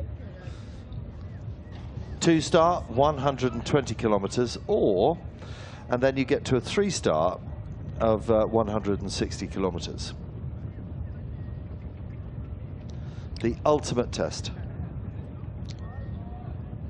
So there you see the track, and the riders are going down on the left-hand side. They're going to swing round, and then they're going to go on that track on the right-hand side as they head up the valley to the right. And they're going to be taking that track all the way to the top of the screen there. That's the way home. It gets tough. So this bit looks good where you can see a well-defined road, but then as they go head towards the canyons on the way home, they have to climb back up and over. And there is some ascent and descent on the course.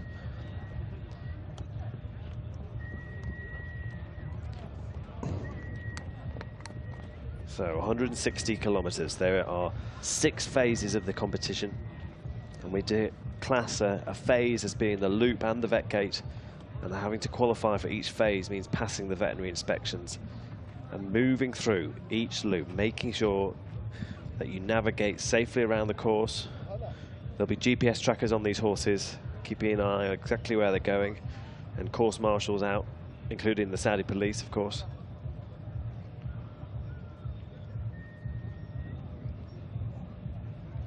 And the vetting these horses have just been through was a double vetting, in the sense that they had to pass a vet inspection when they came into the vet gate, and then also a re-inspection 15 minutes before they went back out on course. That's pretty normal in these longer competitions in the latter stages, and the same will happen again at the end of this stage. We heard yesterday the red loop is one of the most challenging loops, along with the white loop, and the properties of the sand will have changed now. They've had the sunlight's been on the sand all day, but not as much as it changed yesterday. Correct. Well, we haven't got the heat of yesterday, have we? No, exactly. It's only 20 degrees out there. Only. Well, I mean, these are desert horses. They'll be used to a lot more. Yeah, they will be. But when we were in Boudib, how hot was it there for the 160? Oh my word. Oh my word. It was very hot. It was, you know, 30s, wasn't it? Something. 32, 34 yep. plus. Yep. And the humidity was much, much more. Yep. At least, not at least, thank heavens for these wonderful conditions, the mountainous conditions that we have in AlUla. The humidity, there's no humidity. It's all pure air, so that's much, much better. It comes back to that point that I was talking about with David Mullen.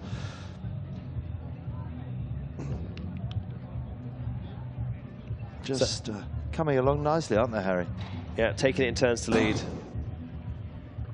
But the real champion there is Lola Djalima, the grey horse, 10-year-old mare, based on her previous record. But of course, you know, everything can change. But you've got the rider who won it last year.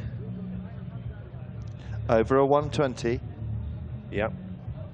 And the Young Horse Championships also 120. As an 8-year-old. Yep. So they're swinging around now, and they're going to go down here and then meet their crew. They'll be able to see their crew now.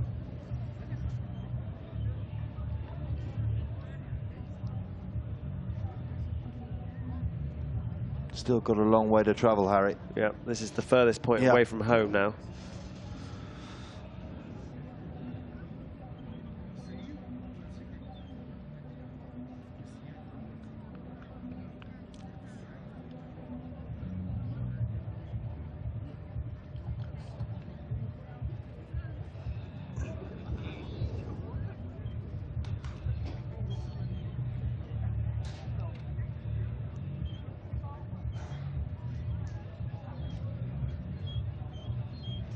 Tactics here, same as we have done for the last, I don't know, 5 crew points that we've seen with these 3 riders. Yeah. Got to be, isn't it? Why change the plan now? They're certainly not rushing, are they? I mean, you know, they're taking their time now. They've had a gruelling trip through the canyons to get onto the road, and then... Are they going to have a drink? I think so, but look, they're really cooling the horses down. They're using buckets, everything, real dousing. I'm loving watching this, Harry. Genuinely, I am. As a horseman myself, I think horse welfare is absolutely paramount in anything that people do with horses. And they're away. So is that the Uruguayan? No. Oh no, there's still, no, sorry. They're all still there. So Federica goes first.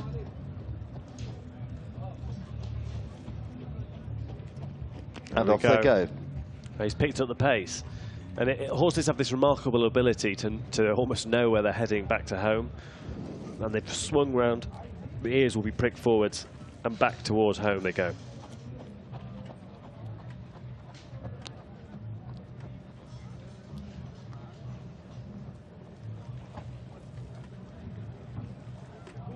It's got quite a lead now, maybe 50 yards or so, but this is a pattern we've seen before. It's Federico not giving the others too much time at the crew points and just stretching the field out at this point. Bahrain, oh, a little spook there from the Bahraini rider, AlUla de Jalima. He saw something, shadow caught the horse's eye, just jumped sideways a little bit. It's a sharp horse, that, and it's shown that previously, leaving the vet gate. It's been quite hot to handle, keeping the riders on the ball. And you'll see, so you can see as the track is that dark colour, it's quite firm.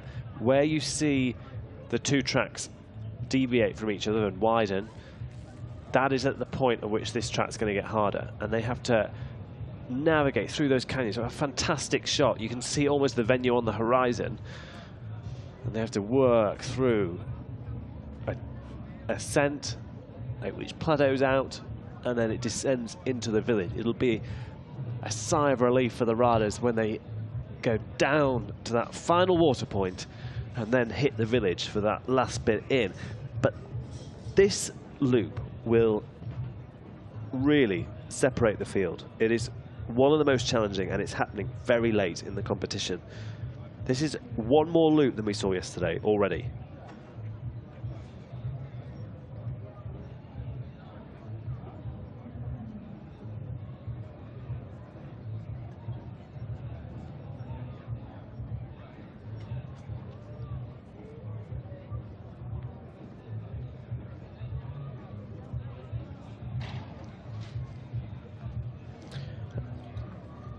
At this point, well, at the end of this loop, they will have done 140 kilometres, 20 kilometres more than our finishers from yesterday.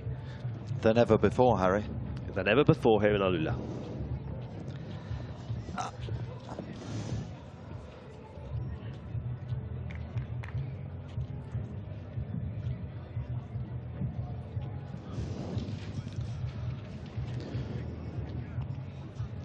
Yep.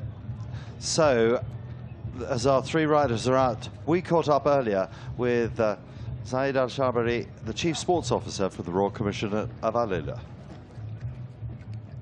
Ziad Al-Suhabani, Chief Sports Officer at the Royal Commission for AlUla. I'm delighted to be here with you again this year. How significant is the FEI 3-star 160-kilometre competition? This is actually something that we are also very proud about, because this is happening for the first time in Saudi, and it is a preparation for the World Championship 2026 of the endurance that we, with the support and collaboration of the Saudi Equestrian Federation, have won the bid a few months ago. We are very excited and delighted to have more challenging races, and we look forward for another day of competition, and that will be one of the most challenging races that we will see. Thank you. The anticipation is certainly building ahead of the 2026 World Championships. Let me ask you, what is the ambition of equestrianism in the AlUla region? As part of the 2030 vision of Saudi Arabia, and also the AlUla vision that cascades from the national vision, we are giving sports and equestrian in specific a lot of focus, a lot of investment, not only in the event side, but also on the facilities, on the standards, and the whole ecosystem that makes the industry of equestrian.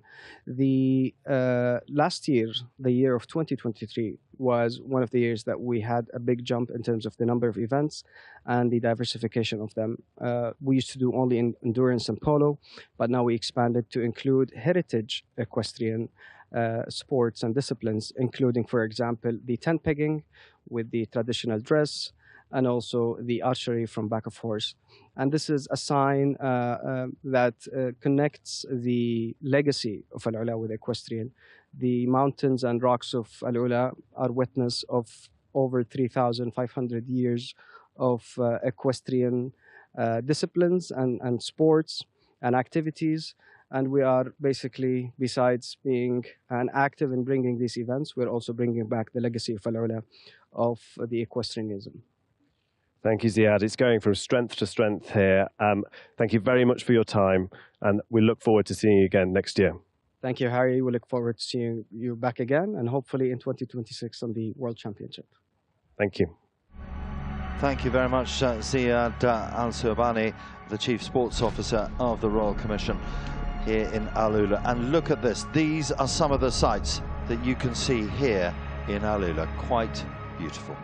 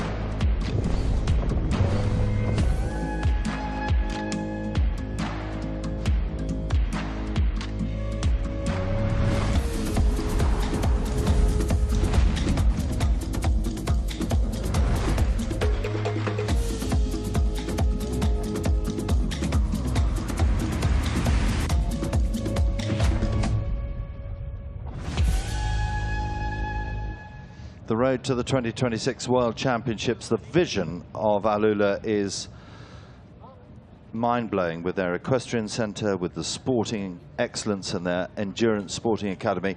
It really is going to be the future in this part of the world. So the three that are out there, we've got 9 horses out on the 5th of the 6 loops still to come. 9 horses are out on the loop, on the penultimate loop, and these are the leading pack. And what have we got left to go? They've done over half this, the red loop, 25.5k, and then they'll come into the hold. Their competition has been going now for 9, just coming up to 10 hours. And Bahrain, and Uruguay. And that lead has not, that leaderboard has not changed since 5:30 this morning, Harry. No, but interesting that what we're seeing here, I think, is the Uruguayan pushing on at the front, which is not dissimilar to what we've seen all day. But our winner from last year, Mohammed Abdul Hamid Al-Hashmi, and Lola Djalima, the grey horse, they've decided to keep a mark on that rider. The other Bahraini rider, who's riding Disla Majri, Hamad Isa Abdullah Yusuf Al-Janahi, isn't on the tail. Now, that is, you know, we've seen this before and they might bunch back together again, but it might be just a little indication that that horse is just that little bit tired and can't quite respond to the challenge from the Uruguayan. Yeah, possibly. You've been out on the red loop. You've seen much more of the red than I have. But there are still some areas where it becomes technical, and there are places where they can catch up. And then they've got the final push, the last 4 or 5 kilometres, which is pretty much on the flat. Yeah, and you play to the strengths of your horse on a particular day, and it might be that, you know, that horse suits a particular way of going, which, you know, is not dissimilar to the world of racing. No. And so, you know, it might be that they're riding their own race, and they're just not at this point going to be bothered by the Uruguayan pushing from the front when they can still see they're within 100 yards or so. And these, don't forget that these jockeys are professionals. They know what engine they've got left underneath them, don't they? Yeah, and it's a feeling. It's very hard to describe, but it's a sense of feeling. And, you know, when you ask and you get something straight away and the horse is on the bridle and giving you a bit of contact on the reins, you know you've got fuel left in the tank. When it's a horse is running a little bit flat, landing a bit heavy, and you squeeze your legs together and there's nothing there, you know that at that point that the horse is tiring and you need to take it carefully from that point on. I think also what's been very noticeable, Harry, is that the interviews that you and Ibrahim have conducted, everybody has been welcomed. Everybody has been so appreciative of what has been established for them here in AlUla, and that to me is the future. I've seen it grow in other equestrian disciplines, where actually the young ones are really now getting far more appreciative of some of the facilities and services that they've been given here, and the opportunities. Yeah, I really think anybody in endurance needs to have AlUla on their radar. It's only going to go from strength to strength, and I see it as an international venue for many, many championships to come, not just in 2026. And so those young and aspiring riders who are looking at this and wanting to reach this level, there are lessons we can learn from how these riders have been attacking this course today. And, I would definitely keep one eye on AlUla. 8 kilometres still to go for the leading pack. Just a reminder, a recap, we've got 9 out on course on this, the 5th of the 6 loops. 9, they are 2 from Bahrain, 1 from Uruguay, 2 from Spain, don't discount them, 2 from Brazil, don't discount them, think back to Pisa, because they're part of the silver medal winning team. Then you've got the European champion of Constanța Lalicia, and then you've got Abrar Abdelkader from Saudi Arabia, and then you've got the French on an Arab-trained, a UAE-trained horse, Camille Colum and Flinker. So there's an awful lot to go out there, and 4 out of the 10 horses are trained in Europe, 6 are trained in the Middle East. And I'm always amazed, and by what Maria and Juma are able to achieve, and their horses look so fresh. They're trained in Europe, but they've travelled a huge amount of distance to be here. The Brazilians shouldn't be underestimated from their performance in Pisa in 2021 with their silver medal. But really, the leading trainers and riders coming from Spain are dominated by Juma's team at the moment. They seem to be just going from strength to strength. And that gap, Nick, is, it's just that bit wider than I would have thought if the... Do you? Well... It's been like that. It's been nip and tuck all day, Harry. I know, and they'll get to the water point and then they'll stop and they'll catch up again. And then they'll catch up again. Yeah. It's not a big gap, that. That really is not a big gap. If you cast your mind back to Abu Dhabi last year, His Highness Sheikh Nasser was 3rd, then pushed up to 2nd, then they rode that racing line. He knew what was in the tank underneath his horses, and he won the World Championship. He did. So that after 140 kilometres at the end of this loop, yeah. Well, they're at 132 kilometres. That is not a big gap. I know where they are now. They are coming in now, or approaching very shortly, the next crew point. They're just hit the farmland. Yeah. And they've done already a little bit of difficult going on this course, but once they turn away from this loop, you've got about 2 kilometers of really sticky sand before they get to the coming road. through the wadi. Yep. Yeah.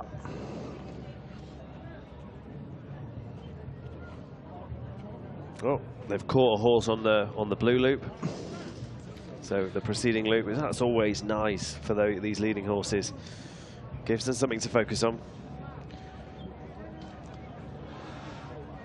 The stamina of these horses, Harry, is unprecedented. The Arabian horse tracing their ancestry. Every horse goes back to the Arabian stallions. Let's not forget that. And they were born and bred in this part of the world, and they were born and bred to ride across the desert, and they were born and bred to float on air, and that's what we're seeing. Here is the magnificence of the Arabian horse.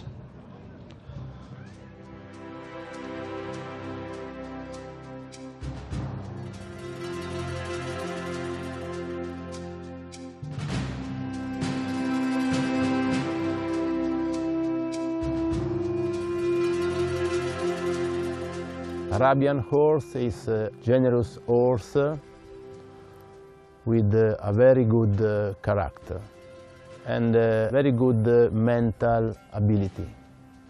Arabian horse have a very big heart, an horse that is perfect for endurance. When you ride Arabian horse, you can't ride another horse. For the welfare to the horses and to prepare a competition, we need work very hard every day. It's important training. It's very important that the horse is in a good relationship with the other part of the team. In our stable, we give the food to the horse three times a day. We check the trot every day. The groom in endurance is also the crew during the ride.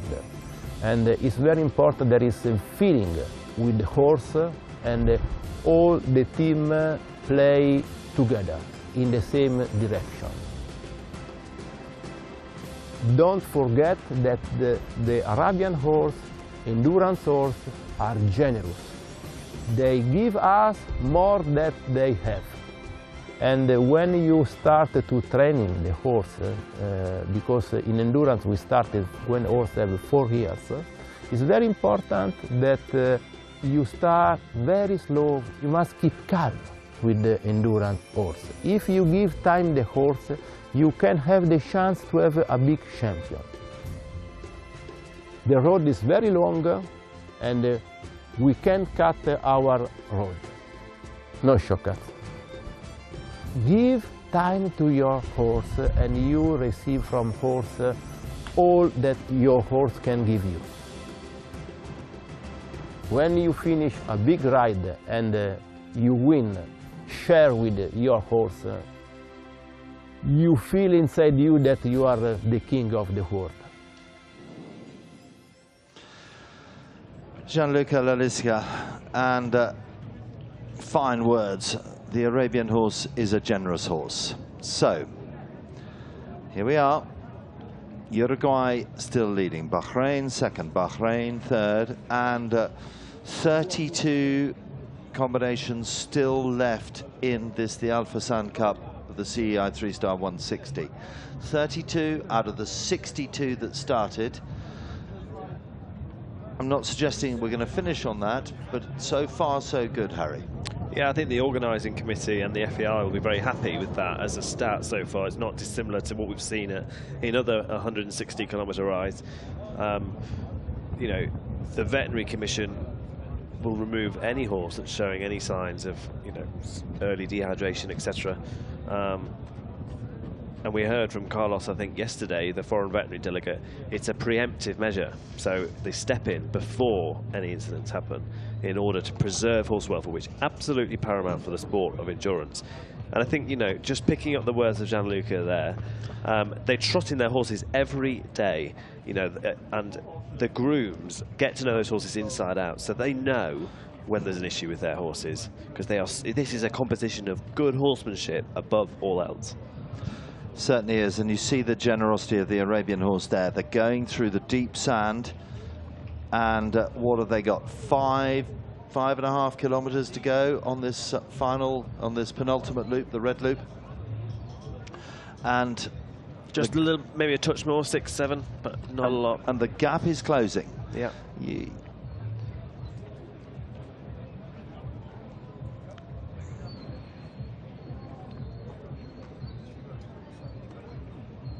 A lot to compete for, Nick.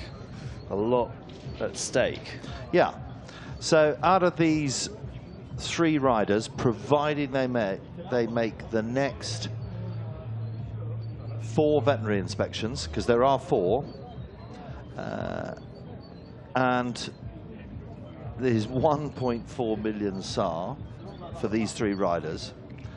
So that's about 300,000 euro. There is a total of 5 million real. So that's €1 million on offer today. The richest prize fund anywhere in the world. 15 million yesterday, 3 million euro, and a 300,000 SAR car. So now they're turning back, and here's the weather.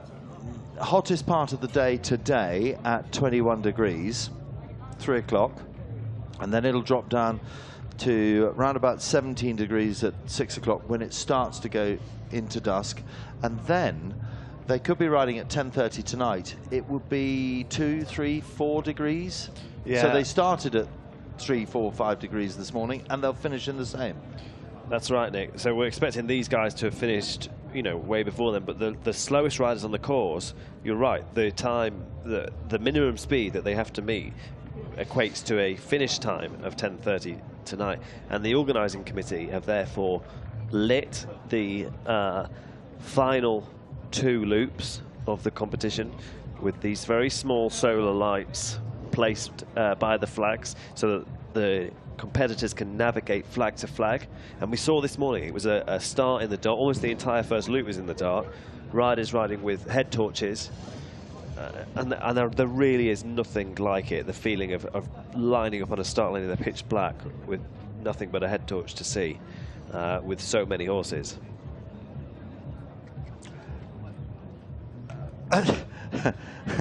Yes, I totally agree with you, Harry. As an event director and as a chairman of an organising committee, it's actually one of the most terrifying.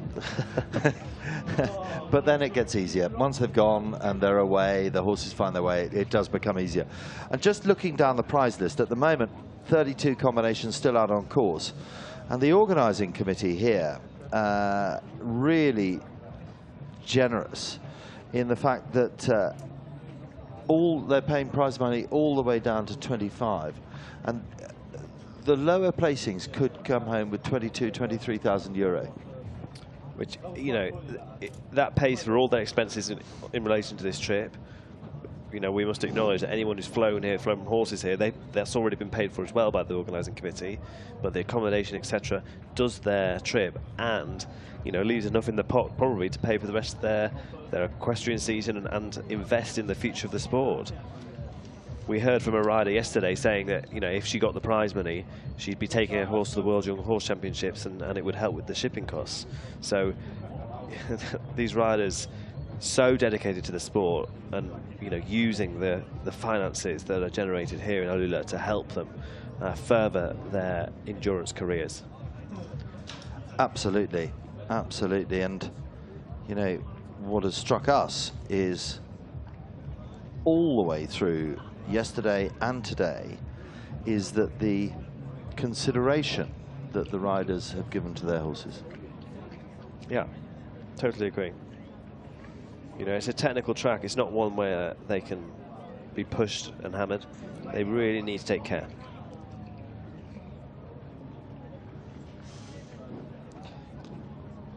And the endurance community as well, I think, is very grateful for the media coverage and investment in the sport, which, you know, is unheard of in the sport of endurance worldwide, really.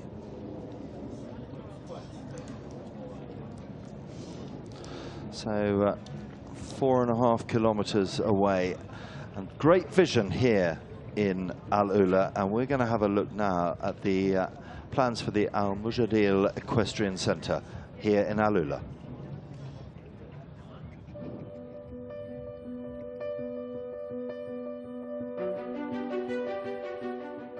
So the Al Mujadil Equestrian Village will be the center for major competition here in the region.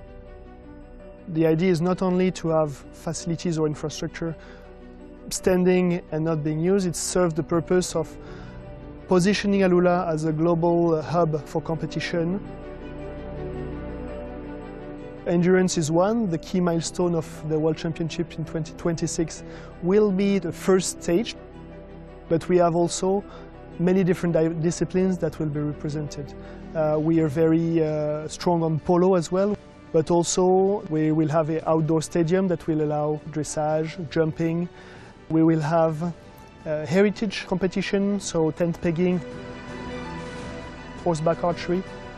So this equestrian village will really encompass all the dimensions of equestrian and will promote thanks to these major events.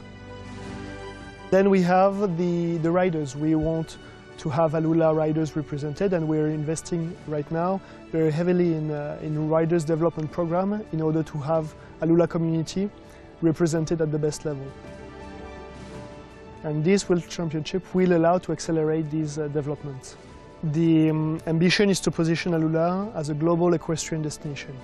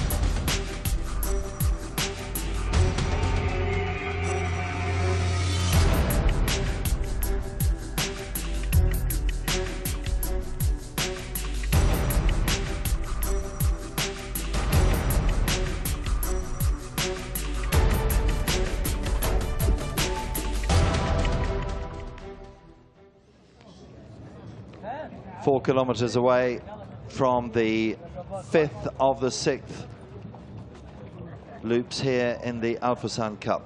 There's the leading three, 2 for Bahrain, 1 for Uruguay, and at the moment can tell you that we've now got 12 out on course. Chile, France, 2 for the Kingdom of Saudi Arabia, Italy, Brazil, 2, Spain 2, Bahrain 2, and Uruguay 1. And there's the leading group. There's the group of 3. Al-Jahani, Al-Hashimi, and Ferber. Bahrain, Uruguay. But there is an awfully long way to go.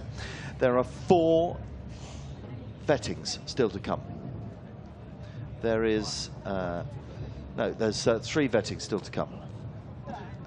There is a hold of 50 minutes, and then there's 20 kilometers. So, yeah, 20 kilometers, and then the final veterinary inspection, which has caught so many horses out yesterday. Yeah, caught the second to the 4th out yesterday, didn't it? Yeah.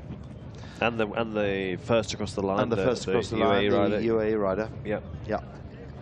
So just a little bit of daylight there, Harry. A little bit of daylight. Bahrain tracking 2nd and 3rd.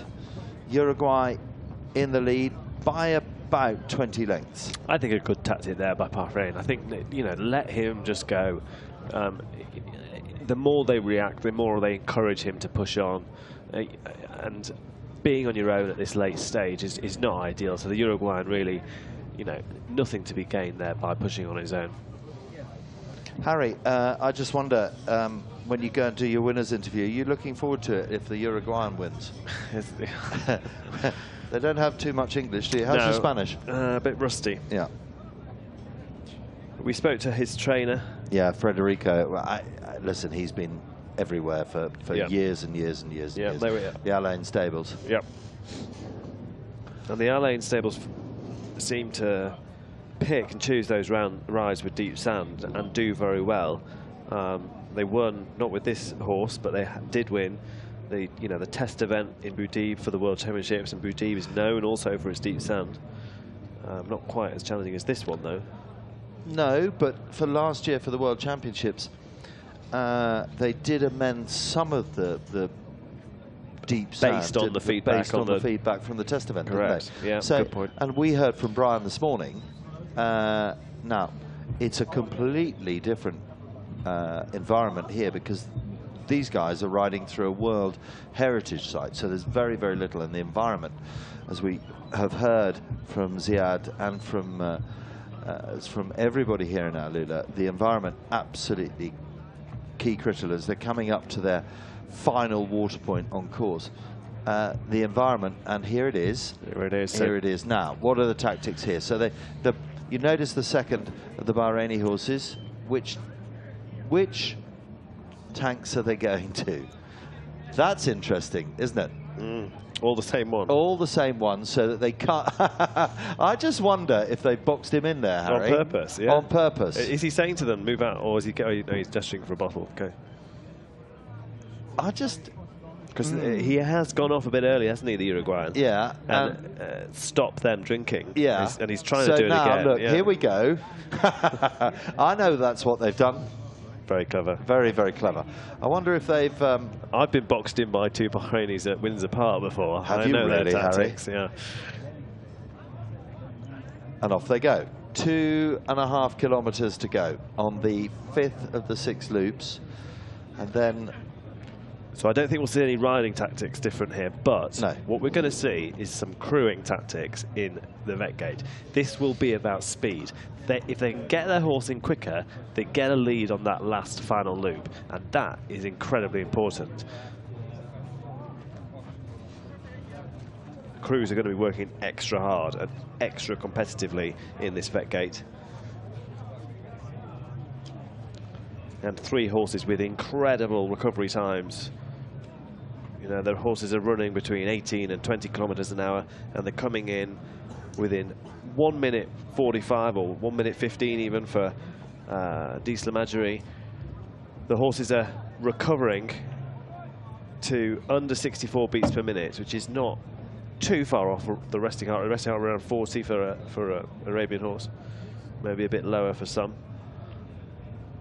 And as we heard John Robertson tell us this morning,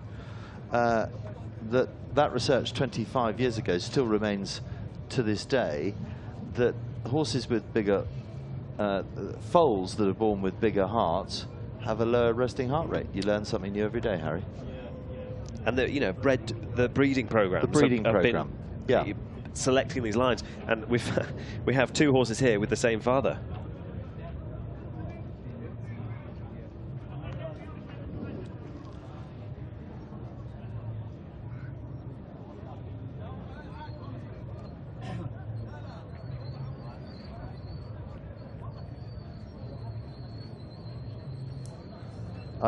I cannot get over,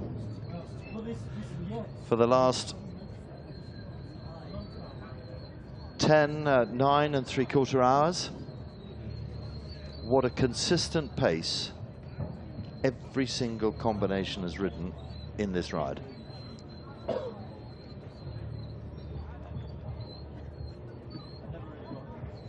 .160 kilometers. This is the World Championship distance, and the first time it's been run here on the tracks of AlUla.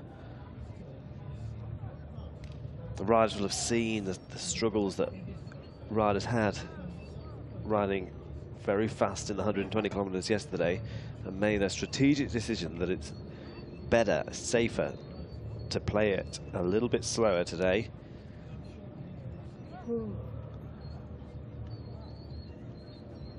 So we expect those riders in 6 minutes. So they will arrive at vet gate number 4, the final vet gate of this competition.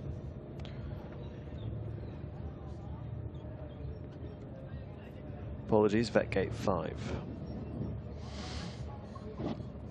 And normally that would be the finish. But a 5 loop 160. Of a 5 loop 160. But I think that on a course like this, it's really, you know, it is taxing, and I think it is worthy of a 6 looper. Because it just breaks it up, it gives them time to recover and recuperate before going back out on course. So let's just recap. So they're going to come in to the 5th vet gate. Yep. And they're going into a 50-minute hold with a compulsory reinspection should they pass the first vetting 15 minutes before they are due to start. So we have got, they are what, 10 minutes before they present, yeah? Then they're into a 50-minute hold, so that's an hour. 15 minutes to present to vet. Yeah, but I'm just giving you a time scale now. Okay. So we're an hour before they go, providing they've all passed the 2 vettings that they're still to come. So we're an hour away before their departure, give or take the odd minute. Yeah.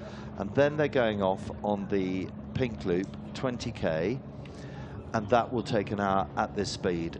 But I think they might just pick it up. So we have seen loops, 20K loops, go off on a 160, maybe 50 minutes.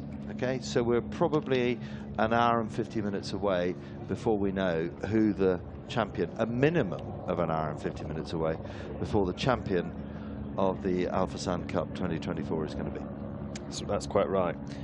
The only thing is that after they've crossed the finish line, they have to pass another veterinary inspection. So we're 2 hours 10 minutes. Yeah. Because they've got a maximum. They've got 20 minutes to recover at the end, and there's no, you know, all the way through they've been rushing to get into the vet. The clock's still ticking until they present to the vet. At the end, the clock stops when they cross the finish line, and then they have 20 minutes to present their horse to the veterinary panel. And if the heart rate's still too high, like we saw yesterday with quite a few combinations, they won't pass the all-important veterinary inspection. So just moments away now. Once they cross the final road crossing, we should be able to pick them up with our static cameras out there. And the vet gate, the officials will be back at their posts, and the crews started to establish.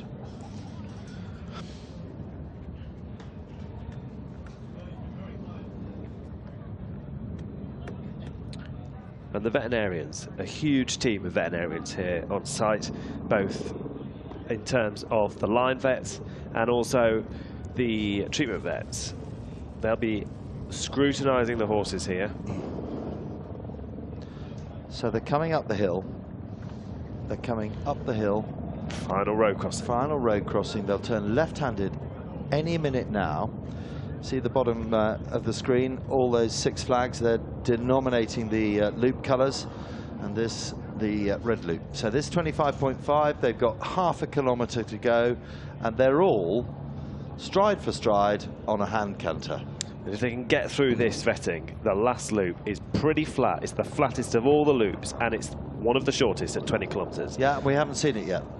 No, nobody's done it, although they've ridden the white loop, they've ridden part of it, yeah. But they've probably got 4 or 5 kilometres that they haven't seen.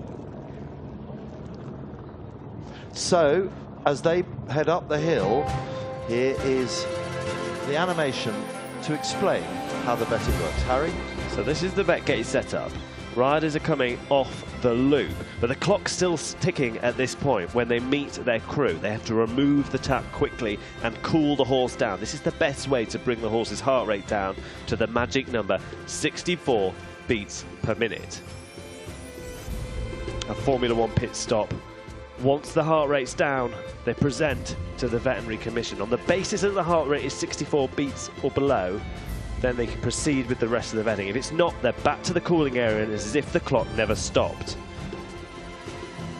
The vetting includes a full metabolic check and an analysis of gait. They trot them 40 metres away and 40 metres back. They are looking for any irregularities. If the horses pass that inspection, they move to the hold area. This is where they get a rest. And for this vet gate, it's 50 minutes. They eat, they drink. Their crew take care of them. They give them a massage, they put their feet in ice, they cool them off, and then prepare to leave on the next, and this time, the final phase of the competition. They're nearly in. There are the three crews ready and waiting. Oh, this is tense. 311, they're about to go out on their fourth loop, and that is Sabrina. The Sabrina Arnold, European champion. European champion. We heard from her earlier on. Good luck to you, Sabrina. Great ambassador for the sport, based in France these days, and has bred, produced, trained so many champion horses. So their eyes will be dead set ahead as they turn the corner for home, and they will be now looking to pick out their crew to make a smooth exchange. The horse to the crew. The riders will dismount.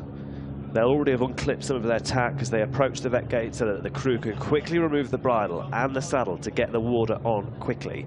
Every single second in this vet gate counts, because the sooner they present the vet to the vet, the sooner they get back out on course for the final sprint to the line. Nervous times. Team trainer, team vet. From Victoria's team of Bahrain. Here we go, our three leading riders. Okay, I'll put it out there, Harry. I think that they deserve to pass. I really do. They've done really well. Yeah, ridden beautifully. I'm with you. Yeah. They could do no more, and now it's in the hands of the gods, as they say over here, inshallah. There goes Sabrina. Out she goes on the fifth loop with Falbala Larzak.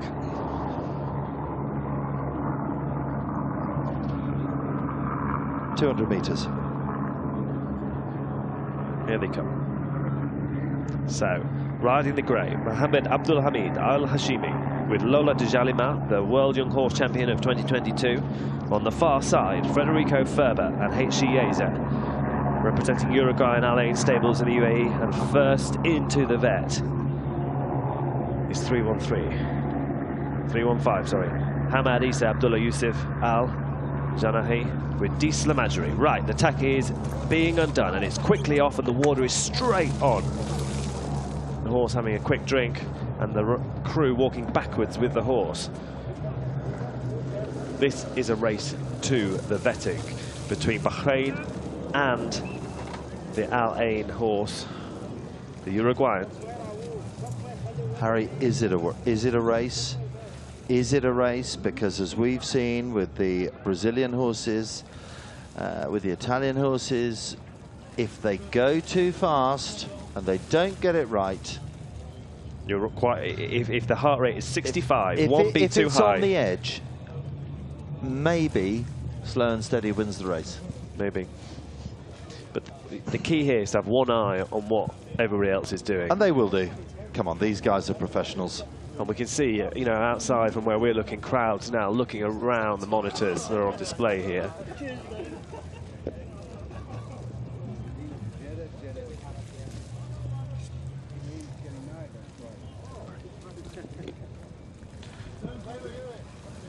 Water going on at Disla Majri, and the steward's just making sure that it's 4 people, the 4 crew and the rider can assist.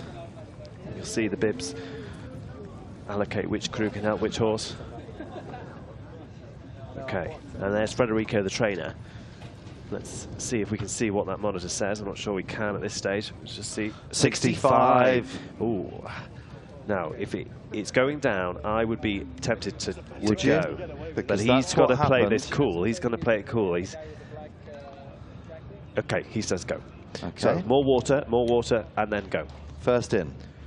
In goes HC Yiza. They've responded. Diesel Majori for Bahrain, now going to the vetting 2. They're going to go in together.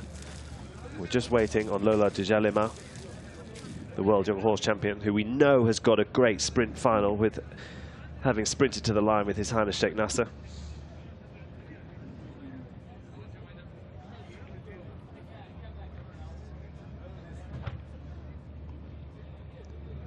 Federico leads in.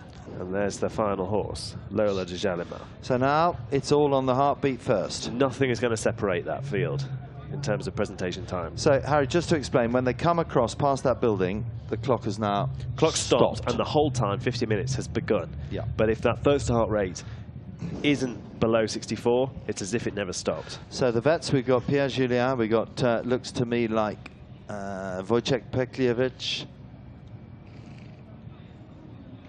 And he goes to the Uruguayan.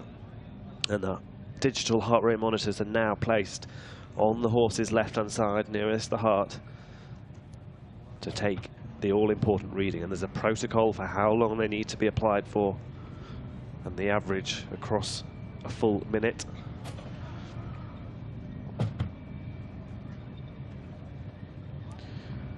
But if that average is lower than 64, so now the trot it can go. So the heart rate's fine for HC Yiza. Now we trot. New rules this season about how they have to trot the horse. They're not allowed to drag them. They have to stay at the side. Federico's just struggling to encourage the horse. On a loose rein, yeah. Harry. But look at the Bahraini horse in the background. Bahraini horse is looking good. 57. 57, very good. So he played it safe. He could have probably gone on 65. It would have been fine, but he was, you know, he was just waiting for the Bahrainis to go. This is Diesel Majori. Looking good. Very level, very level, sweet. Very level.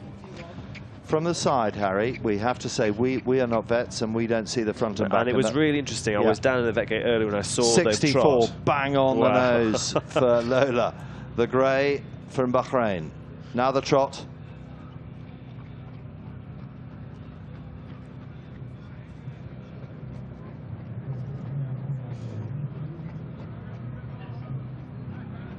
Still no pulse for 338 on the board. Look, we've got the two Bahrainis in, but not the Uruguayan. There it is again. There's Wojciech going. I think the Uruguayan's heart was fine. Otherwise, I think it was fine. Wouldn't have been asked to Otherwise, trot.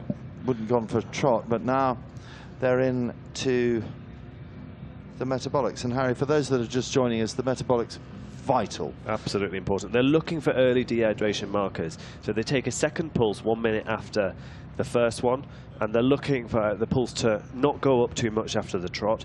Then they're going to listen to the gut sounds. They're going to check the colour of the mucous membranes in the mouth, the capillary refill. And what they're checking is basically the blood going to the extremities of the horse, or is the blood being pulled to the core because the horse is starting to be a little bit dehydrated. I think they're both passed, Harry. I think they're pretty happy. Yeah. We're becoming masters of reading body language here. We'll, of course, wait for official confirmation, but looks good. Oh, no. 338. I just saw 65 come up there, Harry. I'm not sure whether that was... are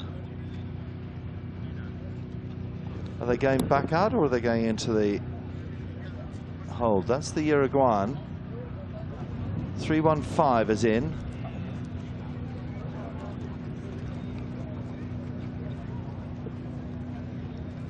So 2 minutes 16 was the presentation for 338. I think everything is fine. And 2 minutes 33 for Lola Djalema. So our leader at the moment is HC Yiza and Federico Ferber. A strong contender, having won the 120 kilometers here in 2022. Didn't start in 23.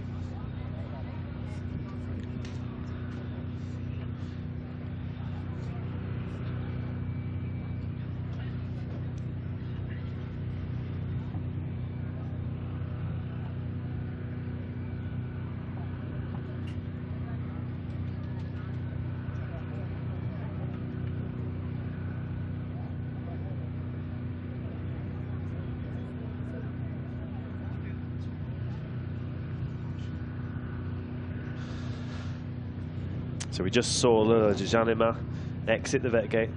They're going to do a hypersensitivity check and then to the rest area for that horse. But I think we're all good. I think we are. So, I mean, that was... the vet's all smiling. Christian Lozano on the right-hand side, the president of the grand jury, chairman of the Endurance Technical Committee of the FEI. Big cheese in the world of endurance. And he seems very happy as well.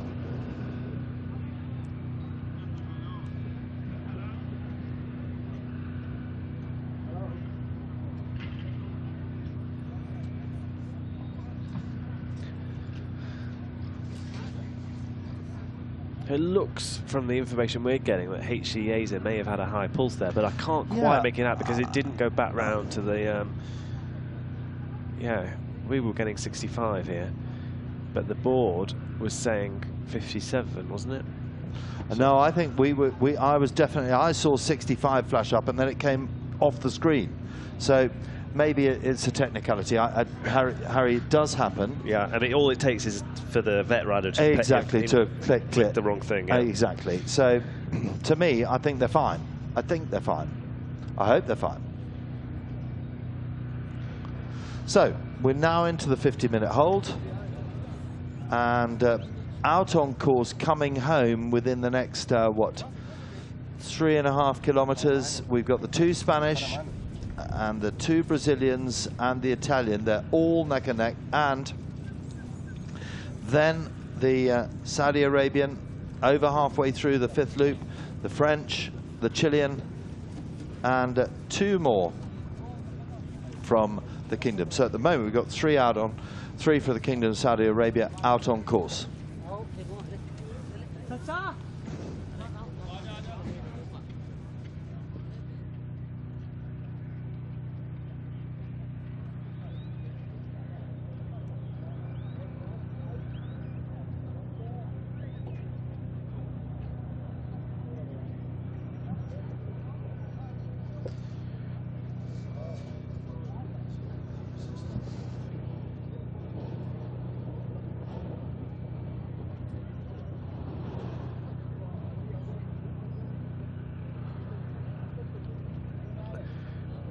There we're seeing the farrier.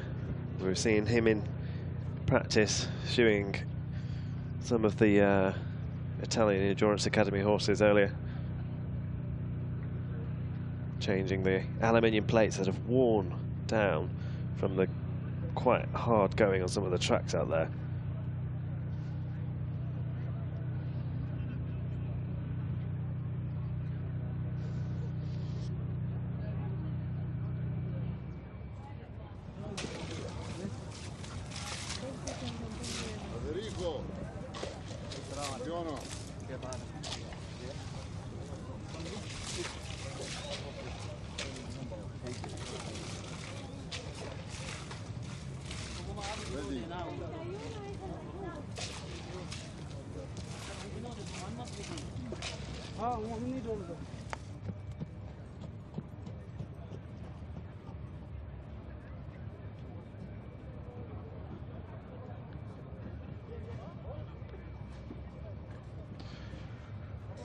So, there's Juma Puntidax running down, ready to meet his wife Maria Alvarez Ponton and Omar Blanco Rodriguez. Juma is the trainer for those 2 horses. Cinetic de Becquerel and JM El Sabrino. They have just 3 kilometers to get to this point and are just outside of the podium at the moment. Juma, a previous world champion and European champion himself. And a very respected international leading figure in the sport of endurance. His team have been here both days and had a successful completion yesterday in the 120-kilometer competition. And Maria goes again. In fact, both riders go again for the 160. We heard from Maria earlier. She's just coming back from injury. You're not quite at full fitness yet, but she's done a lot of these 160s and is the ultimate athlete.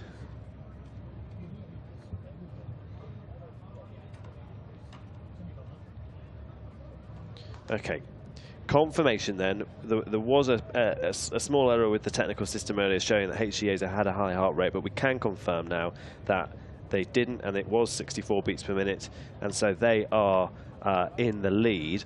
And John Robertson has been, feeding some information in throughout the day, and just another bit of useful information from him. Just the way the heart rate monitor system is used, it works in 15-second increments, and if the heart rate is 64 below, after 15 seconds, then it passes. The average obviously being 16 beats for that 15 seconds, and if it's 32 beats in the 30 seconds, then it goes for another 30 seconds. So basically, they've broken that minute down into intervals and worked out the average. So a reading of 64 might be because the heart rate monitor was only on for 15 seconds. But by that whole full minute, the heart rate would have come down even more.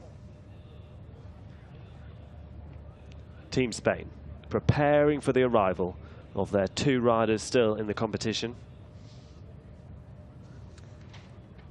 and joined by fellow Spanish rider Gil Berenguer Carrera, who was riding earlier but sadly didn't make it through the second vet check. And there is Sharon Duplessis, our technical delegate, whose responsibility is kind of the intermediary between the organising committee and the FEI, and overseeing the course and the track. HCAs are then in the rest area, looking very bright to say this horse has now covered 140 kilometres. It's eating and drinking. We've seen it drinking on the track, looking very, very good. Only 20 kilometres left now of the competition.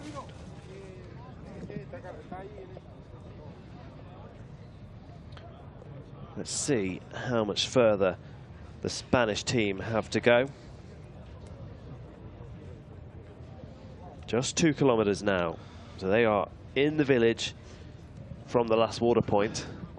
We'll be here very, very shortly. Remember, the leading riders and all the riders at this vet gate, they have to pass one more veterinary inspection 15 minutes before they go back out on course.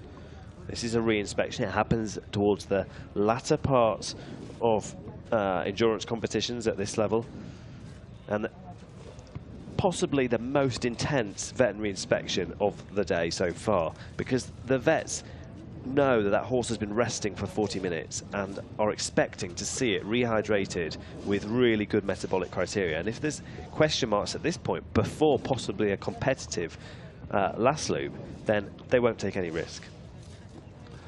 They certainly won't. You see Juma team Cruz just poised, ready and waiting. Nothing is left to chance in the hold. Nothing at all.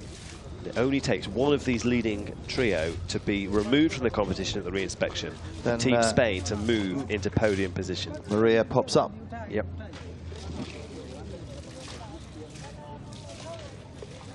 And you were saying earlier, Harry, good quality hay, it really does improve the solidity of the gut. Yeah, so it helps hold the moisture in the gut, so they retain the water really well. And there's some lucerne there. It's, really, densely nutritious. I was going to say highly nutritious, yep. high energy, yep. Ready to go. Really important to get that fibre, really good for the gut at this part of the competition. And I always remember Juma saying, always buy the best quality forage you can afford. It's the one thing he does not skimp on. Very little hard feed, but forage. Really? That's his thing. Really? Yeah. Juma just looking at the apps to check where they are. Nothing left to chance. Juma team. Juma team is a team of detail. No stone is left unturned. It all looks very seamless from the outside, but everything has been planned. Here they come. Here they come. They've just been picked up on our static cameras, so maybe 800 meters or so. The Brazilians just coming behind them. Yeah, they've left the Brazilians a little bit. A little bit, haven't they? Yeah. And I would think Constanza is with the two Brazilians. Very possibly. But great teamwork again from Team Spain, always working together. You would expect nothing less from Juma Puntedac. Omar Blanco Rodrigo, the Spanish champion from last year. And Maria Alvarez Ponton, two-time world and European champion. Close behind. Both horses looking incredibly fresh, as though they have run 140 kilometers once they cross the line into this vet gate. So we've got 3 to go into a re-inspection. 2 more just coming into the vet gate. 600,000 SAR, 400,000 SAR, 400,000 SAR, 300,000 SAR, 300,000 SAR. So 4th to 10th, Harry, is 300,000 SAR. So that is, if my maths is correct, 60,000 euro. Wow. That is a monumental amount of money, isn't it? But I can't imagine, you know, do you think that'll be playing on their minds at this point?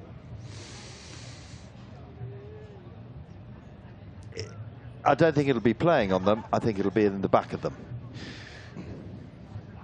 There he is.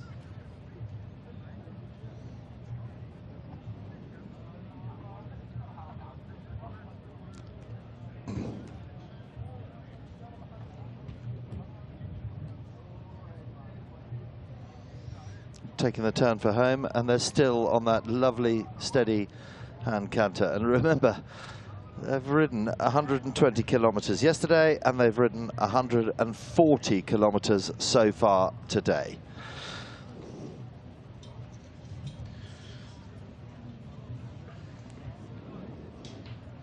Chatting away to each other, Omar and Maria.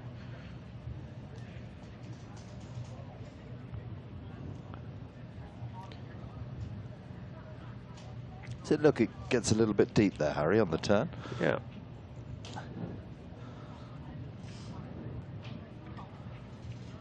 So, as a pair, those riders have ridden 240 kilometres at this point. I know. 260 kilometres, sorry. Yeah. 260 kilometres. And another 20 to go. Yeah. That is on across yesterday's competition and today's competition. I mean, it's like driving from London to Paris. And there we have the I was going to say the Brazilians, but actually I don't think they are. They are possibly on a prior loop because the competition has been spread out now. So we've got competitors coming for a safe completion and a qualification at this level who are taking their time, looking after their horses, and those who are challenging for the top 10, where the serious prize money is to be won. 2 Spanish horses then.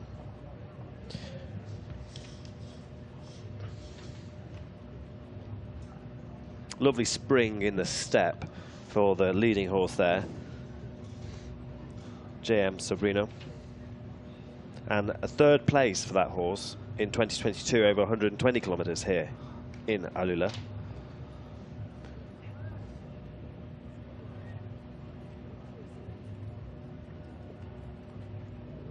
Do you know, Maria was talking earlier about her injury, Harry. Do you know what injury she's just coming back from? I don't know, but she has had a few injuries in her time. She had one at the Europeans. Do you remember that one at Euston Park when she banged her arm on the gate going through? She blamed her husband. So Jim is ready. He's watching. You can see the horses. He's checking the gate, thinking, you know, is everything okay? And as crew, it's, you know, your heart's in your mouth most of the day because you don't get the feedback that the rider's getting from the horse. So you have only, you know, those moments out on course to see and assess how it's going. And Juma's so heavily invested in the outcome of these 2 horses and riders. Here they come. Looking very good to say they've covered such a distance. I think any endurance rider would aspire to have horses in this condition, this stage in the competition. A little pat for James Sabrino as Omar dismounts, but he's straight to work as a rider. He's helping take the saddle off. And let's watch now. We've got somebody to pass the buckets, and we've got 2 people pouring from either side. And the heart rate monitor for this horse is a strap, so it's put round the horse. Oh, and that was the one he was riding with. Oh no, he's still got one on, sorry. And then Juma. Does Juma find them more accurate? Or it's just, it's horses for courses, It's horses isn't it? for courses, yeah. I think, you know, this horse pal, it's called, is an invention of Tom Matt McGuinness. Is it? Tommy McGuinness? Yep. CEO of Horseware Ireland. Great ambassador for endurance. Yep. And recently become a father. Well done, Tommy. So we, you know, what I like about this is nothing is rushed, but it is so efficient and effective. You know, look at how there is such a small break when there's no water being poured on that horse. And they're just walking step by step by step. Yeah. No one's shouting at each other. No. Everybody knows their role there, and it's very effective. And they've got, you know, they're walking backwards, the leader. So they're saying to the horse, just slowly, slowly, slowly, come on, calm, calm, calm. And they're keeping every centimetre of that horse is now wet, and the cooling impact that has with this ice water to bring the core temperature of the horse down. That is what helps lower the heart rate to that magic number 64 in order to pass the all-important veterinary inspection. Now they check the heart. So the Brazilians and Constanza virtually with us. We'll see them any minute now coming into the crewing area.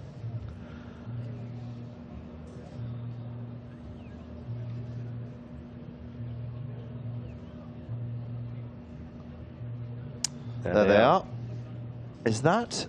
No, I don't think that's Constanza. Yeah, in the pink, I think, on the right. Yeah. Oh, it is. Yeah, middle now. Middle, yeah. And the 2 Brazilians just behind. 3 grey horses. Yeah.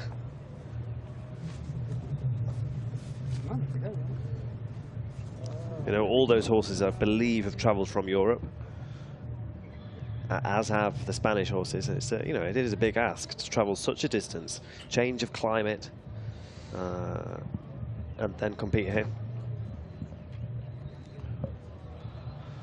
Constanza, a leading rider, a European champion herself in 2019. She certainly is. Rode yesterday, rode brilliantly in the 120, and is riding in the 160 today, and very instrumental in the whole of the family, in the whole of the AlUla Academy. Just tracking in 3rd in that group.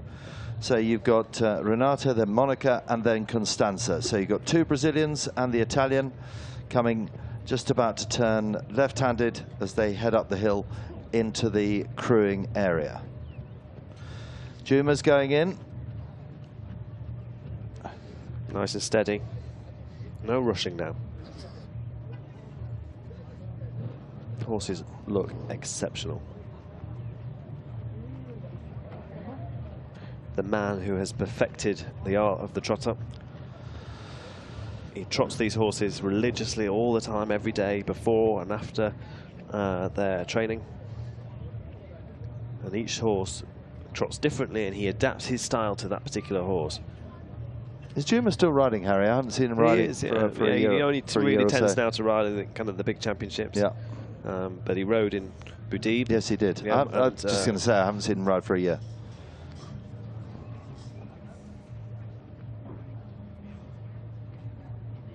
As the 2 Brazilians and the Italian, Constanza, Monica and Renata, they track up the hill to the crewing area. Yeah, he was 3rd in the World Championships with He Echo was. Falls, the Arab cross Appaloosa with the Appaloosa markings. Yes. Yeah, very distinctive.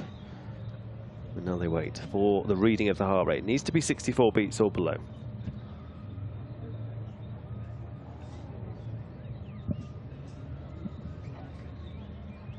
He doesn't look worried, does he? Right, here we go.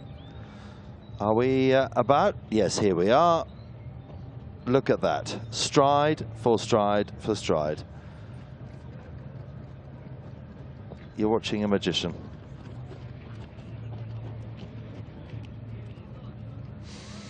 Oh my word, 43.59. 59. So very, very good heart rates from the two Spanish. And a lovely, long, loose rein to come back to the vets.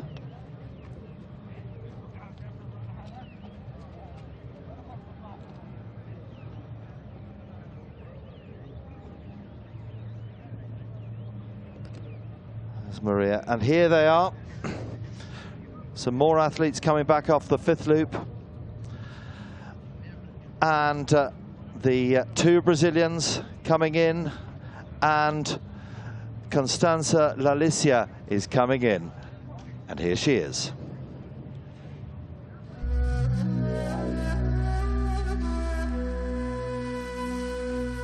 I'm Costanza Lalicia, I'm from Italy, and I'm an endurance athlete, and I'm 24 years old. I'm here for the Fursan Cup 2024.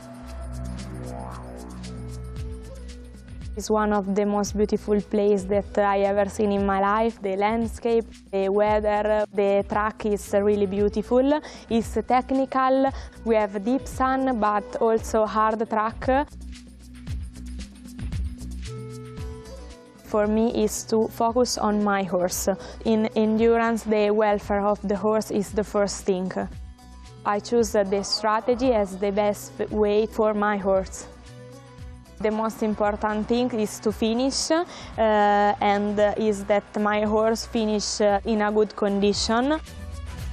I live all my life in this endurance, in this sport, and this is the first thing that I think in the morning, and this is the last thing that I think in the evening before to go to the bed. To transfer our knowledge to the Saudi people and Saudi athletes. We start a training camp. They become a quite good rider. They are really increase their technical patterns. So I'm really happy to help the AlUla athlete and rider to grow up. And I hope that this type of training camp can continue also in the future.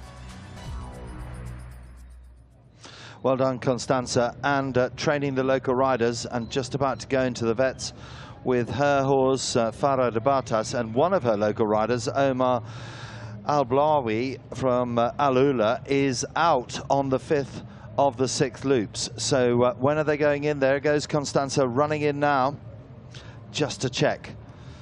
So just to recap, we've got three horses and riders coming back in for a re-inspection. Should they pass that re-inspection, there is 17 seconds after 145 kilometers with 20 left to go, after 140 kilometers with 20 left to go, there is 17 seconds dividing first, second and third. Sport is fine margins, but this is quite honestly the finest of them. So just getting the heart rate down. We'll pick up on the Brazilians. There's one of them. That's Prozia de Bon Viver of Monica Pinto. And she's caught up a fellow countryman, Renato Salvador and Uzes Trio. So we've got 2 for Spain, 2 for Brazil and 1 for Italy, still to be presented, with 3 already having been presented. And then we'll find out whether they are all ready to go out on the final loop, which is the pink loop, 20 kilometers worth.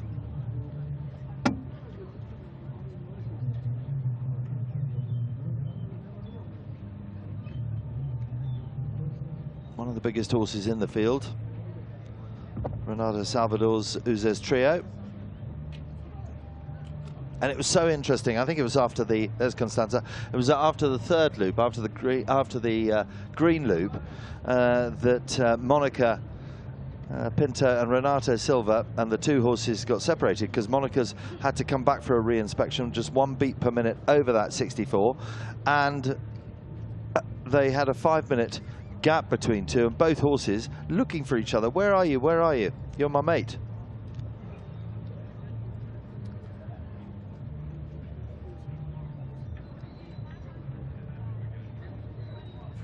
Harry was saying earlier that these are very, very nervous times, making sure they've completed 140 kilometers, making sure that everything is okay, that the vets, the trainers believe that they're ready to go and get presented. So yes, we can confirm now that both the Spaniards, Maria Ponton and Omar Blanco, have both passed their initial veterinary inspection, so they will get re-inspected at round about 6 minutes to 5, and the gap between first and fifth now stands at 23 minutes, but that is very little in endurance sports. The gap between the first three, 17 seconds. So we've now got 5 through, potentially going out onto loop number 6. Now we wait for 2 Brazilians just coming in and the Italian.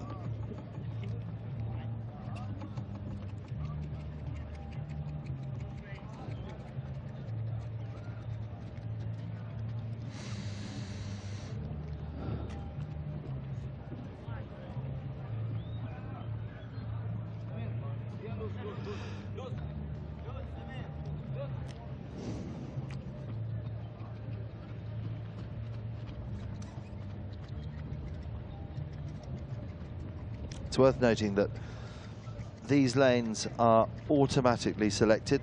It's not a choice of which lane they go to. It is done by random selection.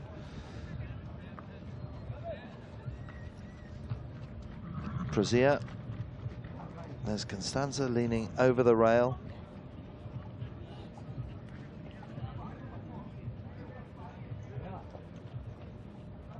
Federico with the South American cap on the left there.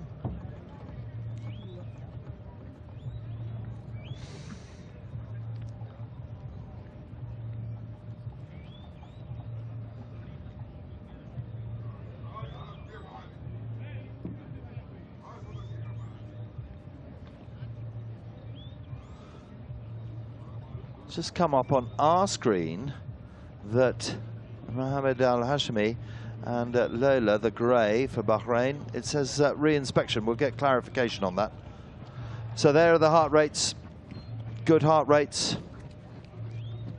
55, 64, 47, 59. They're all within the spectrum of 64. 308, 62. That's the one that Constanza wanted. There's Monica Pinto's Prazer for Brazil. 54 heartbeat there. Wojciech now, having done the vet, there's Alfredo Greco, superstar Italian vet.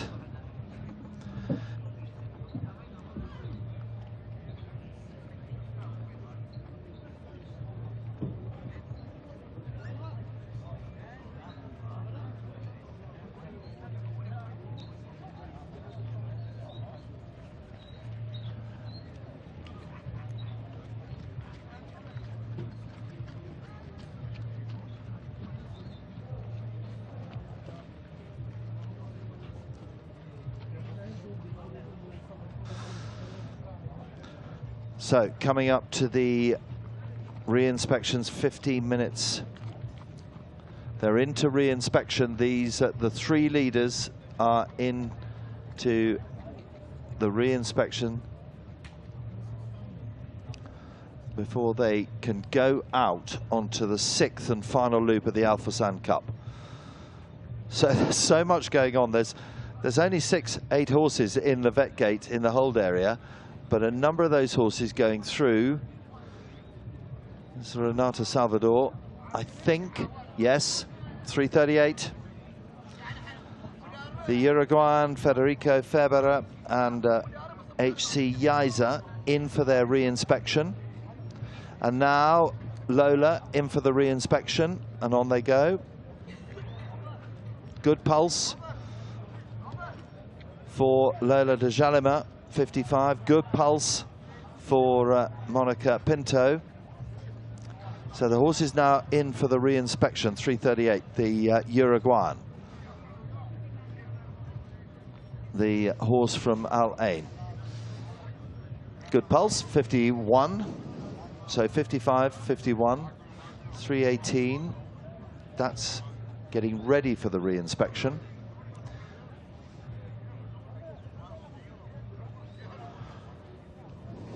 It's been a long day. Welcome back, Harry. It's been a very long day, but it's nervy now, isn't it? It is nervy. This is very tense. There's only this barrier between them and the last loop. I just saw HCA's actually trotting out there. All good? Yeah, I thought a little bit slow, wasn't it? It was a bit needed a bit of encouragement, but I thought it looked okay. So Jordan getting ready to start. They'll go out, and the Uruguayan ready to go. 3:38.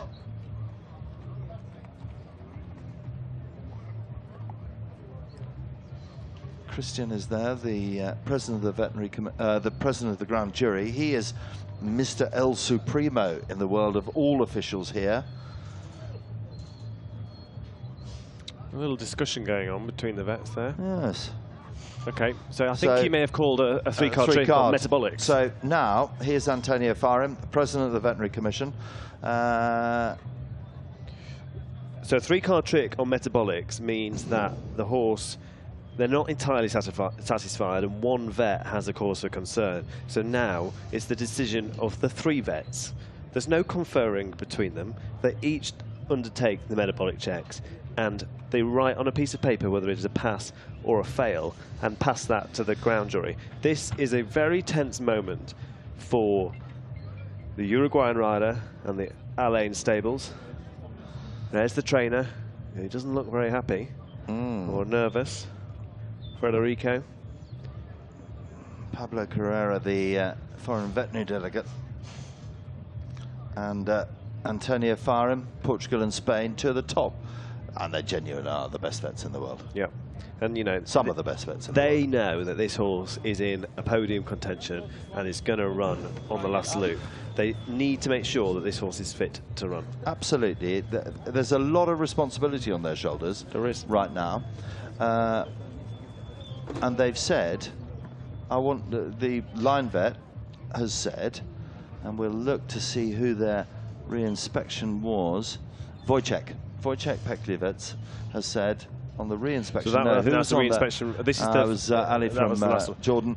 This is their vet card from the first time vetting. Yeah. Just checking. So there's nothing particularly alarming. They've got a B for mucous membranes, but there's nothing particularly alarming there. But as I said, Nick, this is one of the strictest veterinary inspections. They're wanting to see a kind of improvement over the 40 minutes they're in the hold. Yes, they are. So Lozano there on the right-hand side with the Stetson cap.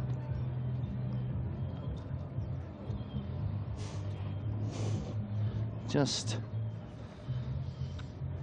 So Carlos Pomparada. Carlos. Foreign veterinary delegate. Checking the mucous membranes. And now no conferring. It's either a pass or a fail on the piece of paper. And they'll fold it up and hand it to Christian. Yep. And he is the deliverer. Christian with the big hat just there with the sunglasses on. He's getting the second of the vet slips. We wait and see. I think they're happy. I think they're happy. Yep. Thumbs up. Christian says pass. So they will go, they will start. That's a really nervous time. 16:46. I don't think Federico could watch. I don't think he could. I couldn't watch, Harry. And we're in a monitor in the back of a beautiful restaurant, watching over the vet gate. Okay, now he runs. He's got to tack up pretty quick now. Right. Where are we up to with the other ones? So where we're up to, I can tell you, Spain have 2. Italy has 1. Brazil has 2. Coming in is Abrar Abdelkader and she has got, for the Kingdom of Saudi Arabia, she has got 2 kilometers to go. Then Camille Coulomb for France with SW Flinker, another 2.5 kilometers to go. The Chilean of Boni Viada de Vivero and Magica Delaline, they've got, what, another 3 kilometers to go. And then the local guy, 23 years of age, and it is Omar Al-Blawi and Zagara Dashia for the Kingdom of Saudi Arabia from the AlUla Endurance Academy. They've got 3 kilometers to go before they come into the hold. So that's what we're looking at the moment. And the 2 Bahrainis good to go, yeah? Good to go as far as I'm concerned. Yeah, I think so. Yeah, they've done their re-inspections and I think they're good to go. Perfect. Well, I think, Harry, anything could happen. I mean, it's been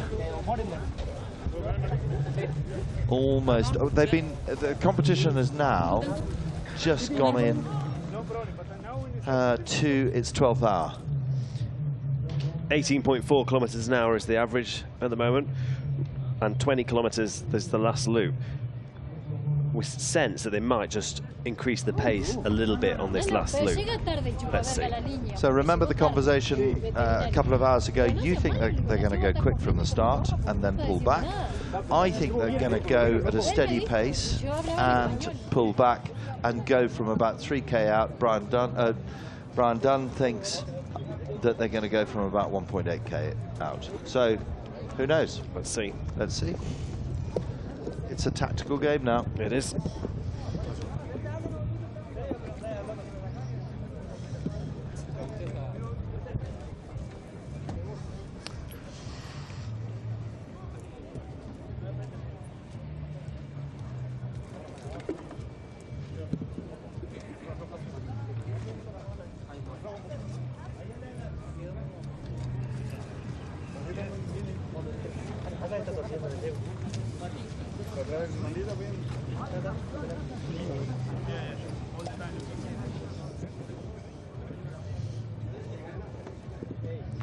Okay, this is the quiet now before the riders leave onto the final loop. We've got the 3 riders in the lead, then Team Spain. Hot on their heels, but there's no way they're going to make up that gap. But they will be hoping that one of the riders is removed from the competition at the end, and that is not impossible. We saw that quite a bit yesterday with horses and riders just going that bit too quick on the last loop. And the last loop yesterday was the red loop, which these horses and riders have just done. Today it's the pink loop, which nobody has done so far.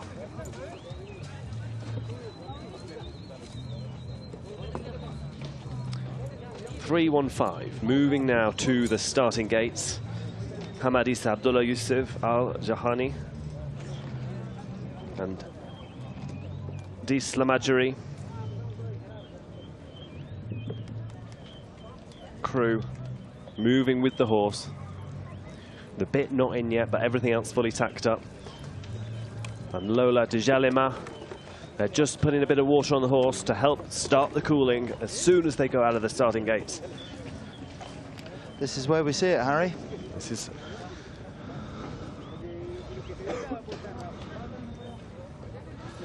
So we're now on to the final 6 loop. Let's now have a look back at the 5th loop here at the Fursan Cup.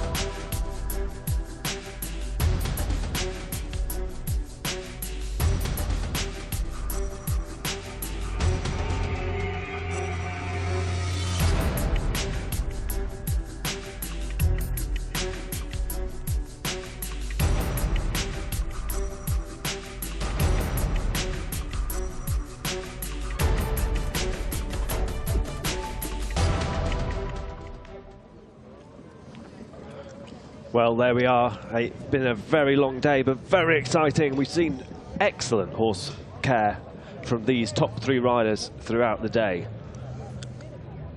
They've navigated the course exceptionally well, all making a decision that it is not worth being too competitive too early on.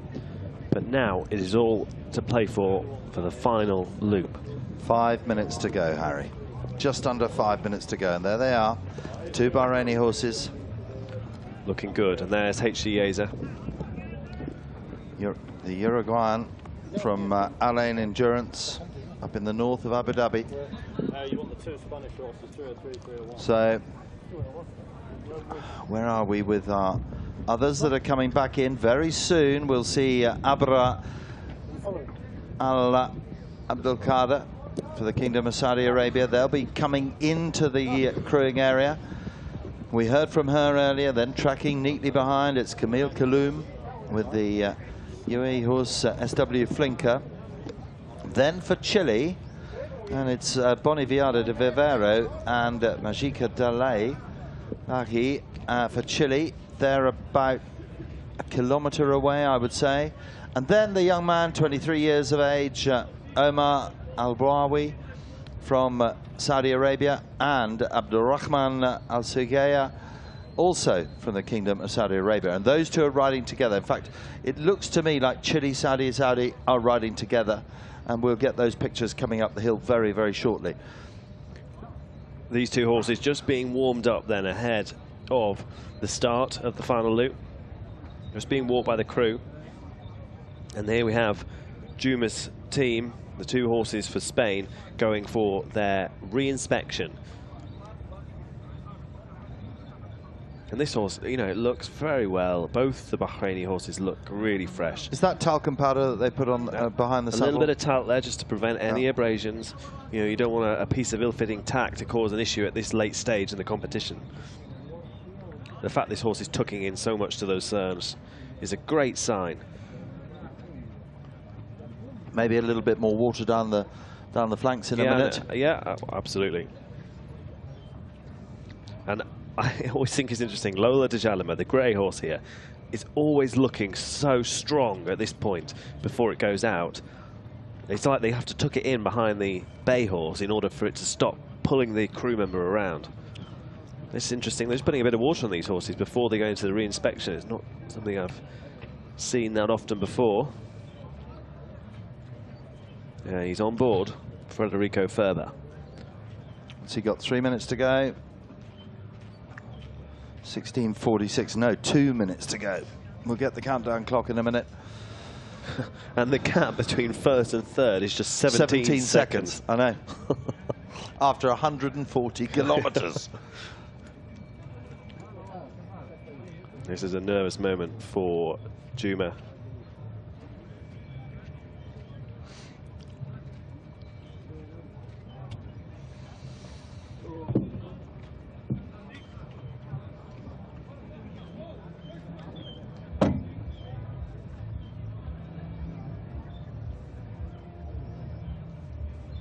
So Abrar Al Abdulkader just coming up the hill now. And there's last year's winner of the 120. Correct, Mohammed Abdul Hamid Al Hashimi with Lola de Jalima.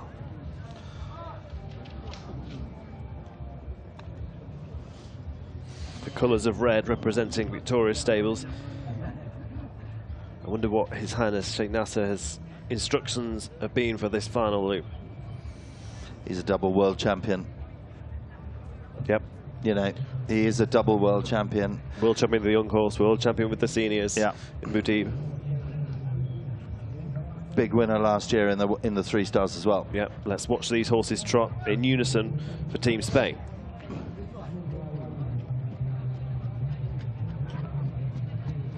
Looking good.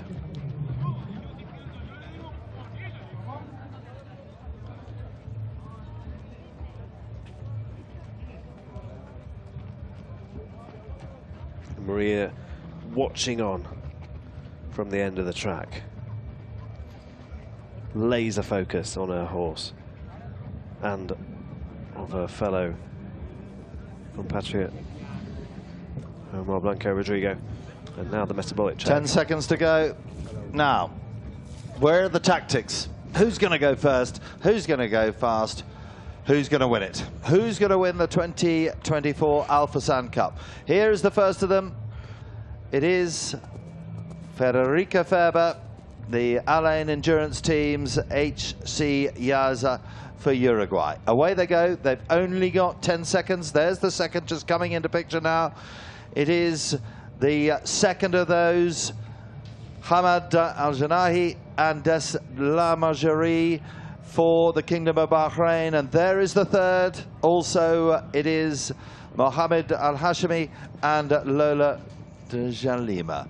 So away they go, Harry. Now we're off. Down the hill we come. 20 kilometers of the pink loop.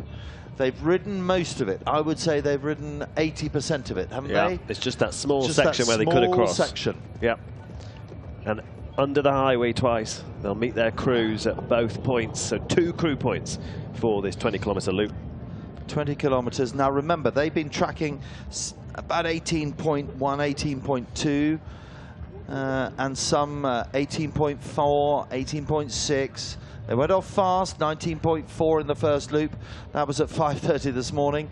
And they've continued that steady pace of about 18.4 throughout the remaining 4 loops. Now we're off to the last. They'll know what there's underneath them, and they'll know what to expect. But, as we saw yesterday, and you can never discount this, overcook it coming up the hill, the heart rate doesn't come down, and you've just ridden. You've just put 160 kilometers on your legs. Beautifully, all the way around. Yeah. You know, it's not often we sit here and say that absolutely, hand on heart, these 3 are fully deserving of the podium places with the show of horsemanship that they have put on today.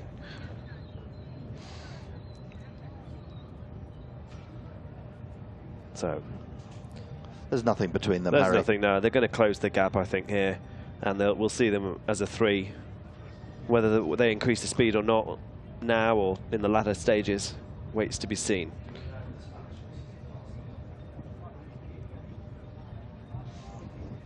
So I think we're hearing, Harry, that the Spanish horses have passed. There they are.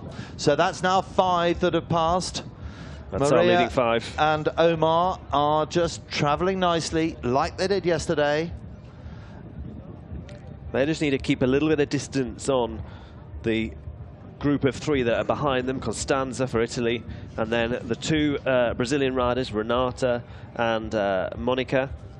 So to give you the recap, so Maria and Omar are 23 minutes behind, okay? But they're lying 4th and 5th after 160 kilometers, and as we all know, anything can happen.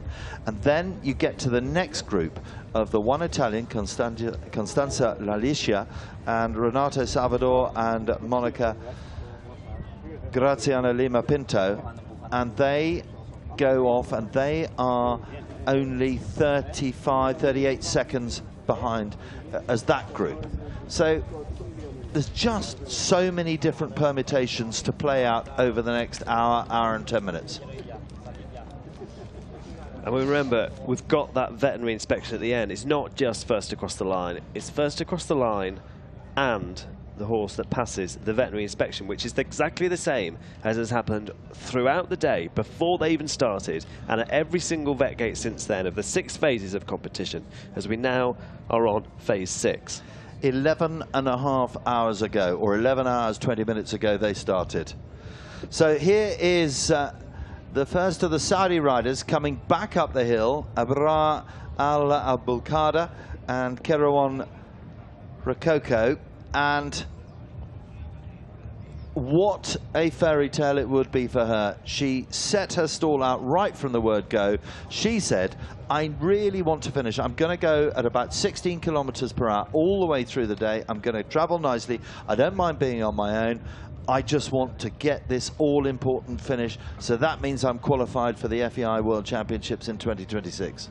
Absolutely. Leading female Saudi endurance rider, and her sights firmly set on the 2026 World Endurance Championships. What a moment it would be for her to represent her nation back here on home soil.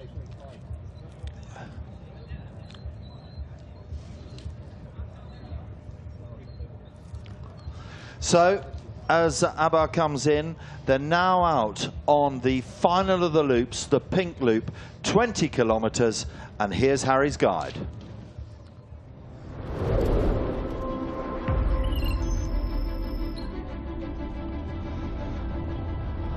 The pink loop, the final loop of the 160-kilometer endurance ride. It starts the same way as the white loop, but before the white loop climbs up there, the pink loop sweeps left and remains flat and fast. This is the easiest loop of the course, and at this point they're heading back for home, the finish line of the ultimate test of endurance, 160 kilometers.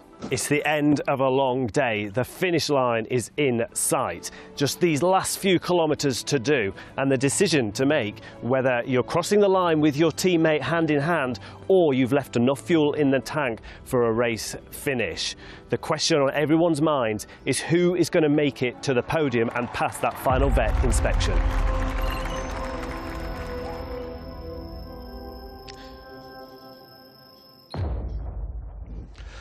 There it is, the pink loop, the road to the 2026 World Championships. It's been a very, very busy day here in AlUla, and there has literally been something for everyone.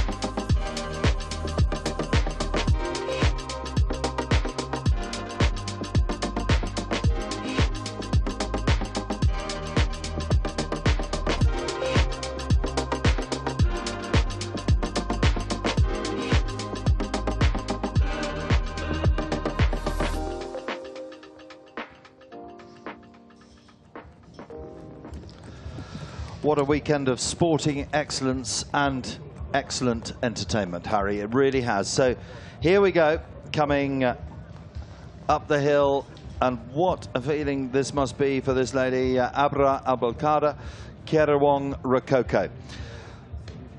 Let's hope.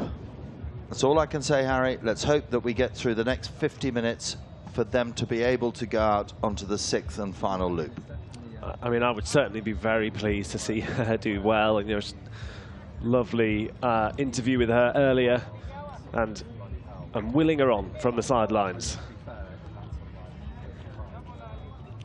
Horse looking good, taking it steady, and you know, not all the field are looking for a podium position. But she said that from the word go from 6 o'clock this morning, Harry. Exactly. Yep. There's one of the Brazilian horses. On the re-inspection. 319. This is Uz's trio. And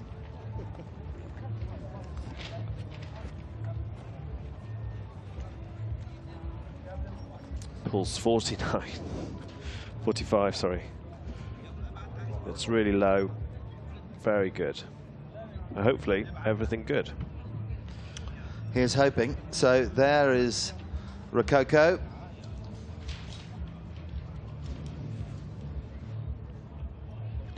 This is Abra's horse. And here is, in the middle there, is Omar Al-Balawi, who's a local AlUla rider, part of the AlUla Endurance Academy, which has been central to the vision of AlUla Endurance. They've brought a tried and tested method from Italy over to AlUla to educate the riders, to help upskill. And on the right, Chilean.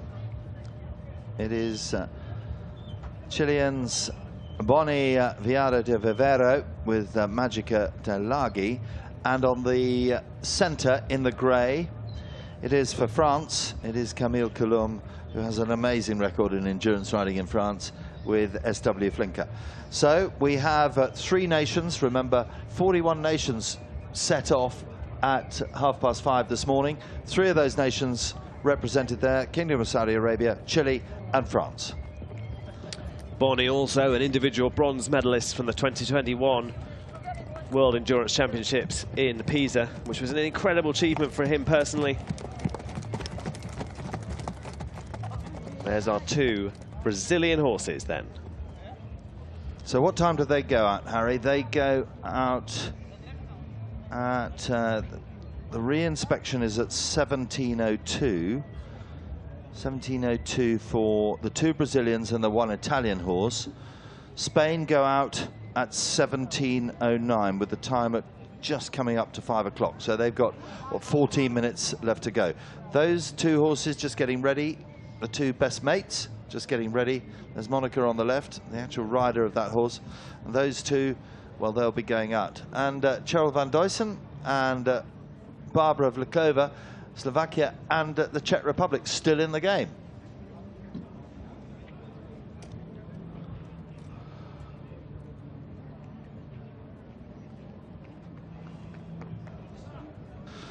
So in they come into the vet gate. Off they get, 140 kilometers completed, and hopefully another 22. There's Abra just watching on Rococo.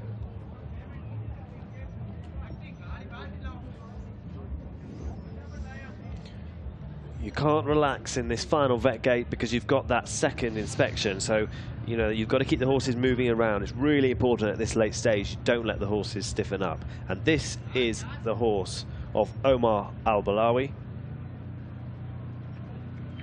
with the crew from Italy. Nico holding the line there, cooling the horse. This rider going for qualification with his sights firmly set on the 2026 World Endurance Championships here in AlUla. This is the championship distance and the first time that 160 kilometers has been run from this venue on these tracks. We've seen many successful 120s. We saw one yesterday. It was a thrilling competition and a bitter fight to the line. The leading pack, the 2 Bahrainis and the 1 Uruguayan, are just over 4 kilometers gone of the 20. So with the time, remember they went off at 16:46. The time now, local time, is 16:49. So they've been on course for 13 minutes. They've covered 4 kilometers. They're tracking at about 19k, I would say. I think they've upped their pace a bit, Harry, but you've got the Magic app. Yeah, I mean, it's hard to say at this stage, but we'll bring you an update as soon as we can on the actual speed that they've been travelling at. So there's the first of the Brazilian horses in for the re-inspection.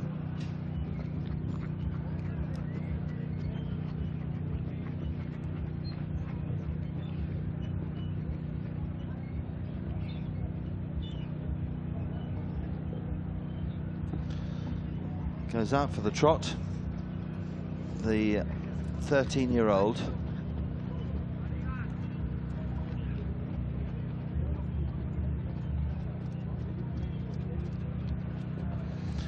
First one done. Now we take the turn and back down for the second. What the vets will be looking at to see if they've just tightened up a bit in the shoulders, in the muscles. Very good heart rates, 48 and 55.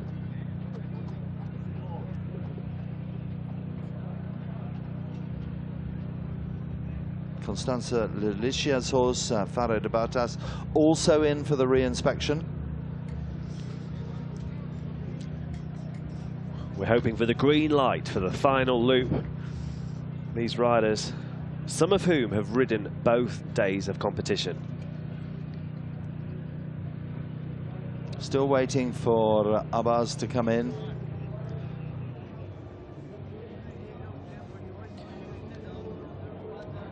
Huge team of veterinarians here.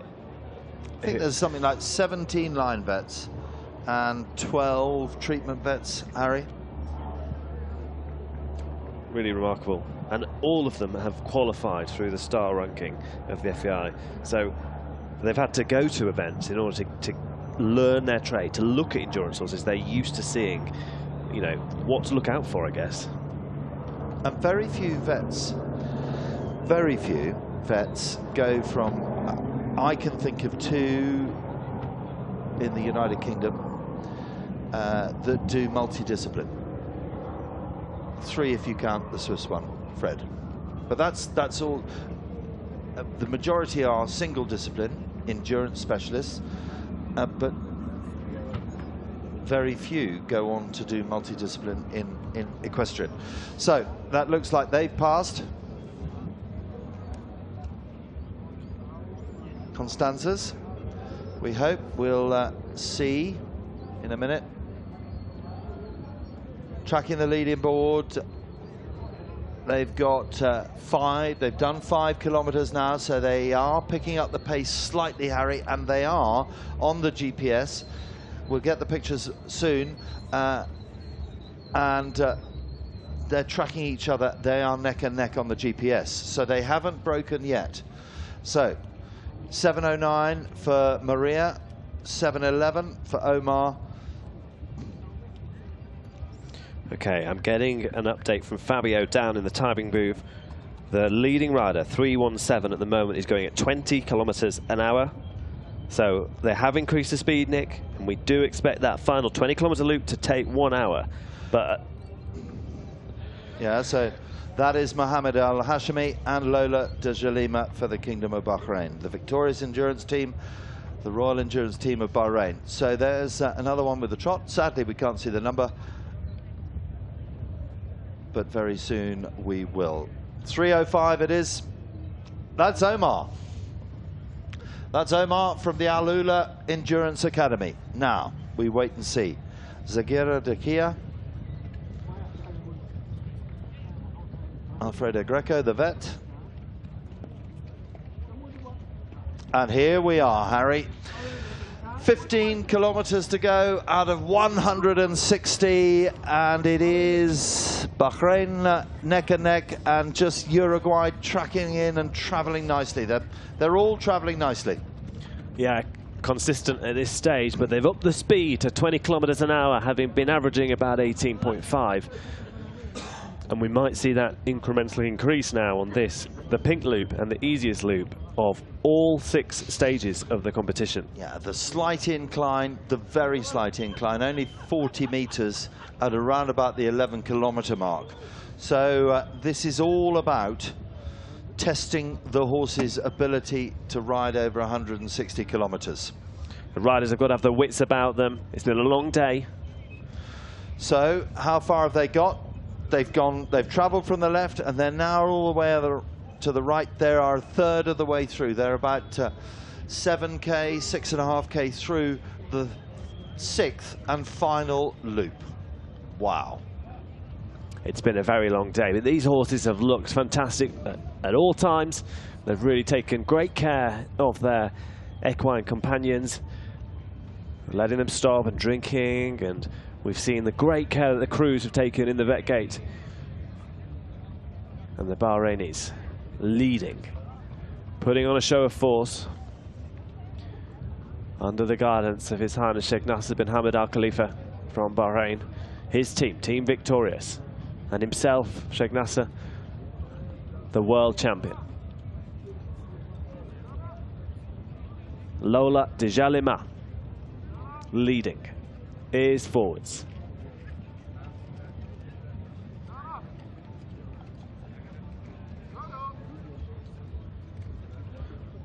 Let's have a look at that pink loop then.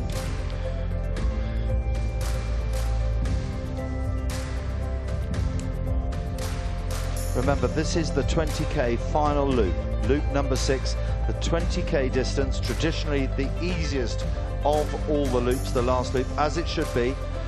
First of the water points, 2 water points, 4, 5 control points, and the crew point. The one crew point. Two crew points. Two crew points. Under Sorry, the yes, bridge. both under the bridge, yeah. Yep. And yes, I have to say, hats off to the course designers, hats off to the OC for getting these courses absolutely spot on. Because you and I both said when we went to look to the bridges on Friday, I'm thinking, oh my word, I would never ever, as an organizer, ever sanction this.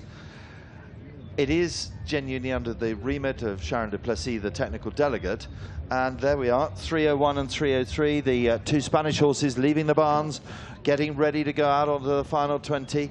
I would never have sanctioned it. What do I know about horse sport? What do I know about endurance? But they've ridden those bridges beautifully, and they've got two more to come, both crew points. We had 200 people go under it yesterday, and 65 today, many times. Just proves, Harry, that I'm an imbecile. So, two Spanish riders. Two Spanish riders.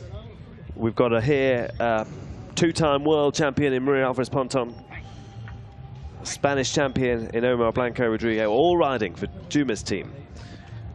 The very well-respected endurance rider and trainer, himself third last year in the World Championships. North of Barcelona in Spain. Look at Maria on the right of the shot, just watching eagle-eyed as she has been all day on the horse. This means the world to Maria and her husband, Juma Puntidax. And then counting down, you can see that Constanza is there, and so are the two Brazilians. Constanza will just go out just in front of the two Brazilians. Always in a line on the track, in a line in the vet gate. These horses know their routine. It's a practiced art form.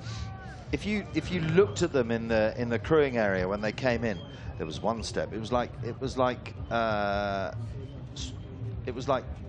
dancing. It really was. It was one step, two step, one step, two step, one step, two step. They were counting the paces in the trousseau. No, in the crewing area. So they kept the motion, but just gentle steps, gentle steps, gentle steps. So they're just about to go out, and remember they're lying in 4th and 5th spot. They just don't look like they've run 140 kilometers at this point. No, they certainly don't. 1:06 to go. Maria will get back in the plate any minute now, and both of those riders, in fact, 4 of the riders of the next 5 rode in the 120 yesterday, Harry. So hats off to them. Hats really off to them. As a rider, that takes real grit and determination. You know, riding at speed and navigating that terrain is physically demanding as a rider. 39 seconds to go. Crew just stepping in, checking the final adjustments to the tack, checking the girth, checking the stirrups. Up in the plate we go. You'd think after 140k someone could have given a leg up there. No chance.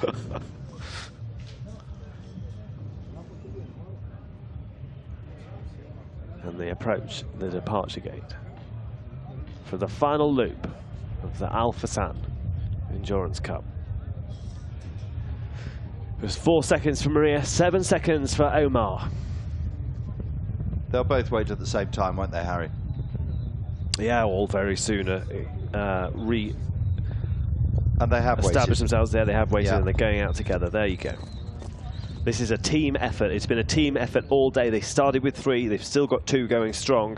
They've ridden in a line. They've taken it turns to go in front. As we've spoken about, horses are herd animals. They want to go together. Juma can do no more. It's in the lap of the gods. Certainly is. The crews get ready to get into the trucks and go to the crew points. Of which there are 2 on this loop, both under the bridge crossings on either side. So they've got a little under 12 kilometers to go. The leading pack, remember, there they are, and they've slowed right down. 11 hours, 40 minutes. They've been in the riding time, and that was a unique time to see them coming on the final loop, wasn't it, Harry? You don't see that often, do you? No, I'm not quite sure why they were walking at that point. And, you know, maybe some bit of tack had broken or something, and, you know, they were being good sportsmen by stopping and waiting for whoever to sort it out. And now they're back up and running. So this, to put it into sporting parlance, Harry, if you use the tennis, this is a Grand Slam event. This is definitely up there with the majors, isn't it? Oh, 100%. This is the world's richest endurance competition. But also it's the precursor to the 2026 FEI Endurance World Championships here in AlUla, with their great vision for the equestrian village and everything else that's happening in this amazing heritage. There are the two Spaniards. One of the strongest fields that I have seen at a competition outside of a championships. We've had world champions, European champions, multiple world champions, you know, and the riders here who have won before on this course, over 120, all competing for this, the longest competition this weekend at the Fursan Endurance Cup. That's the leaderboard as it stands, but there's an awfully long way to play out on this. There's 10 kilometers for these three still to ride. 10, 12 kilometers. They've yet to get to their first of the two crew points, we think. In fact, we're pretty sure. And they're still riding at that steady pace, and they're only going, by my estimation, at around about 16 to 17k an hour at that pace, Harry. So are they going to go for it at the end? Are they going to do what Brian Dunn said and go late, go large? Or are they just going to stay at this pace? Who knows? It's all to play for. Two Bahraini horses leading, the Uruguayan in third. And I just... So the GPS tracking is saying that they're going at 20 kilometers an hour, and I think sometimes just our helicopter makes it look nice and steady, but actually they're motoring on a little bit. But still not pushing, you're quite right. Still not pushing. Here's the first of the crew points. Okay. So Bahrain. Now, what are the tactics? Are they going to stop, Harry? Are they going to stop and get a drink? Or are they just going to keep on motoring and save it until the second crew point? Or are they going to do a pit stop here? Who knows? I think the two Bahraini horses look like they've got more left in the tank than the Uruguayan horse. I would agree. But who knows? Who knows? Only three individuals can tell you that. Truly. Under the first of the highways. And thank you for not pointing out to me that, what do I know about endurance, that the horses will never go underneath that bridge. And on they go. It's been a very technical track today. There's been lots of undulations, changes of going. The riders have had to react and respond to help preserve their horses for the duration of this 160-kilometer competition. And one more vet inspection to pass, even once they cross the line. And yesterday, that caught a lot of riders out. 150 kilometers so far, 10 to travel.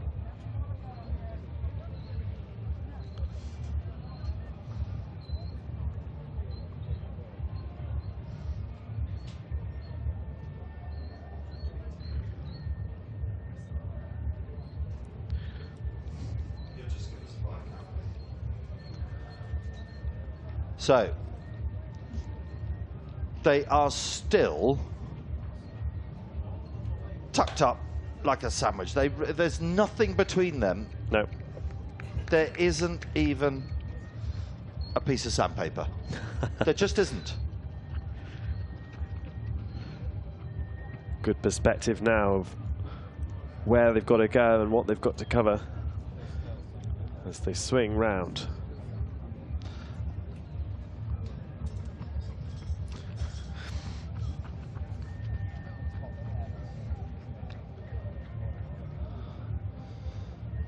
Still very, very close indeed.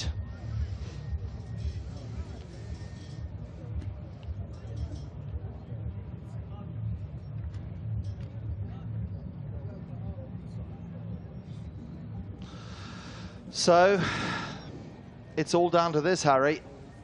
It's all down to this. And the new rules that came in to being after being voted in at the FEI General Assembly in November last year and came into force on the 1st of January 2024, there can be no dead heat. It is up to the judges.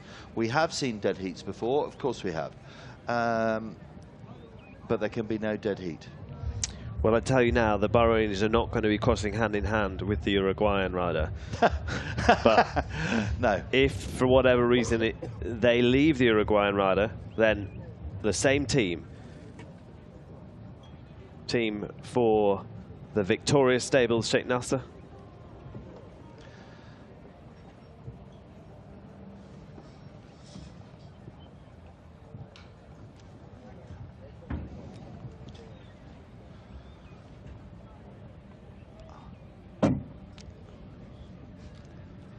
So we've now got 5 horse rider combinations out on course. As we said earlier, 2 for Spain, 2 for Bahrain, 1 for Uruguay, just getting ready to go at 17:17 in a minute and a half's time.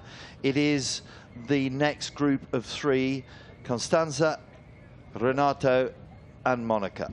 Brazil and Italy. So now we have news. We have news on the next group that we saw coming in. The AlUla rider, the AlUla Endurance Academy rider, is very much in the loop. He's in 11th place. That is the young 23-year-old Omar Al-Blawi, and they will re-inspect at 17:36. Alongside Chile's Boni Viada de Vivero, and at 17:34 it is Abra Abulkada for a re-presentation for the Kingdom of Saudi Arabia. So, and then for France at 17:36 they'll represent, and they hopefully will then go out at 17:53. It is Camille Couloum and SW Flinker. So that is the, there's Constanza, she's away for the pink loop, Italy. In a forward seat, letting the horse run on. Oh, she's hot on the heels of the Spanish duo. The prize money today, 5 million SAR. And every place counts. Yes, it certainly does. So let's just remind ourselves, Harry. So Constanza is lying in 6th position. So that's 300,000 SAR. Which we'll do the calculation to convert for those of you joining from elsewhere. 65,000 euro, give or take. Okay, well, ride well, Constanza. That's all I would say. Yeah, take care. You've got to pass that vet inspection. Where are we, Harry? Look at this stunning scenery, though. In AlUla. It's truly a unique track, as we heard from Brian Dunn, the event director, earlier on today. Now then, let's have a look here. We're seeing one horse. That's Constanza. Alone. That's Constanza. And the Brazilian rider just behind. That's Renato Salvador, silver medalist from Pisa. Well, Constanza wants to get a bit of distance early on in this final pink loop on the Brazilian horse and rider combination, who are hot on her heels. Her horse recovered well in the vet gate, which meant it's out on course quicker. Yeah, it's out on course quicker, Harry, but not by much. 3 seconds. Taking it easy here. So they just go downhill in the deep sand, picking up, changing the lead. The equestrians out there. It's very important to keep that canter lead changing so they don't get used to using one side more than the other. Here we are. The Uruguayans taking the lead, Nick. Yeah, absolutely. And they picked up the pace, Harry, and they've got 9 kilometers to go. Coming up to the water point on the final of the loops, the pink loop, 20 kilometers. They've got 9 kilometers to go. And this combination have been traveling like this all the way through. Now, this will be interesting. Will they stop? Will they stop at this water point? Because up until now, all the way through the competition, they've all taken a break. They've all taken a break. They've given the horses a drink. But have they left it? They know what's underneath them. This is a Uruguayan challenge. The Uruguayan is taking the water and carrying on full speed. And the GPS tracker's now saying the speed's between 24 and 26 kilometers an hour. So a significant increase in tempo. So they've gone. They've gone at the halfway stage. Now, the Uruguayans challenge. Can the Bahrainis respond? We see the dust being kicked up by the Bahrainis as they push on to keep with the Uruguayan. We know that Liliska can. We know that Disla Majori can. We really do, and the gap is now closing.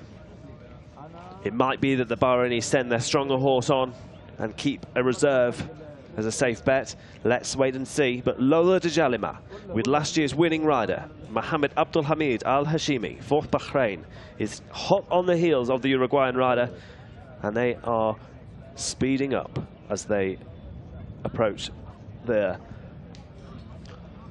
second crew point, which is very close now after that water point, less than a kilometre, back under the bridge, and then it's straight back to the finish line.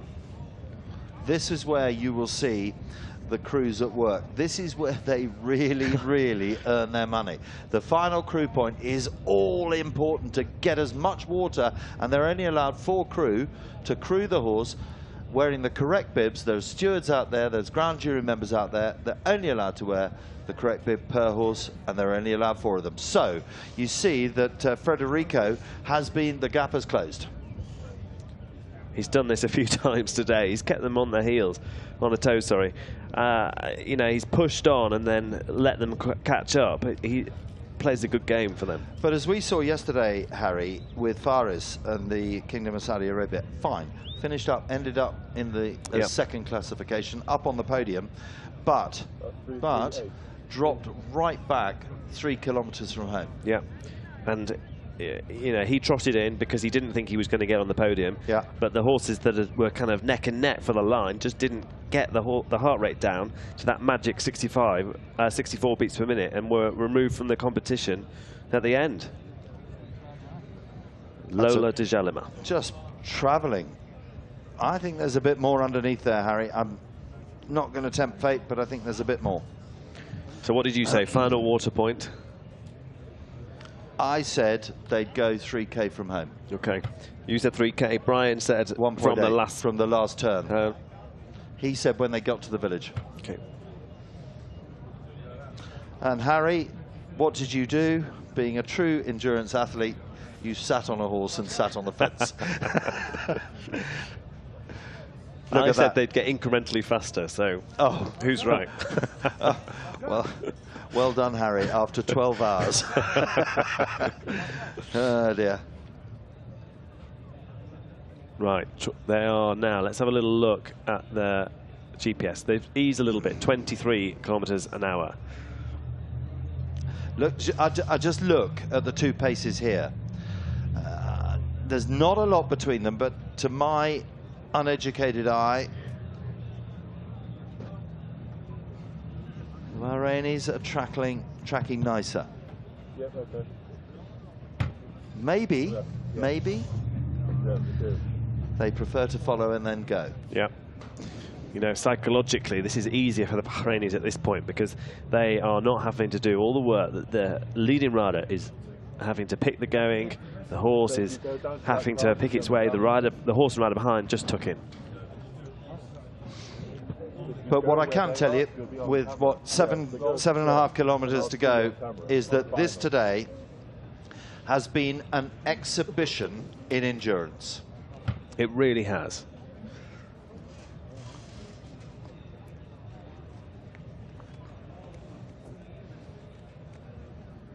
All the riders that accomplish 160 kilometres are worthy of stardom, in my opinion. I mean, it's just the ultimate test of endurance and the preparation that goes into this. I think that's what makes it different, is the years and years of qualifying, working up the distances, and the amount of people, the support teams, the trainers, the vets, the farriers, the physios, the nutritionalists, the saddlers, etc. The list goes on. There are so many people who feed into the performance of these individual combinations on the day. You've forgotten one aspect, Harry, the owners. Genuinely. And for sure, this is being watched in Alain, and for sure, this is being watched in Manama.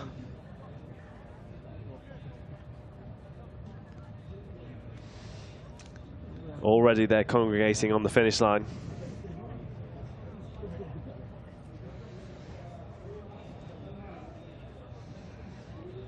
25 kilometres an hour is the speed they are now doing. 25, is it? Yeah.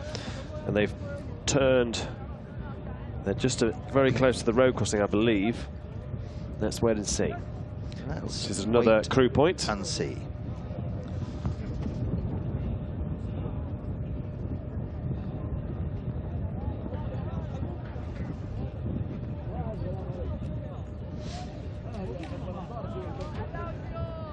Here comes the last crew point of the Fursan Cup, with the 3 leaders in front of us, with 9 on course in the final loop at the moment. There is the leaderboard. Frederico Ferber, Mohamed Al-Hashimi and Hamad Al-Janahi. Those are the 1, 2, 3, and Omar Blanco and Maria Ponton. That is the classification at the moment, but there's so many twists and turns in this sport of endurance. Now, here go the crews. First bottle, second bottle. You look at the riders there. He's going to try and put bottle on as well. He's going to try and put a bottle on himself. They've got 2 bottles there. The Bahrainis grab 2 bottles, and they're under the highway, and they are away very, very soon. And the Bahrainis are just getting a little nose in front, and the Bahrainis are away. Final bottle for the Bahraini. They're going to throw one. Can he catch it? And they're off into the village. Now look at this. Frederico says, come on, now you're going to catch me if you can. And look at the speed. Look at the speed of Mohamed Al-Hashimi, and look at the speed of Hamad Al-Janahi and Des Lamajori. So, Des Lamajori behind, then Lola de Jalima in second, and H.C. Yaiza in pole position. It does not get closer than this after 160 kilometers, Harry. Wow. And now they ease the handbrake off and ask for that little bit more for these Arabian horses to dig deep. They're now cruising at 28 kilometers an hour, according to the GPS stats. Are they? As we heard from Gianluca earlier, the Arabian horse is a generous horse. These horses have been generous to a T all the way through here today. It's been tremendous. The organising committee led by the event president, Dr. Anas Hassan, the general sport director, Jean-Luc Lalicia, and the event director, Brian Dunn, and all the team here at the Royal Commission of AlUla. They have put on the ultimate of endurance sporting spectacle, and many, many congratulations to them all. Now it's down to this. They're heading towards the village, Harry, and are they going to go? Brian Dunn said 1.8, and look at the horse on the outside. Des Lamajori on the outside. Lola Djalima is the grey. Chasing H.C. Yeza. They look at the GPS there. That'll be giving them the speed, the average, the time it's taken on the loop. The outside horse asking for a little bit more. Now the Uruguayan horse, H.C. Yaiza, just leans forward. Frederico Ferber just leans forward, squeezes forward to ask for just a little bit more. But my money is on the outside horse. It's looking strong, isn't it? Looking very strong. He's almost having to hold it back a little bit. Is. There's no loose rein there. We have the final row crossing, and then it really is a sprint finish here between Bahrain and this ride from Alain Stables, Uruguayan rider Frederico Ferber. And it comes down to this. It comes down to this, to years of training, years of preparation. On an untested course at 160 kilometers. This is the first 160 kilometers, the World Championship distance that will be here back in 2026. And the Bahraini crew looking at their phone, watching where are the riders. Nervous times.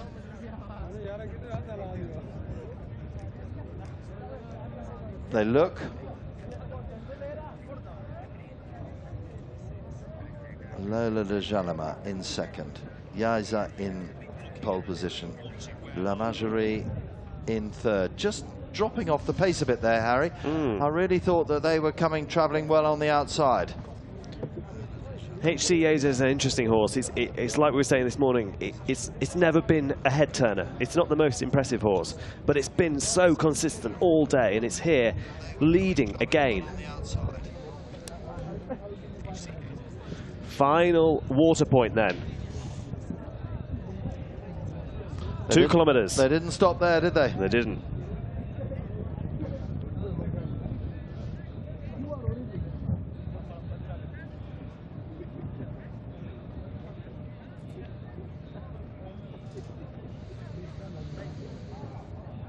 Six lengths, first to last, first to third.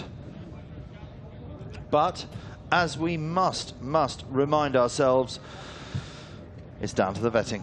It is. And we saw yesterday, it wasn't the first across the line that was ultimately crowned the winner, because they have to pass that veterinary inspection, and the winner just overcooked it on that last loop and didn't get the heart rate down to that magical number, 64 beats per minute. Don't know whether you saw that there, Harry, but Mohammed Al-Hashimi just leans back and says, come on, Hamid, come on, travel with me. Travel with me, you can do it. And there goes the, there it goes. Yeah, there goes the squeeze. Is this the... this is the move. Can HC Yeza respond? Neck and neck now. 3K out, Harry, just warning you. It's a long way to go. It is. But we know that Mohammed Abdul Hamid Al-Hashmi has the experience, and so does Lola Tijalima. A favourite from early on, the World Young Horse Champion from 2022. You know, you look at the marathon greats of Haile Gebrselassie, you look at Mo Farah, they knew when to push, they knew when to squeeze, and so did all these three. But the one in third, it is Hamad Al-Janahi just really asking for it. And have they got enough in there to close the gap? And have they got enough to settle the heart rate down within 20 minutes? That is the question. Have to wait and see. We're almost there. We're in the closing stages now. Neck and neck. The rider, there, just lapping a rider from the previous loops. That gives you a good sense of the speed that these riders are now travelling at. And Dis Lamajeri on the outside. Coming now. Yeah. Rider asking. The riders in front, they're not asking. They're not asking. They're just cruising. Yes. Fascinating, isn't it? It is. It has been a game of cat and mouse all day long. Another rider on the course from the previous loops approaching, and they go either side. So, sort of get out the way coming through, isn't it? It's being lapped on Formula One, isn't it? Yeah. Another one, another two, another three. This will give these horses that are there charging goes towards the line. Just coming up on the inside. And the Uruguayan took a cursory glance to his right there, just to see where they were. And looking again now, he's checking if they're pushing or not. Exhibition riding so far, Harry. I'm not, no. Do you need me down there? He's looking over his shoulder.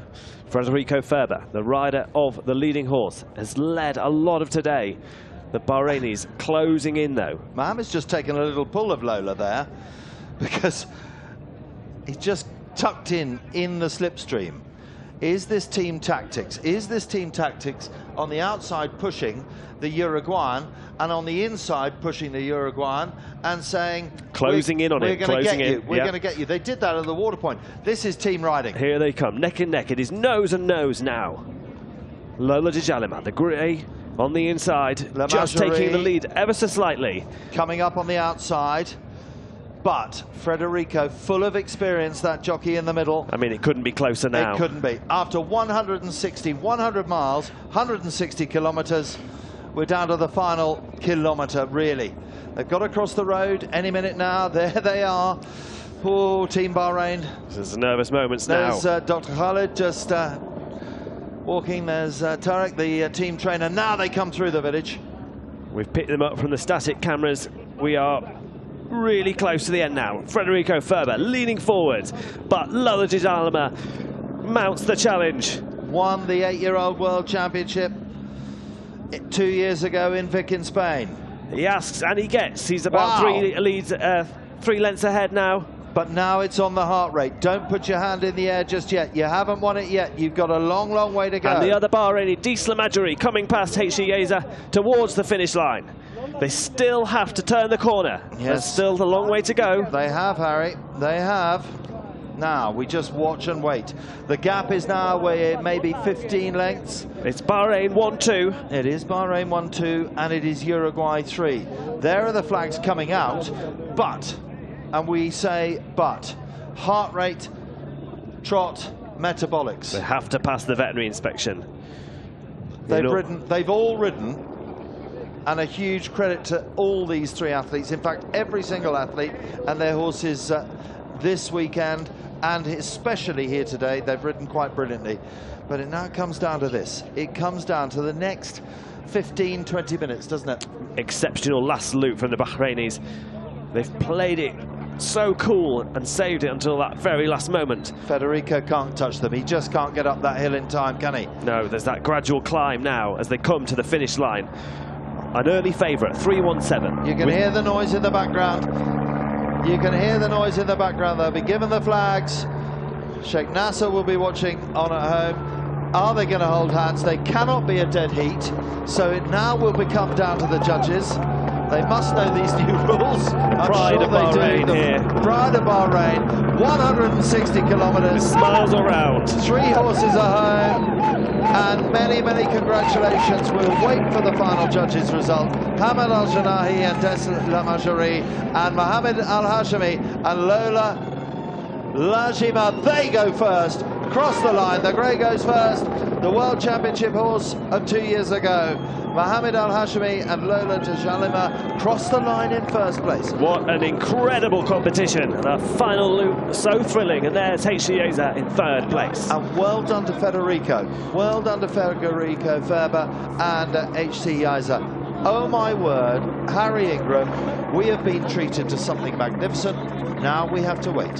Yeah, we can't now. We bring it back down again. These horses have got to pass the veterinary inspection. They're giving the horses a little bit of fructose glucose at this point now, just to give them a pick-me-up. 20 minutes. It's 20 minutes that they have now to present. Now, so those 3 horses are across the line. They've now got to go into their 11th vetting of the competition. They've got to do exactly the same. The heart rate must be down below 64, or 64 or below. Then they've got to do the trot. 40 metres out, 40 metres back. Then they've got to go through the metabolics, and it's the panel judges as well. And the motto, fit to continue, it applies all the way through and at the end. Now, this is interesting.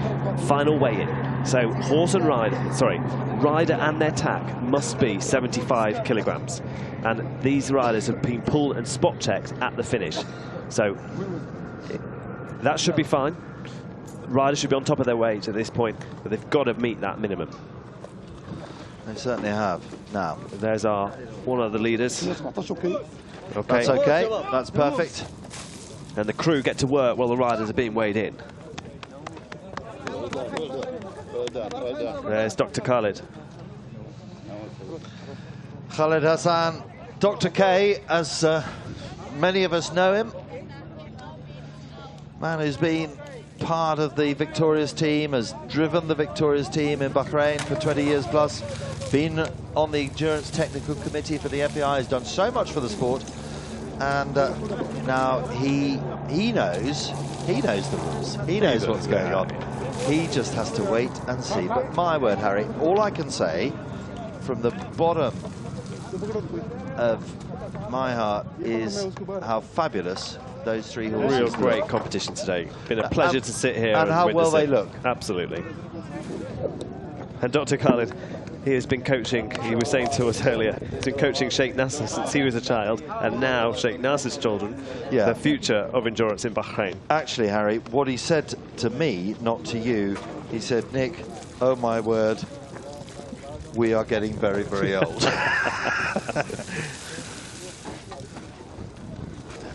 So, 20 minutes. They have 20 minutes. The clock has stopped now, but they have 20 minutes. They cannot exceed that time.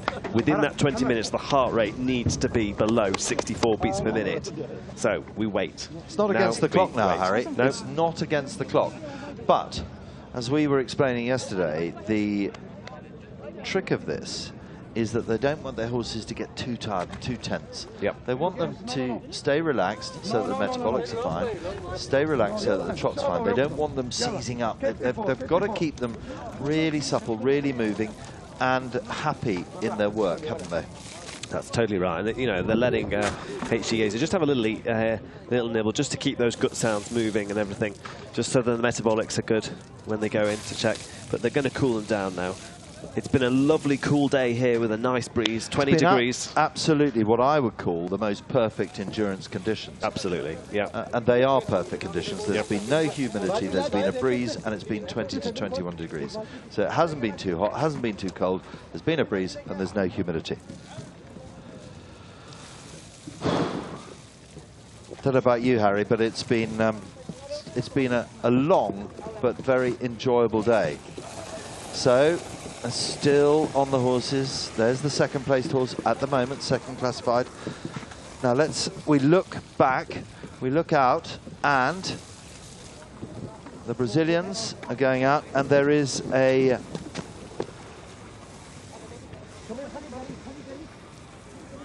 the moment we've got 2 for Spain out, 1 for Italy out, 2 for Brazil out, and the re-inspection, there's a start of 17:49 for Abulkada and a start of 17:50 for the Chilean and a start of 17:53 for Camille Colombe for France.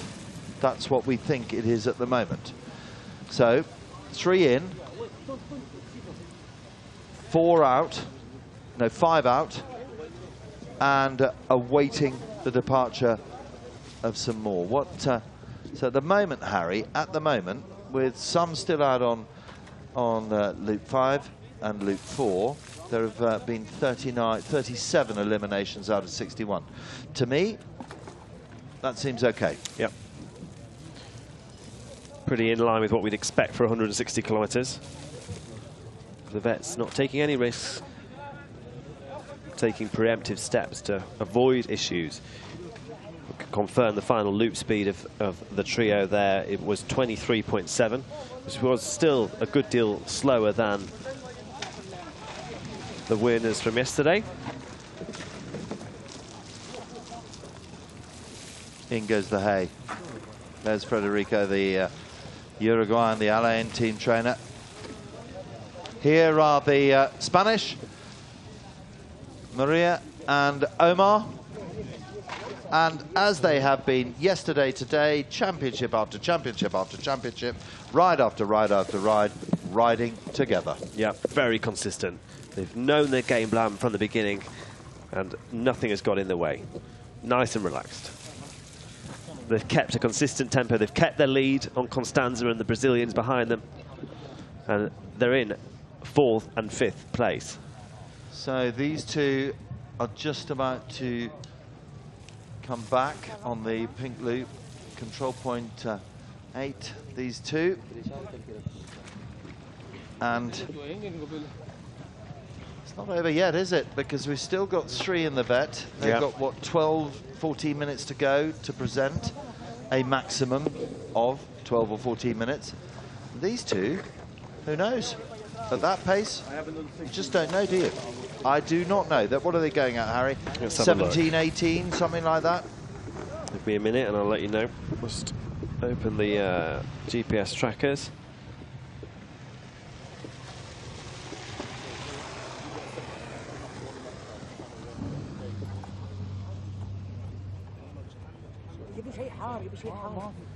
So, Spanish team going about 19 kilometers an hour, possibly 20.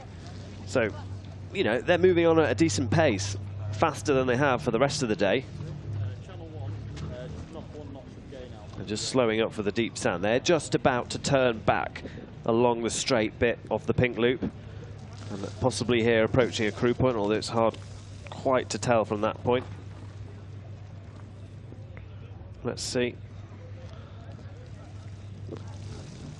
Yeah, so that's the pink loop just joining the rest of the course heading back towards the venue. We saw the other flags there, the green, the yellow, the white, and here's the water point and the crew point. This is what we were expecting. So they're about to go under the bridge, perhaps, or is that just a water point? I think that's just a water point. Just a water point, yeah. Harry. There's no crew there. Yeah, that's the every water point here has been staffed by the organising committee. Fantastic infrastructure that's been put out there. Cannot fault the OC and the Royal Commission in any shape or form here. You cannot fault them. They have left no stone unturned, and that comes from an organiser of a championship. It really does. And I will say hats off to them and well done to the whole team. Quite right. Here we are, getting some more good alfalfa hay in there. And when are they going to go? Who's going to go first, Harry? Where do you reckon?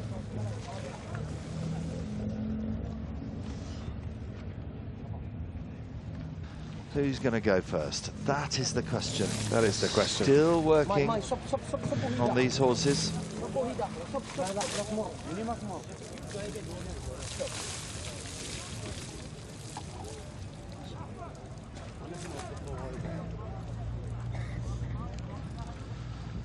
Five horses out on course, and just about to go out is Saudi Arabia, Abulkada with Rococo, and then it is Boni Viada de Vivero for Chile, and Majika, and Camille Couloum for France, and SW Flinker. They're all getting themselves ready to go out on the 20K, but meanwhile we await, we watch and we wait with bated breath.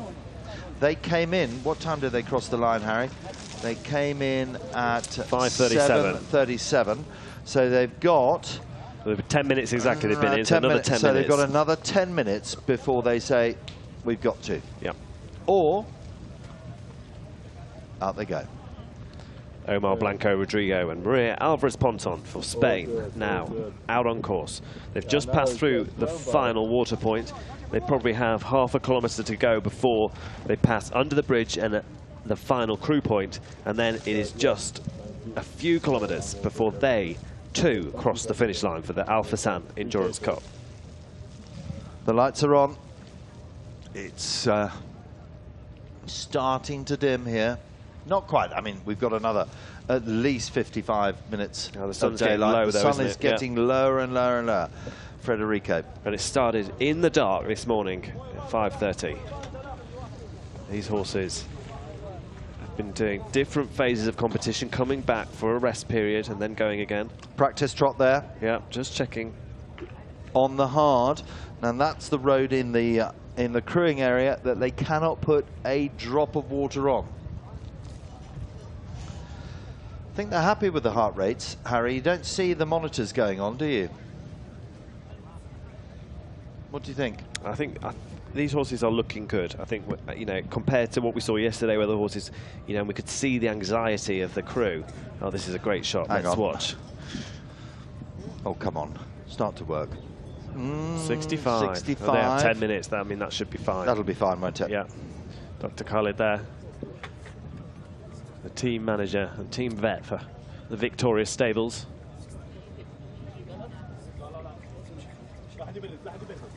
Just walk a little more, a little bit more water. Right. Let's see, HC Aza.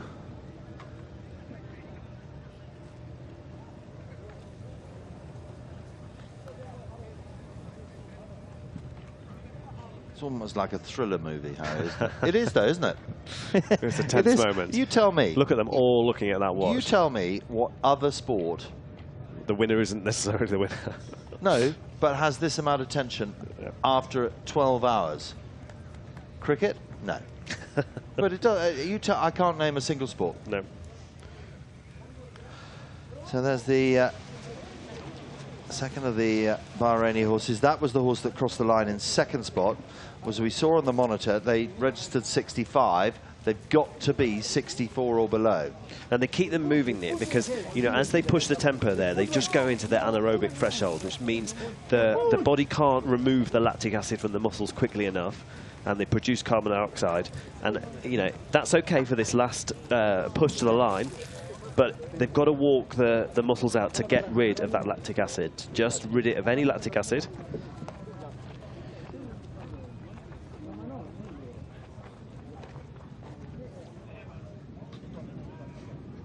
And it looks, Nick, that HC Yaser, Federico Ferber, third place, is now presenting to the Veterinary Commission. And I believe that is Federico Ferber leading it. It is. And yes, it is. The trainer closely behind. All eyes now on the digital heart rate display. They've not used the full 20 minutes. And there's no rushing necessarily for these guys. That doesn't need to rush. Nope. They could go in at 19:59. Yep. But they then have the risk of the horse perhaps getting a little bit more, you know, the adrenaline stopping. Yeah. Because they've got a trot with some gumption. Yes, they have. Fit to continue. Yep. They look up to the sky. And the heart rate looks fine. Good. Now they have to wait for 3 vets. Oh, and we've got 3 vets, so we trot. Oh. Here we go. So it's 3 vets make the decision on the trot. They write on a piece of paper and they pass it to the ground jury, who then deliver the message to 60. the rider. That's 60. good. Very good. Trotting back. Looks fine from the side, Harry. Yeah, it looks fine from the side. And you can hear the crowd think the same. But we can't tell from the front. Yep. That's the only way to tell a really proper way. Federico, the rider's watching the trots and he's smiling, so let's see. And now they complete the metabolic check. Have you ridden that horse within its limits? You wait and see. But even though he's first to vet and he passes, it doesn't change his position unless the others are out. So here are the 2 of the Spanish horses. It is Omar and Maria coming up to the crew point. Now they pushed on through the final water point. You see them coming from the right-hand side. The crew cars are awaiting. And this will be, I would imagine, a lot of water will go on these horses at this point. Yeah, look, they're slowing right down. Yeah. Will they stop? No. They're going to have a drink. They will. Yep. They're just going to walk. You know, look, they're drinking and walking. Drink and walk. Walk backwards. One Hold step, the bucket. 2 steps. 67. Ooh. 67. Still not down, Harry. And where are we going to? We've got 2 or 3 4 minutes. 4 minutes. Oh, dear. It's a tense moment. And you can see the hindquarters just quivering there. Yeah, it's, you know, the sunlight, the direct sunlight's gone. So that's a pass, it looks like, for Federico Ferber. Handshake with the grand jury. A kiss on the nose from the team vet. And that is richly deserved because they've ridden a great ride. Yeah. And the Fursan Cup. Now he just has to wait and see. 69. It's going back up. So the Bahrainis can't get this is the second. This is the other horse. The Bahrainis can't get their 2 horses down. There's Khalid desperately trying to get the heart rates down. And look. We could end up with a Spanish podium here. We could end up with Spain 2, Spain 3. We really could, because yet again the Spanish have ridden exactly the same tactics all the way through the ride. Everything can change. Is that going down? Khalid is holding. He's not He's not letting us see. Yeah, of course he's not. 71. Going up again. The tension rises. They've put a rug on its quarters. 3 minutes to go before they must go into the vets.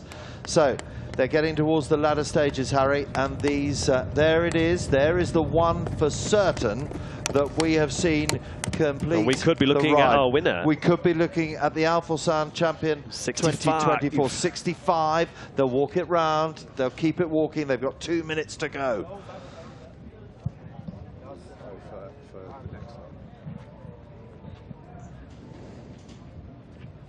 They're going to go in. Are they? Looks like it.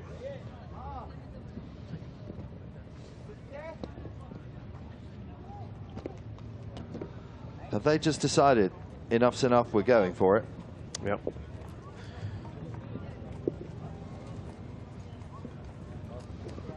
They've got another 2 minutes. But as we said yesterday, you know, with the adrenaline running as riders and crew and everything else going on, it's quite hard to keep track of exactly when you came in across that line. So, you know, they don't want to take any risk. They're going in now. But that horse, you know, it's rubbing. It's not totally settled, is it? Let's see. This is a tense moment 14 at Bahrain.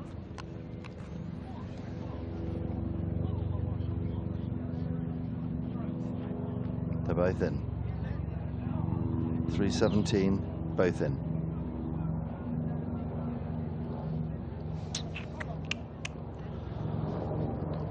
One all lost here. It's one all lost. That's a nervous look on the man leading Slamagerie.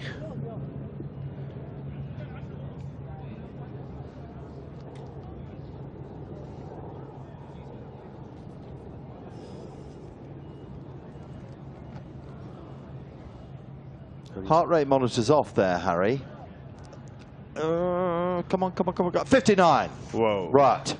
Okay, so this is the horse, this is the combination that crossed the line in pole position. They have vetted and they have had low heart rates all the way through the inspections. He's nervous, he's worried.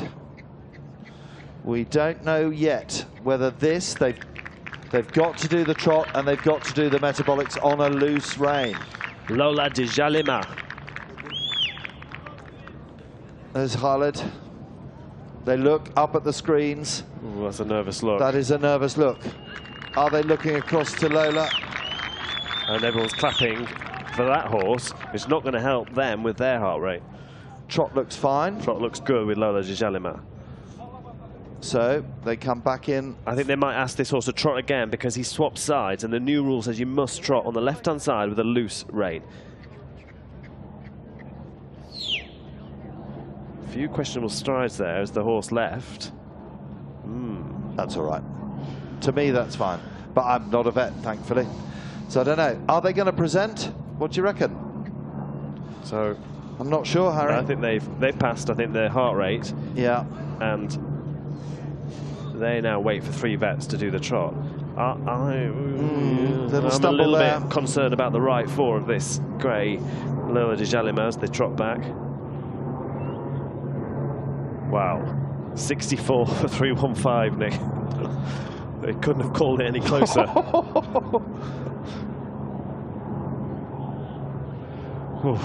He breathes a very short sigh of relief, but it's not over yet. So the walk into the vet gate does settle the heart rate, doesn't it? So they know because they're trained for this. Yeah, and you know, it's just that right, time. Here we go. 59.64. Oh my word. Khalid is looking anxious here at the metabolics. Christian will be given the vet slips to say pass or fail on the trot. Now it's on these 3.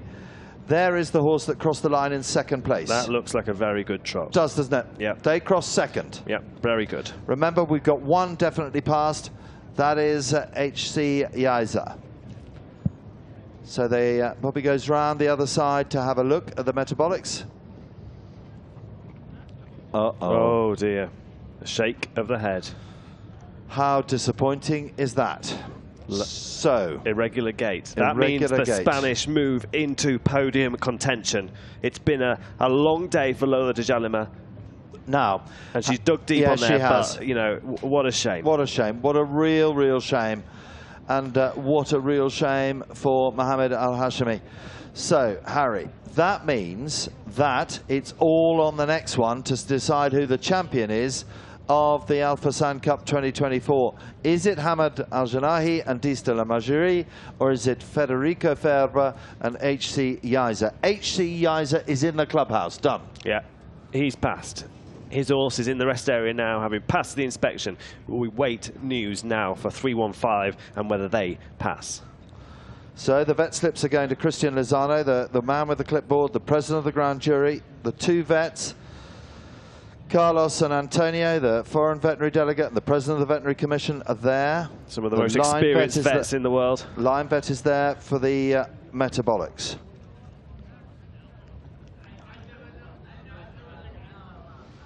Maria or Omar are looking towards a podium. For the second year. Right, we wait the ground jury decision. Oh yes! They've done it! They've done it! Bahrain win it! Mohammed Abdul Hamid Al-Hashimi and the victorious teams,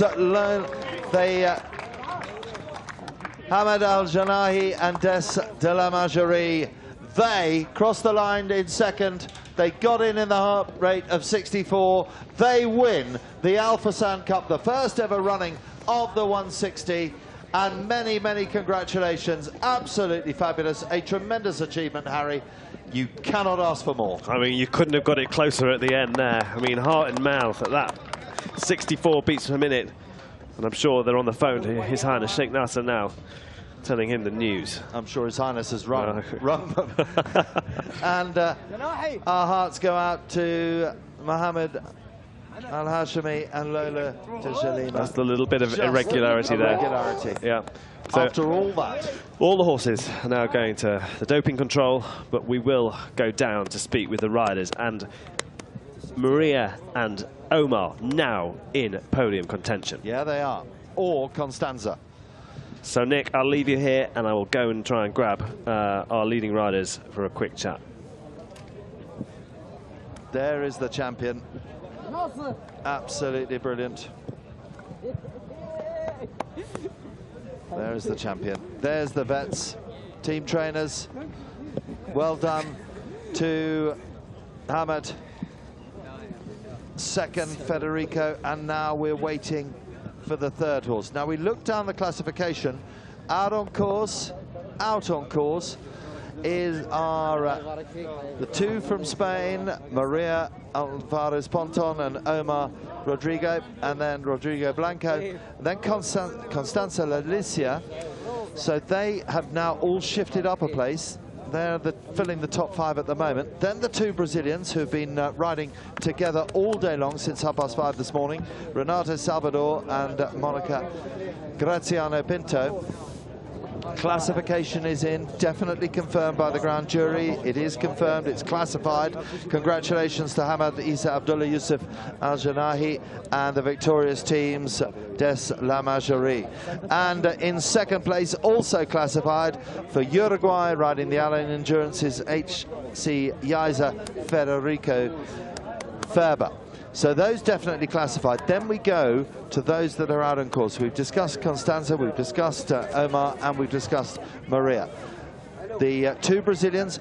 Then we go to the highest place for the Kingdom of Saudi Arabia. We heard from her earlier on, wanting to qualify for the FEI Endurance World Championships here in AlUla. That is Abra Abulkada and Kerawan Rococo. They have got another 6.5 kilometers to go. Then the two from Chile and from France. And then we are looking towards Sabrina Arnold. And we look now at the AlUla Riding Academy, and we are hearing that bad luck there for Omar Al-Bulawawi and Zagara Dashia. They rode quite brilliantly, 23 years of age, based here at the AlUla Endurance Academy. Sadly, there was an irregular gait, lame after the 5th phase, so they don't go through. So it's all changing out there. The first two are confirmed. We're waiting now for the two from Spain, and they are only about 3.5 kilometers away. And in picture there was our champion today, Hamad Al-Janahi and Des La Majorie. 1, 2, 1, 2, 3, 1, 2, 3. 1, 2, 3, testing. So Harry, I do believe, has got our Fursan champion 2024. I'm here with the winner of the first ever 160-kilometer competition to be held here in AlUla, Hamad Isa Abdullah Yusuf Al-Janahi. Congratulations on winning. Thank you so much. I'm so happy. You kept us all on the edge of our seat there. The heart rate, 64 beats per minute. I mean, you couldn't have called it any closer. Yeah, it's so difficult race actually, and so hard. And thank God that I became the first place. What does it mean for you and for the country of Bahrain and His Highness Sheikh Nasser? It's mean a lot of us actually, and although when it will it will give for Sheikh Nasser, actually. He's our big supporter. And what was that last loop like? It looked extremely thrilling to watch. Yeah, my mare, she was lazy, actually. She's very lazy, and I keep up with them until the last kilos. Then we try to open so hard, and alhamdulillah. Hamid, congratulations. Namus. Well done. I told you that we'll be in the podium with my rider. I'm very proud of Hamid. Hamid is first time he's right here, and he is now qualified with this horse, hopefully for 2026. And thank you very much. This is as I told you, this is a part of the sport that will be won and it could be eliminated. Unlikely, unfortunately, we lost the winner, but we have the second, who is now a winner of the AlUla. Yeah, such a shame for your other rider, but you rode such a clever race. Hats off to you. Congratulations. Thank you very much. It is very highly. We had a fight since the morning. I came the second, he came the first. So I want to congratulate him. Congratulations. Namus. Thank you. Bahrain and UAE is one team, to be honest with you. And we're family. Outside and inside, we are fighter together, but outside family and friend. And you're the owner of HCA there? Yes, sir. Yeah. So since the morning, we were putting the plan together, and we were together until the last few kilometers. I was sitting with him inside, and we were going to see our horses. He tried to beat me, but I can't do it. It was a very exciting finish. We were watching. I tried. We make it excited for everyone. This is a part of it. That's what we make AlUla all the time. Very excited finish, excited ride, and it is very tough track. Very tactical track, and the rider is very professional, to be honest with you. Thank you very much. I enjoyed it today. I enjoyed it. Congratulations. Congratulations. Congratulations indeed. Now here they come. Here they come. Who's going to get the third? We've got first. We've got second. Now, who's going to get the third? Is it going to be Maria? Is it going to be Omar? We just don't know. We don't know if they're going to ride against each other. They don't normally. They really don't. They are, Omar on the left works for Maria and Juma in Juma's team. And I wonder I wonder if he said, boss, can I go? And Maria's double European champion, former world #1. She knows what it is to be on top of the podium, and this is for third in the Fursan Cup, and third is the small matter of 400,000 SAR. Up they come. They have ridden quite brilliantly. They really have ridden quite brilliantly all day. Nothing has changed them. The plan has not changed. They've been together since 5:30 this morning, just like the Brazilians coming up behind them. And here they come. After 160, you wouldn't believe it, that these horses traveling across the ground, and they are traveling at a speed of about 20k. There's husband Juma, Maria on the left, on the right, and Juma is there, ready and waiting. But his job now begins. His job begins because it's all about the next 20 minutes or so. Harry, some very happy Bahrainis. Dr. Khalid, certainly very excitable this afternoon, very excited, as he always is. And well done indeed. It's first ever 160, and that makes a great story. Well done to Hamid Al-Janaihi.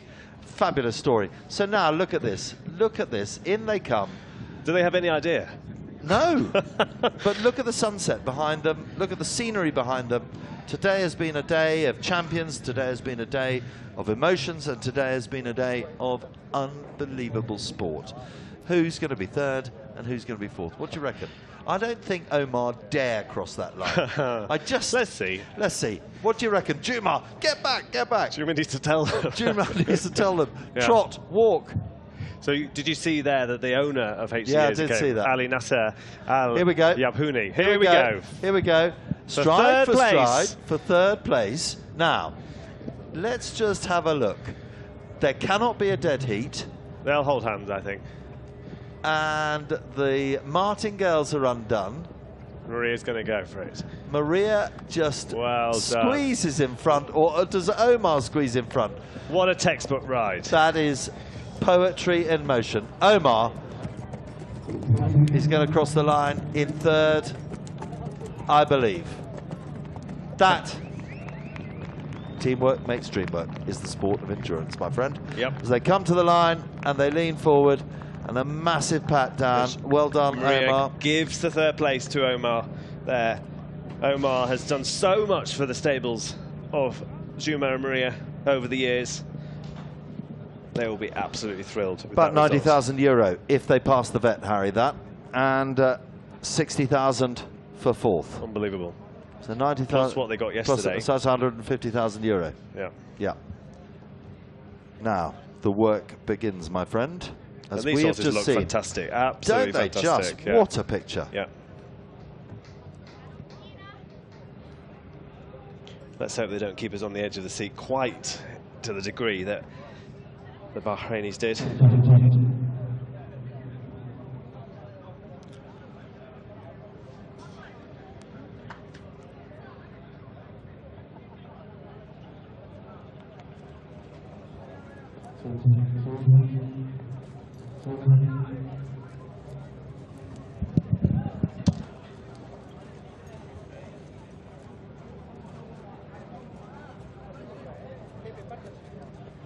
Now. And this is what they've done all day long. Juma just having a look at the trot, first of all. That's the first time we've seen that immediately after they've been presented. 303 that's Omar's horse. Juma team El Sobrino. World champion, elite athlete, elite rider. And in they go. Here comes the water.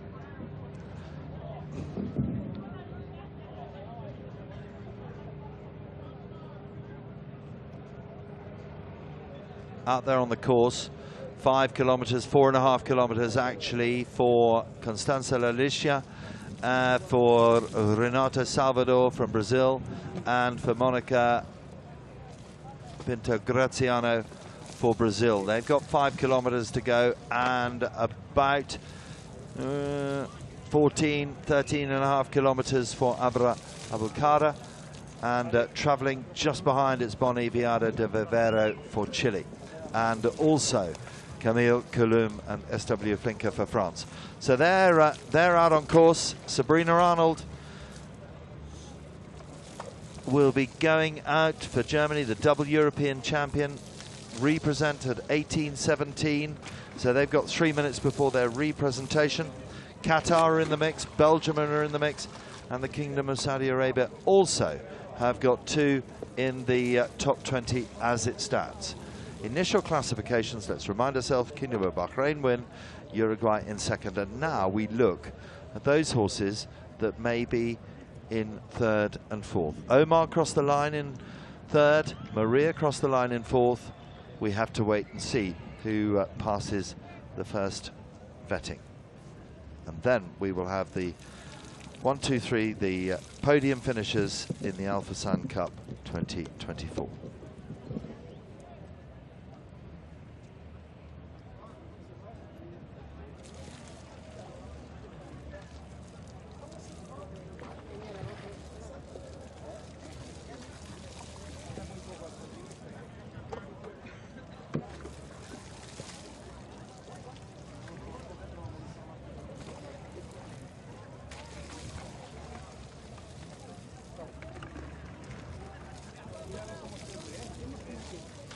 Here's Constanza coming up the hill, and she's ridden another brilliant race, another brilliant ride.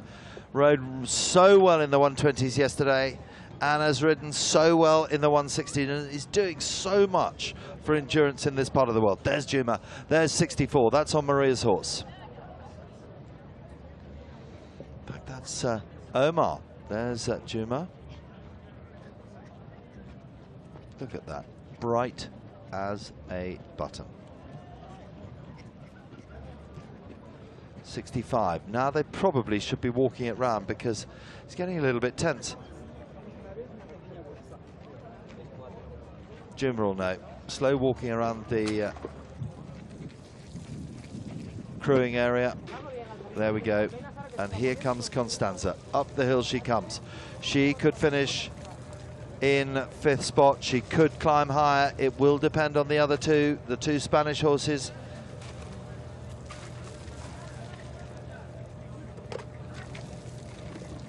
There's Omar.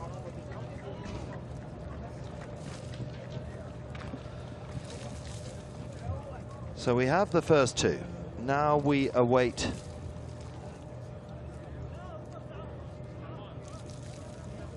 third, fourth and fifth. And this lady is lying in 5th spot at the moment. What an ambassador for endurance, just waking that horse up, because it's been a long time. Faro de Bajas, there's the heart rate monitor, 61. That's getting better.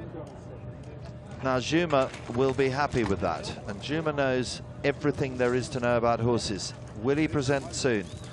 It's up to him. He'll know the horse. He's bred the horse. He'll know exactly what to do with it. I think we might be heading in towards the vetting. So there they go. In they go. And look at that. They've only been off, 4 or 5 minutes. And this is the master tactician at work.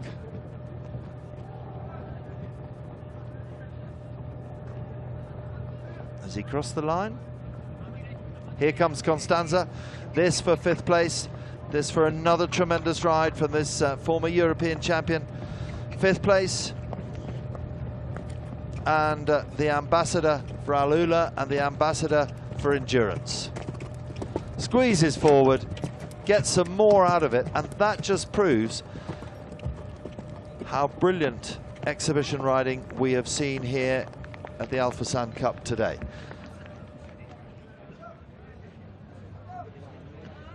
We wait. 2 classified, 2 going into the vet. Now here's Team La Licia. Grand jury out there, the stewards out there.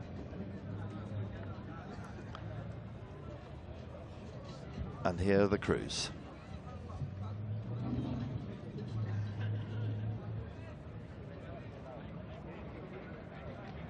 .303.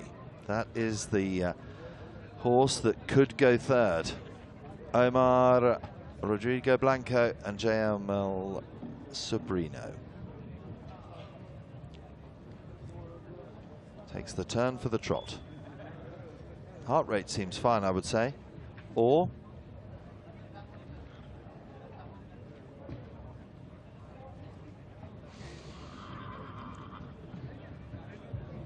there's Fara de Batas.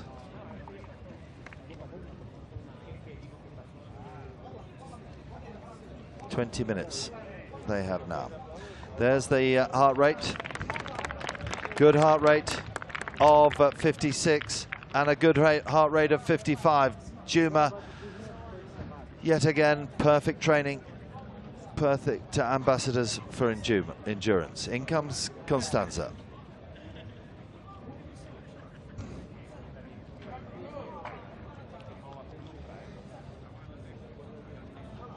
Just don't know how they can walk after that. 120 yesterday, 160 today. Now the trot for El Sobrino. And Omar leading the horse up himself. Lovely loose rein, typical Juma style. As Harry said, they trot them every single day. Takes the turn.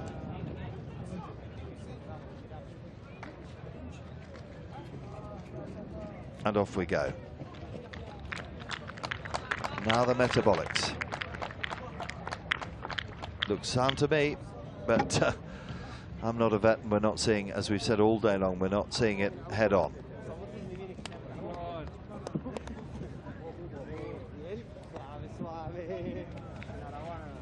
Constanza with the heart rate. In the 7s, I think. 301, 302, there's Juma. They're all home. Now the metabolics. Let's wait and see. Is this going to be the 3rd place horse in the Fursan Cup? We've only got a minute to wait. Brian Dunn in the background. the whole organising committee have amazed us with their logistical skills, their hosting, and their friendliness here in AlUla. Nothing is too much trouble, nothing they could have done anymore. They'll learn from this for the championships. Giving the metabolics. Is Omar going to take the win? Is he going to be third?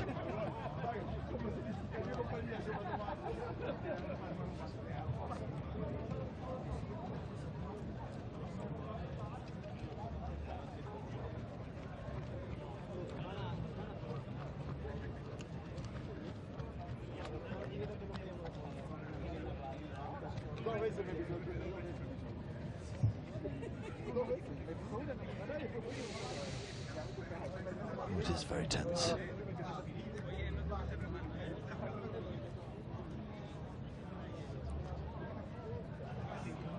Yes, they've done it. They're in third. Spain get onto the podium, and that is the final classification.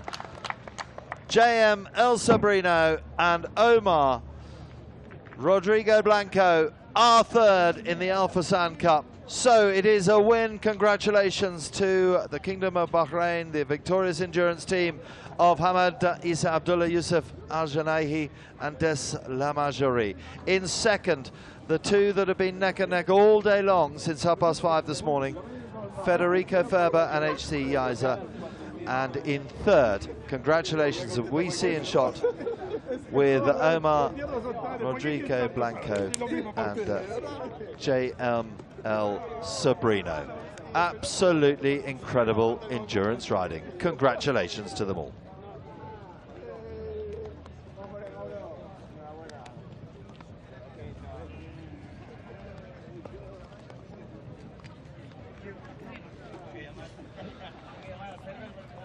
Look at that. Spain now, here are the Brazilians.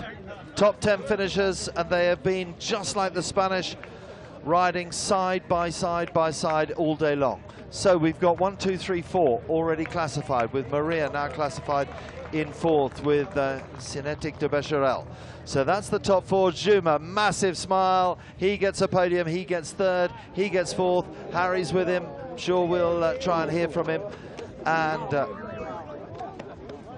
then in Akanakam, there's Juma. Big smiles all around.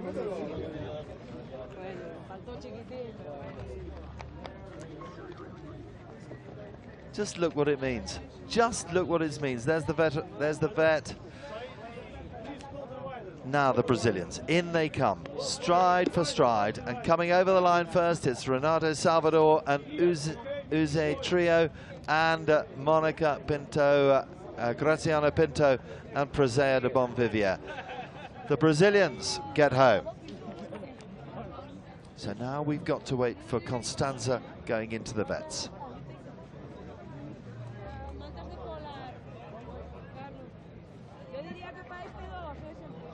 Look at that. There's Harry.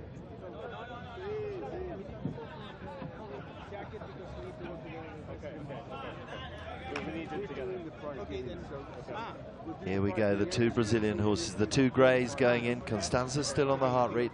They've still got plenty of time. They cross the line at 18:17, so they can go until 18:37. They've got at least 11 minutes as the countdown clock counts down. Could she finish fifth in the Al Fursan Cup?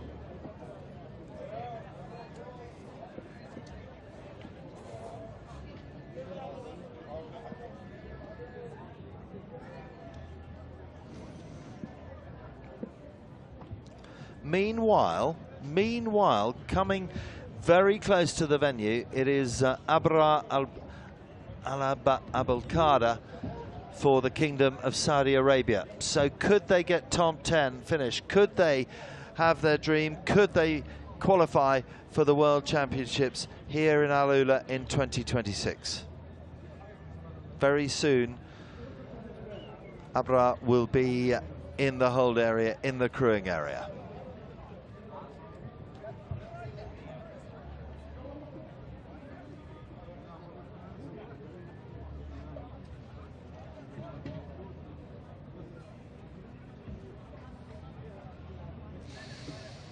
In we go. In we go for Italy.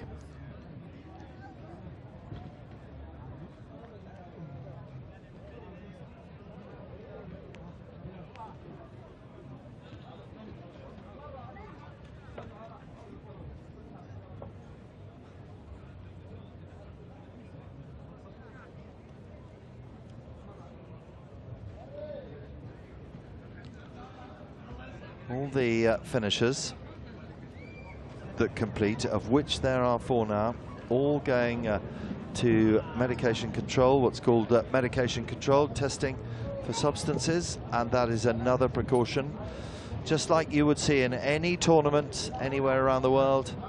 And very soon we'll know about Constanza, and that is the horse that's placed 5th at the moment, and Faro de Bartas. Now, Harry is in the vet gate as we're looking at Faro de Bartas of Constanza Lalisca, and let's see who Harry's got down there now. So I'm here with Omar Blanco Rodrigo, 3rd place, and the trainer, Juma Punti-Dax. Juma, you've done it again for the 2nd year. Yeah, we had a hope that could happen this, and we went slow. We get a little bit disappointed because one horse was too fresh or too... Anyway, wasn't happy to be together with a friend, and it was too excited, and we been eliminated for him.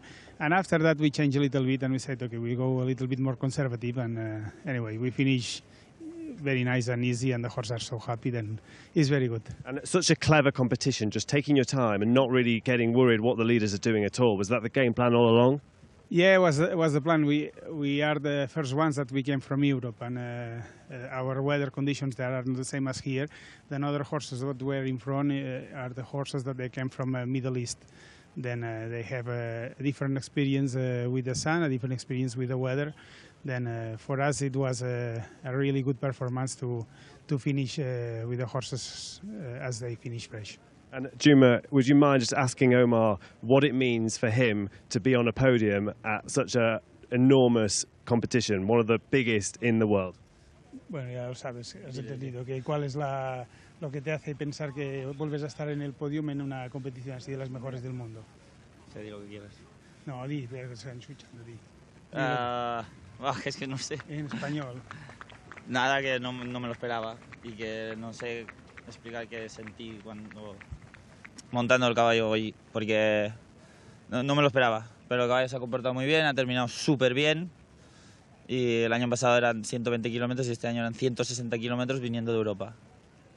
For him, he never expected that because we came in from Europe, and the last year was 120 kilometers. That was good for him, but we came from Dubai, and this year it was 160, and we came from Europe. That was a big challenge for us. Well, it stands you in good stead for the 2026 World Endurance Championships. Juma, you must be so pleased. We must let you go to the prize giving now. Congratulations to both of you and also to Maria. Thank you very much, Atol. Thank you. Sorry. Thank you, everyone. Thank you. Bye. And look at the joy of elation. I think Constanza has just been confirmed of 5th spot in the Fursan Cup. Well done to Constanza Lalicia and Faro de Bartas. So the European champions are alight and they're away. They have finished in 5th. The smiles said it all. But let's recap exactly where we are right here, right now, with the prize-giving ceremony coming up very, very shortly. Congratulations to the Kingdom of Bahrain. It is Hamad Al-Janehi and Des Lamajori. They take the win. In 2nd, the very first running of the Fursan Cup here in AlUla, the very first CER 160, Bahrain win it. In 2nd, and they've been toe-to-toe all day long. It is riding the Alain's endurance team. It is Federica Ferber and H.C. Yiser. In 3rd, and it was dramatic, wasn't it, coming into the final vetting? In 3rd, congratulations, we've just heard from them, Omar Rodrigo Blanco and J.M. Sobrino for Spain. 4th is Maria Alvarez-Ponton and Cinetic du Becharel for Spain. And there in the pink helmet with her mum next door, it is congratulations to Constanza Lalicia in 5th spot with Faro de Batas for Italy. So it is Bahrain, Uruguay, Spain, Italy. That is the top 5. To me, this has been the epitome of endurance riding.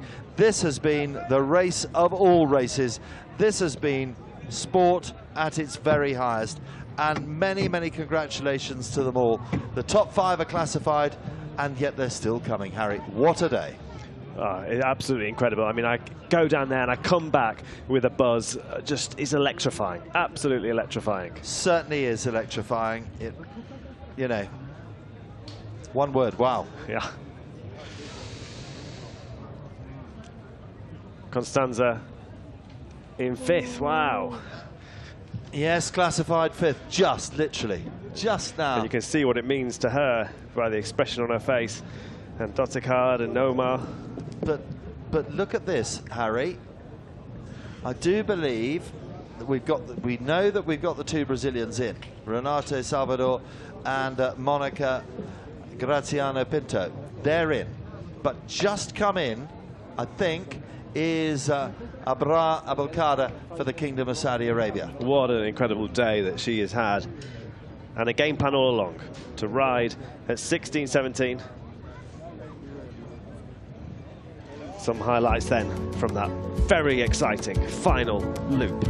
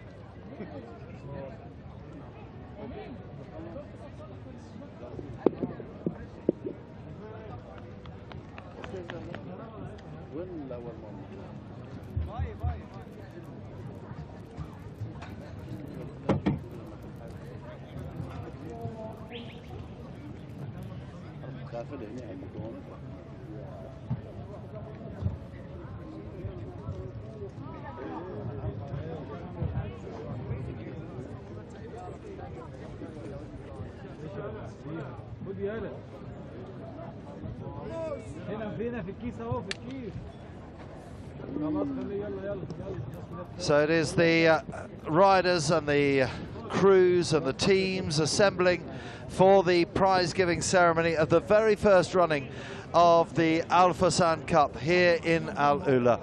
What a day of sport, what a day of endurance, and what a venue. Hats off indeed to the incredible organising committee, the Royal Commission of AlUla, for having the faith to put this on, for delivering those incredible pictures that really have shown the sport of endurance at its highest. So the prize-giving ceremony comes up. Harry, to sum it up, I would say brilliant horsemanship, brilliant riding, and brilliant teamwork. We've seen it all day long from the very beginning, and absolutely hats off to them. It's been a fabulous day of sport, And there is our winning horse, looking healthy and happy at the end of 160 kilometres, and that is all we can ask for in the sport of endurance. That's all you can ask for in any horse sport, isn't it? It is. Not just in endurance, in any horse sport. So the dignitaries are gathering for the podium, and at the top of the line it is Bahrain, and second Uruguay, in third Spain, fourth Spain, and fifth Italy. Welcome to the prize giving for the AlUla FEI CEI. It's great that the horse is attending the prize giving too. And there's Brian Dunn, event director. A proud moment for him. A proud moment for the whole of the organising committee, Harry. A very proud moment, because hats off to them. They delivered 260 horses from far and wide around all 5 continents. They've delivered them here.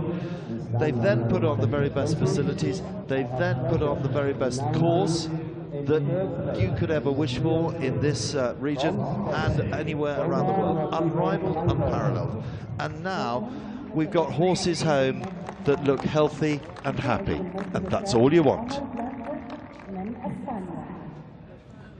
And in second place, number 3. Congratulations there in third, Omar Rodrigo Blanco. For Spain, Juma team, El Sobrino. Federico Ferber from Uruguay. In second, wow, oh wow, all day long since 5:30. Congratulations to Federico Ferber and HC Yiza. But let's raise the roof, and there will be cheers, as they deserve to be. Congratulations to Hamad Isa Abdullah Yusuf Al Janehi and Des La Majorie for the victorious team and the Kingdom of Bahrain. As Tariq Trahan, he had some lovely words to say this morning. His horse ran well yesterday, and very well done indeed. Dr. Anas Hassan, the event president.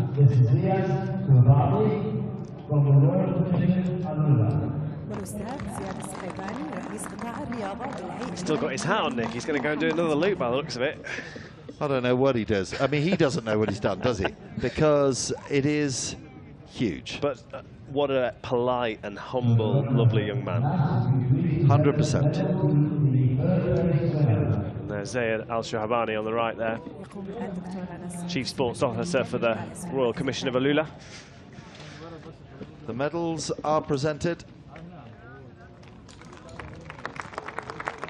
Congratulations to Omar. Oh my word. Careful, Omar. And now these fabulous trophies. Presented by Zayed. Zayed Al-Suhabani, the Chief Sports Officer for the Royal Commission of AlUla. And their vision is fascinating, and it is going to revolutionize the sports, all horse sports here in Saudi Arabia. In second place, what a ride for Federico Ferber and HC Yiza, receiving their silver medal and their silver bronze.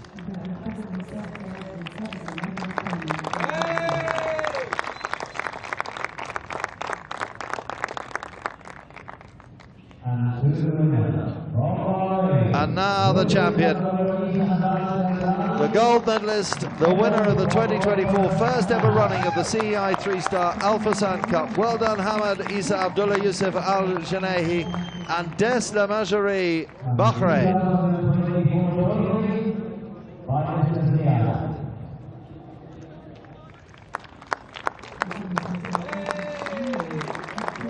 So richly deserved.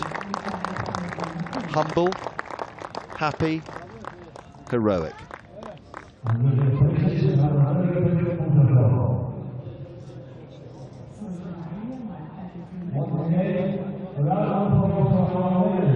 Congratulations to all our champions. It's been an electrifying day of sport, Harry, of the highest order. It's been incredible for the sport of endurance to have a platform like this and a team of media professionals to air it to the world. There he is. Dr. Khalid. Dr. Khalid Hassan, the royal flag of the Kingdom of Bahrain. He's ridden in the colours of Bahrain all day, and now he wears it. Look at that, the horse. Oh, look, I won. National anthem.